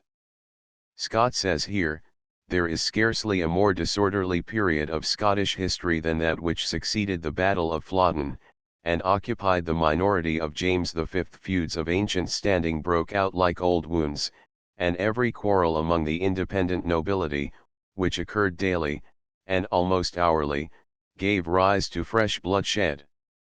There arose, said Piscatayer, great trouble and deadly feuds in many parts of Scotland, both in the north and west parts. The Master of Forbes, in the north, slew the Laird of Meldrum, under tryst, that is, at an agreed and secure meeting. Likewise, the Laird of Drummelsire slew the Lord Fleming at the Hawking, and, likewise, there was slaughter among many other great lords. Nor was the matter much mended under the government of the Earl of Angus, for though he caused the king to ride through all Scotland, under the pretence and colour of justice, to punish thief and traitor, none were found greater than were in their own company. And none at that time durst strive with a Douglas, nor yet a Douglas's man, for if they would, they got the worst. Therefore none durst plainsy of no extortion, theft, reef, nor slaughter done to them by the Douglases or their men, in that cause they were not heard so long as the Douglas had the court in guiding. 150 shingles. Cf 46 above. 152 As to your sires. The target and claymore were the weapons of the ancient Britons. Taylor quotes Tacitus, Agricola, Ingentibus gladius et brevibus et res. 161 Rears. Raises. The word was formerly less restricted in its application than at present. Cf. Shakespeare's Rear My Hand, Temp 2. 1295, JC 3. 130, Rear the Higher Our Opinion, A and C 2. 135, etc., Milton's He reared me, that is, lifted me up, PL 8 316, reared her lank head, Comus, 836, etc. Spencer uses it in the sense of take away, like the can't lift equals steal, as in FQ3. 1012, she to his closet went, where all his wealth lay hid, thereof she countel some as did rear, and ID 3. 1053, like as a bear, that creeping close among the hives to rear and honeycomb, etc. WB does not give this sense, which we believe is found only in Spencer. 165 Shall with strong hand, etc.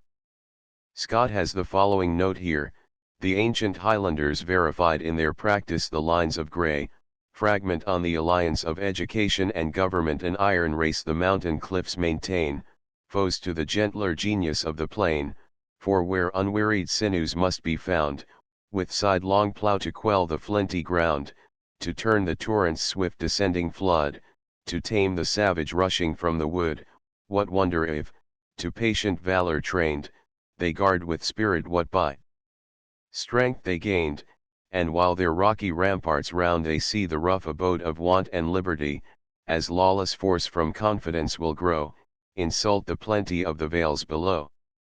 So far, indeed, was a creake, or foray, from being held disgraceful, that a young chief was always expected to show his talents for command so soon as he assumed it, by leading his clan on a successful enterprise of this nature, either against a neighboring sept, for which constant feuds usually furnished an apology, or against the Sassenkaik, Saxons, or Lowlanders, for which no apology was necessary. The Gael, great traditional historians, never forgot that the Lowlands had, at some remote period, been the property of their Celtic forefathers, which furnished an ample vindication of all the ravages that they could make on the unfortunate districts which lay within their reach. Sir James Grant of Grant is in possession of a letter of apology from Cameron of Lochiel, whose men had committed some depredation upon a farm called Moyne, occupied by one of the Grants.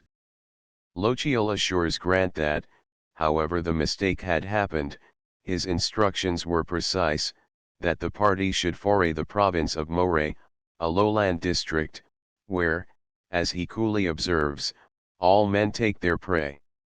177 Good faith.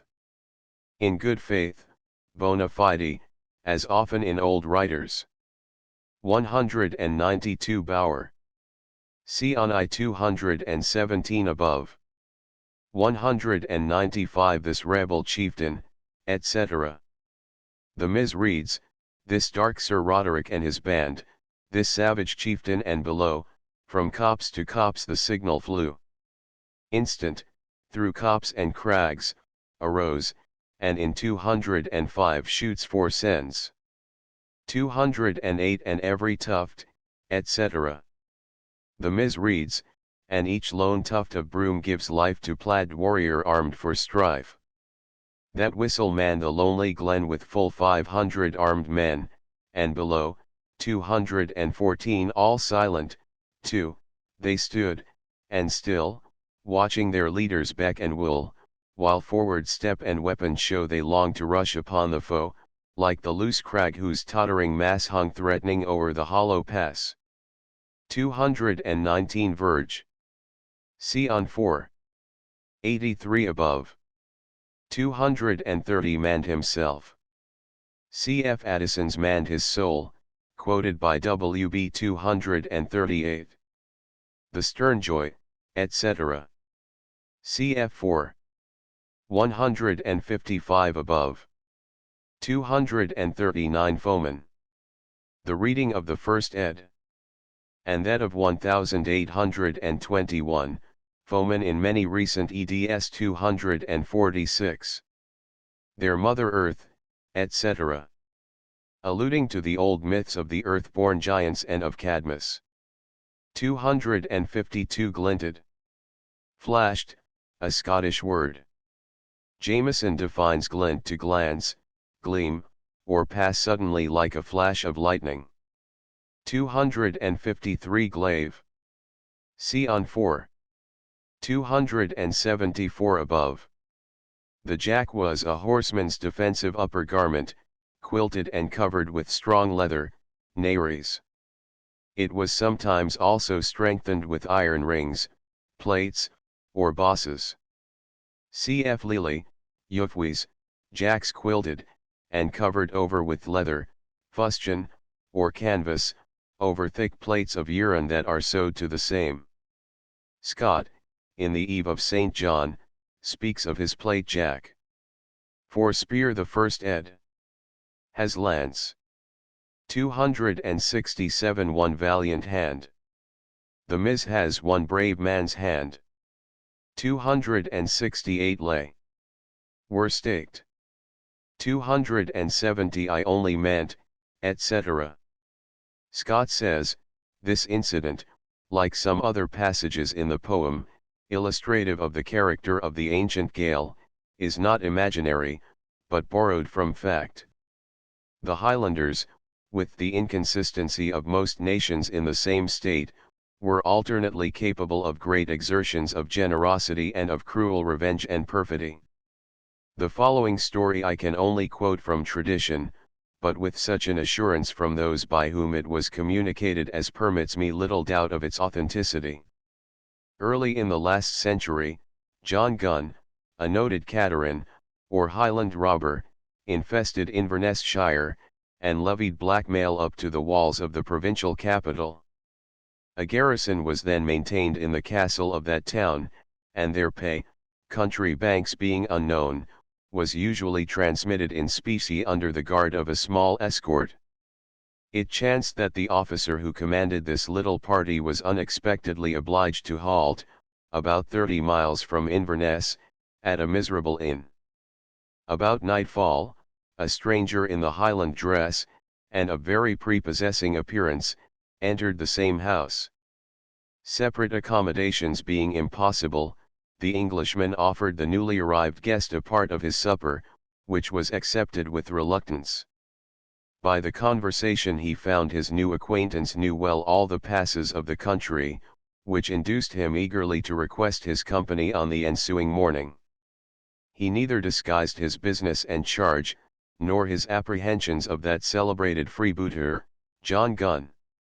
The Highlander hesitated a moment, and then frankly consented to be his guide. Forth they set in the morning, and in travelling through a solitary and dreary glen, the discourse again turned on John Gunn. "Would you like to see him?"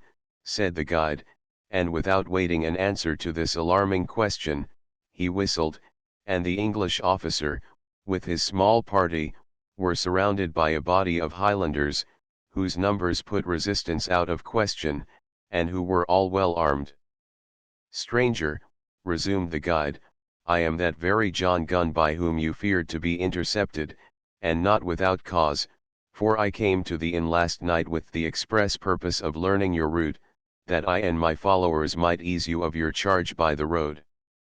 But I am incapable of betraying the trust you reposed in me, and having convinced you that you were in my power, I can only dismiss you unplundered and uninjured."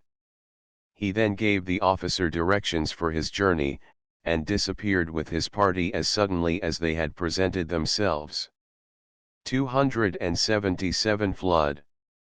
Flow, used for the sake of the rhyme, like drew just below. Want equals wanted. 286 And still, etc. The Ms. reads, and still, from copse and heather bush, fancy saw spear and broadsword ruch. 298 Three mighty lakes. Katrina, Acre, and Venachar. Scott says, the torrent which discharges itself from Loch Venachar, the lowest and eastmost of the three lakes which form the scenery adjoining to the Trossachs, sweeps through a flat and extensive moor, called Bach Astle.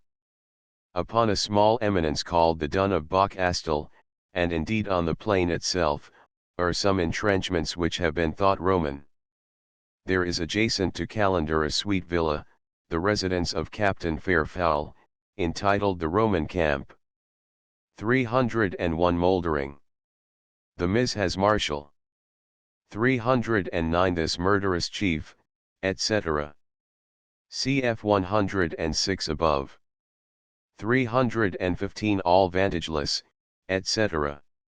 Scott says, the duelists of former times did not always stand upon those punctilios respecting equality of arms, which are not judged essential to fair combat. It is true that in formal combats in the lists the parties were, by the judges of the field, put as nearly as possible in the same circumstances. But in private duel it was often otherwise. In that desperate combat which was fought between Clas, a minion of Henry III. of France, and Antraguet, with 2 seconds on each side, from which only 2 persons escaped alive, Clas complained that his antagonist had over him the advantage of a poniard which he used in parrying, while his left hand, which he was forced to employ for the same purpose, was cruelly mangled. When he charged Antraguet with this odds, "Thou hast done wrong," answered he, "to forget thy dagger at home. We are here to fight, and not to settle punctilios of arms."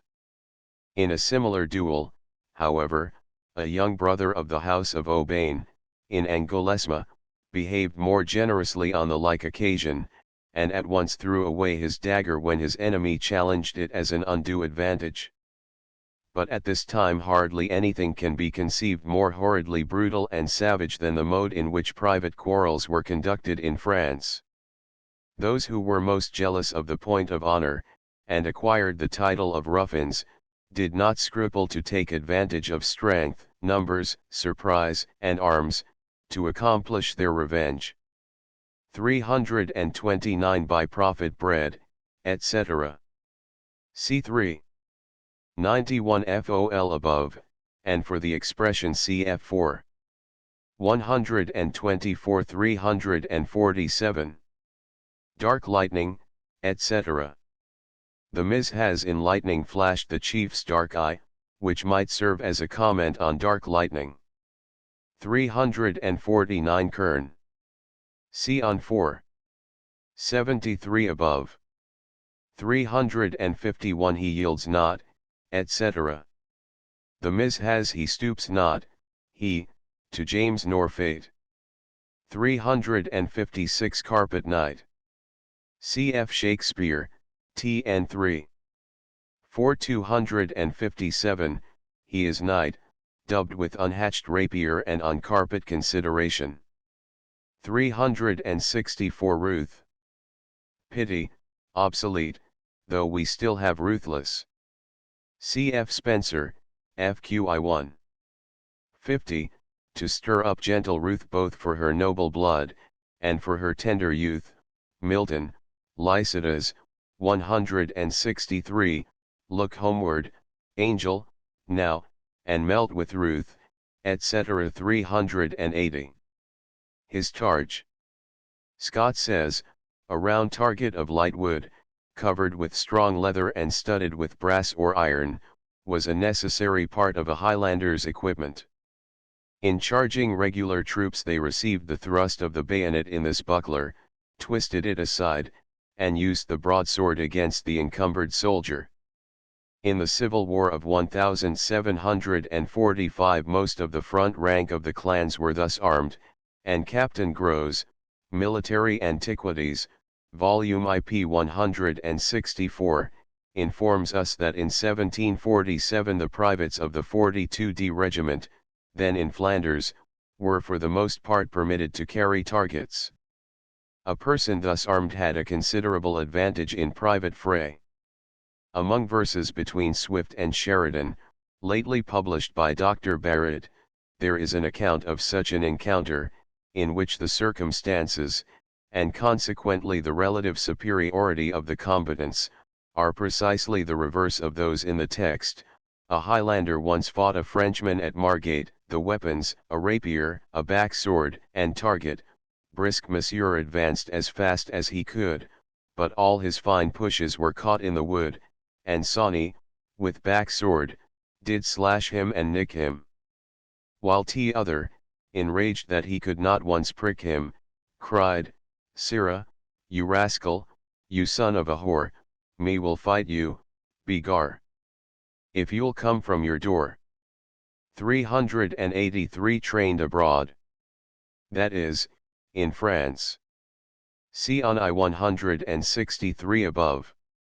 Scott says here, the use of defensive armor, and particularly of the buckler, or target, was general in Queen Elizabeth's time, although that of the single rapier seems to have been occasionally practiced much earlier. See Dow's Illustrations of Shakespeare, Volume 2. p. 61. Roland York, however, who betrayed the fort of Zutphen to the Spaniards, for which good service he was afterwards poisoned by them, is said to have been the first who brought the rapier fight into general use. Fuller, speaking of the swashbucklers, or bullies, of Queen Elizabeth's time, says, West Smithfield was formerly called Ruffians' Hall, where such men usually met, casually or otherwise, to try masteries with sword or buckler. More were frightened than hurt, more hurt than killed therewith, it being accounted unmanly to strike beneath the knee. But since that desperate traitor Roland York first introduced thrusting with rapiers, sword, and buckler are disused. In The Two Angry Women of Abingdon, a comedy, printed in 1599, we have a pathetic complaint, sword and buckler fight begins to grow out of use. I am sorry for it, I shall never see good manhood again. If it be once gone, this poking fight of rapier and dagger will come up, then a tall man and a good sword and buckler man will be spitted like a cat or rabbit. But the rapier had upon the continent long superseded, in private duel, the use of sword and shield. The masters of the noble science of defense were chiefly Italians. They made great mystery of their art and mode of instruction, never suffered any person to be present but the scholar who was to be taught, and even examined closets, beds, and other places of possible concealment. Their lessons often gave the most treacherous advantages, for the challenged, having the right to choose his weapons, frequently selected some strange, unusual, and inconvenient kind of arms, the use of which he practiced under these instructors, and thus killed at his ease his antagonist, to whom it was presented for the first time on the field of battle. See Brantome's Discourse on Duels, and the work on the same subject, Si Hentamentacrit, by the Venerable Dr. Paris Deputio. The Highlanders continued to use broadsword and target until disarmed after the affair of 1745-6. 385 Ward. Posture of defense, a technical term in fencing. Cf. Falstaff's Thou knowest my old ward, 1 Hen. 4-2. 4-215, etc. 387. While less expert, etc. The Ms. reads, not Roderick thus, though stronger far, more tall, and more inured to war. 401, 402. And backward, etc. This couplet is not in the Ms., and the same is true of 405, 406. 406 Let recreant yield, etc. The Ms. has yield they alone who fear to die. Scott says, I have not ventured to render this duel so savagely desperate as that of the celebrated Sir Ewan of Lochiel, chief of the clan Cameron, called, from his sable complexion, Ewan Dhu. He was the last man in Scotland who maintained the royal cause during the Great Civil War, and his constant incursions rendered him a very unpleasant neighbour to the Republican garrison at Inverlochy, now Fort William. The governor of the fort detached a party of 300 men to lay waste Lochiel's possessions and cut down his trees, by in a sudden and desperate attack made upon them by the chieftain with very inferior numbers, they were almost all cut to pieces. The skirmish is detailed in a curious memoir of Sir Ewan's life, printed in the appendix of Pennant's Scottish Tour, volume IP 375. In this engagement Lochiel himself had several wonderful escapes. In the retreat of the English, one of the strongest and bravest of the officers retired behind a bush, when he observed Lochiel pursuing, and seeing him unaccompanied with any, he leapt out and thought him his prey. They met one another with equal fury. The combat was long and doubtful. The English gentleman had by far the advantage in strength and size, but Lochiel, exceeding him in nimbleness and agility, in the end tripped the sword out of his hand. They closed and wrestled, till both fell to the ground in each other's arms. The English officer got above Lochiel, and pressed him hard, but stretching forth his neck, by attempting to disengage himself, Lochiel, who by this time had his hands at liberty, with his left hand seized him by the collar, and jumping at his extended throat, he bit it with his teeth quite through, and kept such a hold of his grasp, that he brought away his mouthful. This, he said, was the sweetest bit he ever had in his lifetime. 435 Unwounded, etc. The Ms. reads, panting and breathless on the sands, but all unwounded, now he stands, and just below, redeemed, unhoped, from deadly strife, next on his foe his look he cast, through, whose every breath appeared his last. 447 Unbonneted. Past tense, not participle. 449 Then faint afar. The Ms. has faint and afar. 452 Lincoln Green. See on I 464 above. 462 We destined, etc. Cf 4. 411 above. 465 Weed. Dress. See on 4. 506 above. 466 Bound. Ready. See on 4. 36 above. 479 Steel. Spur CFI 115 above. 485 Carhanes Hill. About a mile from the lower end of Loch Venachar. 486 Pricked. Spurred. It came to mean ride, as in FQI 1. 1. A gentle knight was pricking on the plain, etc. Cf 754 below. 490 Tory and Lendrick.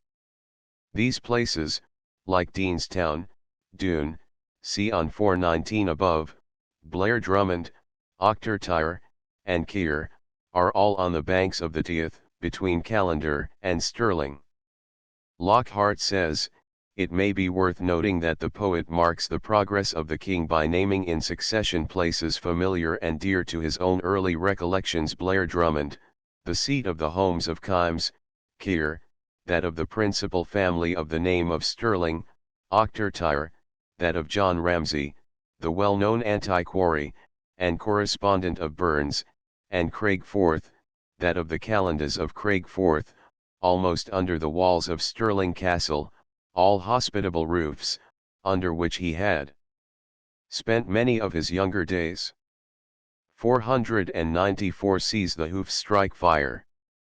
The Mizhas saw their hoofs of fire. 496 they mark, etc. The to of the infinitive is omitted in glance, as if mark had been see. 498 sweltering. The first ed. Has swelling. 506 flinty. The Miz has steepy, and in 514 gains 4 scales. 525 Saint Cyril. The king himself is in such distress for a rhyme as to be obliged to apply to one of the obscurest saints in the calendar, Geoffrey. The Miz has by my word, and Lord for Earl in the next line. 534 Cambuskenethas Abbey Grey. See on 4. 231 above. 547 by. Gone by, past. 551 O sad and fatal mound. An eminence on the northeast of the castle, where state criminals were executed. Stirling was often polluted with noble blood. It is thus apostrophized by J. Johnston: Discordia tristis heu quotis perserum sanguine tinxit humum. Hoc uno infelix, et felix cetera, nusquam latior aut saeli frons genius soli. The fate of William, 8th Earl of Douglas, whom James II stabbed in Stirling Castle with his own hand, and while under his royal safe conduct, is familiar to all who read Scottish history. Murdoch Duke of Albany, Duncan Earl of Lennox, his father-in-law, and his 2 sons, Walter and Alexander Stewart, were executed at Stirling, in 1425. They were beheaded upon an eminence without the castle walls, but making part of the same hill, from whence they could behold their strong castle of Doune and their extensive possessions.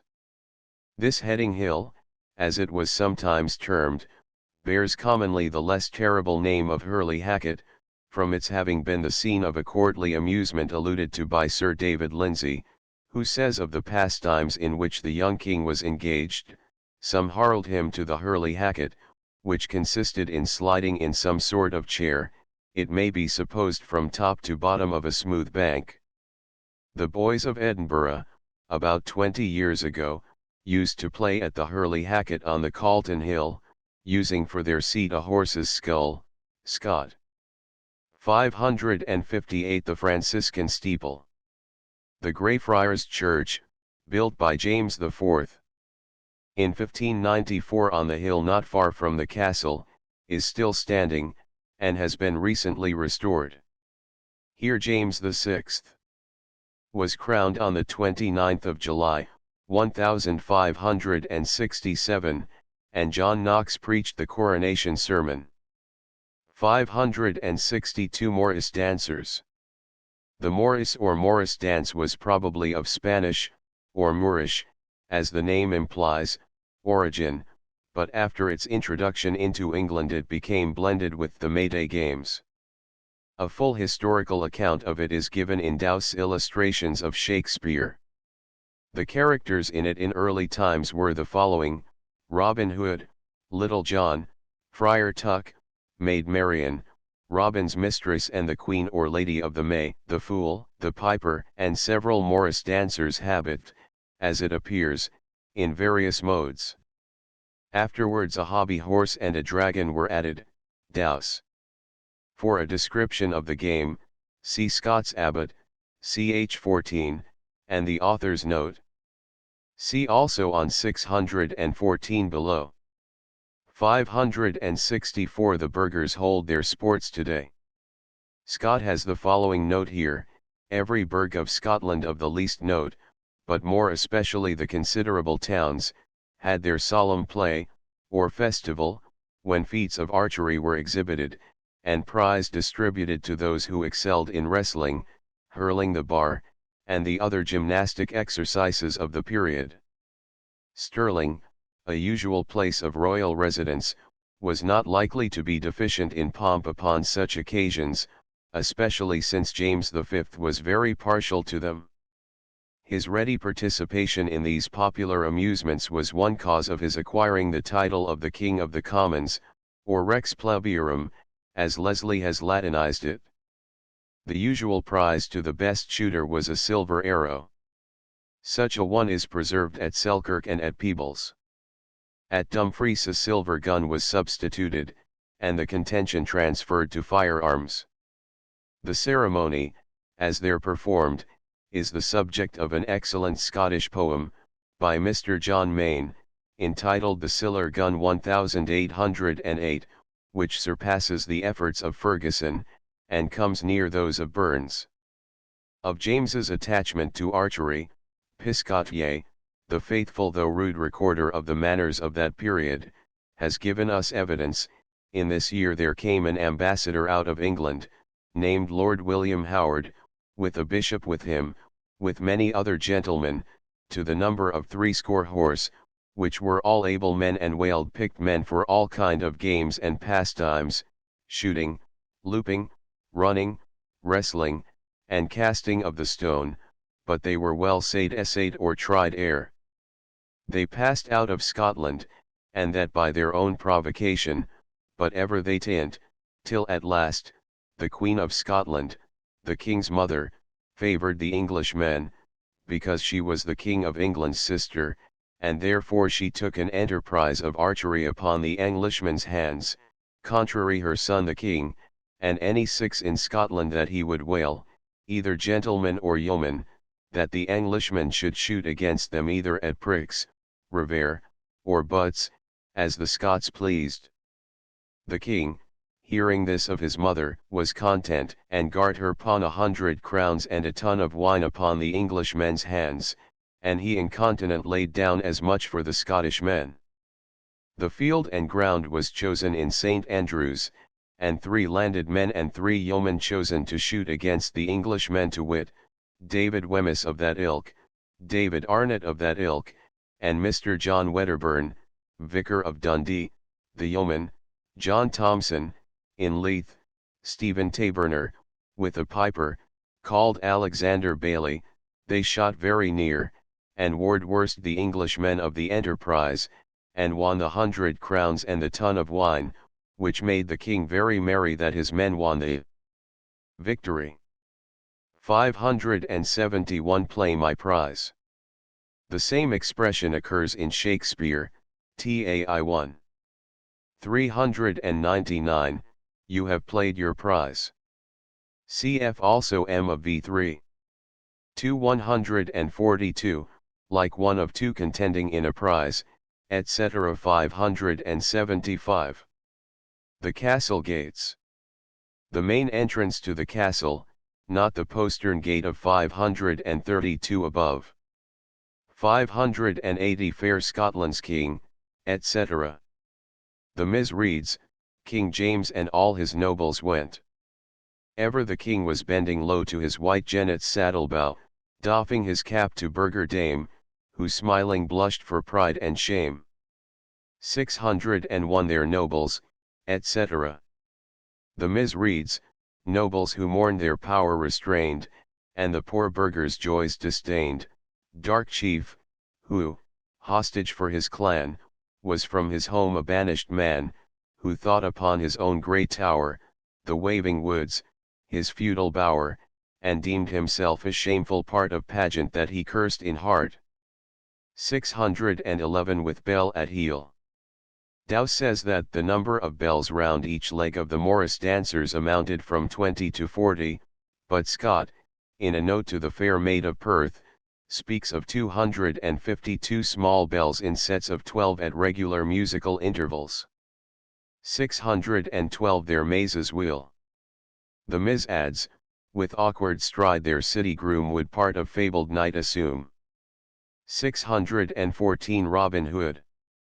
Scott says here, the exhibition of this renowned outlaw and his band was a favorite frolic at such festivals as we are describing. This sporting, in which kings did not disdain to be actors, was prohibited in Scotland upon the Reformation, by a statute of the 6th Parliament of Queen Mary, c. 61, AD 1555, which ordered, under heavy penalties, that a manner of person be chosen Robert Hood, nor Little John, Abbot of Unreason, Queen of May, nor otherwise. But in 1561, the rascal multitude, says John Knox, were stirred up to make a Robin Hood, whilk enormity was of mony years left and damned by statute and act of parliament, yet would they not be forbidden. Accordingly they raised a very serious tumult, and at length made prisoners the magistrates who endeavoured to suppress it, and would not release them till they extorted a formal promise that no one should be punished for his share of the disturbance. It would seem, from the complaints of the General Assembly of the Kirk, that these profane festivities were continued down to 1592, Book of the Universal Kirk, p. 414. Bold Robin was, to say the least, equally successful in maintaining his ground against the reformed clergy of England, for the simple and evangelical Latimer complains of coming to a country church where the people refused to hear him because it was Robin Hood's day, and his mitre and Rochaith were fain to give way to the village pastime. Much curious information on this subject may be found in the preliminary dissertation to the late Mr. Ritson's edition of the songs respecting this memorable outlaw. The game of Robin Hood was usually acted in May, and he was associated with the Morris dancers, on whom so much illustration has been bestowed by the commentators on Shakespeare.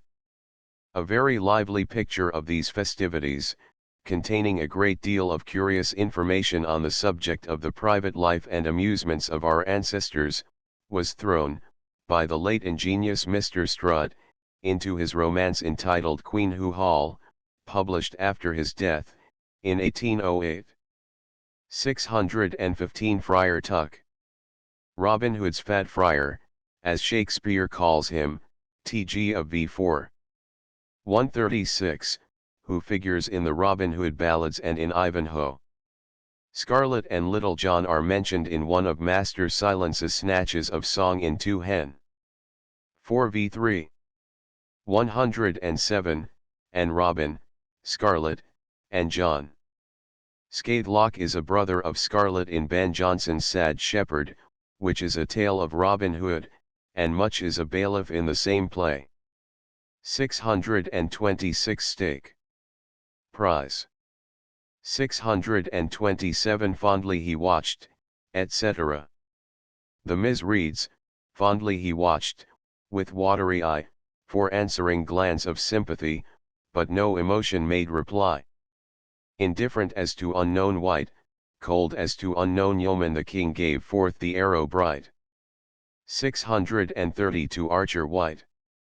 That is, to any ordinary archer. Scott has the following note here: the Douglas of the poem is an imaginary person, a supposed uncle of the Earl of Angus. But the king's behaviour during an unexpected interview with the Laird of Kilspindie, one of the banished Douglases, under circumstances similar to those in the text, is imitated from a real story told by Hume of God's Croft. I would have availed myself more fully of the simple and affecting circumstances of the old history, had they not been already woven into a pathetic ballad by my friend Mr. Finlay. 11 Is the king's implacability towards the family of Douglas did also appear in his carriage towards Archibald of Kilspink, whom he, when he was a child, loved singularly well for his ability of body, and was wont to call him his Grey Steel.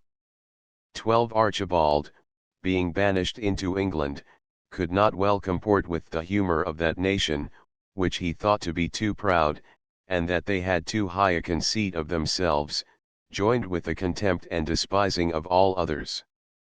Wherefore, being wearied of that life, and remembering the king's favor of old towards him, he determined to try the king's mercifulness and clemency. So he comes into Scotland, and taking occasion of the king's hunting in the park at Stirling, he casts himself to be in his way, as he was coming home to the castle.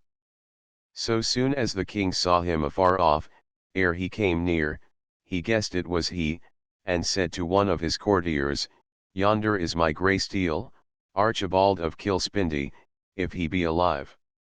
The other answered that it could not be he, and that he durst not come into the king's presence.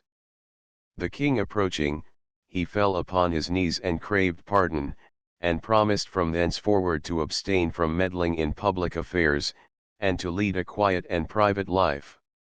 The king went by without giving him any answer, and trotted a good round pace up the hill. Kilspindie followed, and though he wore on him a secret, or shirt of mail, for his particular enemies, was as soon at the castle gate as the king. There he sat him down upon a stone without, and entreated some of the king's servants for a cup of drink, being weary and thirsty, but they, fearing the king's displeasure, durst gave him none. When the king was set at his dinner, he asked what he had done, what he had said, and whither he had gone. It was told him that he had desired a cup of drink, and had gotten none. The king reproved them very sharply for their discourtesy, and told them that if he had not taken an oath that no Douglas should ever serve him, he would have received him into his service, for he had seen him sometime a man of great ability. Then he sent him word to go to Leith, and expect his further pleasure. Then some kinsman of David Falconer, the cannoneer, that was slain at Tantallon, began to quarrel with Archibald about the matter, wherewith the king showed himself not well pleased when he heard of it. Then he commanded him to go to France for a certain space, till he heard further from him. And so he did, and died shortly after. This gave occasion to the King of England, Henry VIII, to blame his nephew, alleging the old saying, that a king's face should give grace. For this Archibald, whatsoever were Angus's or Sir George's fault, had not been principal actor of anything, nor no counsellor nor stirrer up, but only a follower of his friends, and that no ways cruelly disposed. Hume of God's Croft, 207. 637 Larbert is a town about 10 miles to the south of Stirling, and Alloa another 7 miles to the east on the north side of the Forth. 641 To Douglas gave a golden ring. Scott says, the usual prize of a wrestling was a ram and a ring, but the animal would have embarrassed my story. Thus, in the Coke's Tale of Gamelin, ascribed to Chaucer, there happed to be there beside tried a wrestling, and therefore there was ysetting a ram and als a ring. Again, the little jest of Robin Hood, by a bridge was a wrestling, and there tarried was he and there was all the best yemen of all the west country. A full fair game there was set up, a white bull upwyped, a great courser with saddle and bridle, with gold burnished full bryght, a pair of gloves, a red gold ring, a pipe of wine. Good day, what man beareth him best, iwis, the prize shall bear away. 648 To hurl the massive bar. Cf 4. 559 above. 658 Scottish strength. The Miz has mortal strength. 660 The Ladies' Rock. A point in the valley between the castle and the Greyfriars Church. It was formerly the chief place for viewing the games, which were held in this valley, or depression in the hill on which the castle stands. It must not be confounded with the Ladies' Lookout, a favorite point of view on the castle walls. 662 Well filled. The Miz has weighed down, and in 664, scattered the gold among the crowd. 674 Ere Douglas, etc. The Ms. has Air James of Douglas stalwart hand, and in 677, worn for rect. 681 murmurs. Some eds have murmur. 685 The banished man. The Ms. has his stately form. 724 Needs but a buffet. Only a single blow is needed. 728 Then clamored, etc. The Ms. and First ed. have clamored his comrades of the train, and in 730 the Ms. has warriors for barons. 735 Atone. See on 4. 421 above. 744 But shall a monarch's presence, etc. The Ms. reads, but in my court injurious blow, and bearded thus, and thus outdared? What, ho, etc. 747. Ward. Guarding, confinement under guard. Cf. General XL. 3752. Misarray. Disorder, confusion. Neither WB nor work. Gives the word. 754 Pricked. Spurred, rode. See on 486 above. 755 Repelled, etc. The Ms. has their threats repelled by insult loud. 768 Hinford. A village on the Clyde, a few miles above Lanark. 790 Widow's mate expires. An instance of prole size, or anticipation in the use of a word.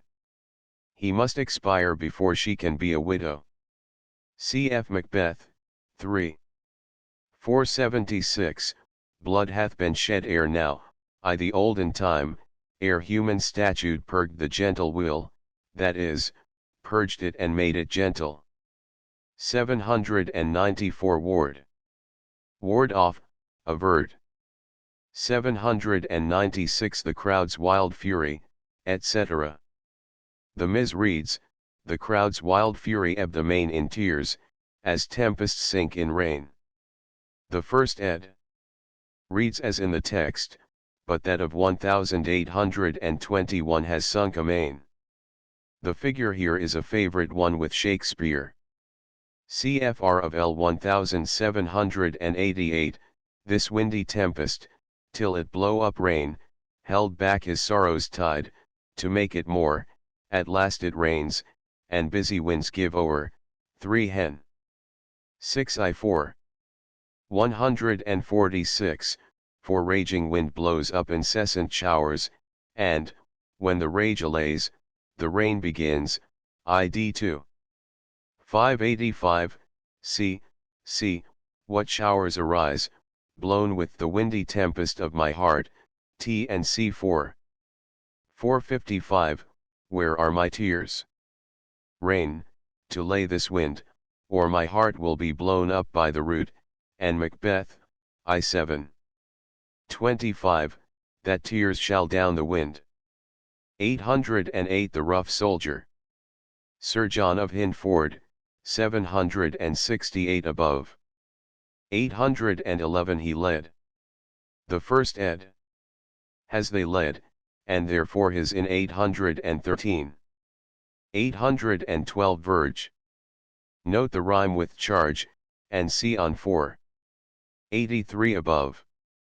819 This common fool. Cf. Shakespeare's Fool Multitude, M of V2. 926.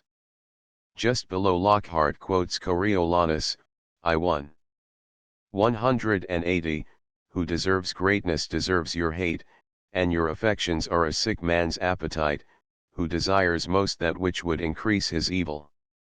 He that depends upon your favors swims with fins of lead and hews down oaks with rushes. Hang yet. Trust yet? With every minute you do change a mind, and call him noble that was now your hate, him vile that was your garland. 821 Douglas. The reading of the First ed.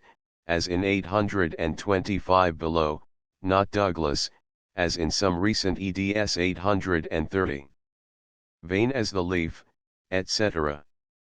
The Ms. has vain as the sick man's idle dream. 838 Cognizance. The sable pale of March. See on 4. 153 above.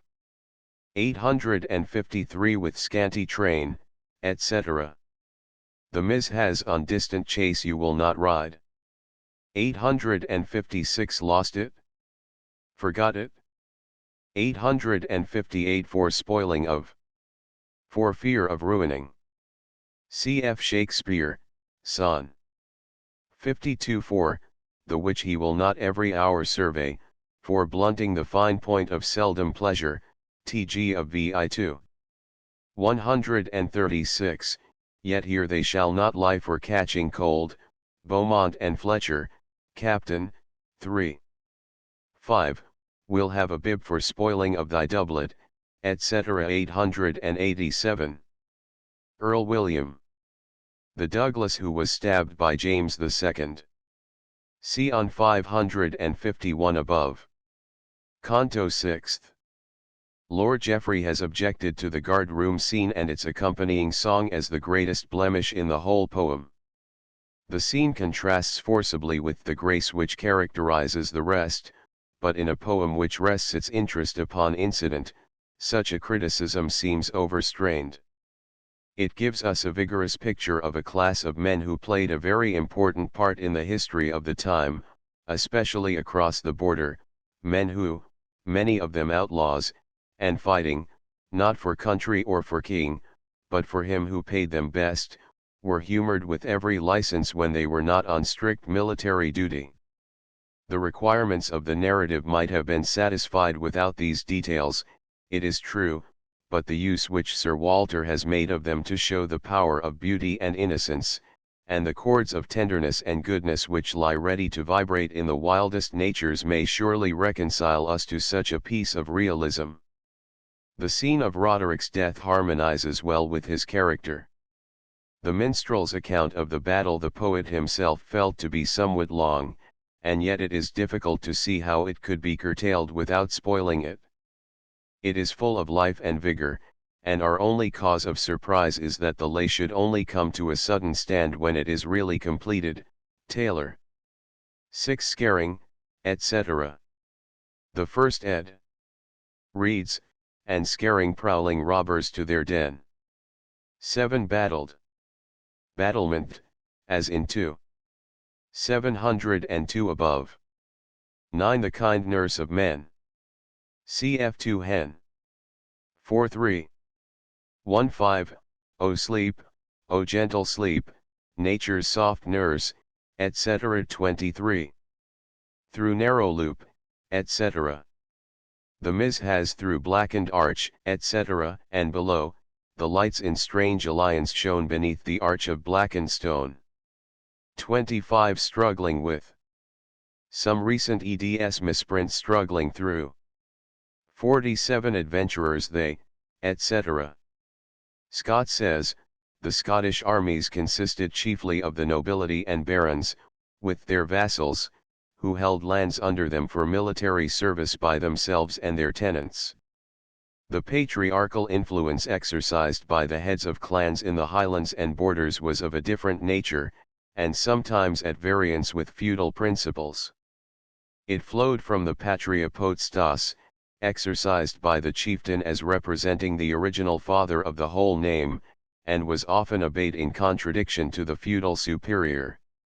James V seems first to have introduced, in addition to the militia furnished from these sources, the service of a small number of mercenaries, who formed a bodyguard, called the footband.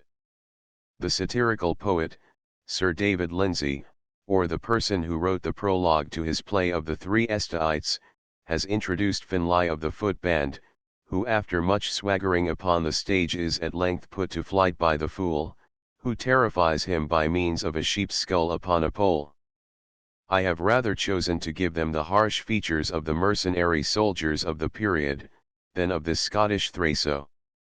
These partook of the character of the adventurous companions of Froissart, or the condottieri of Italy. 53. The Fleming, etc. The soil of Flanders is very fertile and productive, in marked contrast to the greater part of Scotland. 60. Halberd. A combination of spear and battle-axe.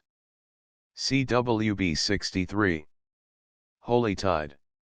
Holiday. For tide equals time, see on 3. 478 above. 73. Neighboring to. That is, lying in adjacent rooms. 75. Burden. Alluding to the burden, or chorus, of a song. Cf. 2. 392 above. The Ms. has jest for joke, and in the next line and rude oaths vented by the rest. 78. Trent. The English river of that name. Cf. 231 below. 84. That day. Modifying cut shore, not grieved. 87. A merry catch, I troll. Cf. Shakespeare, Temp. 3. 126, Will you troll the catch, etc. 88. Buxom. Lively, brisk, as in hen. v3. 627, of buxom valor, etc. Its original sense was yielding, obedient, as in FQI 11. 37. The buxom mare, see also Milton, PL 2842, and ID 3. 223, of them that to him buxom are and prone. For the derivation, CWB 90. Pool. Paul, an old spelling, found in Chaucer and other writers.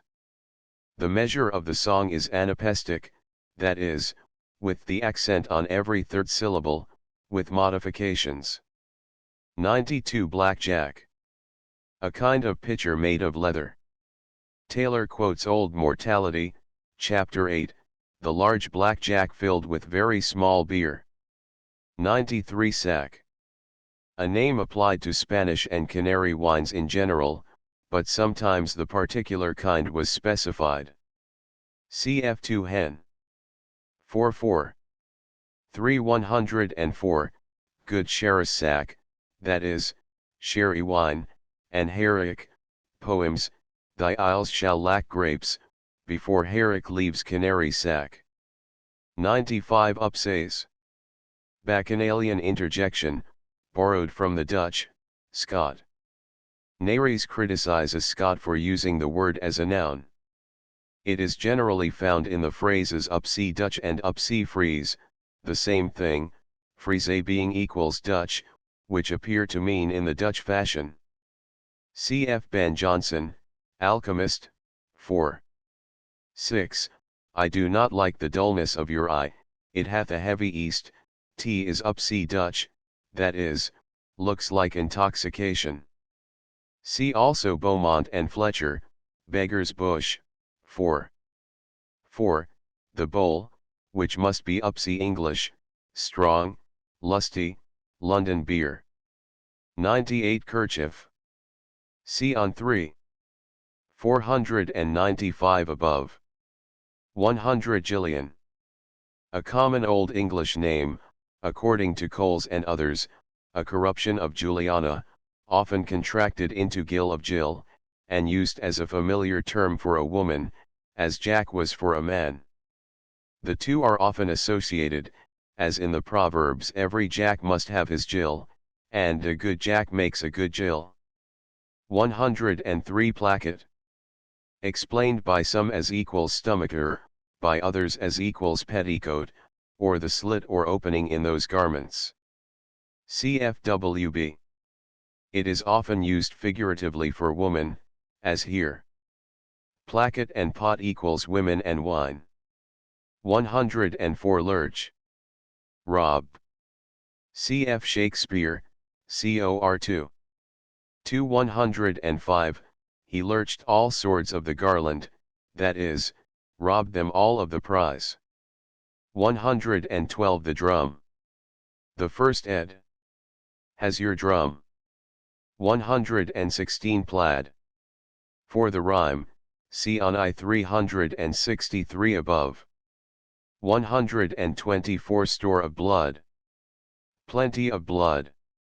Cf. Milton, El Allegro, 121, with store of ladies, etc. See also on the adjective, I 548 above. 127 Reward thy toil. The Ms. goes on thus, get thee an ape, and then at once thou mayst renounce the warder's lance, and trudge through burrow and through land, the leader of a juggler band. Scott has the following note here, the jongler, or jugglers, as we learn from the elaborate work of the late Mr. Strutt, on the sports and pastimes of the people of England, used to call in the aid of various assistants, to render these performances as captivating as possible. The glee maiden was a necessary attendant. Her duty was tumbling and dancing, and therefore the Anglo-Saxon version of St. Mark's Gospel states Herodias to have vaulted or tumbled before King Herod. In Scotland these poor creatures seem, even at a late period, to have been bondswomen to their masters, as appears from a case reported by Fountain Hall. Read the mountebank pursues Scott of Harden and his lady for stealing away from him a little girl, called the tumbling lassie, that dance upon his stage, and he claimed damages, and produced a contract, whereby he bought her from her mother for £30 Scots. But we have no slaves in Scotland, and mothers cannot sell their bairns, and physicians attested the employment of tumbling would kill her, and her joints were now grown stiff, and she declined to return, though she was at least apprentice, and so could not run away from her master. Yet some cited Moses's law, that if a servant shelter himself with thee against his master's cruelty, thou shalt surely not deliver him up. The Lords, renitent Cancellario, a soil yet harden on the 27th of January, 1687, Fountain Hall's Decisions, Volume IP 439, dot. 136 Purvey. Provide. C.F. Spencer, FQV 12. 10, he all things did purvey which for them needful were. 147 Bertram, etc. The Ms. has Bertram his such violence withstood. 152 The tartan screen. That is, the tartan which she had drawn over her head as a veil. 155 The savage soldiery, etc. The Ms. has while the rude soldiery, amazed, and in 164 below, should Ellen Douglas suffer wrong. 167 I shame me. I shame myself, I am ashamed. The very was formerly used intransitively in this sense.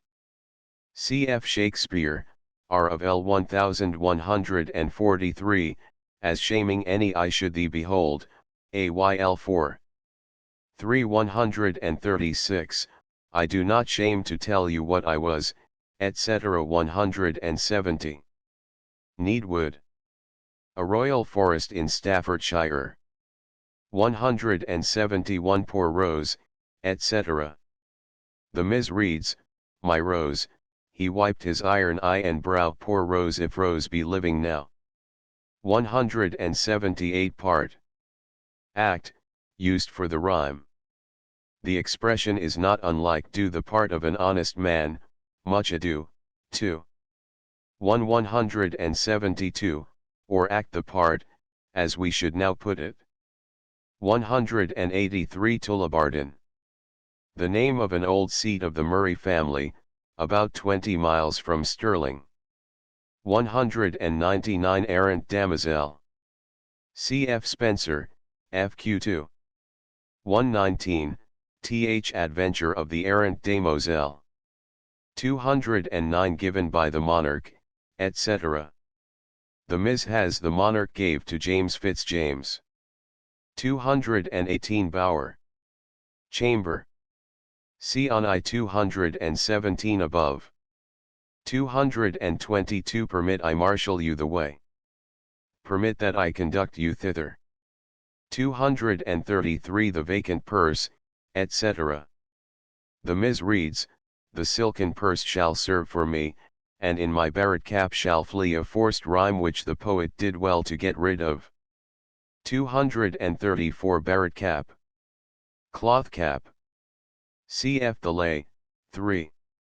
216, Old England's sign, St. George's cross, his barret cap did grace. He puts the purse in his cap as a favor. See on 4. 686 above. 242 Masters. He means the Douglas, but John of Brent takes it to refer to Roderick. See 305 below. 261 What? No, understand. See on I 596 above. 276 Rugged vaults. The Ms. has low broad vaults, and in 279, stretching for crushing. 291 Oaken floor. The Ms. and First ed. Have flinty floor, and below, thou mayst remain, and then, retiring, bolt and chain, and rusty bar, he drew again. Roused at the sound, etc. 292, 293. Such, hold. This couplet is not in the first ed, and presumably not in the Ms., though the fact is not noted by Lockhart.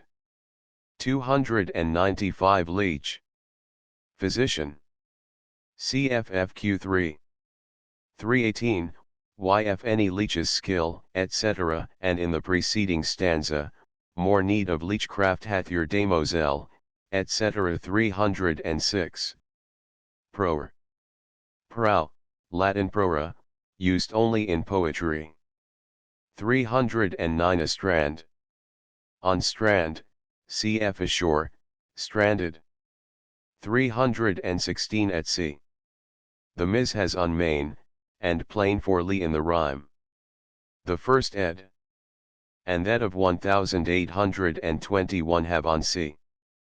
334 has never harp, etc. The Ms. reads, shall never harp of minstrel tell of combat fought so fierce and well. 348 Strike it. Scott says, there are several instances, at least in tradition, of persons so much attached to particular tunes, as to require to hear them on their deathbed. Such an anecdote is mentioned by the late Mr. Riddle of Glenriddle, in his collection of border tunes, respecting an air called the Dandling of the Bairns, for which a certain Gallividian laird is said to have evinced this strong mark of partiality. It is popularly told of a famous freebooter, that he composed the tune known by the name of Macpherson's Rant while under sentence of death, and played it at the gallows tree.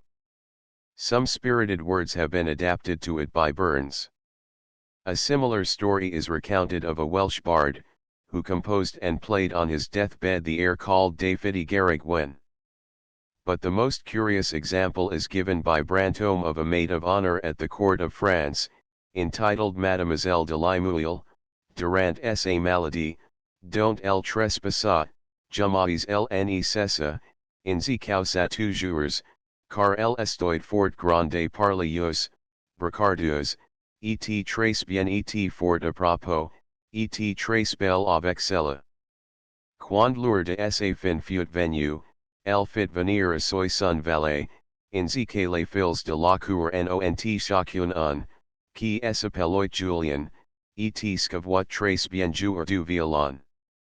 Julien, Louis dit elle, prenez vostre violon, et sonnez moi toujours jusqu'à ce que vous me voyez mort, car j'aime en vase, la défaite de Suisses, et le mieux que vous pourrez, et quand vous serez sur le mot, tout est perdu, sonnez le par 4 ou 5 fois, le plus piteusement que vous pourrez, ce qui fit l'autre, et el mesme lui adoit de la voix, et quan si event tout est perdu, lle reitera par deux fois, et se turnant de l'autre cost du keves, el dit a ses compagnes. Tout est perdu a ce coup, et a bon escient, et in z decida. Voilà un mort joyeux et plaisant.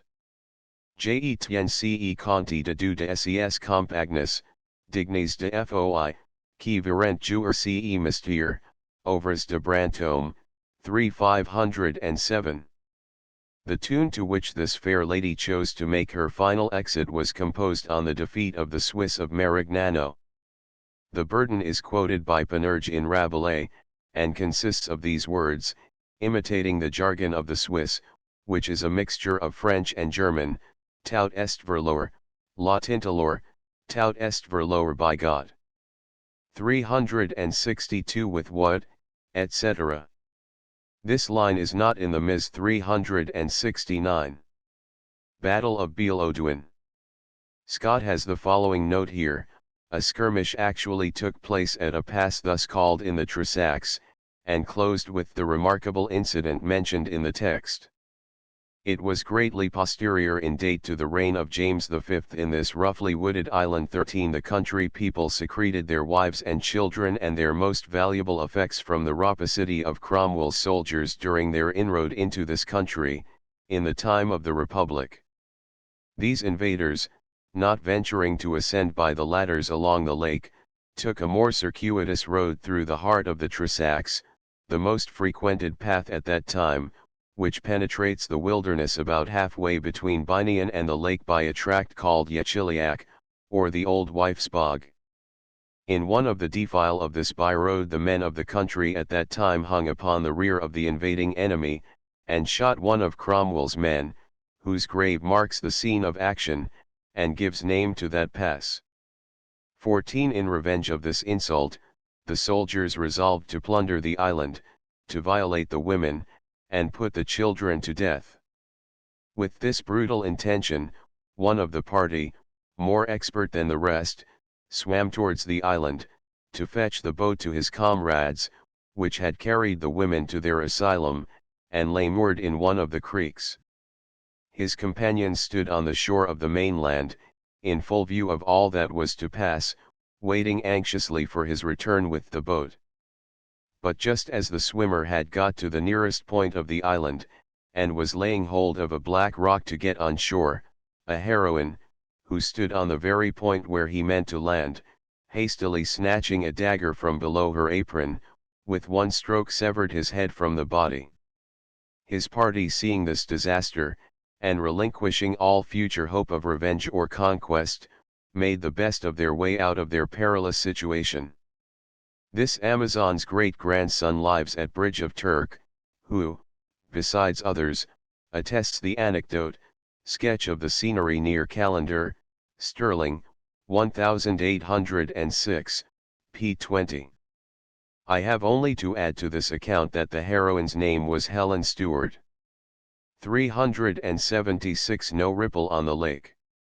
The liveliness of this description of the battle is due to the greater variety of the meter, which resembles that of Marmion. The 3 accent lines introduced at intervals give it lightness, and the repetition of the same rhyme enables the poet to throw together without break all that forms part of one picture. Taylor. 377 Erne. Eagle. CWB 392. I see, etc. CF4. 152 above. 396 bound. C on 4. 36 above. Most EDS misprint bound. 404 barred. The reading of the first ed. And that of 1821, corrected in all the recent ones into barbed. Scott doubtless wrote barbed, equals armored, or wearing defensive armor, but applied only to horses, a word found in many old writers. Cf. Holinshed, quoted by Nares with barbed horses, all covered with iron, etc. See also W. B. Scott has the word again in the lay, I 311, above the foaming tide, I ween, scarce half the charger's neck was seen, for he was barred from counter to tail, and the rider was armed complete in mail. 405 Battalia. Battalion, army. The word is not a plural of battalion, as some have seemed to think. CWB 414. Vanward. In the vanward, or vanguard, misprinted vanward in some editions. Shakespeare has the noun several times, as in hen. V4. 130, the leading of the vanward, CORI 6. 53, their bands I the vanward, and figuratively in MND4. 110, the vanward of the day, etc. 419. Pride. Some eds misprint power. 429 as of. See on 2. 56 above. 434 their flight they ply. The reading of the first ed. And that of 1821. Most of the eds have plied for flight, and Taylor has the following note on their plight they ply. The meaning of this is not very clear. Possibly they keep up a constant fire, but they seem in too complete a route for that. Cf3. 318 above. 438 the rear. The first ed. Has their rear. 443 Twilight Wood. Cf 403 above. The appearance of the spears and pikes was such that in the twilight they might have been mistaken at a distance for a wood. Taylor. 449 to 450 and closely shouldering, etc. This couplet is not in the Ms. 452. Tinchel. A circle of sportsmen, who, by surrounding a great space, and gradually narrowing, brought immense quantities of deer together, which usually made desperate efforts to breach through the Tinchel. Scott. 459 The tide. The first ed. Has their tide. 473 Now, gallants. Etc. Cf. Macaulay, Battle of Ivery, now by the lips of those ye love, fair gentlemen of France, charge for the golden lilies upon them with the lance. 483 And refluent, etc. The Ms. reads, and refluent down the darksome pass the battle's tide was poured, there toiled the spearman's struggling spear, there raged the mountain sword. 488 Lin. Here the word is equals cataract. See on I-71 and 2. 270 above. 497 Minstrel, away. The Ms. has away. Away.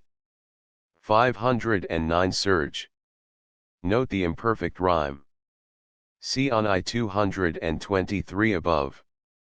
511 That sullen. The reading of the first ed. And that of 1821, the sullen in many eds 514. That parts not, etc. Lockhart quotes Byron, Giaour, the loveliness in death that parts not quite with parting breath. 515 Seeming, etc. The Ms. reads, and seemed, to minstrel ear, to toll the parting dirge of many a soul. For part equals depart, see on 2. 94 above. 523 While by the lake, etc. The Ms. reads, while by the darkened lake below file out the spearmen of the foe. 525 At Weary Bay. See on I-133 above. 527 Tattered Sail. The first ed. Has shattered sail, not noted in the errata. 532 Saxons. Some eds misprint Saxon. 538 Want. See on I 408 above. 539 store. See on I 548 above. Bonnet pieces were gold coins on which the king's head was represented with a bonnet instead of a crown. 540 to him will swim. For the ellipsis, see on I 528 above. 556 her billows, etc. The first ed. Has her billow reared his snowy crest, and its for they in the next line. 564 it tinged, etc. The Ms has it tinged the boats and lake with flame. Lines 561 to 568 are interpolated in the Ms on a slip of paper. 565 Duncragan's widowed dame. Cf 3. 428 FOL above. 567 A naked dirk. The first ed. Has her husband's dirk. 592 Chime. Music. Cf 4. 524 above. 595 Varied his look, etc. The Ms has glowed in his look, as swelled the song, and in 600, his glazing eye fiery 602. Thus, motionless, etc. Cf. The introduction to Rob Roy. Rob Roy, while on his deathbed, learned that a person, with whom he was at enmity, proposed to visit him. "Raise me from my bed," said the invalid, "throw my plaid around me, and bring me my claymore, dirk, and pistols. It shall never be said that a foeman saw Rob Roy MacGregor defenceless and unarmed." His foeman, conjectured to be one of the Maclarens, entered and paid his compliments, inquiring after the health of his formidable neighbor. Rob Roy maintained a cold, haughty civility during their short conference, and so soon as he had left the house, "Now," he said, "all is over, let the piper play ha till me tulad we return no more," and he is said to have expired before the dirge was finished. 605 Grim and Still. Originally stern and still. In a note to the printer, sent with the final stanzas, Scott writes, "I send the grand finale, and so exit the Lady of the Lake from the head she has tormented for 6 months." In Canto 6. Stanza 21 Stern and still, read grim and still, sternly occurs 4 lines higher. For a similar reason, stanza 24 Dun dear read fleet dear. 608 And art thou, etc. The Ms has and art thou gone, the minstrel said. 609 Foemans. Misprinted foemans in some eds 610. Breedlebane. See on 2. 416 above. 614 The shelter, etc. The Ms has the mightiest of a mighty line. 631 Even she. That is, Ellen. 638 Storied. Referring to the scenes depicted on the painted glass. Cf. Milton, Il Penseroso, 159, and storied windows, richly dyed. The change of tense in fall is of course for the rhyme, but we might expect lighten for lightened. 643 The banquet, etc. The Ms reads, "The banquet gay, the chamber's pride, scarce drew one curious glance aside," and in 653, earnest on his game. 665 Of perch and hood. That is, of enforced idleness. See on 2. 525 above. In some eds the song is printed without any division into stanzas. 670 Forest. The first ed. And that of 1821 have forests, but we suspect that Scott wrote forest. 672 Is meet for me. The Ms has was meant for me. For the ellipsis, cf 540 above. 674 from yon dull steeples, etc. The Ms has from darkened steeples, etc. See on V 558 above. 677 the lark, etc. The Ms has the lively lark my matins rung, and sung in the rhyme. The omission of to with ring and sing is here a poetic license, but in Elizabethan English it is common in many cases where it would not now be admissible. Cf. Othello, 2. 3 190, you were won't be civil, FQI 1. 50, he thought have slain her, etc. 680. A hall, etc. The Ms has a hall should harbor me. 683 Fleet deer. See on 605 above. 707 at morning prime. Early in the morning. Prime is properly the first canonical hour of prayer, or 6 a.m. For its looser use here, CFFQ2. 925, at evening and at prime. 712 stayed. Supported, not to be printed stayed, as in some editions. 716 within, etc. The Ms. reads, within T was brilliant all, and bright the vision glowed on Ellen's sight. 726 presence. Presence chamber. Cf. Rich. 2I3. 289, suppose the singing birds musicians, the grass whereon thou treadest the presence strewed, that is, strewn with rushes, hen. 8.3. 117, the two great cardinals wait in the presence, etc. 727. For him, etc. The Ms. reads, for him who owned this royal state. 737 Sheen. Bright. See on I 208 above. 740 and Snowdown's knight is Scotland's king. Scott says, this discovery will probably remind the reader of the beautiful Arabian tale of Il Bondicani. Yet the incident is not borrowed from that elegant story, but from Scottish tradition. James V, of whom we are treating, was a monarch whose good and benevolent intentions often rendered his romantic freaks venial, if not respectable, since, from his anxious attention to the interests of the lower and most oppressed class of his subjects, he was, as we have seen, popularly termed the King of the Commons. For the purpose of seeing that justice was regularly administered, and frequently from the less justifiable motive of gallantry, he used to traverse the vicinage of his several palaces in various disguises.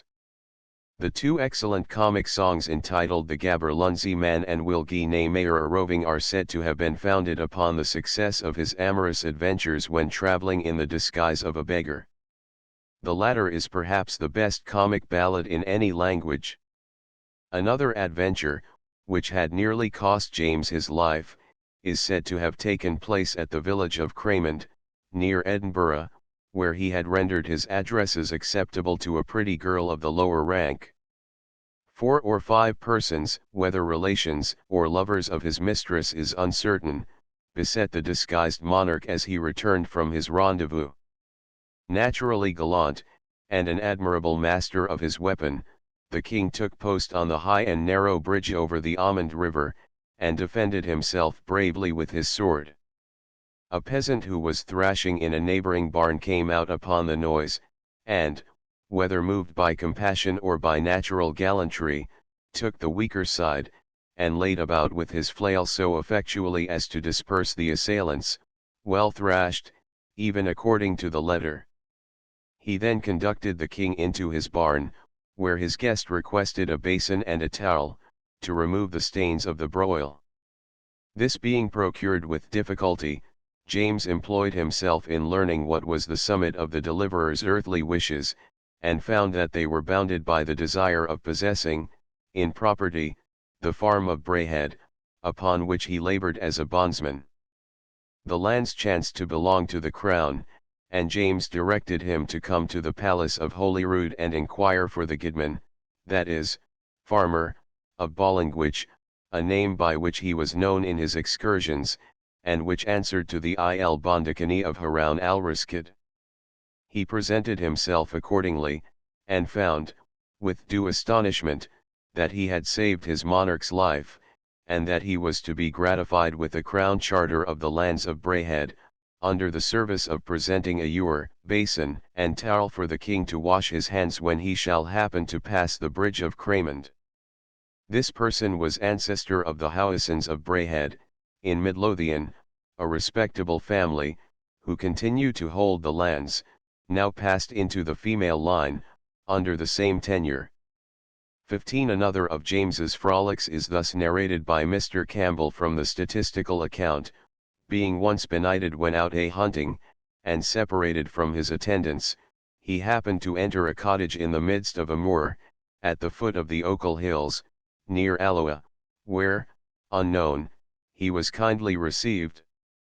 In order to regale their unexpected guest, the goodman desired the goodwife to fetch the hen that roosted nearest the cock, which is always the plumpest, for the stranger's supper.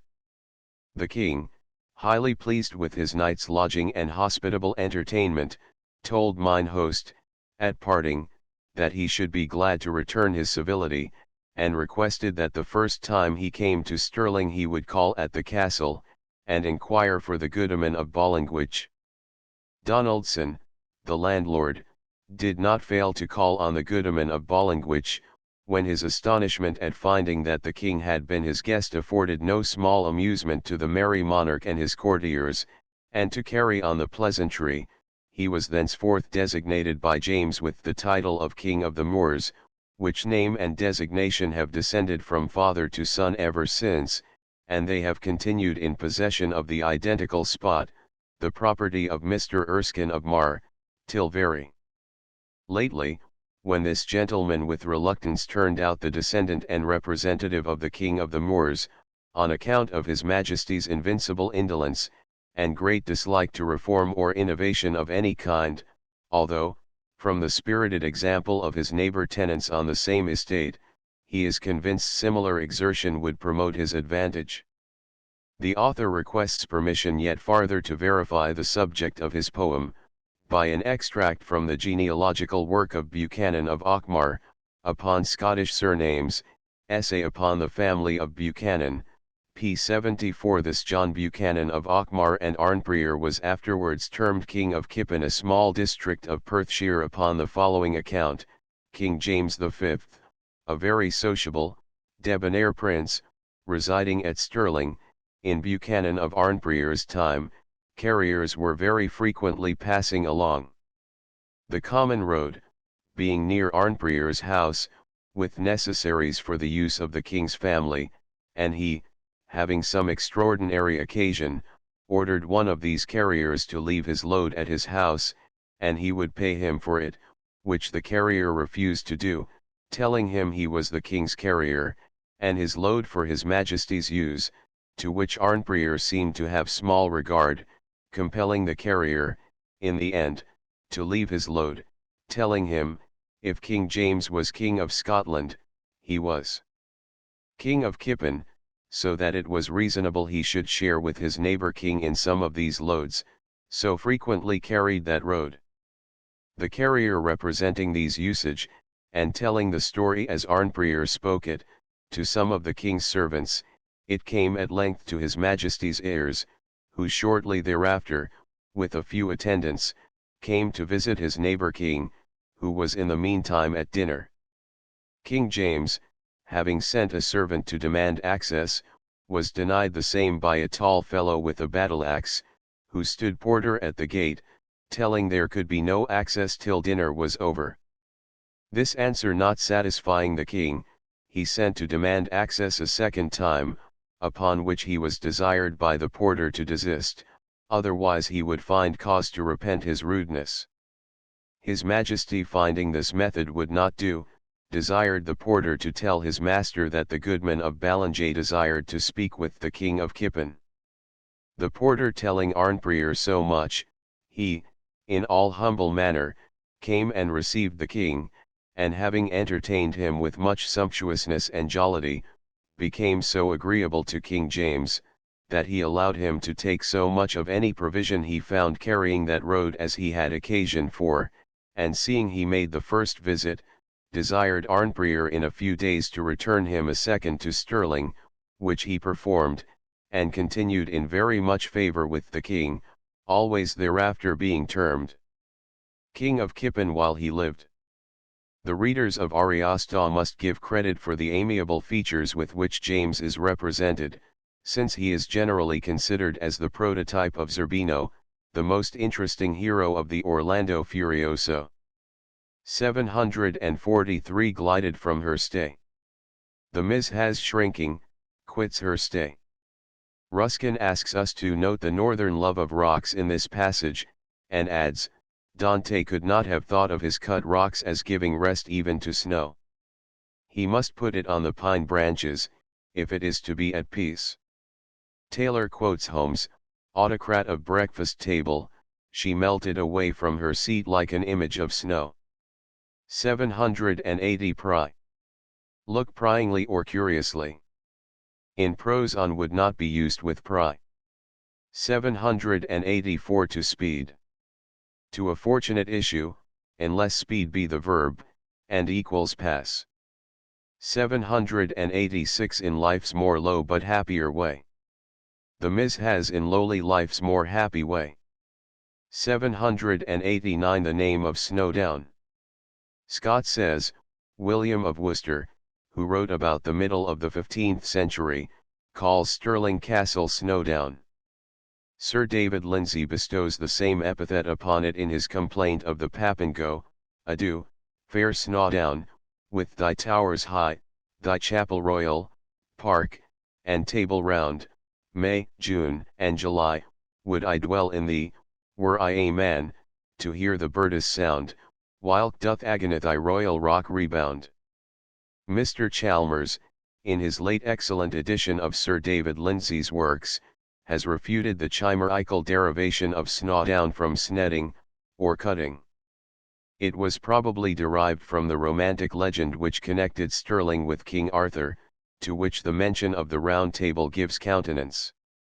The ring within which justs were formerly practised in the castle park, is still called the Round Table.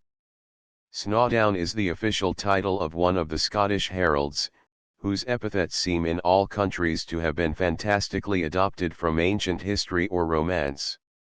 It appears from the preceding note that the real name by which James was actually distinguished in his private excursions was the Goodman of Ballingwich, derived from a steep pass leading up to the castle of Stirling, so called. But the epithet would not have suited poetry, and would besides at once, and prematurely, have announced the plot to many of my countrymen, among whom the traditional stories above mentioned are still current. 798 My spellbound steps. The Miss has thy sovereign back to Benvenue. Thy sovereign steps 800. Glaive. Sword. See on 4. 274 above. 803 Pledge of my faith, etc. The Miss has pledge of Fitzjames's faith, the ring. 808 A lightning. Some eds have a lightning. 809 and more, etc. The Miss reads, and in her breast strove maiden shame, more deep she deemed the monarch's ire kindled gainst him, who, for her sire, against his sovereign broadsword drew, and, with a pleading, warm and true, she craved the grace of Roderick Dhu. 813 Grace. Pardon. 825 Stained. Reddened. 829 The Graham. Jeffrey says, Malcolm Graham has too insignificant a part assigned him, considering the favour in which he is held both by Ellen and the author, and in bringing out the shaded and imperfect character of Roderick Dhu as a contrast to the purer virtue of his rival, Mr. Scott seems to have fallen into the common error of making him more interesting than him whose virtues he was intended to set off, and converted the villain of the piece in some measure into its hero. A modern poet, however, may perhaps be pardoned for an error of which Milton himself is thought not to have kept clear, and for which there seems so natural a cause in the difference between poetical and amiable characters. 837 Warder. Guard, Jailer. 841 Lockhart quotes here the following extract from a letter of Byron's to Scott, dated July 6, 1812, and now, waiving myself, let me talk to you of the Prince Regent. He ordered me to be presented to him at a ball, and after some saying, peculiarly pleasing from royal lips, as to my own attempts, he talked to me of you and your immoralities. He preferred you to every bard past and present, and asked which of your works pleased me most. It was a difficult question. I answered, I thought the lay. He said his own opinion was nearly similar. In speaking of the others, I told him that I thought you more particularly the poet of princes, as they never appeared more fascinating than in Marmion and the Lady of the Lake. He was pleased to coincide, and to dwell on the description of your Jameses as no less royal than poetical. He spoke alternately of Homer and yourself, and seemed well acquainted with both. 842 Harp of the North, Farewell. Cf. the introduction to the poem. 846 Wizard Elm. See on I2 above. 850 Housing. Returning to the Hive. 858 The Grief Devoured. For the figure, CFPS Lying. 3, LXXX. 5, and ISA XXX. 2859. O'erlive. Several eds misprint O'erlived. Addendum. Since our first edition appeared, we have had the privilege of examining a copy of Scott's 2d ed. 1810, belonging to Mr. E. S. Gould, of Yonkers, N.Y. This 2d ed. is in smaller type than the first, and in octavo form, the first being in quarto. A minute collation of the text with that of the first ed. And our own shows that Scott carefully revised the poem for this 2d ed, and that the changes he afterwards made in it were few and unimportant. For instance, the text includes the verbal changes which we have adopted in I-198, 290, 432, 2. 103, 201, 203, 534, 3. 30, 173, 190, 508, v 106, 253, 728, 811, 4. 6, 112, 527, 556, 567, etc. In 6. 291 FOL it reads, including the omissions and insertions, as in our text. In I-336, 340, the pointing is the same as in the first ed, and in I-360, the reading is dear. In 2. 865, 866, it varies from the pointing of the first ed, but we are inclined to regard this as a misprint, not a correction. In 2. 76 this 2d ed. has linger wave for lingerer wave, and in 2. 217 it repeats the preposterous misprint of his glee from the first ed.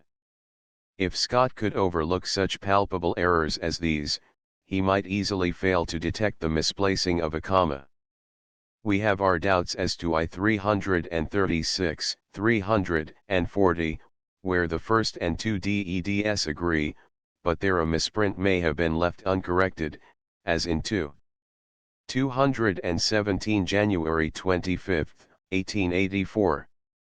Footnotes: 1.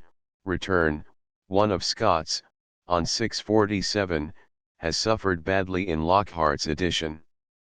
In a quotation from Lord Berners' Froissart, which I omit, a whole page seems to have dropped out, and the last sentence, as it now stands, is made up of pans of the one preceding and the one following the lost matter.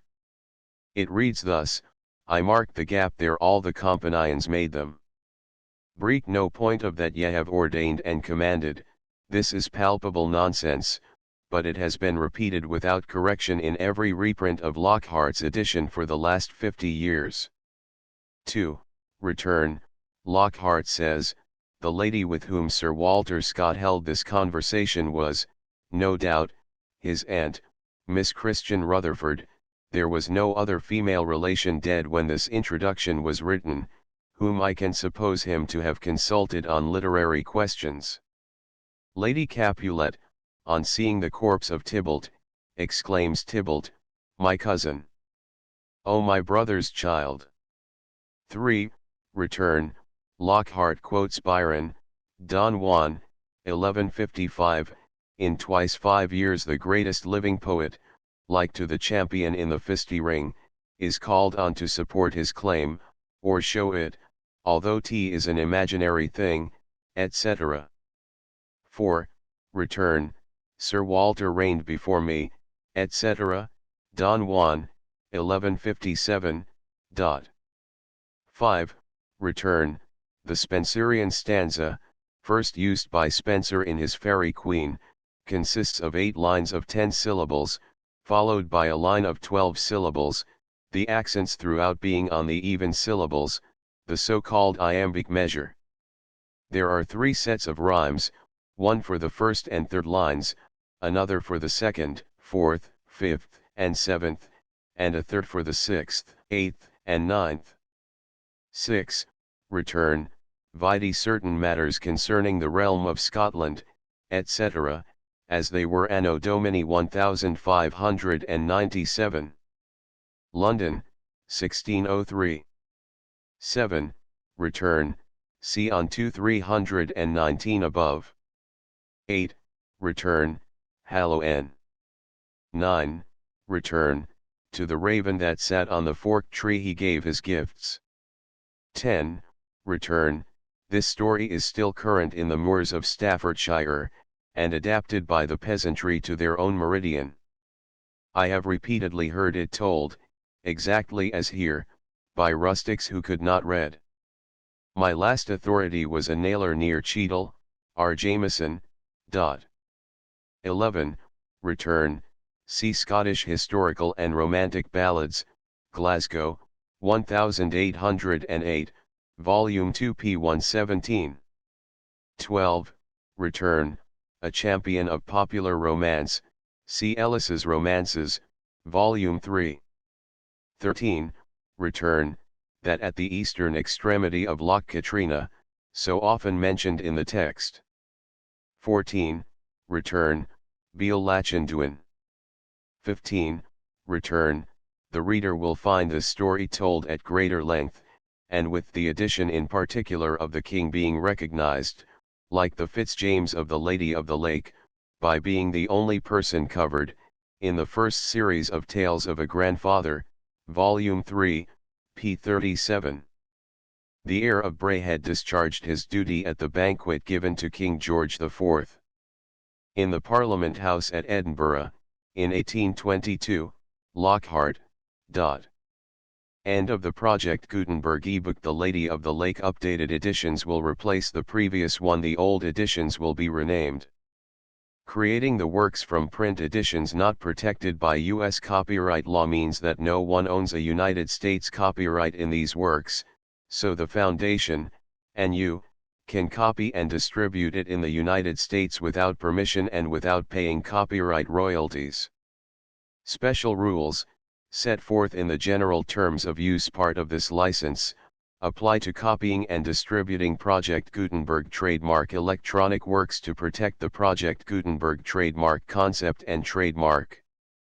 Project Gutenberg is a registered trademark, and may not be used if you charge for an ebook, except by following the terms of the trademark license, including paying royalties for use of the Project Gutenberg trademark. If you do not charge anything for copies of this ebook, complying with the trademark license is very easy. You may use this ebook for nearly any purpose such as creation of derivative works, reports, performances, and research.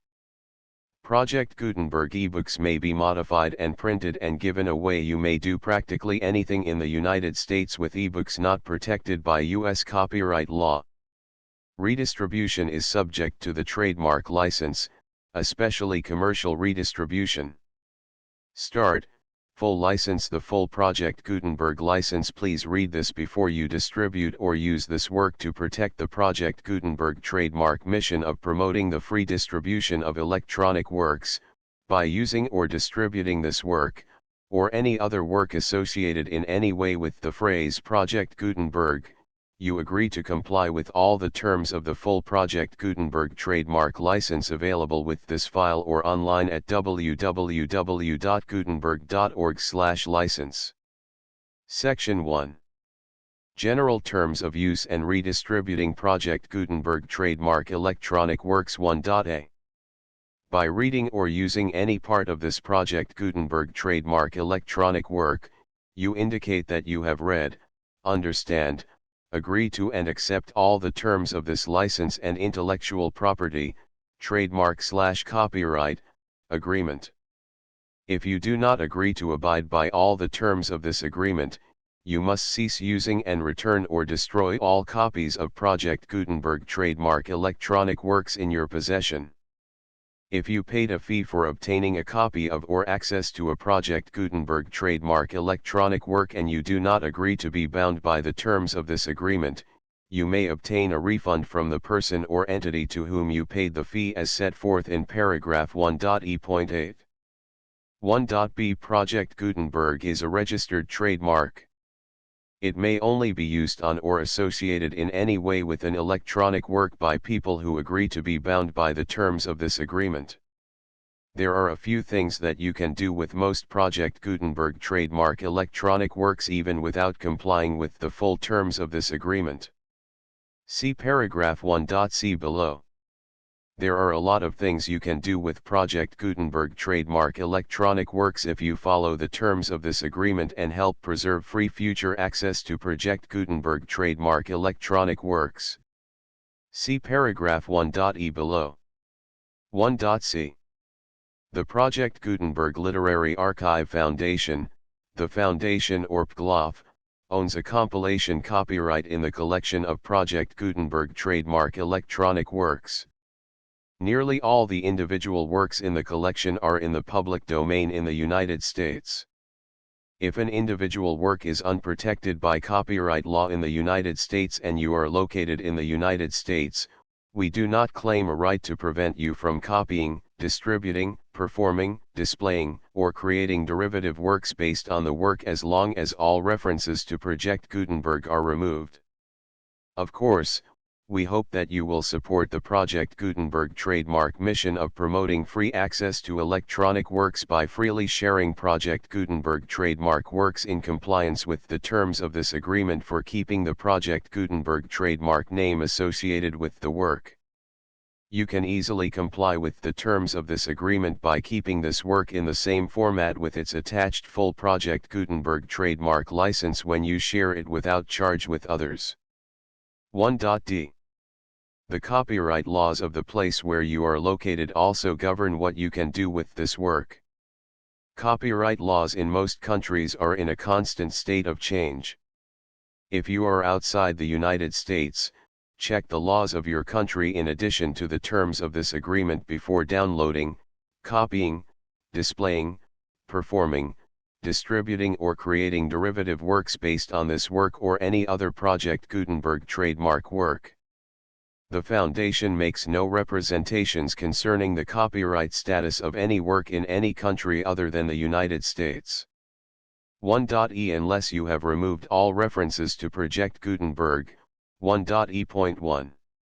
The following sentence, with active links to, or other immediate access to, the full Project Gutenberg trademark license must appear prominently whenever any copy of a Project Gutenberg trademark work, any work on which the phrase Project Gutenberg appears, or with which the phrase Project Gutenberg is associated, is accessed, displayed, performed, viewed, copied or distributed.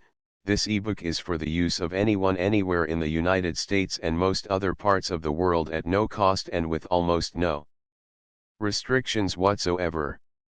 You may copy it, give it away or reuse it under the terms of the Project Gutenberg license included with this ebook or online at www.gutenberg.org. If you are not located in the United States, you will have to check the laws of the country where you are located before using this ebook. 1.e.2. If an individual Project Gutenberg trademark electronic work is derived from texts not protected by U.S. copyright law, does not contain a notice indicating that it is posted with permission of the copyright holder, the work can be copied and distributed to anyone in the United States without paying any fees or charges. If you are redistributing or providing access to a work with the phrase Project Gutenberg associated with or appearing on the work, you must comply either with the requirements of paragraphs 1.e.1 through 1.e.7 or obtain permission for the use of the work and the Project Gutenberg trademark as set forth in paragraphs 1.e.8 or 1.e.9. 1.e.3. If an individual Project Gutenberg trademark electronic work is posted with the permission of the copyright holder, your use and distribution must comply with both paragraphs 1.e.1 through 1.e.7 and any additional terms imposed by the copyright holder. Additional terms will be linked to the Project Gutenberg trademark license for all works posted with the permission of the copyright holder found at the beginning of this work. 1.e.4. Do not unlink or detach or remove the full Project Gutenberg trademark license terms from this work, or any files containing a part of this work or any other work associated with Project Gutenberg trademark. 1.e.5. Do not copy, display, perform, distribute or redistribute this electronic work, or any part of this electronic work, without prominently displaying the sentence set forth in paragraph 1.e.1 with active links or immediate access to the full terms of the Project Gutenberg trademark license. 1.e.6. You may convert to and distribute this work in any binary, compressed, marked up, non-proprietary or proprietary form, including any word processing or hypertext form. However, if you provide access to or distribute copies of a Project Gutenberg trademark work in a format other than plain vanilla ASCII or other format used in the official version posted on the official Project Gutenberg trademark website, www.gutenberg.org, you must, at no additional cost, fee, or expense to the user, provide a copy, a means of exporting a copy, or a means of obtaining a copy upon request, of the work in its original plain vanilla ASCII or other form. Any alternate format must include the full Project Gutenberg trademark license as specified in paragraph 1.e.1. 1.e.7. Do not charge a fee for access to, viewing, displaying, performing, copying or distributing any Project Gutenberg trademark works unless you comply with paragraph 1.e.8 or 1.e.9. 1.e.8. You may charge a reasonable fee for copies of or providing access to or distributing Project Gutenberg trademark electronic works provided that, you pay a royalty fee of 20% of the gross profits you derive from the use of Project Gutenberg trademark works calculated using the method you already use to calculate your applicable taxes. The fee is owed to the owner of the Project Gutenberg trademark, but he has agreed to donate royalties under this paragraph to the Project Gutenberg Literary Archive Foundation. Royalty payments must be paid within 60 days following each date on which you prepare, or are legally required to prepare, your periodic tax returns. Royalty payments should be clearly marked as such and sent to the Project Gutenberg Literary Archive Foundation at the address specified in Section 4, Information about donations to the Project Gutenberg Literary Archive Foundation. You provide a full refund of any money paid by a user who notifies you in writing, or by email, within 30 days of receipt that he does not agree to the terms of the full Project Gutenberg trademark license. You must require such a user to return or destroy all copies of the works possessed in a physical medium and discontinue all use of and all access to other copies of Project Gutenberg trademark works. You provide, in accordance with paragraph 1.f.3, a full refund of any money paid for a work or a replacement copy, if a defect in the electronic work is discovered and reported to you within 90 days of receipt of the work. You comply with all other terms of this agreement for free distribution of Project Gutenberg trademark works. 1.e.9. If you wish to charge a fee or distribute a Project Gutenberg trademark electronic work or group of works on different terms than are set forth in this agreement, you must obtain permission in writing from the Project Gutenberg Literary Archive Foundation, the manager of the Project Gutenberg trademark. Contact the Foundation as set forth in Section 3 below. 1.f.1.f.1. Project Gutenberg volunteers and employees expend considerable effort to identify, do copyright research on, transcribe and proofread works not protected by U.S. copyright law in creating the Project Gutenberg trademark collection. Despite these efforts, Project Gutenberg trademark electronic works, and the medium on which they may be stored, may contain defects, such as, but not limited to, incomplete, inaccurate or corrupt data, transcription errors, a copyright or other intellectual property infringement, a defective or damaged disk or other medium, a computer virus, or computer codes that damage or cannot be read by your equipment. 1.f.2. Limited warranty, disclaimer of damages, except for the right of replacement or refund described in paragraph 1.f.3, the Project Gutenberg Literary Archive Foundation, the owner of the Project Gutenberg trademark, and any other party distributing a Project Gutenberg trademark electronic work under this agreement, disclaim all liability to you for damages, costs, and expenses, including legal fees.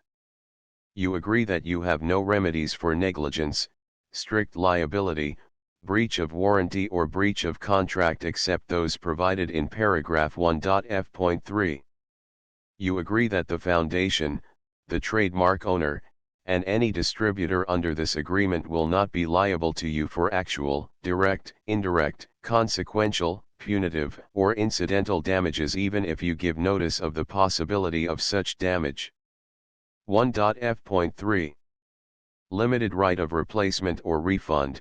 If you discover a defect in this electronic work within 90 days of receiving it, you can receive a refund of the money, if any, you paid for it by sending a written explanation to the person you received the work from. If you received the work on a physical medium, you must return the medium with your written explanation. The person or entity that provided you with the defective work may elect to provide a replacement copy in lieu of a refund. If you received the work electronically, the person or entity providing it to you may choose to give you a second opportunity to receive the work electronically in lieu of a refund. If the second copy is also defective, you may demand a refund in writing without further opportunities to fix the problem. 1.f.4. Except for the limited right of replacement or refund set forth in paragraph 1.f.3, this work is provided to you as is, with no other warranties of any kind, express or implied, including but not limited to warranties of merchantability or fitness for any purpose. 1.f.5. Some states do not allow disclaimers of certain implied warranties or the exclusion or limitation of certain types of damages. If any disclaimer or limitation set forth in this agreement violates the law of the state applicable to this agreement, the agreement shall be interpreted to make the maximum disclaimer or limitation permitted by the applicable state law. The invalidity or unenforceability of any provision of this agreement shall not void the remaining provisions. 1.f.6 Indemnity. You agree to indemnify and hold the foundation, the trademark owner, any agent or employee of the foundation, anyone providing copies of Project Gutenberg trademark electronic works in accordance with this agreement, and any volunteers associated with the production, promotion, and distribution of Project Gutenberg trademark electronic works, harmless from all liability, costs, and expenses, including legal fees, that arise directly or indirectly from any of the following which you do or cause to occur. A. Distribution of this or any Project Gutenberg trademark work. B.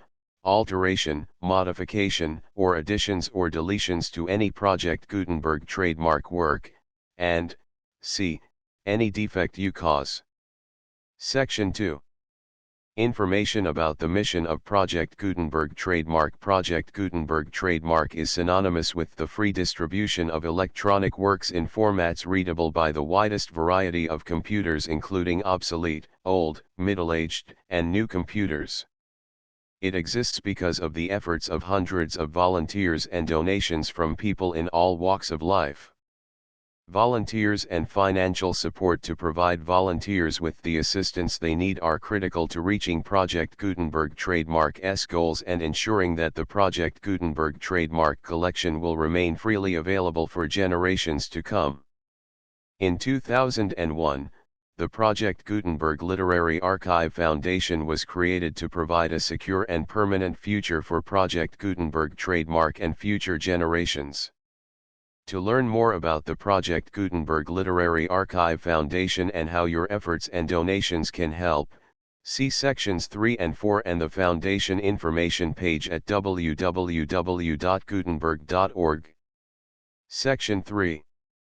Information about the Project Gutenberg Literary Archive Foundation. The Project Gutenberg Literary Archive Foundation is a non-profit 501(c)(3) educational corporation organized under the laws of the state of Mississippi and granted tax-exempt status by the Internal Revenue Service. The Foundation's IN or Federal Tax Identification Number is 64-6221541. Contributions to the Project Gutenberg Literary Archive Foundation are tax-deductible to the full extent permitted by U.S. federal laws and your state's laws. The Foundation's business office is located at 809 North 1500 West, Salt Lake City, Utah 841-16801-596-1887. Email contact links and up-to-date contact information can be found at the Foundation's website and official page at www.gutenberg.org/contact. Section 4.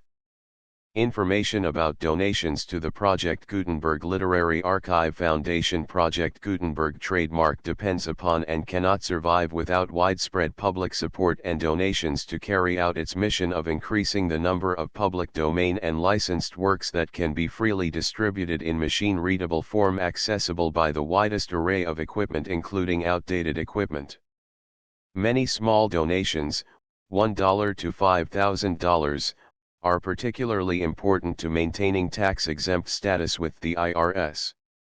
The Foundation is committed to complying with the laws regulating charities and charitable donations in all 50 states of the United States. Compliance requirements are not uniform and it takes a considerable effort, much paperwork, and many fees to meet and keep up with these requirements. We do not solicit donations in locations where we have not received written confirmation of compliance. To send donations or determine the status of compliance for any particular state, visit www.gutenberg.org/donate. While we cannot and do not solicit contributions from states where we have not met the solicitation requirements, We know of no prohibition against accepting unsolicited donations from donors in such states who approach us with offers to donate. International donations are gratefully accepted, but we cannot make any statements concerning tax treatment of donations received from outside the United States. U.S. laws alone swamp our small staff. Please check the Project Gutenberg web pages for current donation methods and addresses. Donations are accepted in a number of other ways, including checks, online payments, and credit card donations. To donate, please visit www.gutenberg.org/donate. Section 5.